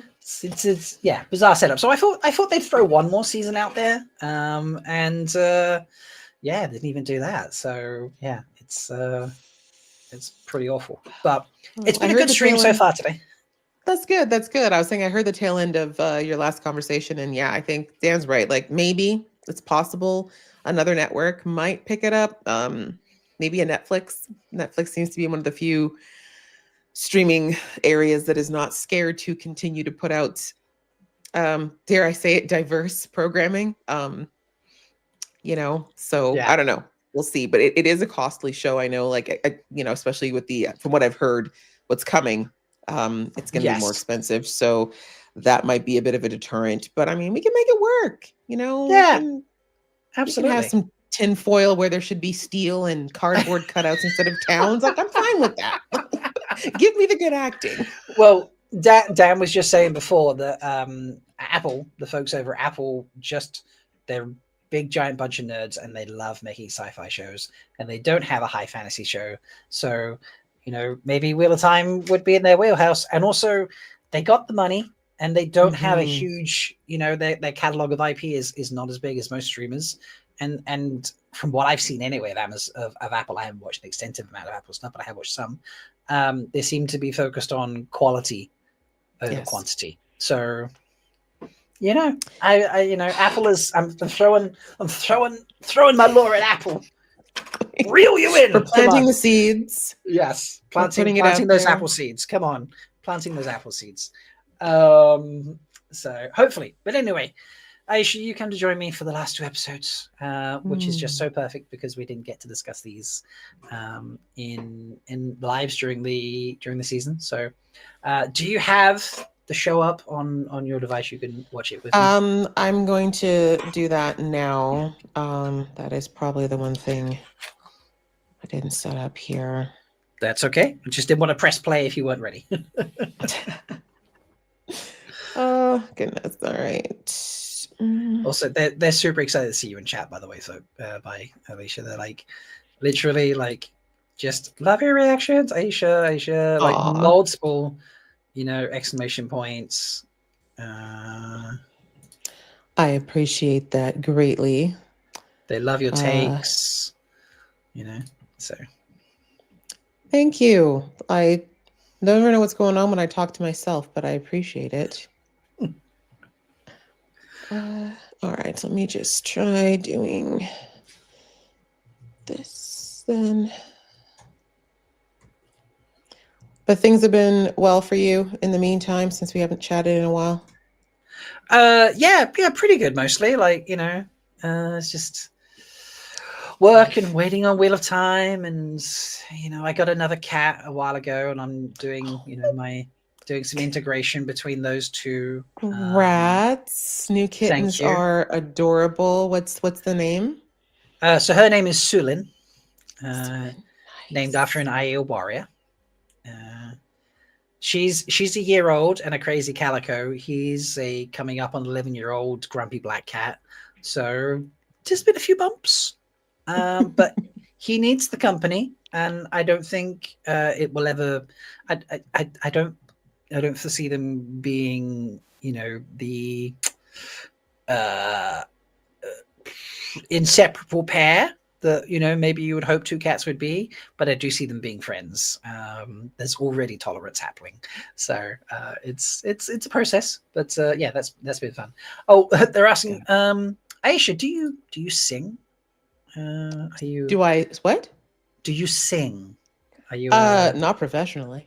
But you're known to hit the karaoke mic. I have hit the karaoke mic in the past. Yeah. Yes. All right. Well, What Idol is coming up, and they're asking perhaps maybe you might want to enter. Well, I'll tell you about What Idol later. It's a good fun competition that the fandom does. So. Ooh, interesting. All right. So, all right, guys. So I'm just trying to set up my sidecar display, which is not something I use often, just so I can actually see what's going on here as well as watch. No, you're totally fine. My bad. I'm not as, even though I work in IT. Don't tell my bosses. Yeah, bossy schmosses, they don't need to know. Unless they're going to help get, Wheel of Time renewed, they can be quiet. Right? So. Like, that would be really helpful to me. Personally, I would appreciate them doing that. I'd even skip half a paycheck. Only half. Yeah, that's fair. You've got to pay the bills. I would skip lots to have Wheel of Time, added in and paid. So yeah. Well, like I said, let's keep hoping, keep saying things. I mean, other shows that have been far less popular have made it to being saved. So maybe, just maybe, this is so true. I love this. Skeeter also like, oh shit, totally forgot to get my episode 7 loaded up. So please hold. He did this earlier. We went to watch episode 4, and I was like, all right, people press play in 3, 2, 1. He's like, oh crap, that reminded me that in the whole 15 minutes I hadn't queued up episode 4. So it makes sense. Display. I don't know why sidecar is not showing up. That's okay. We can always switch between. It's all good, but I do have it up.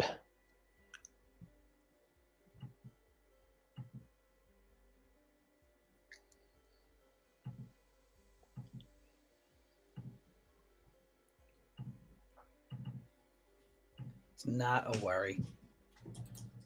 We got the time. Indeed. Well, it's got to be. It's in the evening for you, or is it in the morning for you now? It's the morning for me, but that's absolutely fine. So, is the weather better for you guys? I know England. It's either, it seems like you guys are either really, really cold or really hot. It's just we've trended over to like a wet and dingy weekend. It has been hot prior to today, but that's that was an early summer as they're calling it. So it was great for the garden; they loved it, but not so much for some of the plants and stuff that I had to actually go out and water, which was a surprise. Like I never have to water my plants because it's Manchester and it rains, but I did this time. So no fun. So, Rapunzel, Rob is a pro marathon streamer. Yeah, I mean I've done a few streams in my time that are fairly long. I usually go around the 8-hour mark is my typical one. So, but this one will likely be. I think I planned this one that probably end up being about 10.5 hours. But that's it's just the nature of what it is. So well, as long as you're enjoying yourself, that's what's most important. I am actually. Today's been really good. We started it off with the blooper reel, which I hadn't seen through a combination of like when it was released, I was at work and things like that, and like I'd been busy. I'm like, oh, I'll watch the blooper reel at some point. Like, we'll get to it. I will get to it. Like it's not like a desperate reaction thing. That's more just for fun. So I hadn't gotten to it yet. And so I started off today with that, and I was like, that's a really good start, actually. That reminds me of how much the crew and the cast have fun together, and that made me feel great. And then everybody who has joined me today has been someone who has not come to a live stream before, brand new. Nice. So until wonderful you. And I was so thrilled when I was like, maybe Aisha could come because we didn't do 7 and 8. And you were like, yes, I could do this. I was like, oh, this is perfect. So I was just like, today's been a nice cozy blanket of seeing new people, some of which are new prior, some of which I didn't, to like tell me how much they enjoy Wheel of Time. And it's been really lovely. And yeah, we get to wrap up the season with you, which I'm so excited about. Like it's perfect. So how are you doing? Do you need more time, or have you frozen? Have I frozen? Oh dear.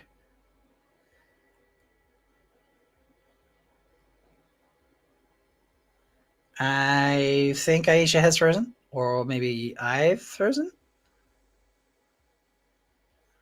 Possibly. I don't know. I feel like we need to find out. So why don't we play? Oh no, there we go. Just disappeared. So why don't we play the blooper reel in the meantime? Yeah, very good at Frozen still. So we'll play the blooper reel and have some fun in the meantime.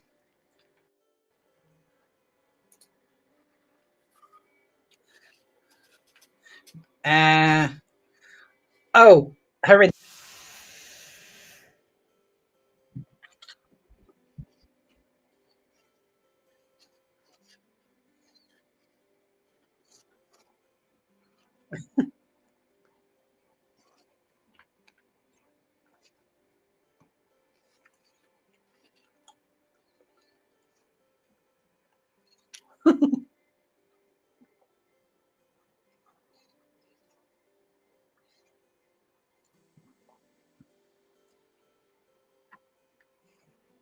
Hmm? Oh, no audio. I know why. Because I'm sharing my screen. I'm sharing my screen in a different way so I could show the show. All right, just a second, and we'll play that again.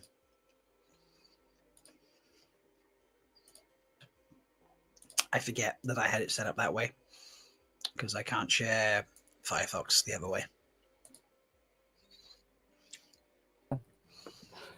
There we go. We'll try that again now. I've still got my bloody sunglasses on. You're checking me out.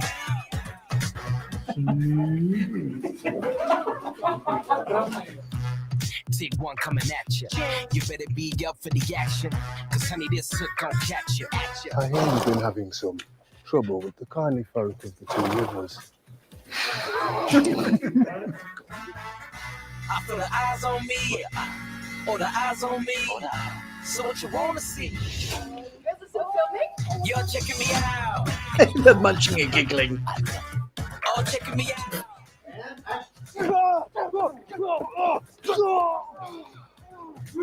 Bless you. No.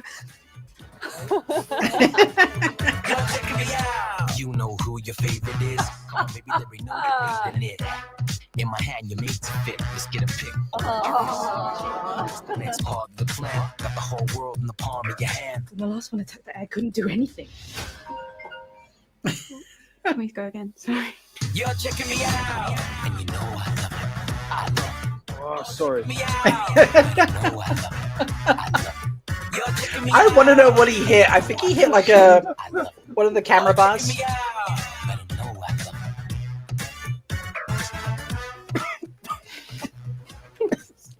Oh yeah, I can't handle a roost quiet. You have betrayed us all. And now, right here today, you will be tried, stilled, and... Sorry. I'm just looking at this little sack. Okay.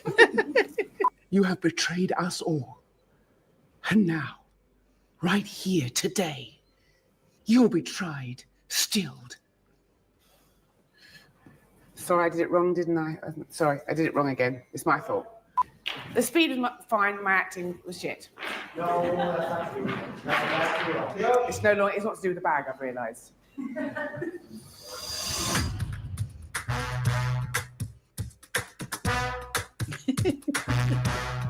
For fuck's sake, you're so sorry. There's something on me. I'm so sorry.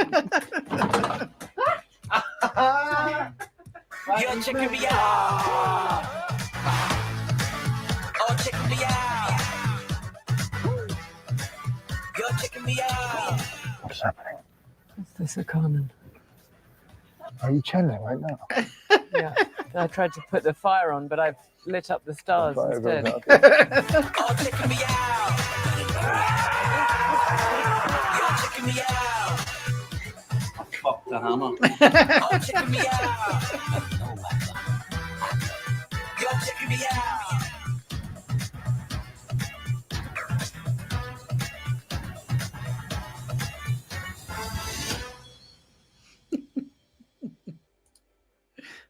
That is so good. I really do enjoy that. It's very entertaining. Yeah, I would like all the unused footage as well. So Aisha's internet has just died in her, so she's just resetting and sorting that out. So I am going to take the opportunity to take a bathroom break, folks. So if you need to go head off and do that, so we'll be back in a few minutes.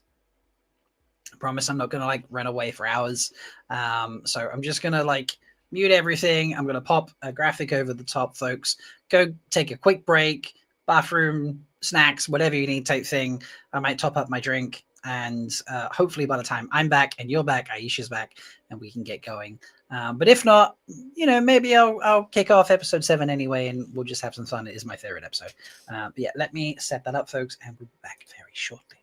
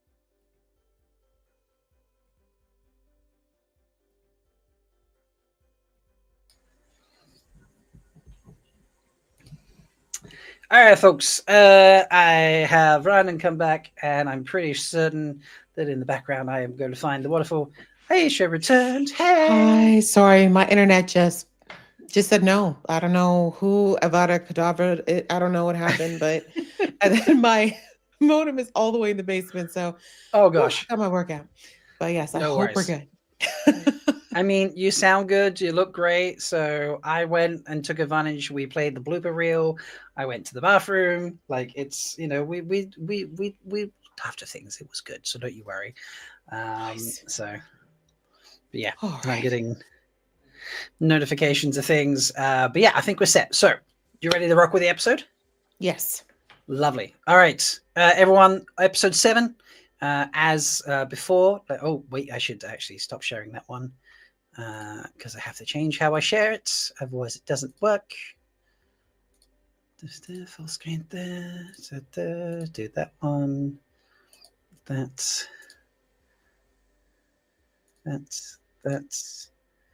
And does my timer? Yeah, the time is right. Lovely. Okay, folks, we're gonna press play.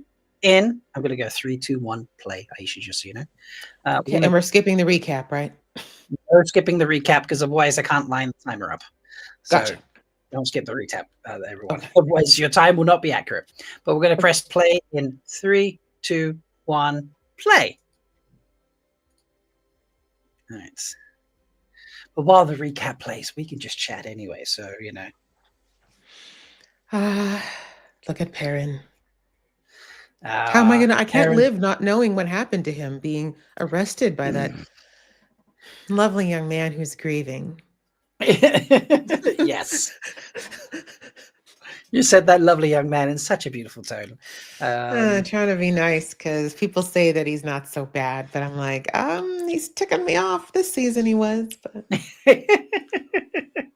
who's telling you he's not so bad? Who's coming to your comment section some saying people in that? my comments were like, oh, like it's not like something like, oh, he's just in his, whatever right now. He's in his bottle. He's in, he's in his skins. Like, and I'm like, okay, does that mean that because to me, alcohol just emphasizes who you are. So he wasn't all that nice, but I mean, he's not Volder, but he's also not like Mr. Goody Two Shoes.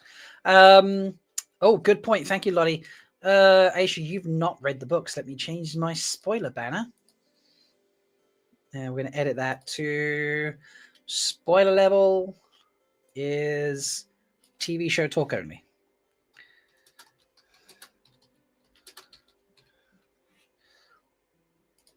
Thank you for that. Lottie, appreciate that. So, yeah. This whole wrong setup. This whole episode. Oh yeah, loyal. This whole episode being nothing but the two of us is for someone who has Perrin as his favorite character is just it's I feel like it was written for me or something. I don't know. No, I feel that. And I think it was nice because we didn't really get much time in the two rivers in season 1, right? We were literally episode 1 really, and a little bit of 2. And then after that, it's just been like something we talked about, but no one's been back. So it was kind of nice to come back and get a little sense of why it's special, because we heard, Moraine talk about how it was special because of the blood of the people in there, but we didn't get to see much of it. We just saw them running and screaming from Trollocs, which is valid. Yeah, like the people who don't run and scream from Trollocs, they're usually running and screaming with the Trollocs. So yeah. I see your question, Rapunzel, and yes, I do plan on reading the books. I'm going to start book 1 soon-ish. Obviously,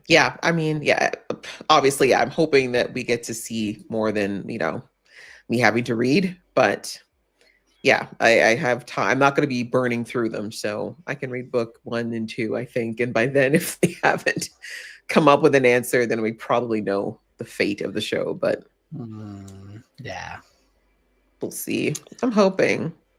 Come on, Apple TV. We don't need another Jason Momoa series. I mean, we do visually, but we don't need it. Yeah, like give him a cameo as a Trolloc. It'll be, it would give us confusing feelings about Trollocs. You should just be king of the Trollocs. He can be Trolloc king. Yeah, exactly. So right. I mean, he was head of the whatever in Game of Thrones. That worked. He was kind of a jerk, but we got over it. Do the same thing. Yeah, he'd help us open our hearts to the Trollocs. There is guys. There is my friend and I. She goes by Master of the Deck, but Kayla is her name. we both love Henry Cavill. I mean, if you don't love Henry Cavill, there's probably something wrong with you anyway. I've been watching him since The Count of Monte Cristo. There we go. He is a spectacular person, and he's a Wheel of Time fan. So he's a nerd. There's an evil character that appears later on that has a very unusual set of skills, and I'll leave that there because otherwise I'll spoil things for you, and obviously I don't want to do that. But visually, he is, his physically is described, very different to Henry Cavill. Nondescript, doesn't stand out in a crowd, very forgettable, not giant in any way, slim, average height, everything about him's average type thing. Well, not everything, but like, kind of like there is a distinctiveness, but not one that you really pay attention to. And Kayla and I both thought it would be funny if that character was played by Henry Cavill, because that man stands out in a fashionable crowd, like, and also is a very, very, very evil character. And I'm just like, I don't know. I feel like Henry Cavill can have fun with it. So, yeah. I do think he definitely wants to try a villain. He's pretty much always been, because of like, again, that chiseled jawline and the dimple in the chin, like he's pretty much textbook good guy. But outside of that I didn't see it, the Mission Impossible movie, I think he was a bit of an anti-hero in that one. He hasn't really had a chance to be a villain. He's a bad guy in that Mission. Okay, I didn't watch, so I'm like, people are like, yeah, okay. But yeah, I mean, I feel like with the right makeup, you could make Henry a little less conventional. I mean, he's never, I think you have to do a lot to make him like, ugly. But yeah, no, I think you could definitely, do a little something with the hair, a little bit of makeup, and you could definitely make him a little bit less remarkable. Yeah, this evil character, like, he's not ugly by any means. And yeah, like he has a distinctive look, but it's not like, not like Henry Cavill look. So, and he's definitely not built like Henry Cavill. So, but yeah. Anyway, well, maybe Henry's got a dad bod now since he's a dad. Oh, this is true. Yeah, maybe. Might be relaxing for the first time ever. Yeah, it's very possible. Bless him. So, one thing I was looking over there, and what was I thinking? This lady is hilarious, actually. I think I'm a little bit ahead of you, but Days. Yes, loved her. Loved how she just kind of came in as a wrecking ball in a way.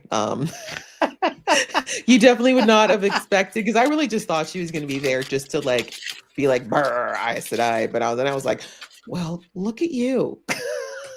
They would have loved to have you. Yeah, girls got skills, so Which I guess, that was a question I'd had when I was looking at that, is that I understand that like after they showed us the flashbacks, is this coming up? The one when we saw Leandrin's childhood when she gave birth to her son, and we saw her weave for the first time.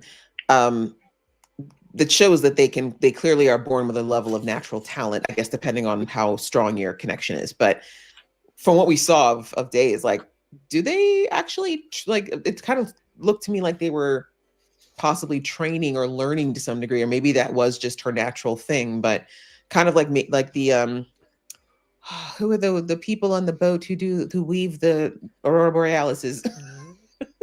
Oh, the good way to describe their weaving, actually. The sea folk. Yes, the sea folk, like, because they obviously have their own form of training. Right. So I was wondering if, like, maybe the Two Rivers people kind of do the same thing. Obviously, I'm not going to give anything away in the books, but there's no, like, training stuff in the show.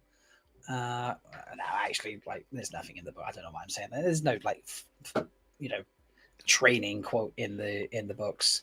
But yeah, I think it's just meant to be on, like, they have this like natural talent because of like the blood of Manetheren and stuff like that, so they're stronger, and they work very instinctually, and protecting and healing and things like that are particular talents that you'll find in channelers from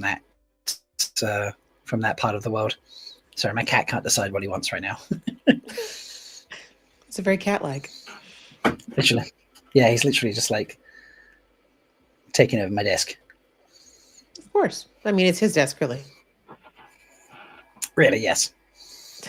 Everything in the house is really the cat's house. You're the one who's there. Yeah. Hey, don't go. You've come up. All right, that was very athletic. He's gone now. Yeah. So what did you think of this whole meet with your favorite White Cloak, Dane Bornhold? See, when I was first watching it, I was annoyed for obvious reasons. But, you know, having some time to take it back and trying to put myself into his shoes a bit. I mean, in the end, this is the guy that took out his dad, and he has really no understanding why, right? Because, you know, even if you are an avid animal lover, most people cannot justify why would you kill an innocent man for a dog or for a wild wolf, you know, to his knowledge. That doesn't make it, right? How does that equate, right? We as an audience know why it was so, you know, so hurtful. But yeah, I mean, he's coming up and he isn't hearing. Well, I mean, he is kind of hearing an apology, but it's not enough. Like I would get that. Like maybe it's because I'm watching Last of Us right now, and it's all about these revenge people. But you kind of get how they're just. I haven't watched that yet, so. Okay, well, that's as much as I'll say. There's vengeance. I think that's enough. But yeah, like if I'm Dane, if I'm like, okay, my dad's my hero, I love him, he seems like he's a good guy. In my eyes, he's a good guy. This guy comes up, just kills him with extreme prejudice. Let's be real. Like it was not a very extreme prejudice. Yes. He was like screaming in his face over a dog. I'd be like, no, bro, like I need more than that. Like you need to give me a really good reason. And I kind of want to see you hurt, like at this point, because yeah, he hasn't been sober since it happened from the looks of things. And he's doing pretty terrible things or letting terrible things happen. I mean, Valda did the terrible thing, but he did let it happen. He did. Which he was like, take her and do as you wish, you know, and that led to her being burnt at the stake. So yeah. Right, which is why if something happens to him of similar nature, I won't feel bad. I'm just, you know, for being technical, he didn't do it. He didn't have, I don't think he would have been able to do it. No, I don't think so. I think you could take her out, but not like that. Yeah, I feel like if it was a simple execution, like, you know, tied to the stake, arrow to the chest or something, I feel like maybe he'd have done that. But yeah, not like tie her up to be burnt alive. Yeah. So I don't see doing that. Yeah. Because yeah, even the scene, like he's still just drinking. Like he's not even sober talking. to Perrin in this scene.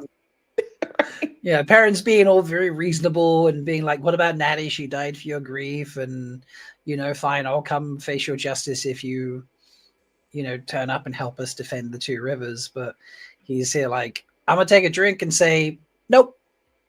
You know, like anything to hurt, right? Like, and I mean, I think a lot of us have been, or at least understand, when people are very hurt, they just want to hurt others. You know, they're not really thinking straight. And from what we saw of Dane, again, this is season 1, he doesn't look like the kind of person who in a clear head would be okay with this. But he's not clear, both emotionally or physically, because of the alcohol. So that is very, very true. He is struggling a lot. So, and it probably doesn't help that he's got, you know, Demon Valda in his ear talking about how evil all these people are and how stupid he was for trusting a Two Rivers person anyway. Demon Valda. Oh my God. How have I never made that connection on his name before? Demon Valda. That's amazing. You gotta be to sit back and listen to a person burned to death multiple times and just be able to eat breakfast after that, you know? Yeah. You know, like... It's tickled me. I like it. So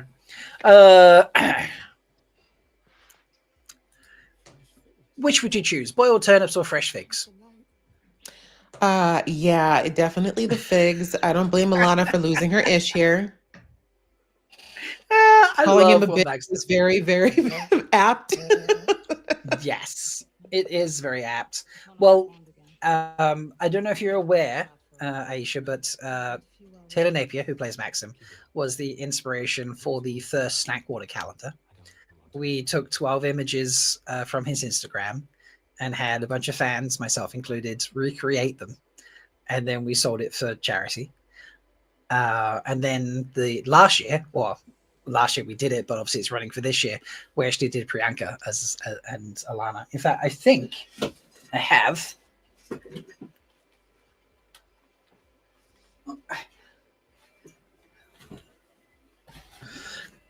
It is. We dubbed him the Snack Water. Nice. So, and literally, like, had fans. We took there's like the original post, and then we had fans recreate. So, and it was all inspired because I posted this shot. Now, obviously, I don't have the 6-pack, so that's not featured. You're just keeping it. That's how much my hair is. That's how much my hair has grown since then. Like it was here, and now it's like in a ponytail down to here. Look at you. Wow. But yes, so he's known as the Snack Water. Like he was already known as the Snack Water. This kind of like embedded it in the fandom, and they put in the Fig moment because he's a snack water and brings snacks. So that makes sense. Yeah. And then he warded her from actually being able to enjoy the snacks. He did, but I love they found their own path through it. It felt very healthy to me. Yeah, it needed to happen, right? I completely understand why they struggled with it, but yeah, I'm glad that they finally realized that they needed to find a new connection because everything they did was with Yvonne as their linchpin. So, and these two cutie pies. Sorry, I've been told off for not showing October. Why do I need to show October? Oh, that's Leia. There we go. Nice. This was Priyanka Bose's favorite. No, it wasn't her favorite. Yes, it was her favorite. Yes, from this one, she thought this was the best, just because she's lifting the cat. And, she just thought Leia was brilliant for doing it. So, yeah, it's all about the cats. It's all about the cats. Yes. So. But speaking of cats, Fail, crazy lucky cat in a good way, crazy. Yes. I love how she just, I don't know, talks to Perrin about what it's like being in charge and being a leader and such. It's he needs, so awesome. Yeah, like I think she's just a really good counterbalance for him because unlike the other Two Rivers people who know his story and probably would coddle him to some degree because of it, she has no reason to be biased from his past, right? So she's kind of giving it to him straight, like the confidence he kind of needs because he clearly doesn't think he's leader material, which I mean, that usually is the best type of leaders, the ones who don't think that they're fit to do it.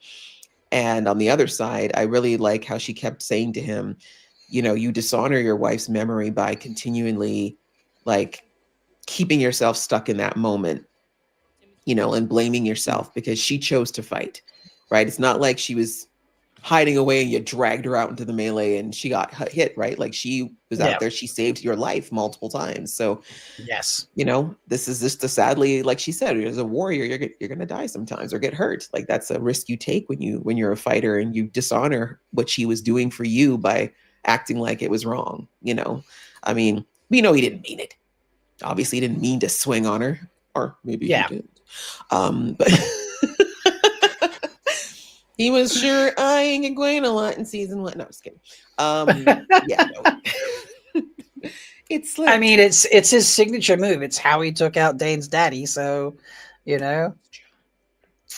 has about those two-hand weapons. But yeah, no. So I really do like that he needed that, and I don't think anybody else could have given him that speech because they probably would have felt some type of way because they knew his wife and. You know what I mean? Like, some people when they know you a little too long, they maybe don't see things that people who are not that close to you would see. And I think he needed that outsider perspective of Fael being like, enough, let's go. Yeah. You've grieved long enough. And I think I think, and in this episode, we get his recognition of that sort of, point of view from her, and he grows. And then when he berserks later, he's just like, stay behind me, not because I need to protect you, but because we're both fighters and I need you to kill the ones that I miss so that I need you to guard my back. Like, and it's the growth where he accepts, okay, we're both going to fight. I accept your agency in this moment, and I'm not going to take it away from you. I'm going to embrace it and ask that you help protect me, and it's just like, in one episode, the growth is, It's neat, and I feel like it feels like it's one episode, but I think he's been feeling that a bit from seeing even the way Egwene has grown, right? Season 1, he very much was trying to get behind me, Egwene, and even though she was like, I can do it, and now, like, good luck telling her that, right? And by the end of the season, there's no way he could say that even to, not he could have before anyways, to Nynaeve, right? So anyways, the point is, I think he's been hearing those messages for a while, and a bit of his chivalry / slight misogyny, which is probably unconscious, was always getting in the way of him, thinking that these ladies could do what they need to do. But now Fael was kind of that final kick in the pants of, okay, I get it. Like, there's some ladies out there that are clearly capable of taking care of themselves. And if they're adult and they've chosen to do this, I need to let them do it so I can do what I need to do. So, and thank goodness, because Fael is a force. Oh, she is amazing. She's just, there's so many good new characters in this season, and she's up there with one of the best. So this is also a cute moment between I know it's about to end and change, but like Perrin and Matt's sisters, where they like take the Mickey out, and it's just so great. That's still their stinky brother. Yeah. I want Matt at some point. He'll have to understand. He'll have to go through the trauma of realizing his mother's dead. But I want Matt and his sisters to meet up at some point, and them to just be like, "Hey, sheep tutor," "Hey, bladder blower," Exactly. Just to make sure, because he tends to get a little bit full of himself. He needs that grounding. He does. I like what Lightblind Fool said, that also he had Elias telling him to get over it already, but Elias was not very tactful. Neither was Fael, but he was basically like, she wasn't your pack. Yeah. Whatever. She was nothing. Like, Elias is just like, get over it, I don't give a shit. Whereas Fael was like, get over it, you're, giving her toe. Like, yeah, and he's also right. When Perrin says how fast the Tuatha are, and then the Aiel just cough. At first I was like, oh, it's a cough. And then I'm like, is this a blooper that stayed in? I realized they're coughing at the comment, and I was like, okay, that kind of works. Yeah, I knew immediately that was the yeah. Oh no, you did not. Exactly. That is not, yeah. We're right in the room. We're right here. Yes. Oh, this was also this character. I forgot his name now. The young man who was the part of the Travelers, who you could kind of tell from the beginning of the episode he was about to pick up a spear. Oh, you could tell that early, you reckon? Oh, it was the second he came in, and he was complaining about, not complaining, but when, of course, I can't remember her name, though, the red-haired one was like, oh, we're so grateful for the shelter, whatever. And he's like, we've been running for so long. We're getting attacked left and right. Like, the fact that he was tired of being, chased and them having to move. And that wasn't like this is scary and I'm exhausted. It was more of a, I feel like I need to do something and I'm tired of not doing anything type of tired. So when I saw that, I was like, oh, I think if he's pushed to it, he made up his mind already. To me, as soon as he showed up in the Two Rivers, he'd already made up his mind that the next time someone came at him subconsciously, that he wasn't going to just roll over and let it happen. And I'm glad he didn't in this case, because it was a baby. But I could tell that he was already mentally done. Yeah, Aram is his name. Aram, thank you. I think he's done dirty in this episode. The way he's treated is just like, oh man, that's unfair. We'll talk about it later when it happens, but I don't like how he's treated by his mother. Reminds me of episode 4, and And I mean, it sucks, but to me, I found it, like, I think I talked about in episode 4 that it's relatable. Like, I feel like the parallels to particularly religion, that happens a lot with, if you are raised in a certain way and a child decides it's not for me, or not all of it's for me. There's a lot of religions that say, okay, that person's shunned, you don't talk to them, they're evil now, like, and it's, even if it's a family, and yeah, it's quite rough, it's hard, it's terrible. So I thought they did a good kind of parallel to how that can be when there's a belief system for some folks where it's like, if you don't follow this, you're dead to me, effectively. And yeah, I feel like that's exactly, it's too harsh, like, fine, I understand, maybe you can't respect their decision, but that's still the person that you say you care about, right? You should still be able to respect them even if you don't like their decision. But absolutely. So we're at the battle in the valley now. Loyal left. Oh yeah, Loyal went. Yep. Oh gosh. Listen, I wasn't prepared. Yeah. Rob, I really wasn't for this episode. I was like, wait, no, not there's Loyal. You're not so much in this episode that's just wrong. I've just turned the volume up a little bit because I just want to, like, we need to listen to this song because it's just like, oh my God. Like, I expected an awkward speech here and we get this instead, and it's perfect. Yep.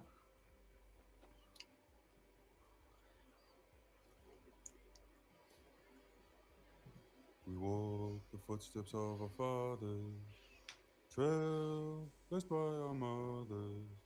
They bought the land with their blood long ago. Long ago. Oh, sing on heaven. Oh, weep for the Reagan. Oh, cry for heaven. Long ago. Long ago. Oh. It's just so good. Yeah. And it's perfect because song is such a huge factor in motivating for humans. It's used in war all the time, obviously, too. But just thinking of Western history, like in slavery, like the slaves would sing when things got hard. That was what they would use to push through a lot of their darker times too, right? So it's just, I love that tie of how strong song can be as a emotional motivator when things are scary or hard. Yeah. Because a lot of these people, they knew they weren't going to make it, but oh yeah, they were just like, let me choose how I go. Yeah. Yeah. It's incredible. Like how many layers there are to that moment. And something that's a very key point in Perrin, and it's not a spoiler to say this, but he's an awkward leader. I think that's kind of just, a little evident already from what's in the show, let alone what happens in the books, which obviously for obvious reasons I won't describe. I fully expected him to turn around and give that, big dramatic speech moment, which, when you're doing this, you want, Maximus Decimus Meridius, and, so you want that. Right. You don't always get that. In fact, you often don't get that. And I was like, this episode is, for me, amazing, like so far, and obviously ends up being great, just full stop. But, for being a huge Perrin fan, I'm like, it's important to me that this episode that is only about Perrin and the Two Rivers is not spoiled by some weird, awkward speech. And I was so thrilled at the song choice. It was perfect. So, yeah. Sorry. I put on for having Loyal then, and suddenly it flipped straight back to the regular battle. No, screw the regular battle. There. But yeah, no, I agree with that. Like, and the thing is, I think that if Perrin gave some kind of long, very like astute speech, it almost would have felt a little out of character to me from what I've seen of Perrin. Like, it's not to say he's not capable of it, but he's always been someone who kind of only speaks when he feels like there's something that's needs to be said. And, he's not the speech giver of the group. Like, he'll say something, it's like, oh, those are bars, but then that's it, right? If there's a speech maker in that group, I feel like it would be like an Egwene, right? Yeah. I would see that more from her because she's someone who, you know, is not afraid to kind of stand up and speak, but not necessarily Perrin, you know, or even Rand in his, you know, moments. Yeah, I can definitely see that. I'm curious, did you expect anything particular from this channeling when you saw it happening? I think it happened the way I expected, in the sense of I was like, can Alana handle it? And the fact, I'm glad that they showed that she was burning a bit, because that's 3 pretty strong channelers that she's pulling from in that moment. I love what they did with the pattern of her weave, though. I was like, it looks like a mandala to me. And if they did, that's a very nice cultural little tip if that's the case. But yeah, I didn't expect too much more from it, honestly. I just figured, it was going to be pretty badass and that she was going to get hit pretty hard with it, because that's a lot. We saw what happened when Egwene and Nynaeve linked with that the girl from season 1, right? That burned her right up. So I was like, ooh, I hope she doesn't pull too long. Hope Alana knows to let go. And she did, thank God. Yes, thankfully. Oh God, it couldn't have been good. It wouldn't have been good if she'd ended up like season 1 group channeling. That wouldn't have been great. And pretty traumatic for the girls. You know, they're just starting to get into their channeling, so let's not have anything too bad happen right off the bat. Yeah.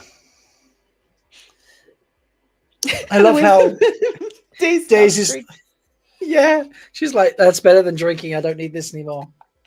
It is a great touch. Either that or she's like, I need to focus. I can't be drunk and do this. Yes, like, whoa, that was so much harder than I thought it was going to be. No drinking for this, you know. It's like the opposite, the guy from Independence Day, where he's like, I picked a hell of a day to give up drinking, you know, like all of them. She's like, I'd be the opposite. Whoa. In that situation, I'd be like, I think I need to be drunk to have the courage to do this, guys. Yeah, like, wow, that was, I need a drink to process that, you know, like exactly.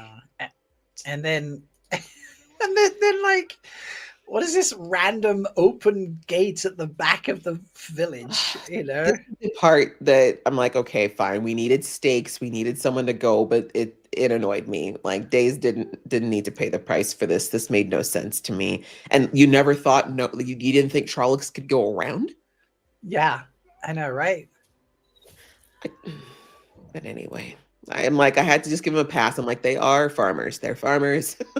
They're farmers. They are not a tactical battle group. And can we also talk about the fact that my girl Alana was a pincushion this whole season? Oh, she's been stabbed so many times this season, man. You know, like, she get like 10 arrows during the White Cloak attack, which was a really stupid attack. Like, here's a cloudless, you know, fogless night. Let me roll fog down a mountainside towards guys who hunt women who can use magic. Exactly. And you can see it actually funnel right up to the source. Like, it's not even like, funneling down. Like, doesn't look like that's coming from a particular point at all. Like, it's looking like that starts up there. Did someone install a fog machine? You know, like. This is why you need a blue around, apparently, because they're like the stealth planner. They might have been the ones to be like, Alana, this is not the way. Yes, yeah. You know, I think she's more of a in-your-face, blow-up kind of person. You know. Yes. Maxim screaming at the Two Rivers folks is it's kind of funny to me, in a good way. Funny, like, you know, he's just like, sort your shit out and fucking do it. You know. Here we go. Here's your man, Loyal. Point, right? When you get scared, right? Oh, just suck it up and do it. Angry Loyal is fun. We don't see enough of it. Oh, I know, right? He's a badass. You do not upset an Ogier is what I'm learning from this. Yeah, especially one that really likes his Two Rivers people. Mm-hmm. Yeah, and this whole thing, I mean, I've heard mixed, I mean, obviously, I think people were trying their best not to spoil me, but I've heard mixed reviews on this, but I'm like, I just don't feel like the way that he thought to close this was the best way to close this. This felt like we just need a reason to have him fall to his doom, and I did not like it. I would have preferred something of a throwing himself in front of the Aiel or something, and something bad happened versus what we had here. But yeah, I can see that. So the way they close way gates in the book is very different. And if they'd done it book way, there is a way he could have done it without having to go inside and sacrifice himself. I am in favor of stakes being a thing. Mm-hmm.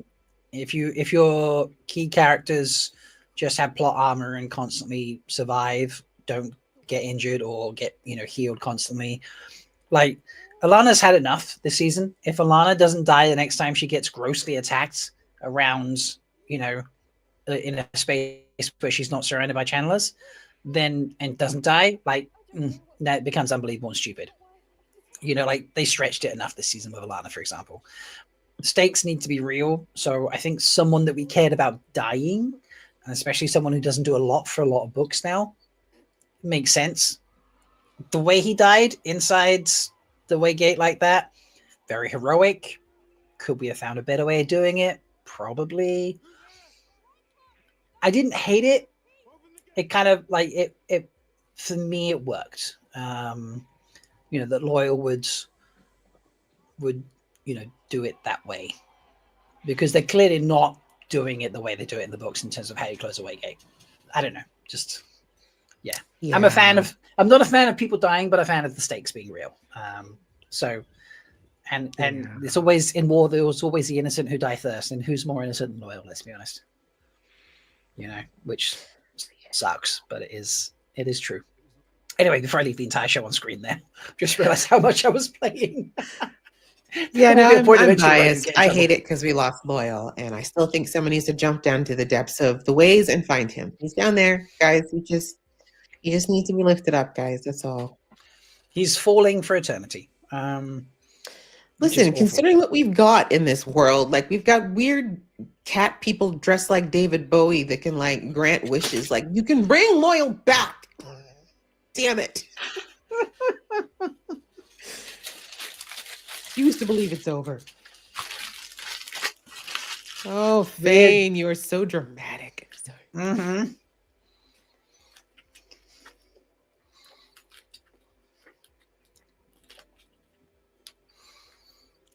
I think I like that actor. I love the gap in his teeth as well. I know it's a weird thing to say, but it's so nice to see.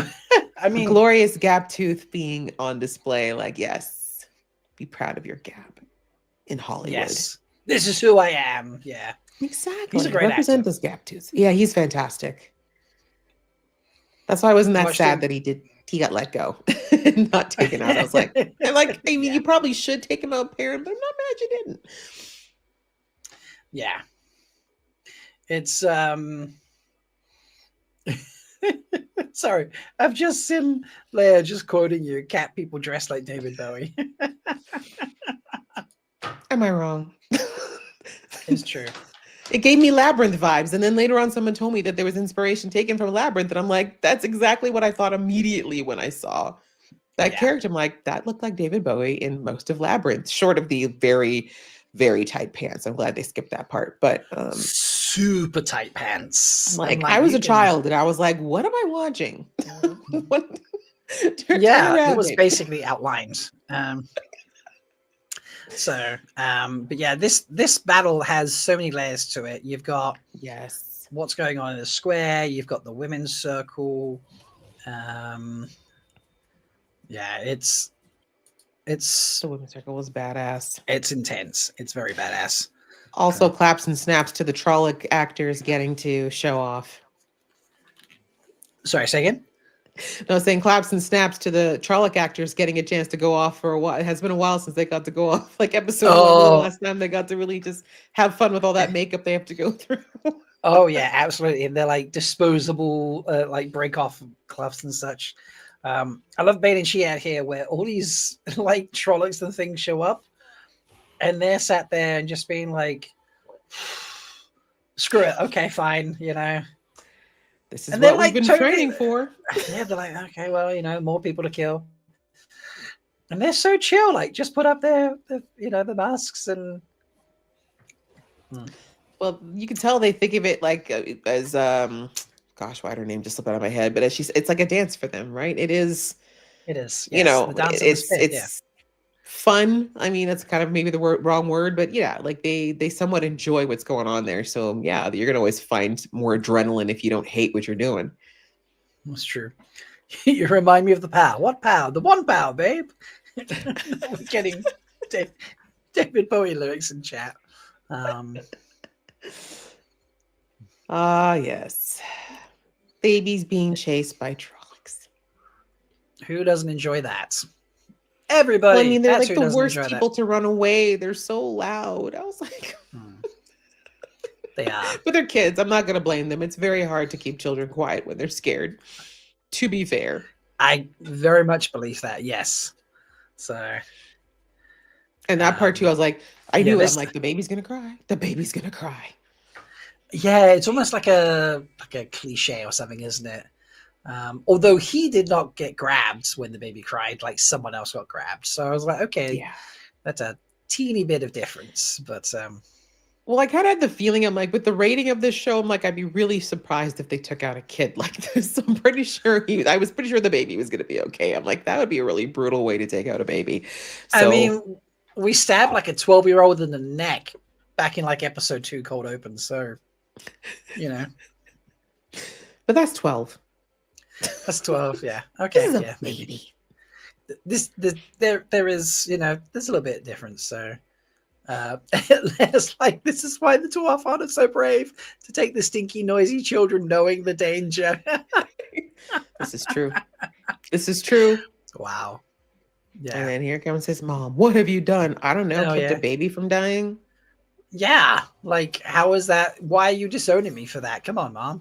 Right? Like, she could have just, like, who was there to see it? She could have pretended it never happened. They could have never talked about it again. Yeah. It's terrible. Shaking baby syndrome here. Yeah, a little bit. I mean, something's got to Yeah. give. Something's got to give when you're trying to save a life. Much easier to recover from that, I think, than a giant stab wound from a trolley. Yeah. Or like, bite wounds and such. So we are going to fully play Marauder Perrin. We just, have to accept that, folks. The music, it just picks up. When he picks up the hammer, I roared. I was like, yes! Dual wield. It was like dual wield with an axe and a hammer. It's And Fail's face, Kill like, the she ones was I like, missed. Fail she was turned so on. turned on. Look at her. Right Yeah, there, I knew. she She's was- like, mm-hmm. Yeah. Mm-hmm. Uh-huh. You She's wait till like, after you this battle, was- sir. You are so getting laid later, sir. You know, like- Exactly. She's like, someone's getting pregnant tonight. By someone, I mean There was a baby on the way that night. I tell you that for damn sure. or a damn good attempt. A damn good attempt. Yes. But I like seeing this though, because truthfully, Perrin's supposed to be the most animal-like, and we don't see him do that behavior enough. So I was glad to see him. Like, yeah, I want to see some animalistic behavior in Perrin. He needs to get that out, honestly. Yeah. Oh, and a question, like, do you think that because normally whenever Perrin's feeling like any form of danger, his wolves just come. Do you think it's because we saw the White Cloaks that killed a bunch of wolves in the air, that there was just no one there to come to his aid? Okay. And also probably budget. I mean, yeah, probably a little bit of budget, but yeah, I think the wolves being killed. I have a theory about Padden Thane that I can't explain without throwing in a shitload of later on book stuff. But if what I think Padden Thane would be coming to is more like emerging in characters. Like, I think it would fit with those wolves being killed by the White Cloaks. I think that's like another indicator of like a possible merging of characters. So Demon Founder. For mama. Yes, getting what he deserved. I mean, it was Ah. nearly slow enough, but Yeah. so satisfying. It's extremely satisfying. Like, I don't want to see, it's I'm not a I'm not a fan of all the people of color dying, or always being the bad guys and things like that. Like, you need to, that Distribute it that's a bit, not yeah. right. So you need to sprinkle it all around, but putting that aside, Valder is an evil, nasty character and deserved to die. And he got killed by the children of the woman an innocent woman he burnt. It's a fitting end. It's a fitting end. If you take just his character and what his character did to those children's mother, like, yes, exactly. And that actor killed it. Like, he made himself extremely hateable. Mhm. I could have kept watching him to a degree, but I'm glad I didn't have to. Just because he was so vile. He's like the nicest person in the world. I could tell. Honestly. I can tell that he's like, probably so genteel. Just like Elias kind of comes off as a jerk, but then seeing him in the background and the reels and stuff, I'm like, he's so chill and funny. Yeah. They really are. It's so good. So look at Fane running. Oh, look at that. Not funny anymore, huh? What a coward. I mean, you don't turn to the dark unless you are one, honestly. True. Always. It's people looking for the easy way out that usually turn to those things. Mm-hmm.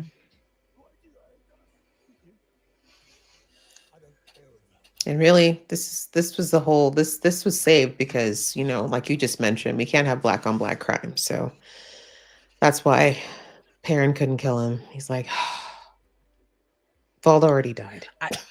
Yeah, true. I love because a lot of Perrin's journey in this season, or just in general, sorry, not this season, in the show has been, his relationship with violence. Yes. And in this moment with Thane, he realizes, if I kill you, okay, fine, you're dead, but no one calls anybody off and we will probably die anyway. But if I terrify you into leaving and taking your army with you, then we can still save people, and it choosing. Oh, sorry. I've just realized this is the loyal moment, isn't it? And as soon as I heard the music, I was like, no, you're not really going to do it, people. You're really not going to do this to me. And they did it. But at least it was an epic way to go. Oh yeah. But this is Hero. This is Hero of the Horn music playing right now. And I heard people say that in my comments when I was watching this, and they're like, I don't think this is the end of Loyal. I don't think so because of the music. And I'm like, I hope not, but it still hurts. Yeah, especially since in Ogier years he was still a baby. Yeah, he wasn't even old enough to have left the steading. Who let him out? That's what we need to talk about. Who let him out? They're responsible. He snuck out. He cracked the bedroom window and ran out before someone noticed. So someone needs to pay in the steading for that one. All I'm saying is you need better locks on your windows. Oh yeah, parents, come on. So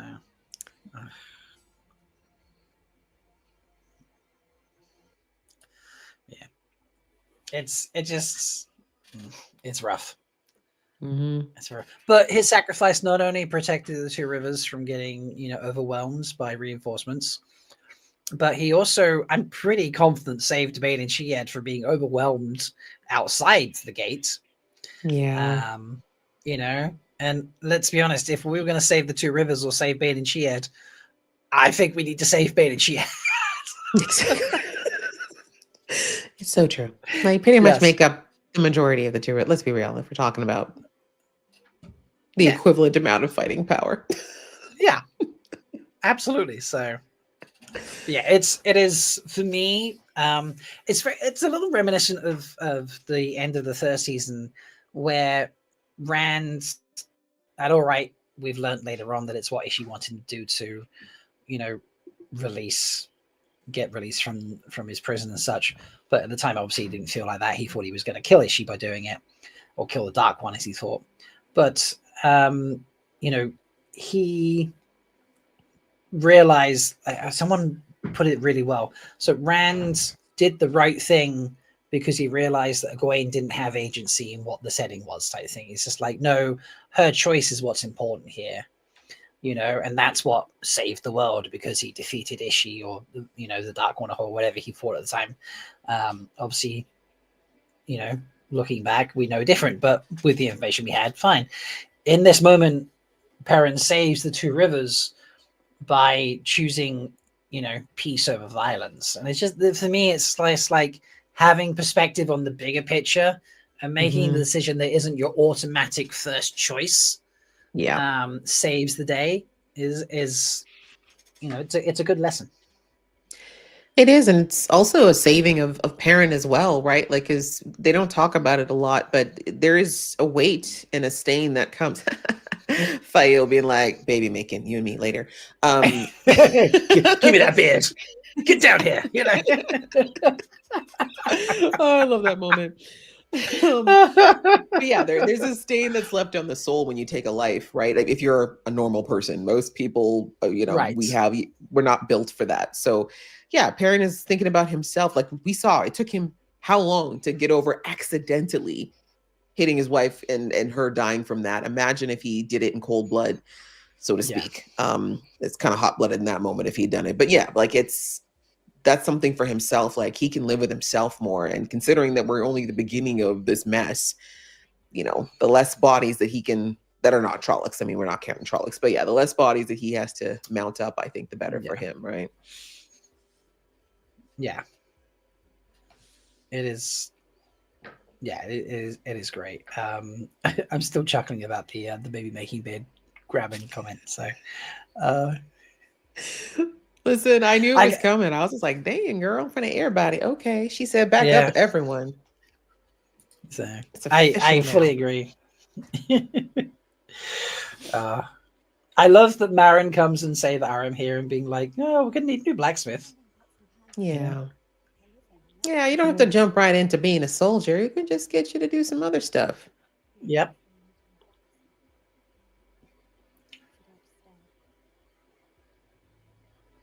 And I think he's going to be okay, though. I don't think he's going to regret what he did in the end. I don't think so either. I agree with that. I've just remembered the voiceover from Loyal. There's so much in this episode, man. It is. And I feel like that's the part where, I mean, no, actually, never mind. I was going to say, like, it kind of doesn't match because they said, well, he knew he was going to go, but I guess, you know, it was a battle. So I guess he just knew there was a very strong possibility he wouldn't make it. Yeah. I mean, maybe he knew that the only way to close the way gate was to actually destroy it, and the only way to destroy it would be from what he was doing. And maybe he was hitting like the side of the doorway because he didn't realize actually you have to destroy the pathway. I don't know. Possibly, but also I think they kept showing that he was having issues being away from the studying too. So maybe he thought he knew he wasn't 100% to fight anyway. Yeah, maybe. I don't know. I just, because they kind of touched on that, right? To show that he's effective. Okay. Yeah. Oh, I wish I could read whatever that was. Anyway. Yeah. The language in the book, I'm like, oh. That's the old tongue. Joe, if we took a screenshot, there is the alphabet is a thing. So it could be translated. 1 sec. I love this. Max says, I never noticed how huge Loyal's pen was before. And then in parentheses, oh no, I just realized, I just reread what I wrote and it now sounds dirty.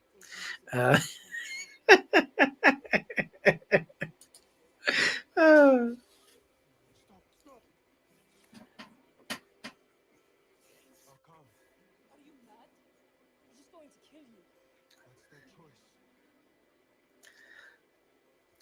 I do understand what Perrin is doing here. Very fitting for his character. There's still that part of it that goes, but they are probably going to kill you. Like, I understand that was the price you knew you were going to pay and doing such, but you know, there's still a bit of me that goes, could I actually go? Could I actually go? And I gotta respect him for being like, no, yeah, I'll still go, even though I know that's going to happen. It is tough.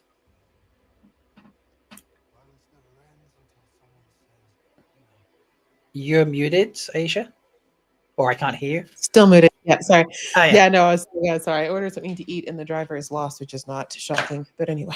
Oh my god.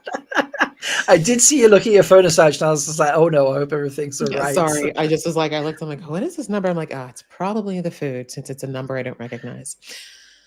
That's fair. So, but yeah, like this is getting taken away by the White Cloaks.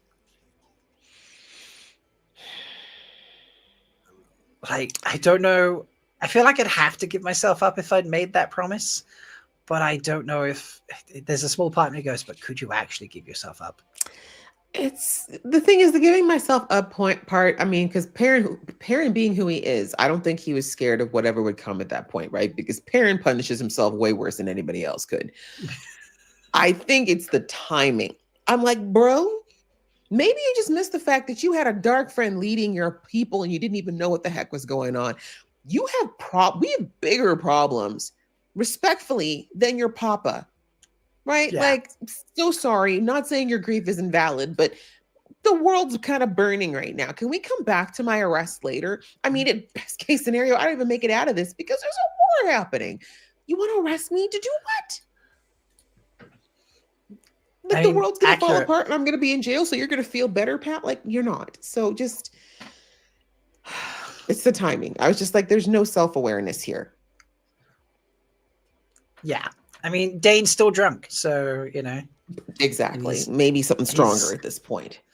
Maybe something stronger at this point. That's extremely possible. He is... he's just focused on his drama, his pain, his grief. And, you know, this is the morning of the battle. Like, yeah, he's not given any breathing space whatsoever. So no, everyone. I think the people, the group, I always remember thinking this, the group that kind of had the least momentous time was by far the people in Tenjin. Like, they were, for the most part, it was kind of chill. Like, they got a chance to sing and dance and play espionage. Like, it was pretty chill. Well, do some exploring and some drinking and some singing and some shimmying and, you know, like, oh look, here's my friend Tom, and oh look, we found a bracelet, and like, yeah, like most of it was pretty chill. I mean, Nynaeve has kind of like she's got a pretty dramatic moment in episode 8. Thank goodness. But a lot of it is kind of chill.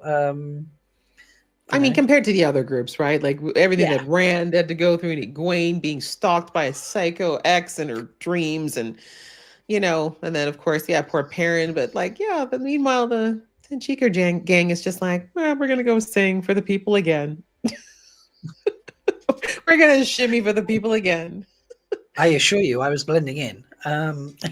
Although, actually, sorry, I mean, short of what happened with Moggy, that was very weird. I feel like that was the most violating thing to happen to them by far, for sure. Oh, I know, right? That's that scene. We were talking about that. Well, obviously, Dan was on when that scene happens, and it's the smiling, you know, like the sitting up and sitting down and standing up thing, like in unison, and the smiling that really sells how disturbing that is, you know. So it's pretty crazy. and disturbing. So yeah, like that's kind of where it ends up with Perrin. So I love the deadline. I don't know who wrote that deadline article, and I can't remember who wrote it. And I appreciate them putting that out there and sharing that information. I do still have issues with them claiming that we got closure. Like season 3 was meant to give us closure. Like there ain't no closure from this except Loyal's death. And even that doesn't really have closure because you ain't seen a dead body, and in fantasy, if you don't see a dead body, didn't happen. Didn't happen. Like so, it's it's a very dramatic situation of non-closure. Yes, but of loose ends galore, actually. Which I think was done deliberately to encourage more seasons, because I'm like, how do you leave it here on such an incredible season? Can't do it in 8 episodes for certain. That's true. That's just not maybe 13, and that's pushing it, but 8. Yeah, dreaming. Very much so. So, all right, one last episode to go. Shall we just kick straight into it? Do you reckon? Indeed. I might just have to step away for 2 seconds to answer my door, but yes, No we worries. can definitely kick off and start. That's fine.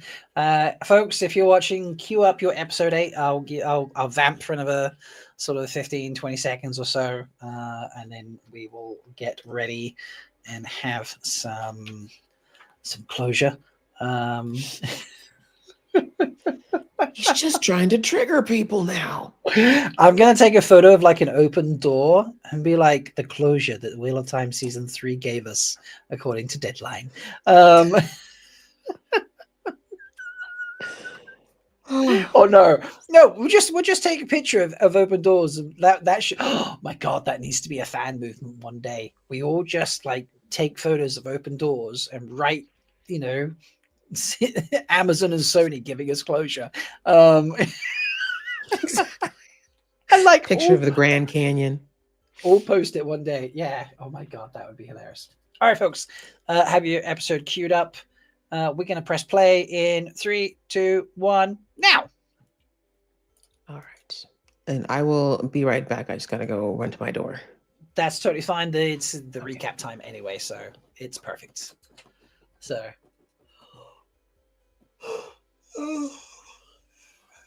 thank you, folks, who have hung around here for over 9 hours at this stage. So, I very much appreciate that. Sorry to see you go, Rapunzel. Hopefully, we'll see you around again soon. So,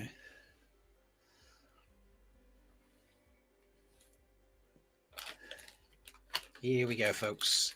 The final hour and 6 minutes, 5 minutes, whatever it is.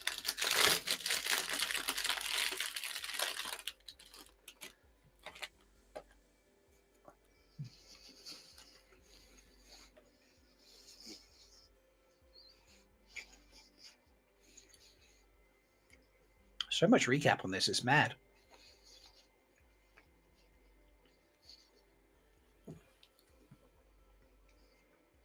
I don't know why I forgot this was the cold open. Like a lighter going through the doorways and shit.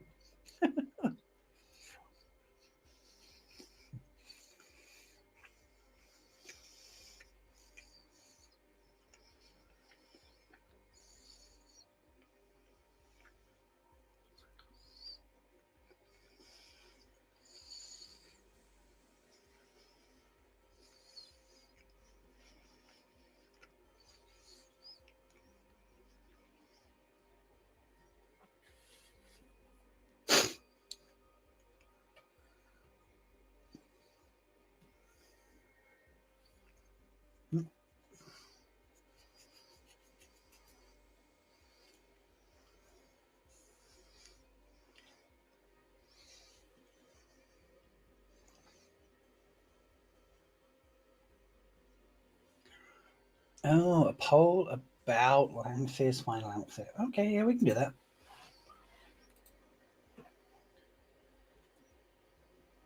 Let's do that.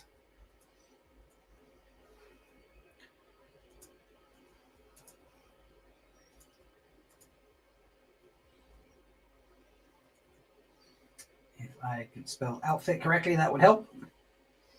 There we go. Poll in chat for you folks. Yeah. This whole situation, overturning Elida when Swan's not getting the votes, is just very much love it, to be honest.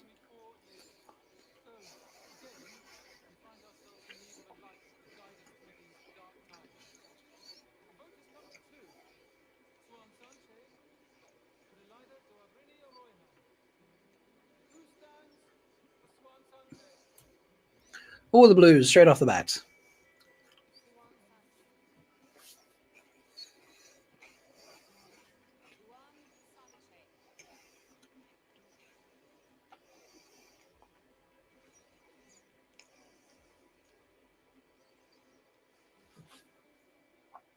Yeah, you're right there. The political stuff in this episode is pretty wild.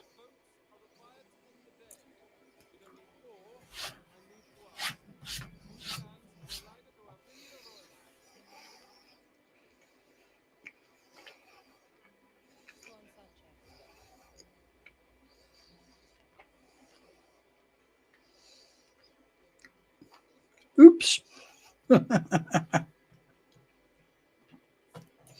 She's like, you all have to do it. Dude. Sorry, Onira's back, everybody. You are this not active. You are not normally this active. Come on. Come on up. Nope, he's not.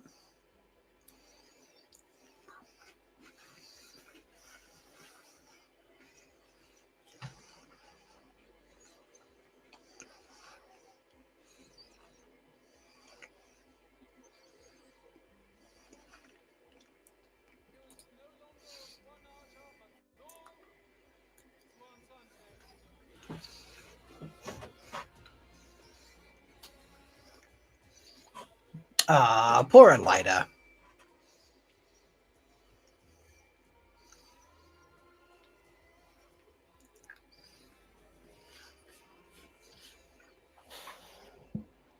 You all good? You got the sustenance? I did. Disaster averted. No hangry ran through the streets. We're just in the cold open, where Elida gets gypped out of the stall. So. Well, she know.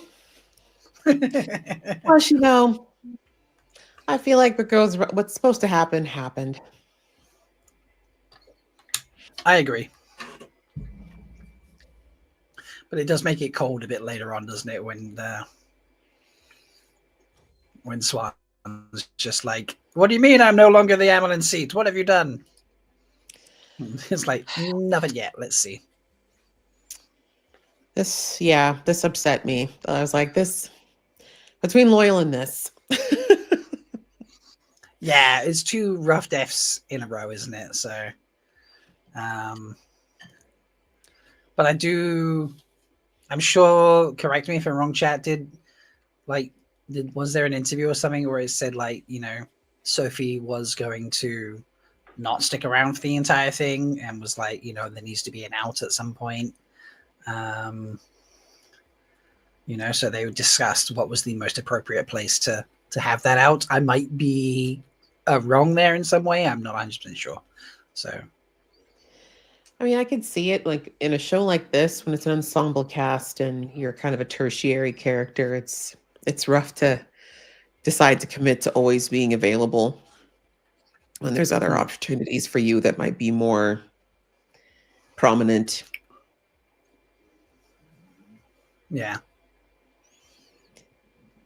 Happens a lot in a lot of shows. You have some characters you like, but then the actors are like, to have to clear my whole schedule to film for 3 days is kind of crazy.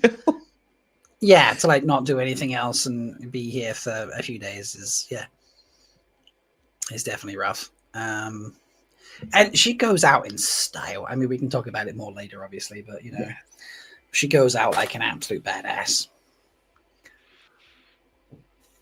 Oh, he's picking the squashes. Yeah. This teared me up a little bit. Yeah. And the fact that Igraine is still too mad at him at this point to really feel too sorry for him. I mean, fair.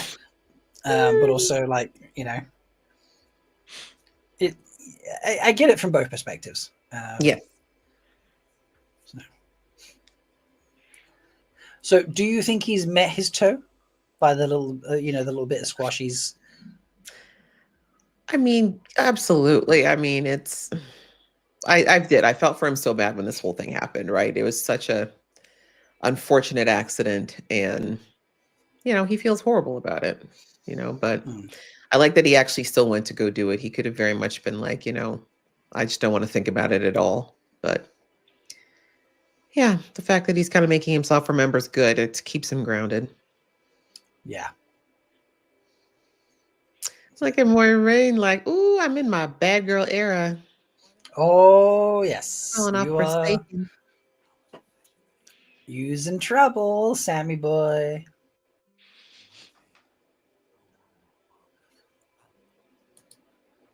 I love how he's trying to brag, like, I invented war. It's like, yeah, like, you're so good at it while you're there on your knees trapped. Like, you're clearly good at war, so.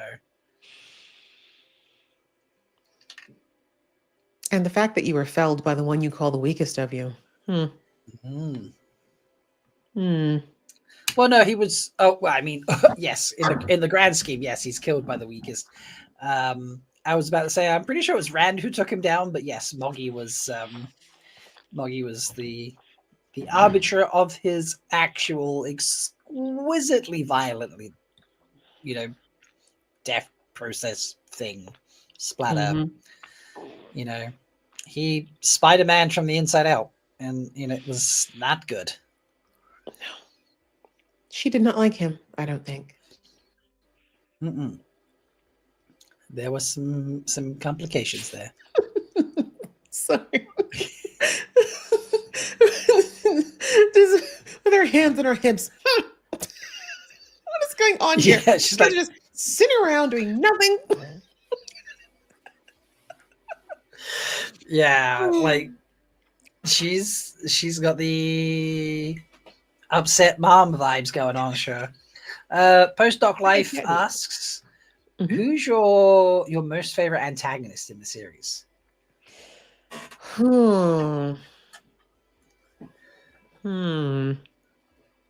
Honestly, I think Leandrin's turning into it for me. Leandrin? Yeah.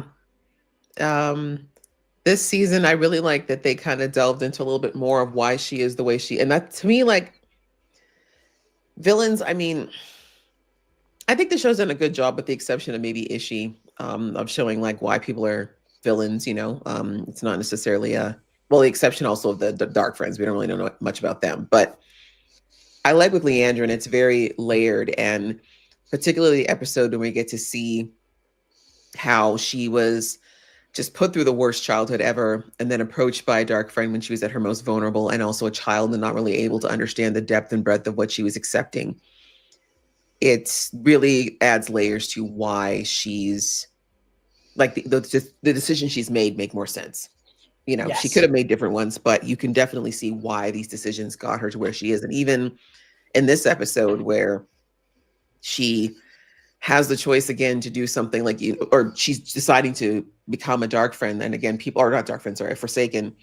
It seems like an evil move, but I looked at it as more of her whole life. She's not had agency over herself or her actions, right? From being a slave to being under Ishii's thumb to being in the tower and now being under Lanfear. It's like she never gets a chance to decide for herself what she wants to do, kind of thing, right? It's always one master to another. So I can see why her thinking, yeah, if I'm a Forsaken, maybe I'll have enough power to finally be able to live my own damn life.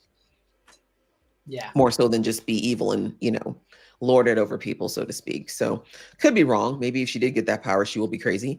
But I feel like she's a much more understandable villain in that, like, you almost half root for her because of what she's been through, not for the action she does, but more of like, you understand like why she's making these decisions more than I think other characters. So yeah, there's definitely empathy. And this whole thing with Lanthea, where she's like, "Here's me in my innocent white dress, you know. Oh, it's all good and wonderful." And it's like, She yeah, had a that's nerve there. wearing white. A nerve. Audacity, Yeah. even. Yes. Huge level of audacity to be like, I'm Like aware at the white. very least, wear some blush pink or something, a gray, even a light gray, I would have forgiven, but white? Damn. She's like, I know what fits this scenario. Cannot read a room at all. And she clearly, she thinks she knows Rand, but you think she would have picked up on the fact that his energy was completely off from the second she showed up. Oh, it was so off, so different, you know? And I think she's really overlooked what it did to Rand to accidentally, obviously, but to kill a child, you know, a child that he clearly adored, you know, an innocent that meant a lot to him. And she's overlooked that because she sent Sammy to him to be some kind of like, you know, whatever, a present, I think is how she described it in the show. Yeah. And in the process, he's defeated said present as expected, but killed an innocent that he adored in the process. And it's really just, you know, this is straight after an argument with Egwene about how she's like, y'all cheating on me in the dream. You know, like, more than that, though, I think when he recognized, because he's been beside Egwene the entire time that Lanfear was torturing her in her dreams. He saw what it was doing to her. So that's the other thing too, is that, okay, so yeah, I took out a kid and you've been torturing someone I care about for months, you know, right under my nose. So I think, yeah, like he's not okay. Like, I mean, it's one thing to have like a one-off attack, but to sit there and that emotional and mental torture over all those months, like he was disgusted, and thank God. I was worried because I'm like, Rand does have a problem when the blood flows south, but thank God he stuck to his guns on this one. Oh yeah, and it was just like I was there being like, yes, you're a monster. Like, thank God, you're thinking with the right head for once. You know, like it was satisfying to see them setting a trap for her. I didn't think that was going to work, even in the remotest possibility. And then clearly it doesn't, because they're just like, okay, she didn't turn up, so, you know, we'll go do other things now. But yeah. Yeah, they sometimes forget that she's been alive long enough to kind of think of plans within plans. Bless them. It's their first life. But yeah. It does. It does give you probably a few insights to things that you wouldn't expect. Seeing her dressed up as an Aiel is freaky. I'm just saying that. I'm just like, why is this the most attractive she's been, as far as I'm concerned? I don't know. I have a thing for Aiel, clearly. I mean, it's got that desert boho chic vibe. I can see it. I can definitely see it. Yeah. Oh. And all them like, oh, she didn't come. Why would she come? Yeah. But also, I don't know. I feel like this, I mean, I guess it wasn't. I thought this plan seems dumb. Not this one where she's talking to, you know, poor Land's one and only friend, but long lost friend. But when she goes to the other ones, the other camp, and she's just like, I'm going to make you a fake dragon. Give you these fake tattoos. Everyone will believe it. It's super easy. Like, and I love that, you know, well, we'll get there, but, you know, the way Rand's like, did you all hear the prophecy? Or, but yeah. Like, did we all eat our Forget-A-Bix this morning? You know, like, did we skip that class in history? Yeah. So, Tom, so I know that everyone says, I mean, my comments are saying it's not the case, but his name's Tom, right? Tom, yes. Doesn't he act like a dad? Like, I feel like he really acted like a dad to is it Elaine? Yes. Sorry. There are absolutely, he absolutely gives dad paternal vibes. vibes, like the way he was willing, because I'm like, if you haven't been in the royal court for clearly a long time, why are you still willing to throw you have no reason to throw your life away for this girl anymore. Like, you're gone. Unless you feel like, unless there's more, like, you know what I mean? Yeah. I mean, the show doesn't tell us, does it? You know, but he. I dare anyone to watch him interact with Elaine and not see parental vibes. You know, it's. And especially considering she doesn't like even remember him that much. So it's not like they would have had a ton of time together, right? To bond. So it's like, yeah. Why do you care this much about this girl that she kind of left when she was a child, right? So anyway. Yeah. It's a mystery. It's the one thing in this season that didn't get closure. So, you know, just the one. Just the one thing in that scene. I mean, is it just me, but don't you think that these folks ought to meet at night when they know it's a desert and it's hot as hell? I mean, that's fun fact. And I shared this earlier when it was playing. But Melaine, when they were walking towards Cold Rock's Hold in episode 5, don't know if you remember it, but there's a moment where she's in the middle of the three and they're walking along and you know, talking about whatever they're talking about at the moment. And Melaine just kind of goes like, and then steps forward and says a line. It's almost like she just sort of like missed her step for a moment and then picked it up. Do you remember did you see that? I'd have to rewatch. I can't remember it specifically. As soon as I've mentioned it, you'll next time you watch it, you'll see it. In fact, maybe I'll play it afterwards. But because it was like, you know, 45 degrees Celsius or something, it's like, you know, 120 degrees, something insane, super, super hot. She actually fainted mid-scene and then sort of like caught herself and just pulled back up and then delivered her line at the perfect moment. And it was just such the best take that they kept it. So wow. Well, see, it's, you know, I was just about to make a comment, you know, because my grandma Rain's wearing her hat, you know, she's wearing her nice, beautiful tourist hat in the desert again. In the desert. I'm not there to hear her umbrella, but now that the people are fainting, it's a good thing she wore her hat. It's because she doesn't have her sunglasses. That's, you know, that's what it is. I really should let her pull out a pair just to see people. It would be. Oh, and as we were talking just before about, hey, at least these people are meeting in a tent out in the sun. Yes. So, but yeah, let me do some inappropriate, forsaken touching, and undress this man, and then I shall, you know, give you magic tattoos. Right, and I'm just like, why couldn't you just take this guy? He's a redhead too. Basically Rand, right? Especially with the tats. This is true. Interchangeable. Aisha does accents OMG as if I could love her more. Damn woman. So I grew up watching a lot of British television. I'm sorry. There's nothing wrong with that. Do not apologize for watching a lot of British television.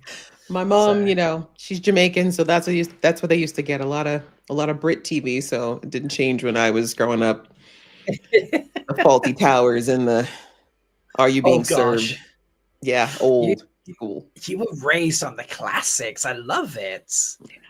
You know, it's good times though. That humor, so good. The wit. Oh my God, MJ Daniel, this is brilliant. Talking about Maureen's sunglasses. Put on the Moraine bands.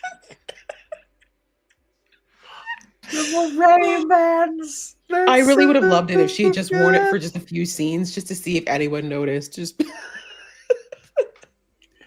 I mean, clearly from the bloopers, you know, they at least filmed one scene where she's like, "Oh shit, I've still got the one." No one had questioned it, you know. So maybe that was the first time, and then after that, it became a question. That's why it's just like sunglasses. Oh shit, yeah, I've still got them on, you know.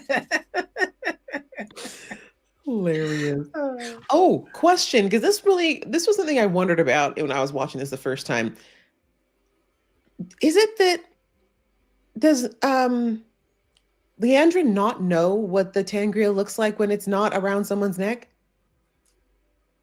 Because she walked right past it. Like my girl found it, like Nynaeve saw and knew what it looked like. She knew it would look like a circle, went straight to it. But I would have thought that Leandra would know it because she was dealing with the Shanjan. So here's the thing. And it's evidenced by like when they arrive and she pulls out the photo. She's looking for it when it's on someone. And when it's on someone, it's that full... Yeah, the shoulder thing. Okay. But she didn't know what it looked like collapsed. When it's off someone, it's just that silver circular piece.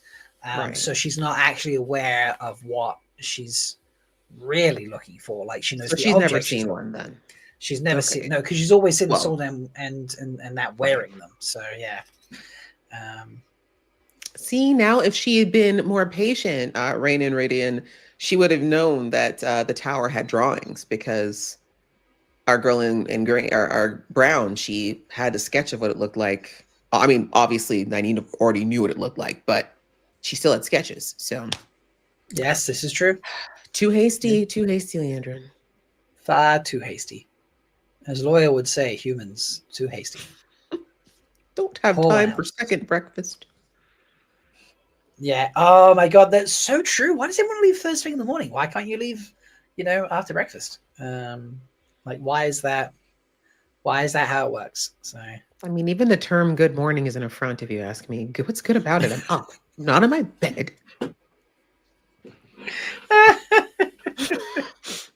Top of what morning? Yeah, it's it's only acceptable to get out of bed at the top of the morning, as in 11:59 a.m. So because then it is the top of the morning, and you can maybe that might be a little too late, but you know what I'm saying, like.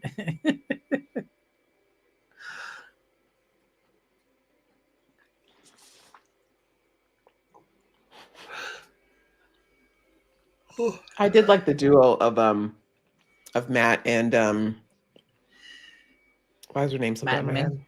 Min, yes. Matt and Min. They absolutely complement each other. Oh, they do. It's like, and again, in a nice platonic, way. They do. Like, there's mild flirting on Matt's part, and some, Always. he's just eternally horny. Matt flirts with everyone, like literally, man, woman. It doesn't matter. Yeah. He's like, "Yep, I'm just gonna flirt with you, see where I get." He is an open opportunity flirter, which is totally fair. But I feel like on the odd occasion, Min gives a little back just to be like, "All right, I'll play the game for a moment," and that's it. But they both know at the end of the day they are just friends, and that's great. All right. This scene, Aisha, with our cat dressed like David Bowie. Yes. Fun tidbit to start you off. When they rehearsed this, Donald Thin acted like this so that he didn't get to see Robert Strange dressed up in full costume. And so the very first time he sees him is for the very first take. And this is a genuine Bless him reaction for not scene. laughing because I would have cackled. I'm sorry. I would have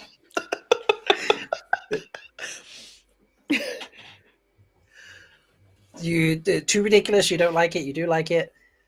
No, it's just because I think it's not even like this. The face makeup, great. It's the out. Like, I just literally would have just been like, dance, magic, dance. Like, I would have just. Maybe if I'd never seen Labyrinth, I would have been fine, but that would have made me lose. Maybe. Oh my God! Someone out there, please create the Thin dance magic dance. We'll send a message to Robert Strange and ask him to dance magic dance for us. It's a shame he didn't dance in that outfit because it's so perfect. I mean, who says he didn't dance in that outfit? There could be footage of him somewhere being testing it out. How does it work? How does it feel? And it's like, dance magic. It feels good, Sharon. It works, Those are some insane heels he's in, heelless heels. I'm like, whoa. One wrong move and that's an ankle. That's an Achilles.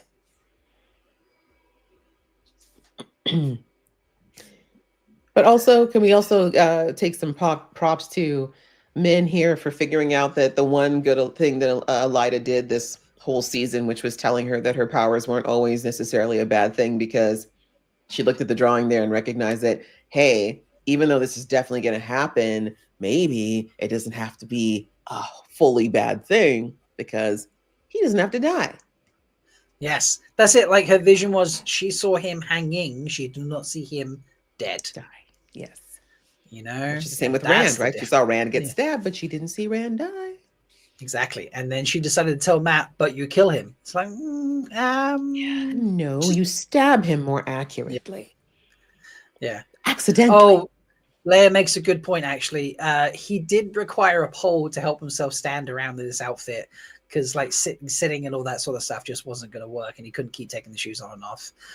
So yeah, he probably did not dance in it, which is let's not yeah, let's not fall and break limbs and skulls and other things like that. So I don't know. There's comments in chat asking about whether it was going to be filmed entirely in the old tongue. I'm not sure about that. I think the beginning was in the old tongue, and maybe in our minds it continued in the old tongue, but Matt translated it for us because he speaks both. Who knows? They are platform boots with approximately 5 inches with an 11-inch heel. Obviously, the heel removed. So, wow. Insane.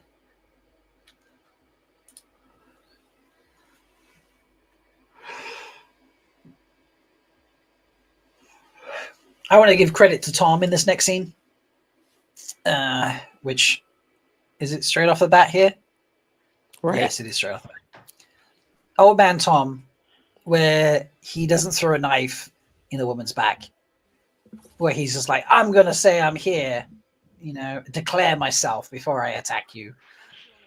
Like, not helpful, you know, if you want to win against the evil, but, you know, credit to you for being honorable.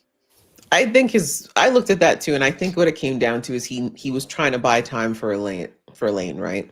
So I think he wanted to keep her distracted, like, hey, look at me, look at me, look at me, so she could run away, because that was supposed to be the plan. But then Elaine said, I'm sorry, you forgot that I'm an A student. Let me show you how I use this thing I've never used before. Yes, so true. Now, did you understand what happened there? After, thankfully, I got some help. Afterwards, people explained to me that, yes, this is what happens, that it actually erases everything. It goes backwards. It literally goes like unweaves everything that they weaved in the pattern, something like that, or the short amount of things that happened before. So, yeah, I just remember looking at it and thinking, please do this to Loyal. But anyway, make him undie. So the basic concept with balefire is when you balefire someone, depending the strength, depending on the strength of the balefire, much power put into it, will affect how far back the effect goes. But balefire removes someone from the pattern before they were hit by balefire. So if it's a low level amount of power, it might remove, 10 seconds worth of actions from that person. But like incredibly strong balefire might remove minutes or hours of their actions. So in the case of Jane There's Who Watched, she'd accidentally shot the ceiling and split it in half. Her being balefired went back to the point where, she hadn't done that. So the ceiling healed itself. So for Loyal to be healed, you'd have to, I don't think you could fix it because he does that to himself. So if you balefire him, he doesn't. Well, you'd have to go and stop all the things that would have kicked off the two rivers effectively. That's an insane amount of balefire. Yeah, I don't think anyone's going to do that, sadly. So, but yeah. Oh, poor Maddie, not recognizing. You can tell Matt is a bad gambler here because of how quickly he's saying things and asking. And I'm like, no. You're not asking for stipulations. You're not asking all the right whys before you ask. I get it. He was terrified. This man is terrifying. And he doesn't understand how it works. He's playing a game that he doesn't know. But I just feel like maybe what am I saying? I just watched way too many shows and read too many books about anything about deals, especially with anything magic. You never go without strict stipulations. No. Yeah. I want this, and this, and this within this. Yes. Otherwise, I'd be tempted to be like, first, before we bargain, tell me how the bargain works. Like, how many things can I request? What is the price negotiation? Right. I may not ask how to leave, so that one definitely feels the very lucky part in Matt's one to say, I want to get the fuck out of here. Not real. Yeah. You know, Cat David Bowie's in your face. He's huffing and puffing and hissing. I'd be like, how do I leave? I didn't actually want to come in here. I'm lost, actually. Yeah. Like, I took a wrong turn. I was looking for the magic bracelet of death, and I took the wrong turn at Dustyville, and I just want to get out. And we will totally skip talking about the classic inappropriate way that fantasy does CPR. I mean, the fact that they even have it in this world, I'll take it. I was like, are they going to know what CPR is? We'll take it. We'll take it. I'm like, all you're doing is bruising a corpse. If you hit a person who's not breathing, who requires CPR like that, all you're doing is bruising a corpse, people. You know, like but it's all they ever put in. But I just know if they did 15 compressions, 2 breaths, 50, like they did it to the right tempo and everything, everyone would be like, well, that doesn't seem. How did they know? And everyone would complain. I'd be like, oh my gosh, exactly. It's the only answer, it should have been true love's kiss in that moment. Like, let's be real. Like, let's just keep it fully fantasy. Yes. She realized she loved Matt in that moment. And see, I got this wrong. I thought that necklace he was wearing was what did I think it was? They explained it's a wolf. It's a fox. It's not a wolf. Yeah. It's a fox. Yeah. I thought it was a wolf. And like, no, it's a fox. And that's the difference between the elfin and the elf. What's the other one? Elfin and eelfin. Eelfin, yeah. Because I thought at first when I was looking at the subs, I was like, did they just misspell this? But then it's like, people are like, no, it's 2 different things. I'm like, oh, okay. Yeah. And different animal symbols, apparently. Yes. Yeah. So it's something I hope to see more of. That's more than I expected to see with the snakes and foxes. So it was love it. I can't wait to see more. I love how we've had Rand trying to save Lanfear, and here we have Nynaeve trying to save Leandrin, and she's like, get fucked. But you know what I love in this though is that, and this is the great thing about the both of them, is that they see through each other, right? That's why they connect so much, right? Because even though Leandrin's saying some hateful stuff here, the reason you don't see any change in Nynaeve is because she knows it's BS, right? Like, she's like, oh, you don't care about your son. That's why you went and brought him back to his birthplace and did the burial rites for something you don't care. Yeah, sure. Yeah. You're full of it, right? Yeah. You're full of it like I'm full of it. You put up fronts and walls when you don't want to deal with the hard stuff like I do. Yeah. Yeah, there's a lot of similarities in life between the two of them. And like, I've just realized they've both lost a child. Yeah, I mean, one's more literal, but yes. One was a very old man that she still kind of treated like a child, didn't she? Leandrin was just, and that's always going to be her baby, right? Like, yeah. I think if all of us had parents that could outlive us, for the most part, we're always their babies, right? That would never change, even if we got old and gray. Yeah, quite true. So, did you expect a broken? Did you expect a broken block this season from Nynaeve? Did you think she'd be like able to go for it? I think so. I think that between her time with the Sea Folk and then this moment, the Sea Folk thing, I think, was the real wake up call for her. Like, with there's more ways to be more ways than one to be a woman. There's more ways to channel, because everyone's been trying to tell Nynaeve how to channel since she discovered that she had this ability. And she was in resistance mode for so long, and then so much trauma around when she was using it. So I think the Sea Folks, the captain, really helped her frame that I can do it my way. Like, because at the tower, they were trying to tell them her way, and it just wasn't working for her. She couldn't relate to it. It wasn't resonating. And again, I do think that if Leandrin hadn't been busy being a dark friend, she definitely would have been the right teacher for Nynaeve. I think she would have helped her. Maybe not this extremely, but she knew how to figure out where Nynaeve, is potentially putting up those blocks because she can just a little bit. So yeah, and I love that they showed it in here that she had to kind of work through her pain, work through her fear around it.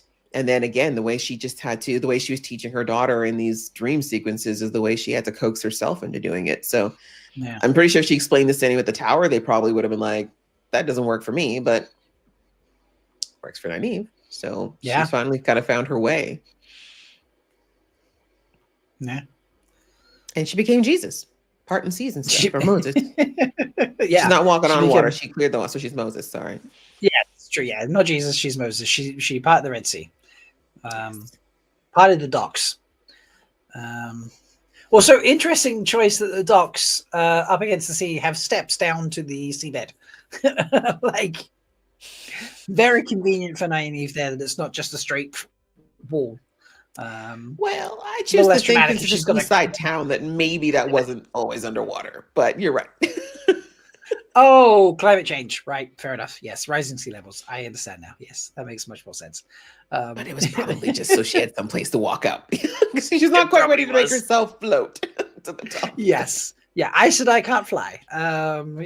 So far. What's the point? I mean, that's the magic superpower that everyone wants, isn't it? Just to fly, invisibility, or teleportation. Those are like the top three. Maybe this is something that if the Dark One was released, he'd be able to be like, here, fly. So he's the Wicked Witch of the West and then winged monkeys. Fly, my pretties, fly. Could see it. Yeah.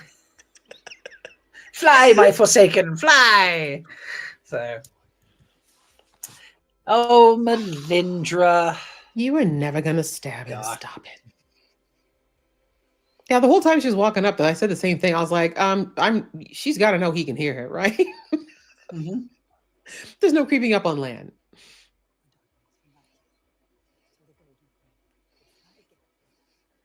Poor land. Yeah. Like, yeah, Melindra's in a messed up position here because she's like she just said, if I kill you, Malkia will never come back, but I joined the dark to get Malkia back. So she takes the only appropriate course of action, which is to, right, not follow the orders and give up her soul in exchange. But oof, what a fucking choice. Well, and I mean, again, I feel like it's almost like her and Leandrin are actually very paralleled here, right? In that, both approached during a very weak moment, volatile moment, both making decisions to save themselves. Yes. And then, the difference here is that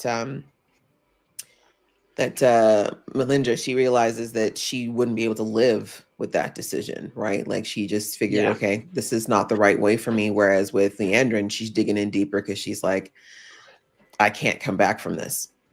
So, yeah. Because you think when her son died, she had every reason to be like, okay, I can be done now, but she doesn't want to go. Yeah. All right. Who's the figure on the horizon? Do you have any bets? Did you see if no? Because I don't have any bets, but I'm curious if you have any bets. I don't know. I was like, I don't know. Does a game show like this, new people come every season? I don't know. New people come like every episode sometimes, Exactly. I mean, in my dreams, it's what's his name? Oh my gosh, you can tell I'm tired. I'm so sorry. You're fine. It's our Ogier who died. But no. Loyal, thank you. Well, yeah, my dreams, Loyal's walking through the distance like, guys, I fell through the ways and look, I ended up here. Here to help you, Rand. Sounds really comfortable to land on, everybody. I don't know why suddenly Loyal's got a very hi, everybody voice, but That's what the ways did to him. The fall changed the tenor of his voice. Yeah, when you fall for long enough, you become a counter tenor. So, I believe it. This amazing moment where these two finally understand each other. Finally. This is communication, people, you know, and honesty, honest communication. You know, it's Yep. This is where I knew that, like, oh, there's hope for Rand. It's finally starting to see things from other perspectives. And for her too. I mean, she was absolutely also very biased, but yeah, I like that they both now are trying to see where each other is coming from a bit. So yeah. Now they don't have to fight each other while they're also fighting everything else. This is true. I like, yeah, when you've got to fight everything, including the people that are supposed to be trying to help you, like, you know, just talk about taking up all your life and all your spoons, you know. Exactly. If only this was the only time that she was going to cry this episode. Oh, I know, right?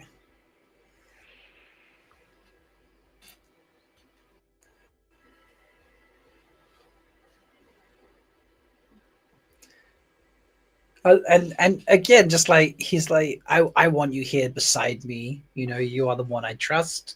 You are the one that I can believe in. And she's like, no, duckling, you are grown and strong. You can handle this by yourself. I will protect you from afar. You know, like it's yeah. it's what they've both been saying, but like finally the other saying it, right? Like she's been wanting to be there and kind of grip him a little bit and groom him along, you know, and then he's been like, no, get away from me. Conversely, you know, he's been like, no, I'm a man. Stop treating me like a baby. And so, but that's so like, that's also so real to life though, because you know, it's, when you're growing up, you know, when you're young, you just love to tell, you know, your parents, they're like, stop telling me what to do. Leave me alone. I know what I'm doing. I'm grown. Then you start getting old, you realize you know nothing, Jon Snow. And then it's like all the time, mommy, wait, I don't understand this. Help. And that's when they're like, no, you're grown now. You can handle it. Yep. You're a big ass boy. You got this now, sir. It's like, I don't have it at all. Please. No. Adulting was a scam. Yeah. Oh my God. Adulting is such a scam. So, oh God. Watching Swan come in and Elida being like, y'all out. Like, yeah. I absolutely love Shorey for the record, but I've never wanted to punch her in the face more than in these last few minutes of the show. And for me, it was the set by 11 sitters thing. She used Swan's logic from episode 1, where, you know, she's like, well, technically we only need 11 sitters for the hall to sit and do whatever it needs to do. So I can exclude the red if I need to. You know, Elida's used that back against her by only getting 11 sisters who will vote for her to replace Swan. And she's like, so we met Tower Law with the 11 as set precedent by you, and it was unanimous, which is the act also Tower Law, and done and dusted. Y'all out. And it's just like, oh my God. Done by your own, you know, by your own precepts. Just... Yeah, I mean, unfortunately, Suwon really underestimated just how vindictive Elida is, you know? And I feel like that's real, because if you don't think that way, it's very hard for you to imagine other people thinking that way. Yeah. Right. Like, I think she's aware of the politics. I think she's aware of the, you know, the nasty way people can be, but the level of like viciousness that Elida has with this, I mean, I don't think that that's something that Suwon's even capable of thinking or feeling. So I don't think she'd ever, especially considering she just saved her life prior to this from the Gray. So you'd think there'd be something there of, okay, this woman saved my life. Because she could have let her die.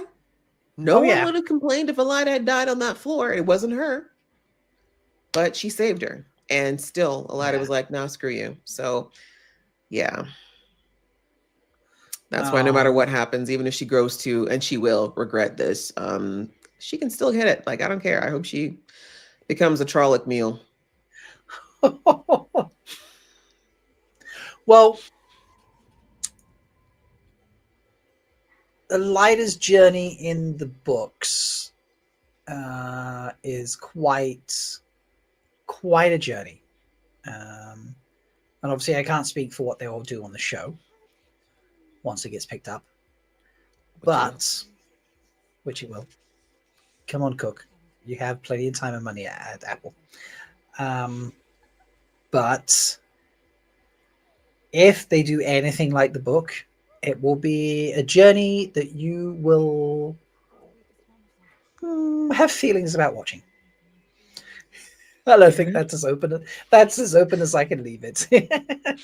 No, that's fine. And I feel like and that's good too. I mean, again, this is me speaking at this particular moment. Obviously, true, if there is true regret, when someone's truly regretful, truly sorry, then it is actually pretty hard to stay angry at them. That's true. Because you can tell, like it's usually you can feel their soul kind of broken when that true emotion comes through. But as it stands right now, Elida can absolutely get whatever comes to her. Agreed. Yeah, Elida is one of those characters that it's demonstration of superb writing, because the emotions that she affects in people is, heavy. And always, I've always said, like, whether you absolutely love or absolutely hate a character, the more you love or hate a character, the better they're written, because they, evoke strong emotions from you. Oh, look at Moggy's art. Sammy the spider puzzle. She's so expressive. It's very expressive, and Lanfear in her hardcore, I am absolute psycho X mode, Finally, actually dressing appropriately. Like her outside's matching the inside now. That's what I appreciate. No more of this white dress fallacy. What's the movie? My super ex girlfriend or something like that. My super ex boyfriend. Oh yeah, right. Girlfriend. Yeah. Yeah, my super ex. Yeah, this is Lanfear, but evil. Exactly. That's where we're at. That's what this is. Oh, looking at what's his name, the one who's pretending to be Elaine's dad. How do you think? Huh? No. The Forsaken. Oh, Ravin. Ravin, yeah. Do you? I mean, this is probably just speculation at this point, but we know that Elaine knows the truth now, potentially. So I was always wondering, like, does that affect the spells that Ravin is casting? Because you know what I mean? Like, she now knows that it's an illusion, that this man doesn't exist. So what happens when she interacts with him again? Like, does his spell just override, or is it now ineffectual? At least that original spell ineffectual because now she knows the truth. But yeah, I don't know. I was surprised that Tom was able to tell her that.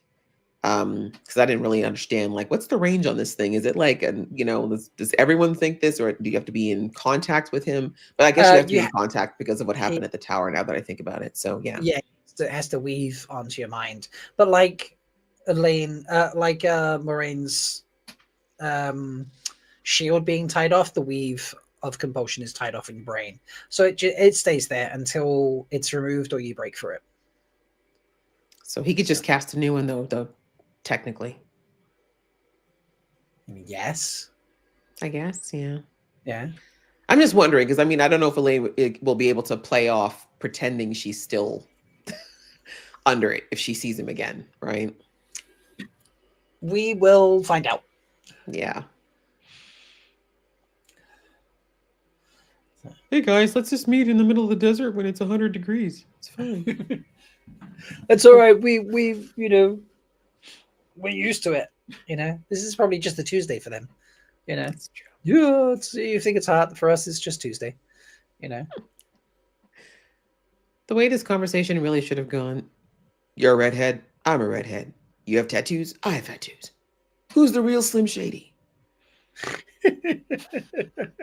Well, Rand, because he's got the short hair. It's true. Or maybe Rand should have gone up and like just scratched on his arm to see if the tattoo came off.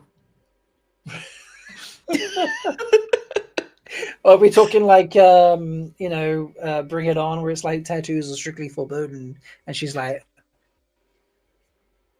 wipes it off. I got bored during third period, like Rand just casually picks up, Coolin's arm. And, see, it's fake. Exactly. And it tastes like strawberries. Thanks, Lampier. Oh, no. The beating of her was so unnecessary. Again, I don't know. I don't think I'm going to be able to forgive Aleda because this was so unnecessary. Yeah, this is unnecessarily cruel. So, but considering they said the way that she taught Moiraine, I guess she's just kind of loves hurting people. So, this is true. This chick, though, the one who betrayed her all those years ago, but now is like the one who helped her. That girl in the white, she needs to go. She also deserves all the things that happened to Suon and then some, and then be a Trolloc snack. And then, yeah, that's fair. So Alviarin is on the shit list. Is that what we're saying? Yes, 1,000%. At the top, actually. At the top, she runs the shit list. She is the shit list. Okay. Her, Alida. Right. Oh. Yeah, because as we're going to see in a moment, like after Suon's about to give this absolutely amazing speech, Alida's clearly like, wait a minute, I think maybe I might have messed up here. Maybe I need to reconsider. And it is Alvarin who decides to wipe her out. So she can go. Yeah. And quickly. Not quickly. I adore this like Mayan sun god headpiece that Alida is wearing in this scene. When she came in, I was like, "What are you trying? This gives me. What do you think you are, El Dorado? And you are, those guys? Like, it's so apropos to how arrogant she is, though. Like she really thinks she's that girl. Oh yeah, completely. So, and then she realized in that speech that Suon had more of all the things she thinks she is in that headpiece, standing there beaten and broken, than she'll ever have in all the nice clothes. Oh, completely. That she'll ever wear. Yeah. Oh yeah, he took off his. See, this is smarter. Like, let's take off some clothes. It's hot out here. I mean, I see a lot of people talking about how hot they think Yusha is. So fair enough. They'll be happy he took off the clothes. Yes. He does model, and it makes sense. Have you seen his Instagram account? Yeah, I mean, someone like sent a link because they were showing like some stuff because he was doing some promotions. Like this was like season 2 though, and I was like, oh, okay, yes, I see the model look. I get it. Very Euro. It's he has an interesting selection of photos on his Instagram. Let's just say that. And I've got the hiccups for some reason. Do apologize. He's drunk, guys. I'm kidding. Yeah.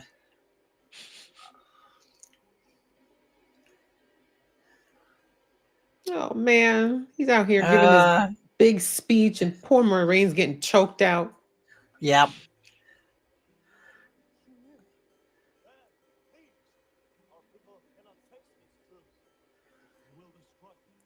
Rock's the one who's crazy. He's got a huge ass cape on, But you got to look regal. This is true. He's like, I'm a chief. Y'all have to know. How did they know to split? I was surprised he actually. Like, how do they know to split perfectly in half? Sorry, you're surprised to know. I was surprised that he actually called out, described them as oathbreakers. So, I think he was, Rand had enough at that point. He'd had a pretty rough couple of months. I think he was kind of over having to coddle people. Right. Yeah. Especially this group, they're not really one for fancy words anyway. So you kind of have to get them like, hey. That's true. So. Oh. Oh, poor Moiraine. I was literally, I was like, Lan, where are you, Lan? Come, right? Lan.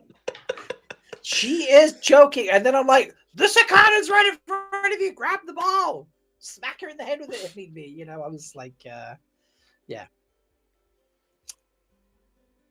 Poor girl. But you got to give Moiraine some props. She put up with a lot. That was quite the beating. Yes. There we are. Here Lan comes to save the day. Yes.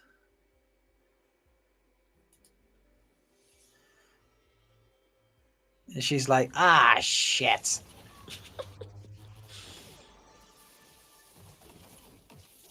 This is just insane. Fireballs and... Right. Like, how can you cancel a show with a scene like this? I don't know. All we got from Rings of Power Season 2 is a giant orc thing that looked like claymation. Oh, really? I did reactions to the first 4 episodes of Rings of Power, and then decided that it was terrible because I have a 3-episode rule, and if I don't like it at the end of the 3rd episode, I don't watch a show. And I was like, it's Lord of the Rings. I'll give it 1 more episode, and I was like, no, this is terrible. But maybe they redeem themselves by the end. Maybe it's like a really slow start. So I then just not casually, but then I actually just watched the last 4 episodes without doing reactions. And I was just like, I've wasted 8 hours of my life watching this show, and I have not watched it since. So I feel like it's okay. I definitely think that Wheel of Time is better written. The scale is not on the same as Rings of Power. Like, you can tell where Amazon put the money, but oh yeah, this is still good considering the budget. I think mean, they did a fantastic you say job. where they put the money, and then we have this end scene. You know? Yes. So, no, that's gonna. Lucky Nynaeve wasn't there. She would have healed him at a heartbeat. Yeah, so people explained in my comments what was going on there with Lanfear here with the eye thing. Like she's getting a bunch of bugs in her eyes. Yeah. But it's interesting that the color of her weaves when she is calling the was it the true power? The true power, yeah. That it's very similar to what we're seeing Rand kind of dance with there with the black. Mm-hmm. Yeah. It's meant to be similar really, because the true power is the dark one, isn't it? And the taint on the male half of the power, it comes from the dark one. So, you know, those things are there's meant to be similes between them. Right, they're linked.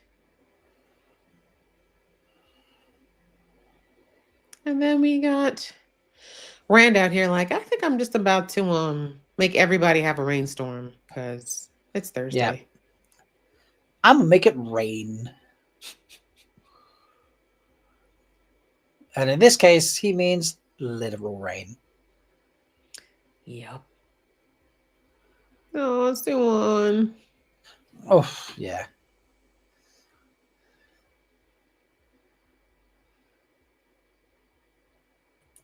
And what's interesting is the fact that her bond was cut before this happened, so she wouldn't have known that Moiraine was hurt.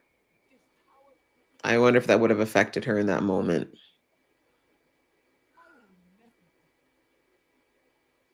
They're not actually bonded, though. Then how did Moiraine know she was gone? It was the oath that she was forced to take in the first season being released. Because her oath was to... Yeah, her oath was to... I thought that's how they felt. Okay. Yeah. When I first watched it as well, I thought the same thing, but then Rafe did a Q&A and said, no, it was the oath from season 1 being released that she felt. So...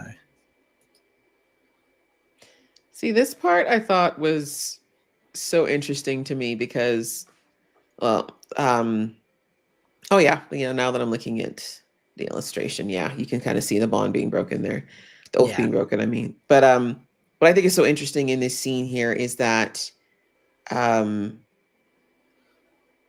hear Lanfear basically kind of mocking Moiraine, like, you're about to die and you're worried about some, your chick, like, what does it matter? And it just shows you how much Lanfear genuinely does not understand what love is. Like, she thinks she loves Rand, she thinks she loves Luz, and she doesn't. It's an obsession. Yes. Because she would understand in that moment. If anything, she would have had empathy for Moiraine in that moment. But the fact that she's mocking her, I'm like, you really don't know what love is. And that's why she was so taken aback, I think, by Moiraine getting the strength from God knows where, because she's never felt like that. So true. You know, she's decided that love is this, you know, all-encompassing thing, where it must possess every molecule of your being. And if it's not returned, then it's wrong. Whereas, you know, true love encompasses you, but it doesn't, you know, possess you in that way. It doesn't, like, you know, it doesn't have to be every micron of your being. And that's all it's focused on. It's like, you know, it enhances you. It doesn't control you. Well, exactly. And the thing is, love sometimes means you got to let somebody go, i.e. Rand and Egwene. Yes. Right? You actually have to walk away sometimes. You're right, Max Silva. That's exactly what gave Moiraine the strength, is the fact that she was mocking something that was so deep and beautiful and making light of it. Not the time. That was not the time for Lanfear to do that. Yeah. So this must have been a wonderful moment for the filming, because they're like, oh my God, it's like 120 degrees out here. Finally some water, you know? Pretty sure some of them were standing directly in front of the water machine. Just they were like, "Can you not turn it off between takes, please? You know? We don't need to be dry. It's fine. Can we run that take again? You know? Oh, sorry. Did I fluff that line? One more take, please. You know." God, and this Carolina going back to the room like it's something important. Making it fancy. Keep smirking, girl. You've won nothing. Moggy looks scared. Chasing down the White Cloaks. Yeah, so Rand, can we turn down the storm? Some of us are on the sea right now. Yeah, my dude.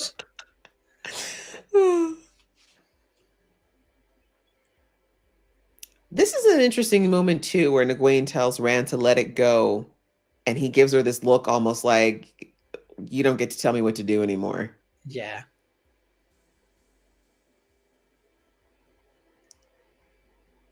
Because it's kind of her fear coming back again, you know, of his power, which is real. But, you know, I think it's the difference now that he's felt that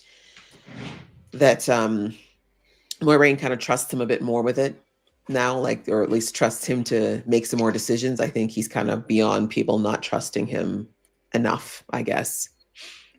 Yeah. With the power, which is, I don't think Egwene's ever going to quite be there. I agree. Maybe it's because she's known him forever, but she's kind of like, yeah, no, I still don't think he should have this. Because I feel like in Egwene's heart of hearts, she doesn't think that Rand should be the dragon. Interesting. Okay. I don't know. I just get that sense. Like, not that she's, you know what I mean? Like, not that she wants it for herself per se, but I think she just kind of looks like, really? Him? Yeah, it's a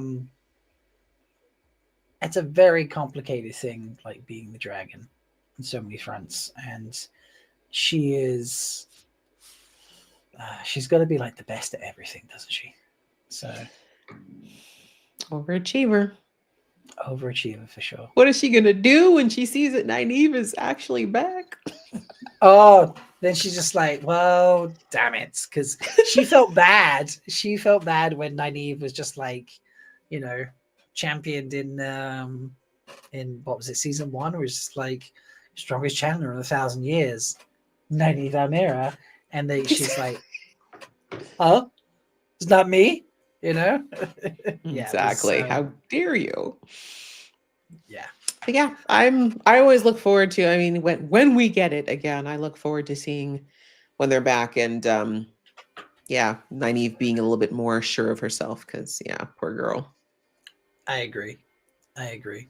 So, but yeah, that's the full season watched. Aisha, I'm so glad we could do this. I'm glad your internet allowed it to happen. It is clearly it was the pattern at work that stopped me be doing lives for 7 and 8 and then doing this. So because it's just worked out perfectly. We only saw half the picture, like Min. True. Now we see the full picture, and hopefully the rest of the, or most of the picture, and the rest of the picture will be a renewal at another studio. So, folks, thank you if you've hung out for any of the 10.5 hours and watched episodes with us today. I really appreciate it. It means a lot to me. If you are curious on how we can support the show and get it renewed at another studio or something like that, there is a movement that was RenewWoT when we were just trying to appreciate the show and thank Amazon and Sony for what they've given us. It's now pivoting towards SaveWoT. You can find them. There's multiple Discord servers like What Series to put one together, but there'll be information in my Discord server as well. But you can go to currently RenewWoT.com. Will have some information, but it's being pivoted over to SaveWoT.com. And there'll be more information there, and just follow the big content creators like myself and the others. We'll post out the information so that you know what actions we're taking and how you can support. I choose not to believe in anything other than, you know, my money's on Apple, but another studio swooping in and going, aha, the golden egg, thank you very much, we shall have that, and make you look stupid for putting it down. So that's my belief. Yes, that is my belief. The truth that I think is going to happen. But yeah, thank you so much, everyone. And all my guests today, Aisha, Dan from Winter is Coming, Koti, and Sendaria. I got that wrong earlier, so I made sure I got that right. And Indira, who joined whilst on holiday. It was just ridiculous. So I really appreciate everyone coming and hanging out. So yeah, that's it. Go rest up, people. Get ready to recharge. Keep making a fuss about the cancellation, because they released this at 3 o'clock on Friday. So hope it will get swept under the rug over the weekend and ignored come early next week. So let's make sure that's not the case. And yeah, we will see you. Battle of the Two Rivers, guys. Don't give up. Yes, we will keep doing it. So yeah, that's it. So thank you, and good night, everyone. We'll see you. Night, everybody. See you next time. Bye.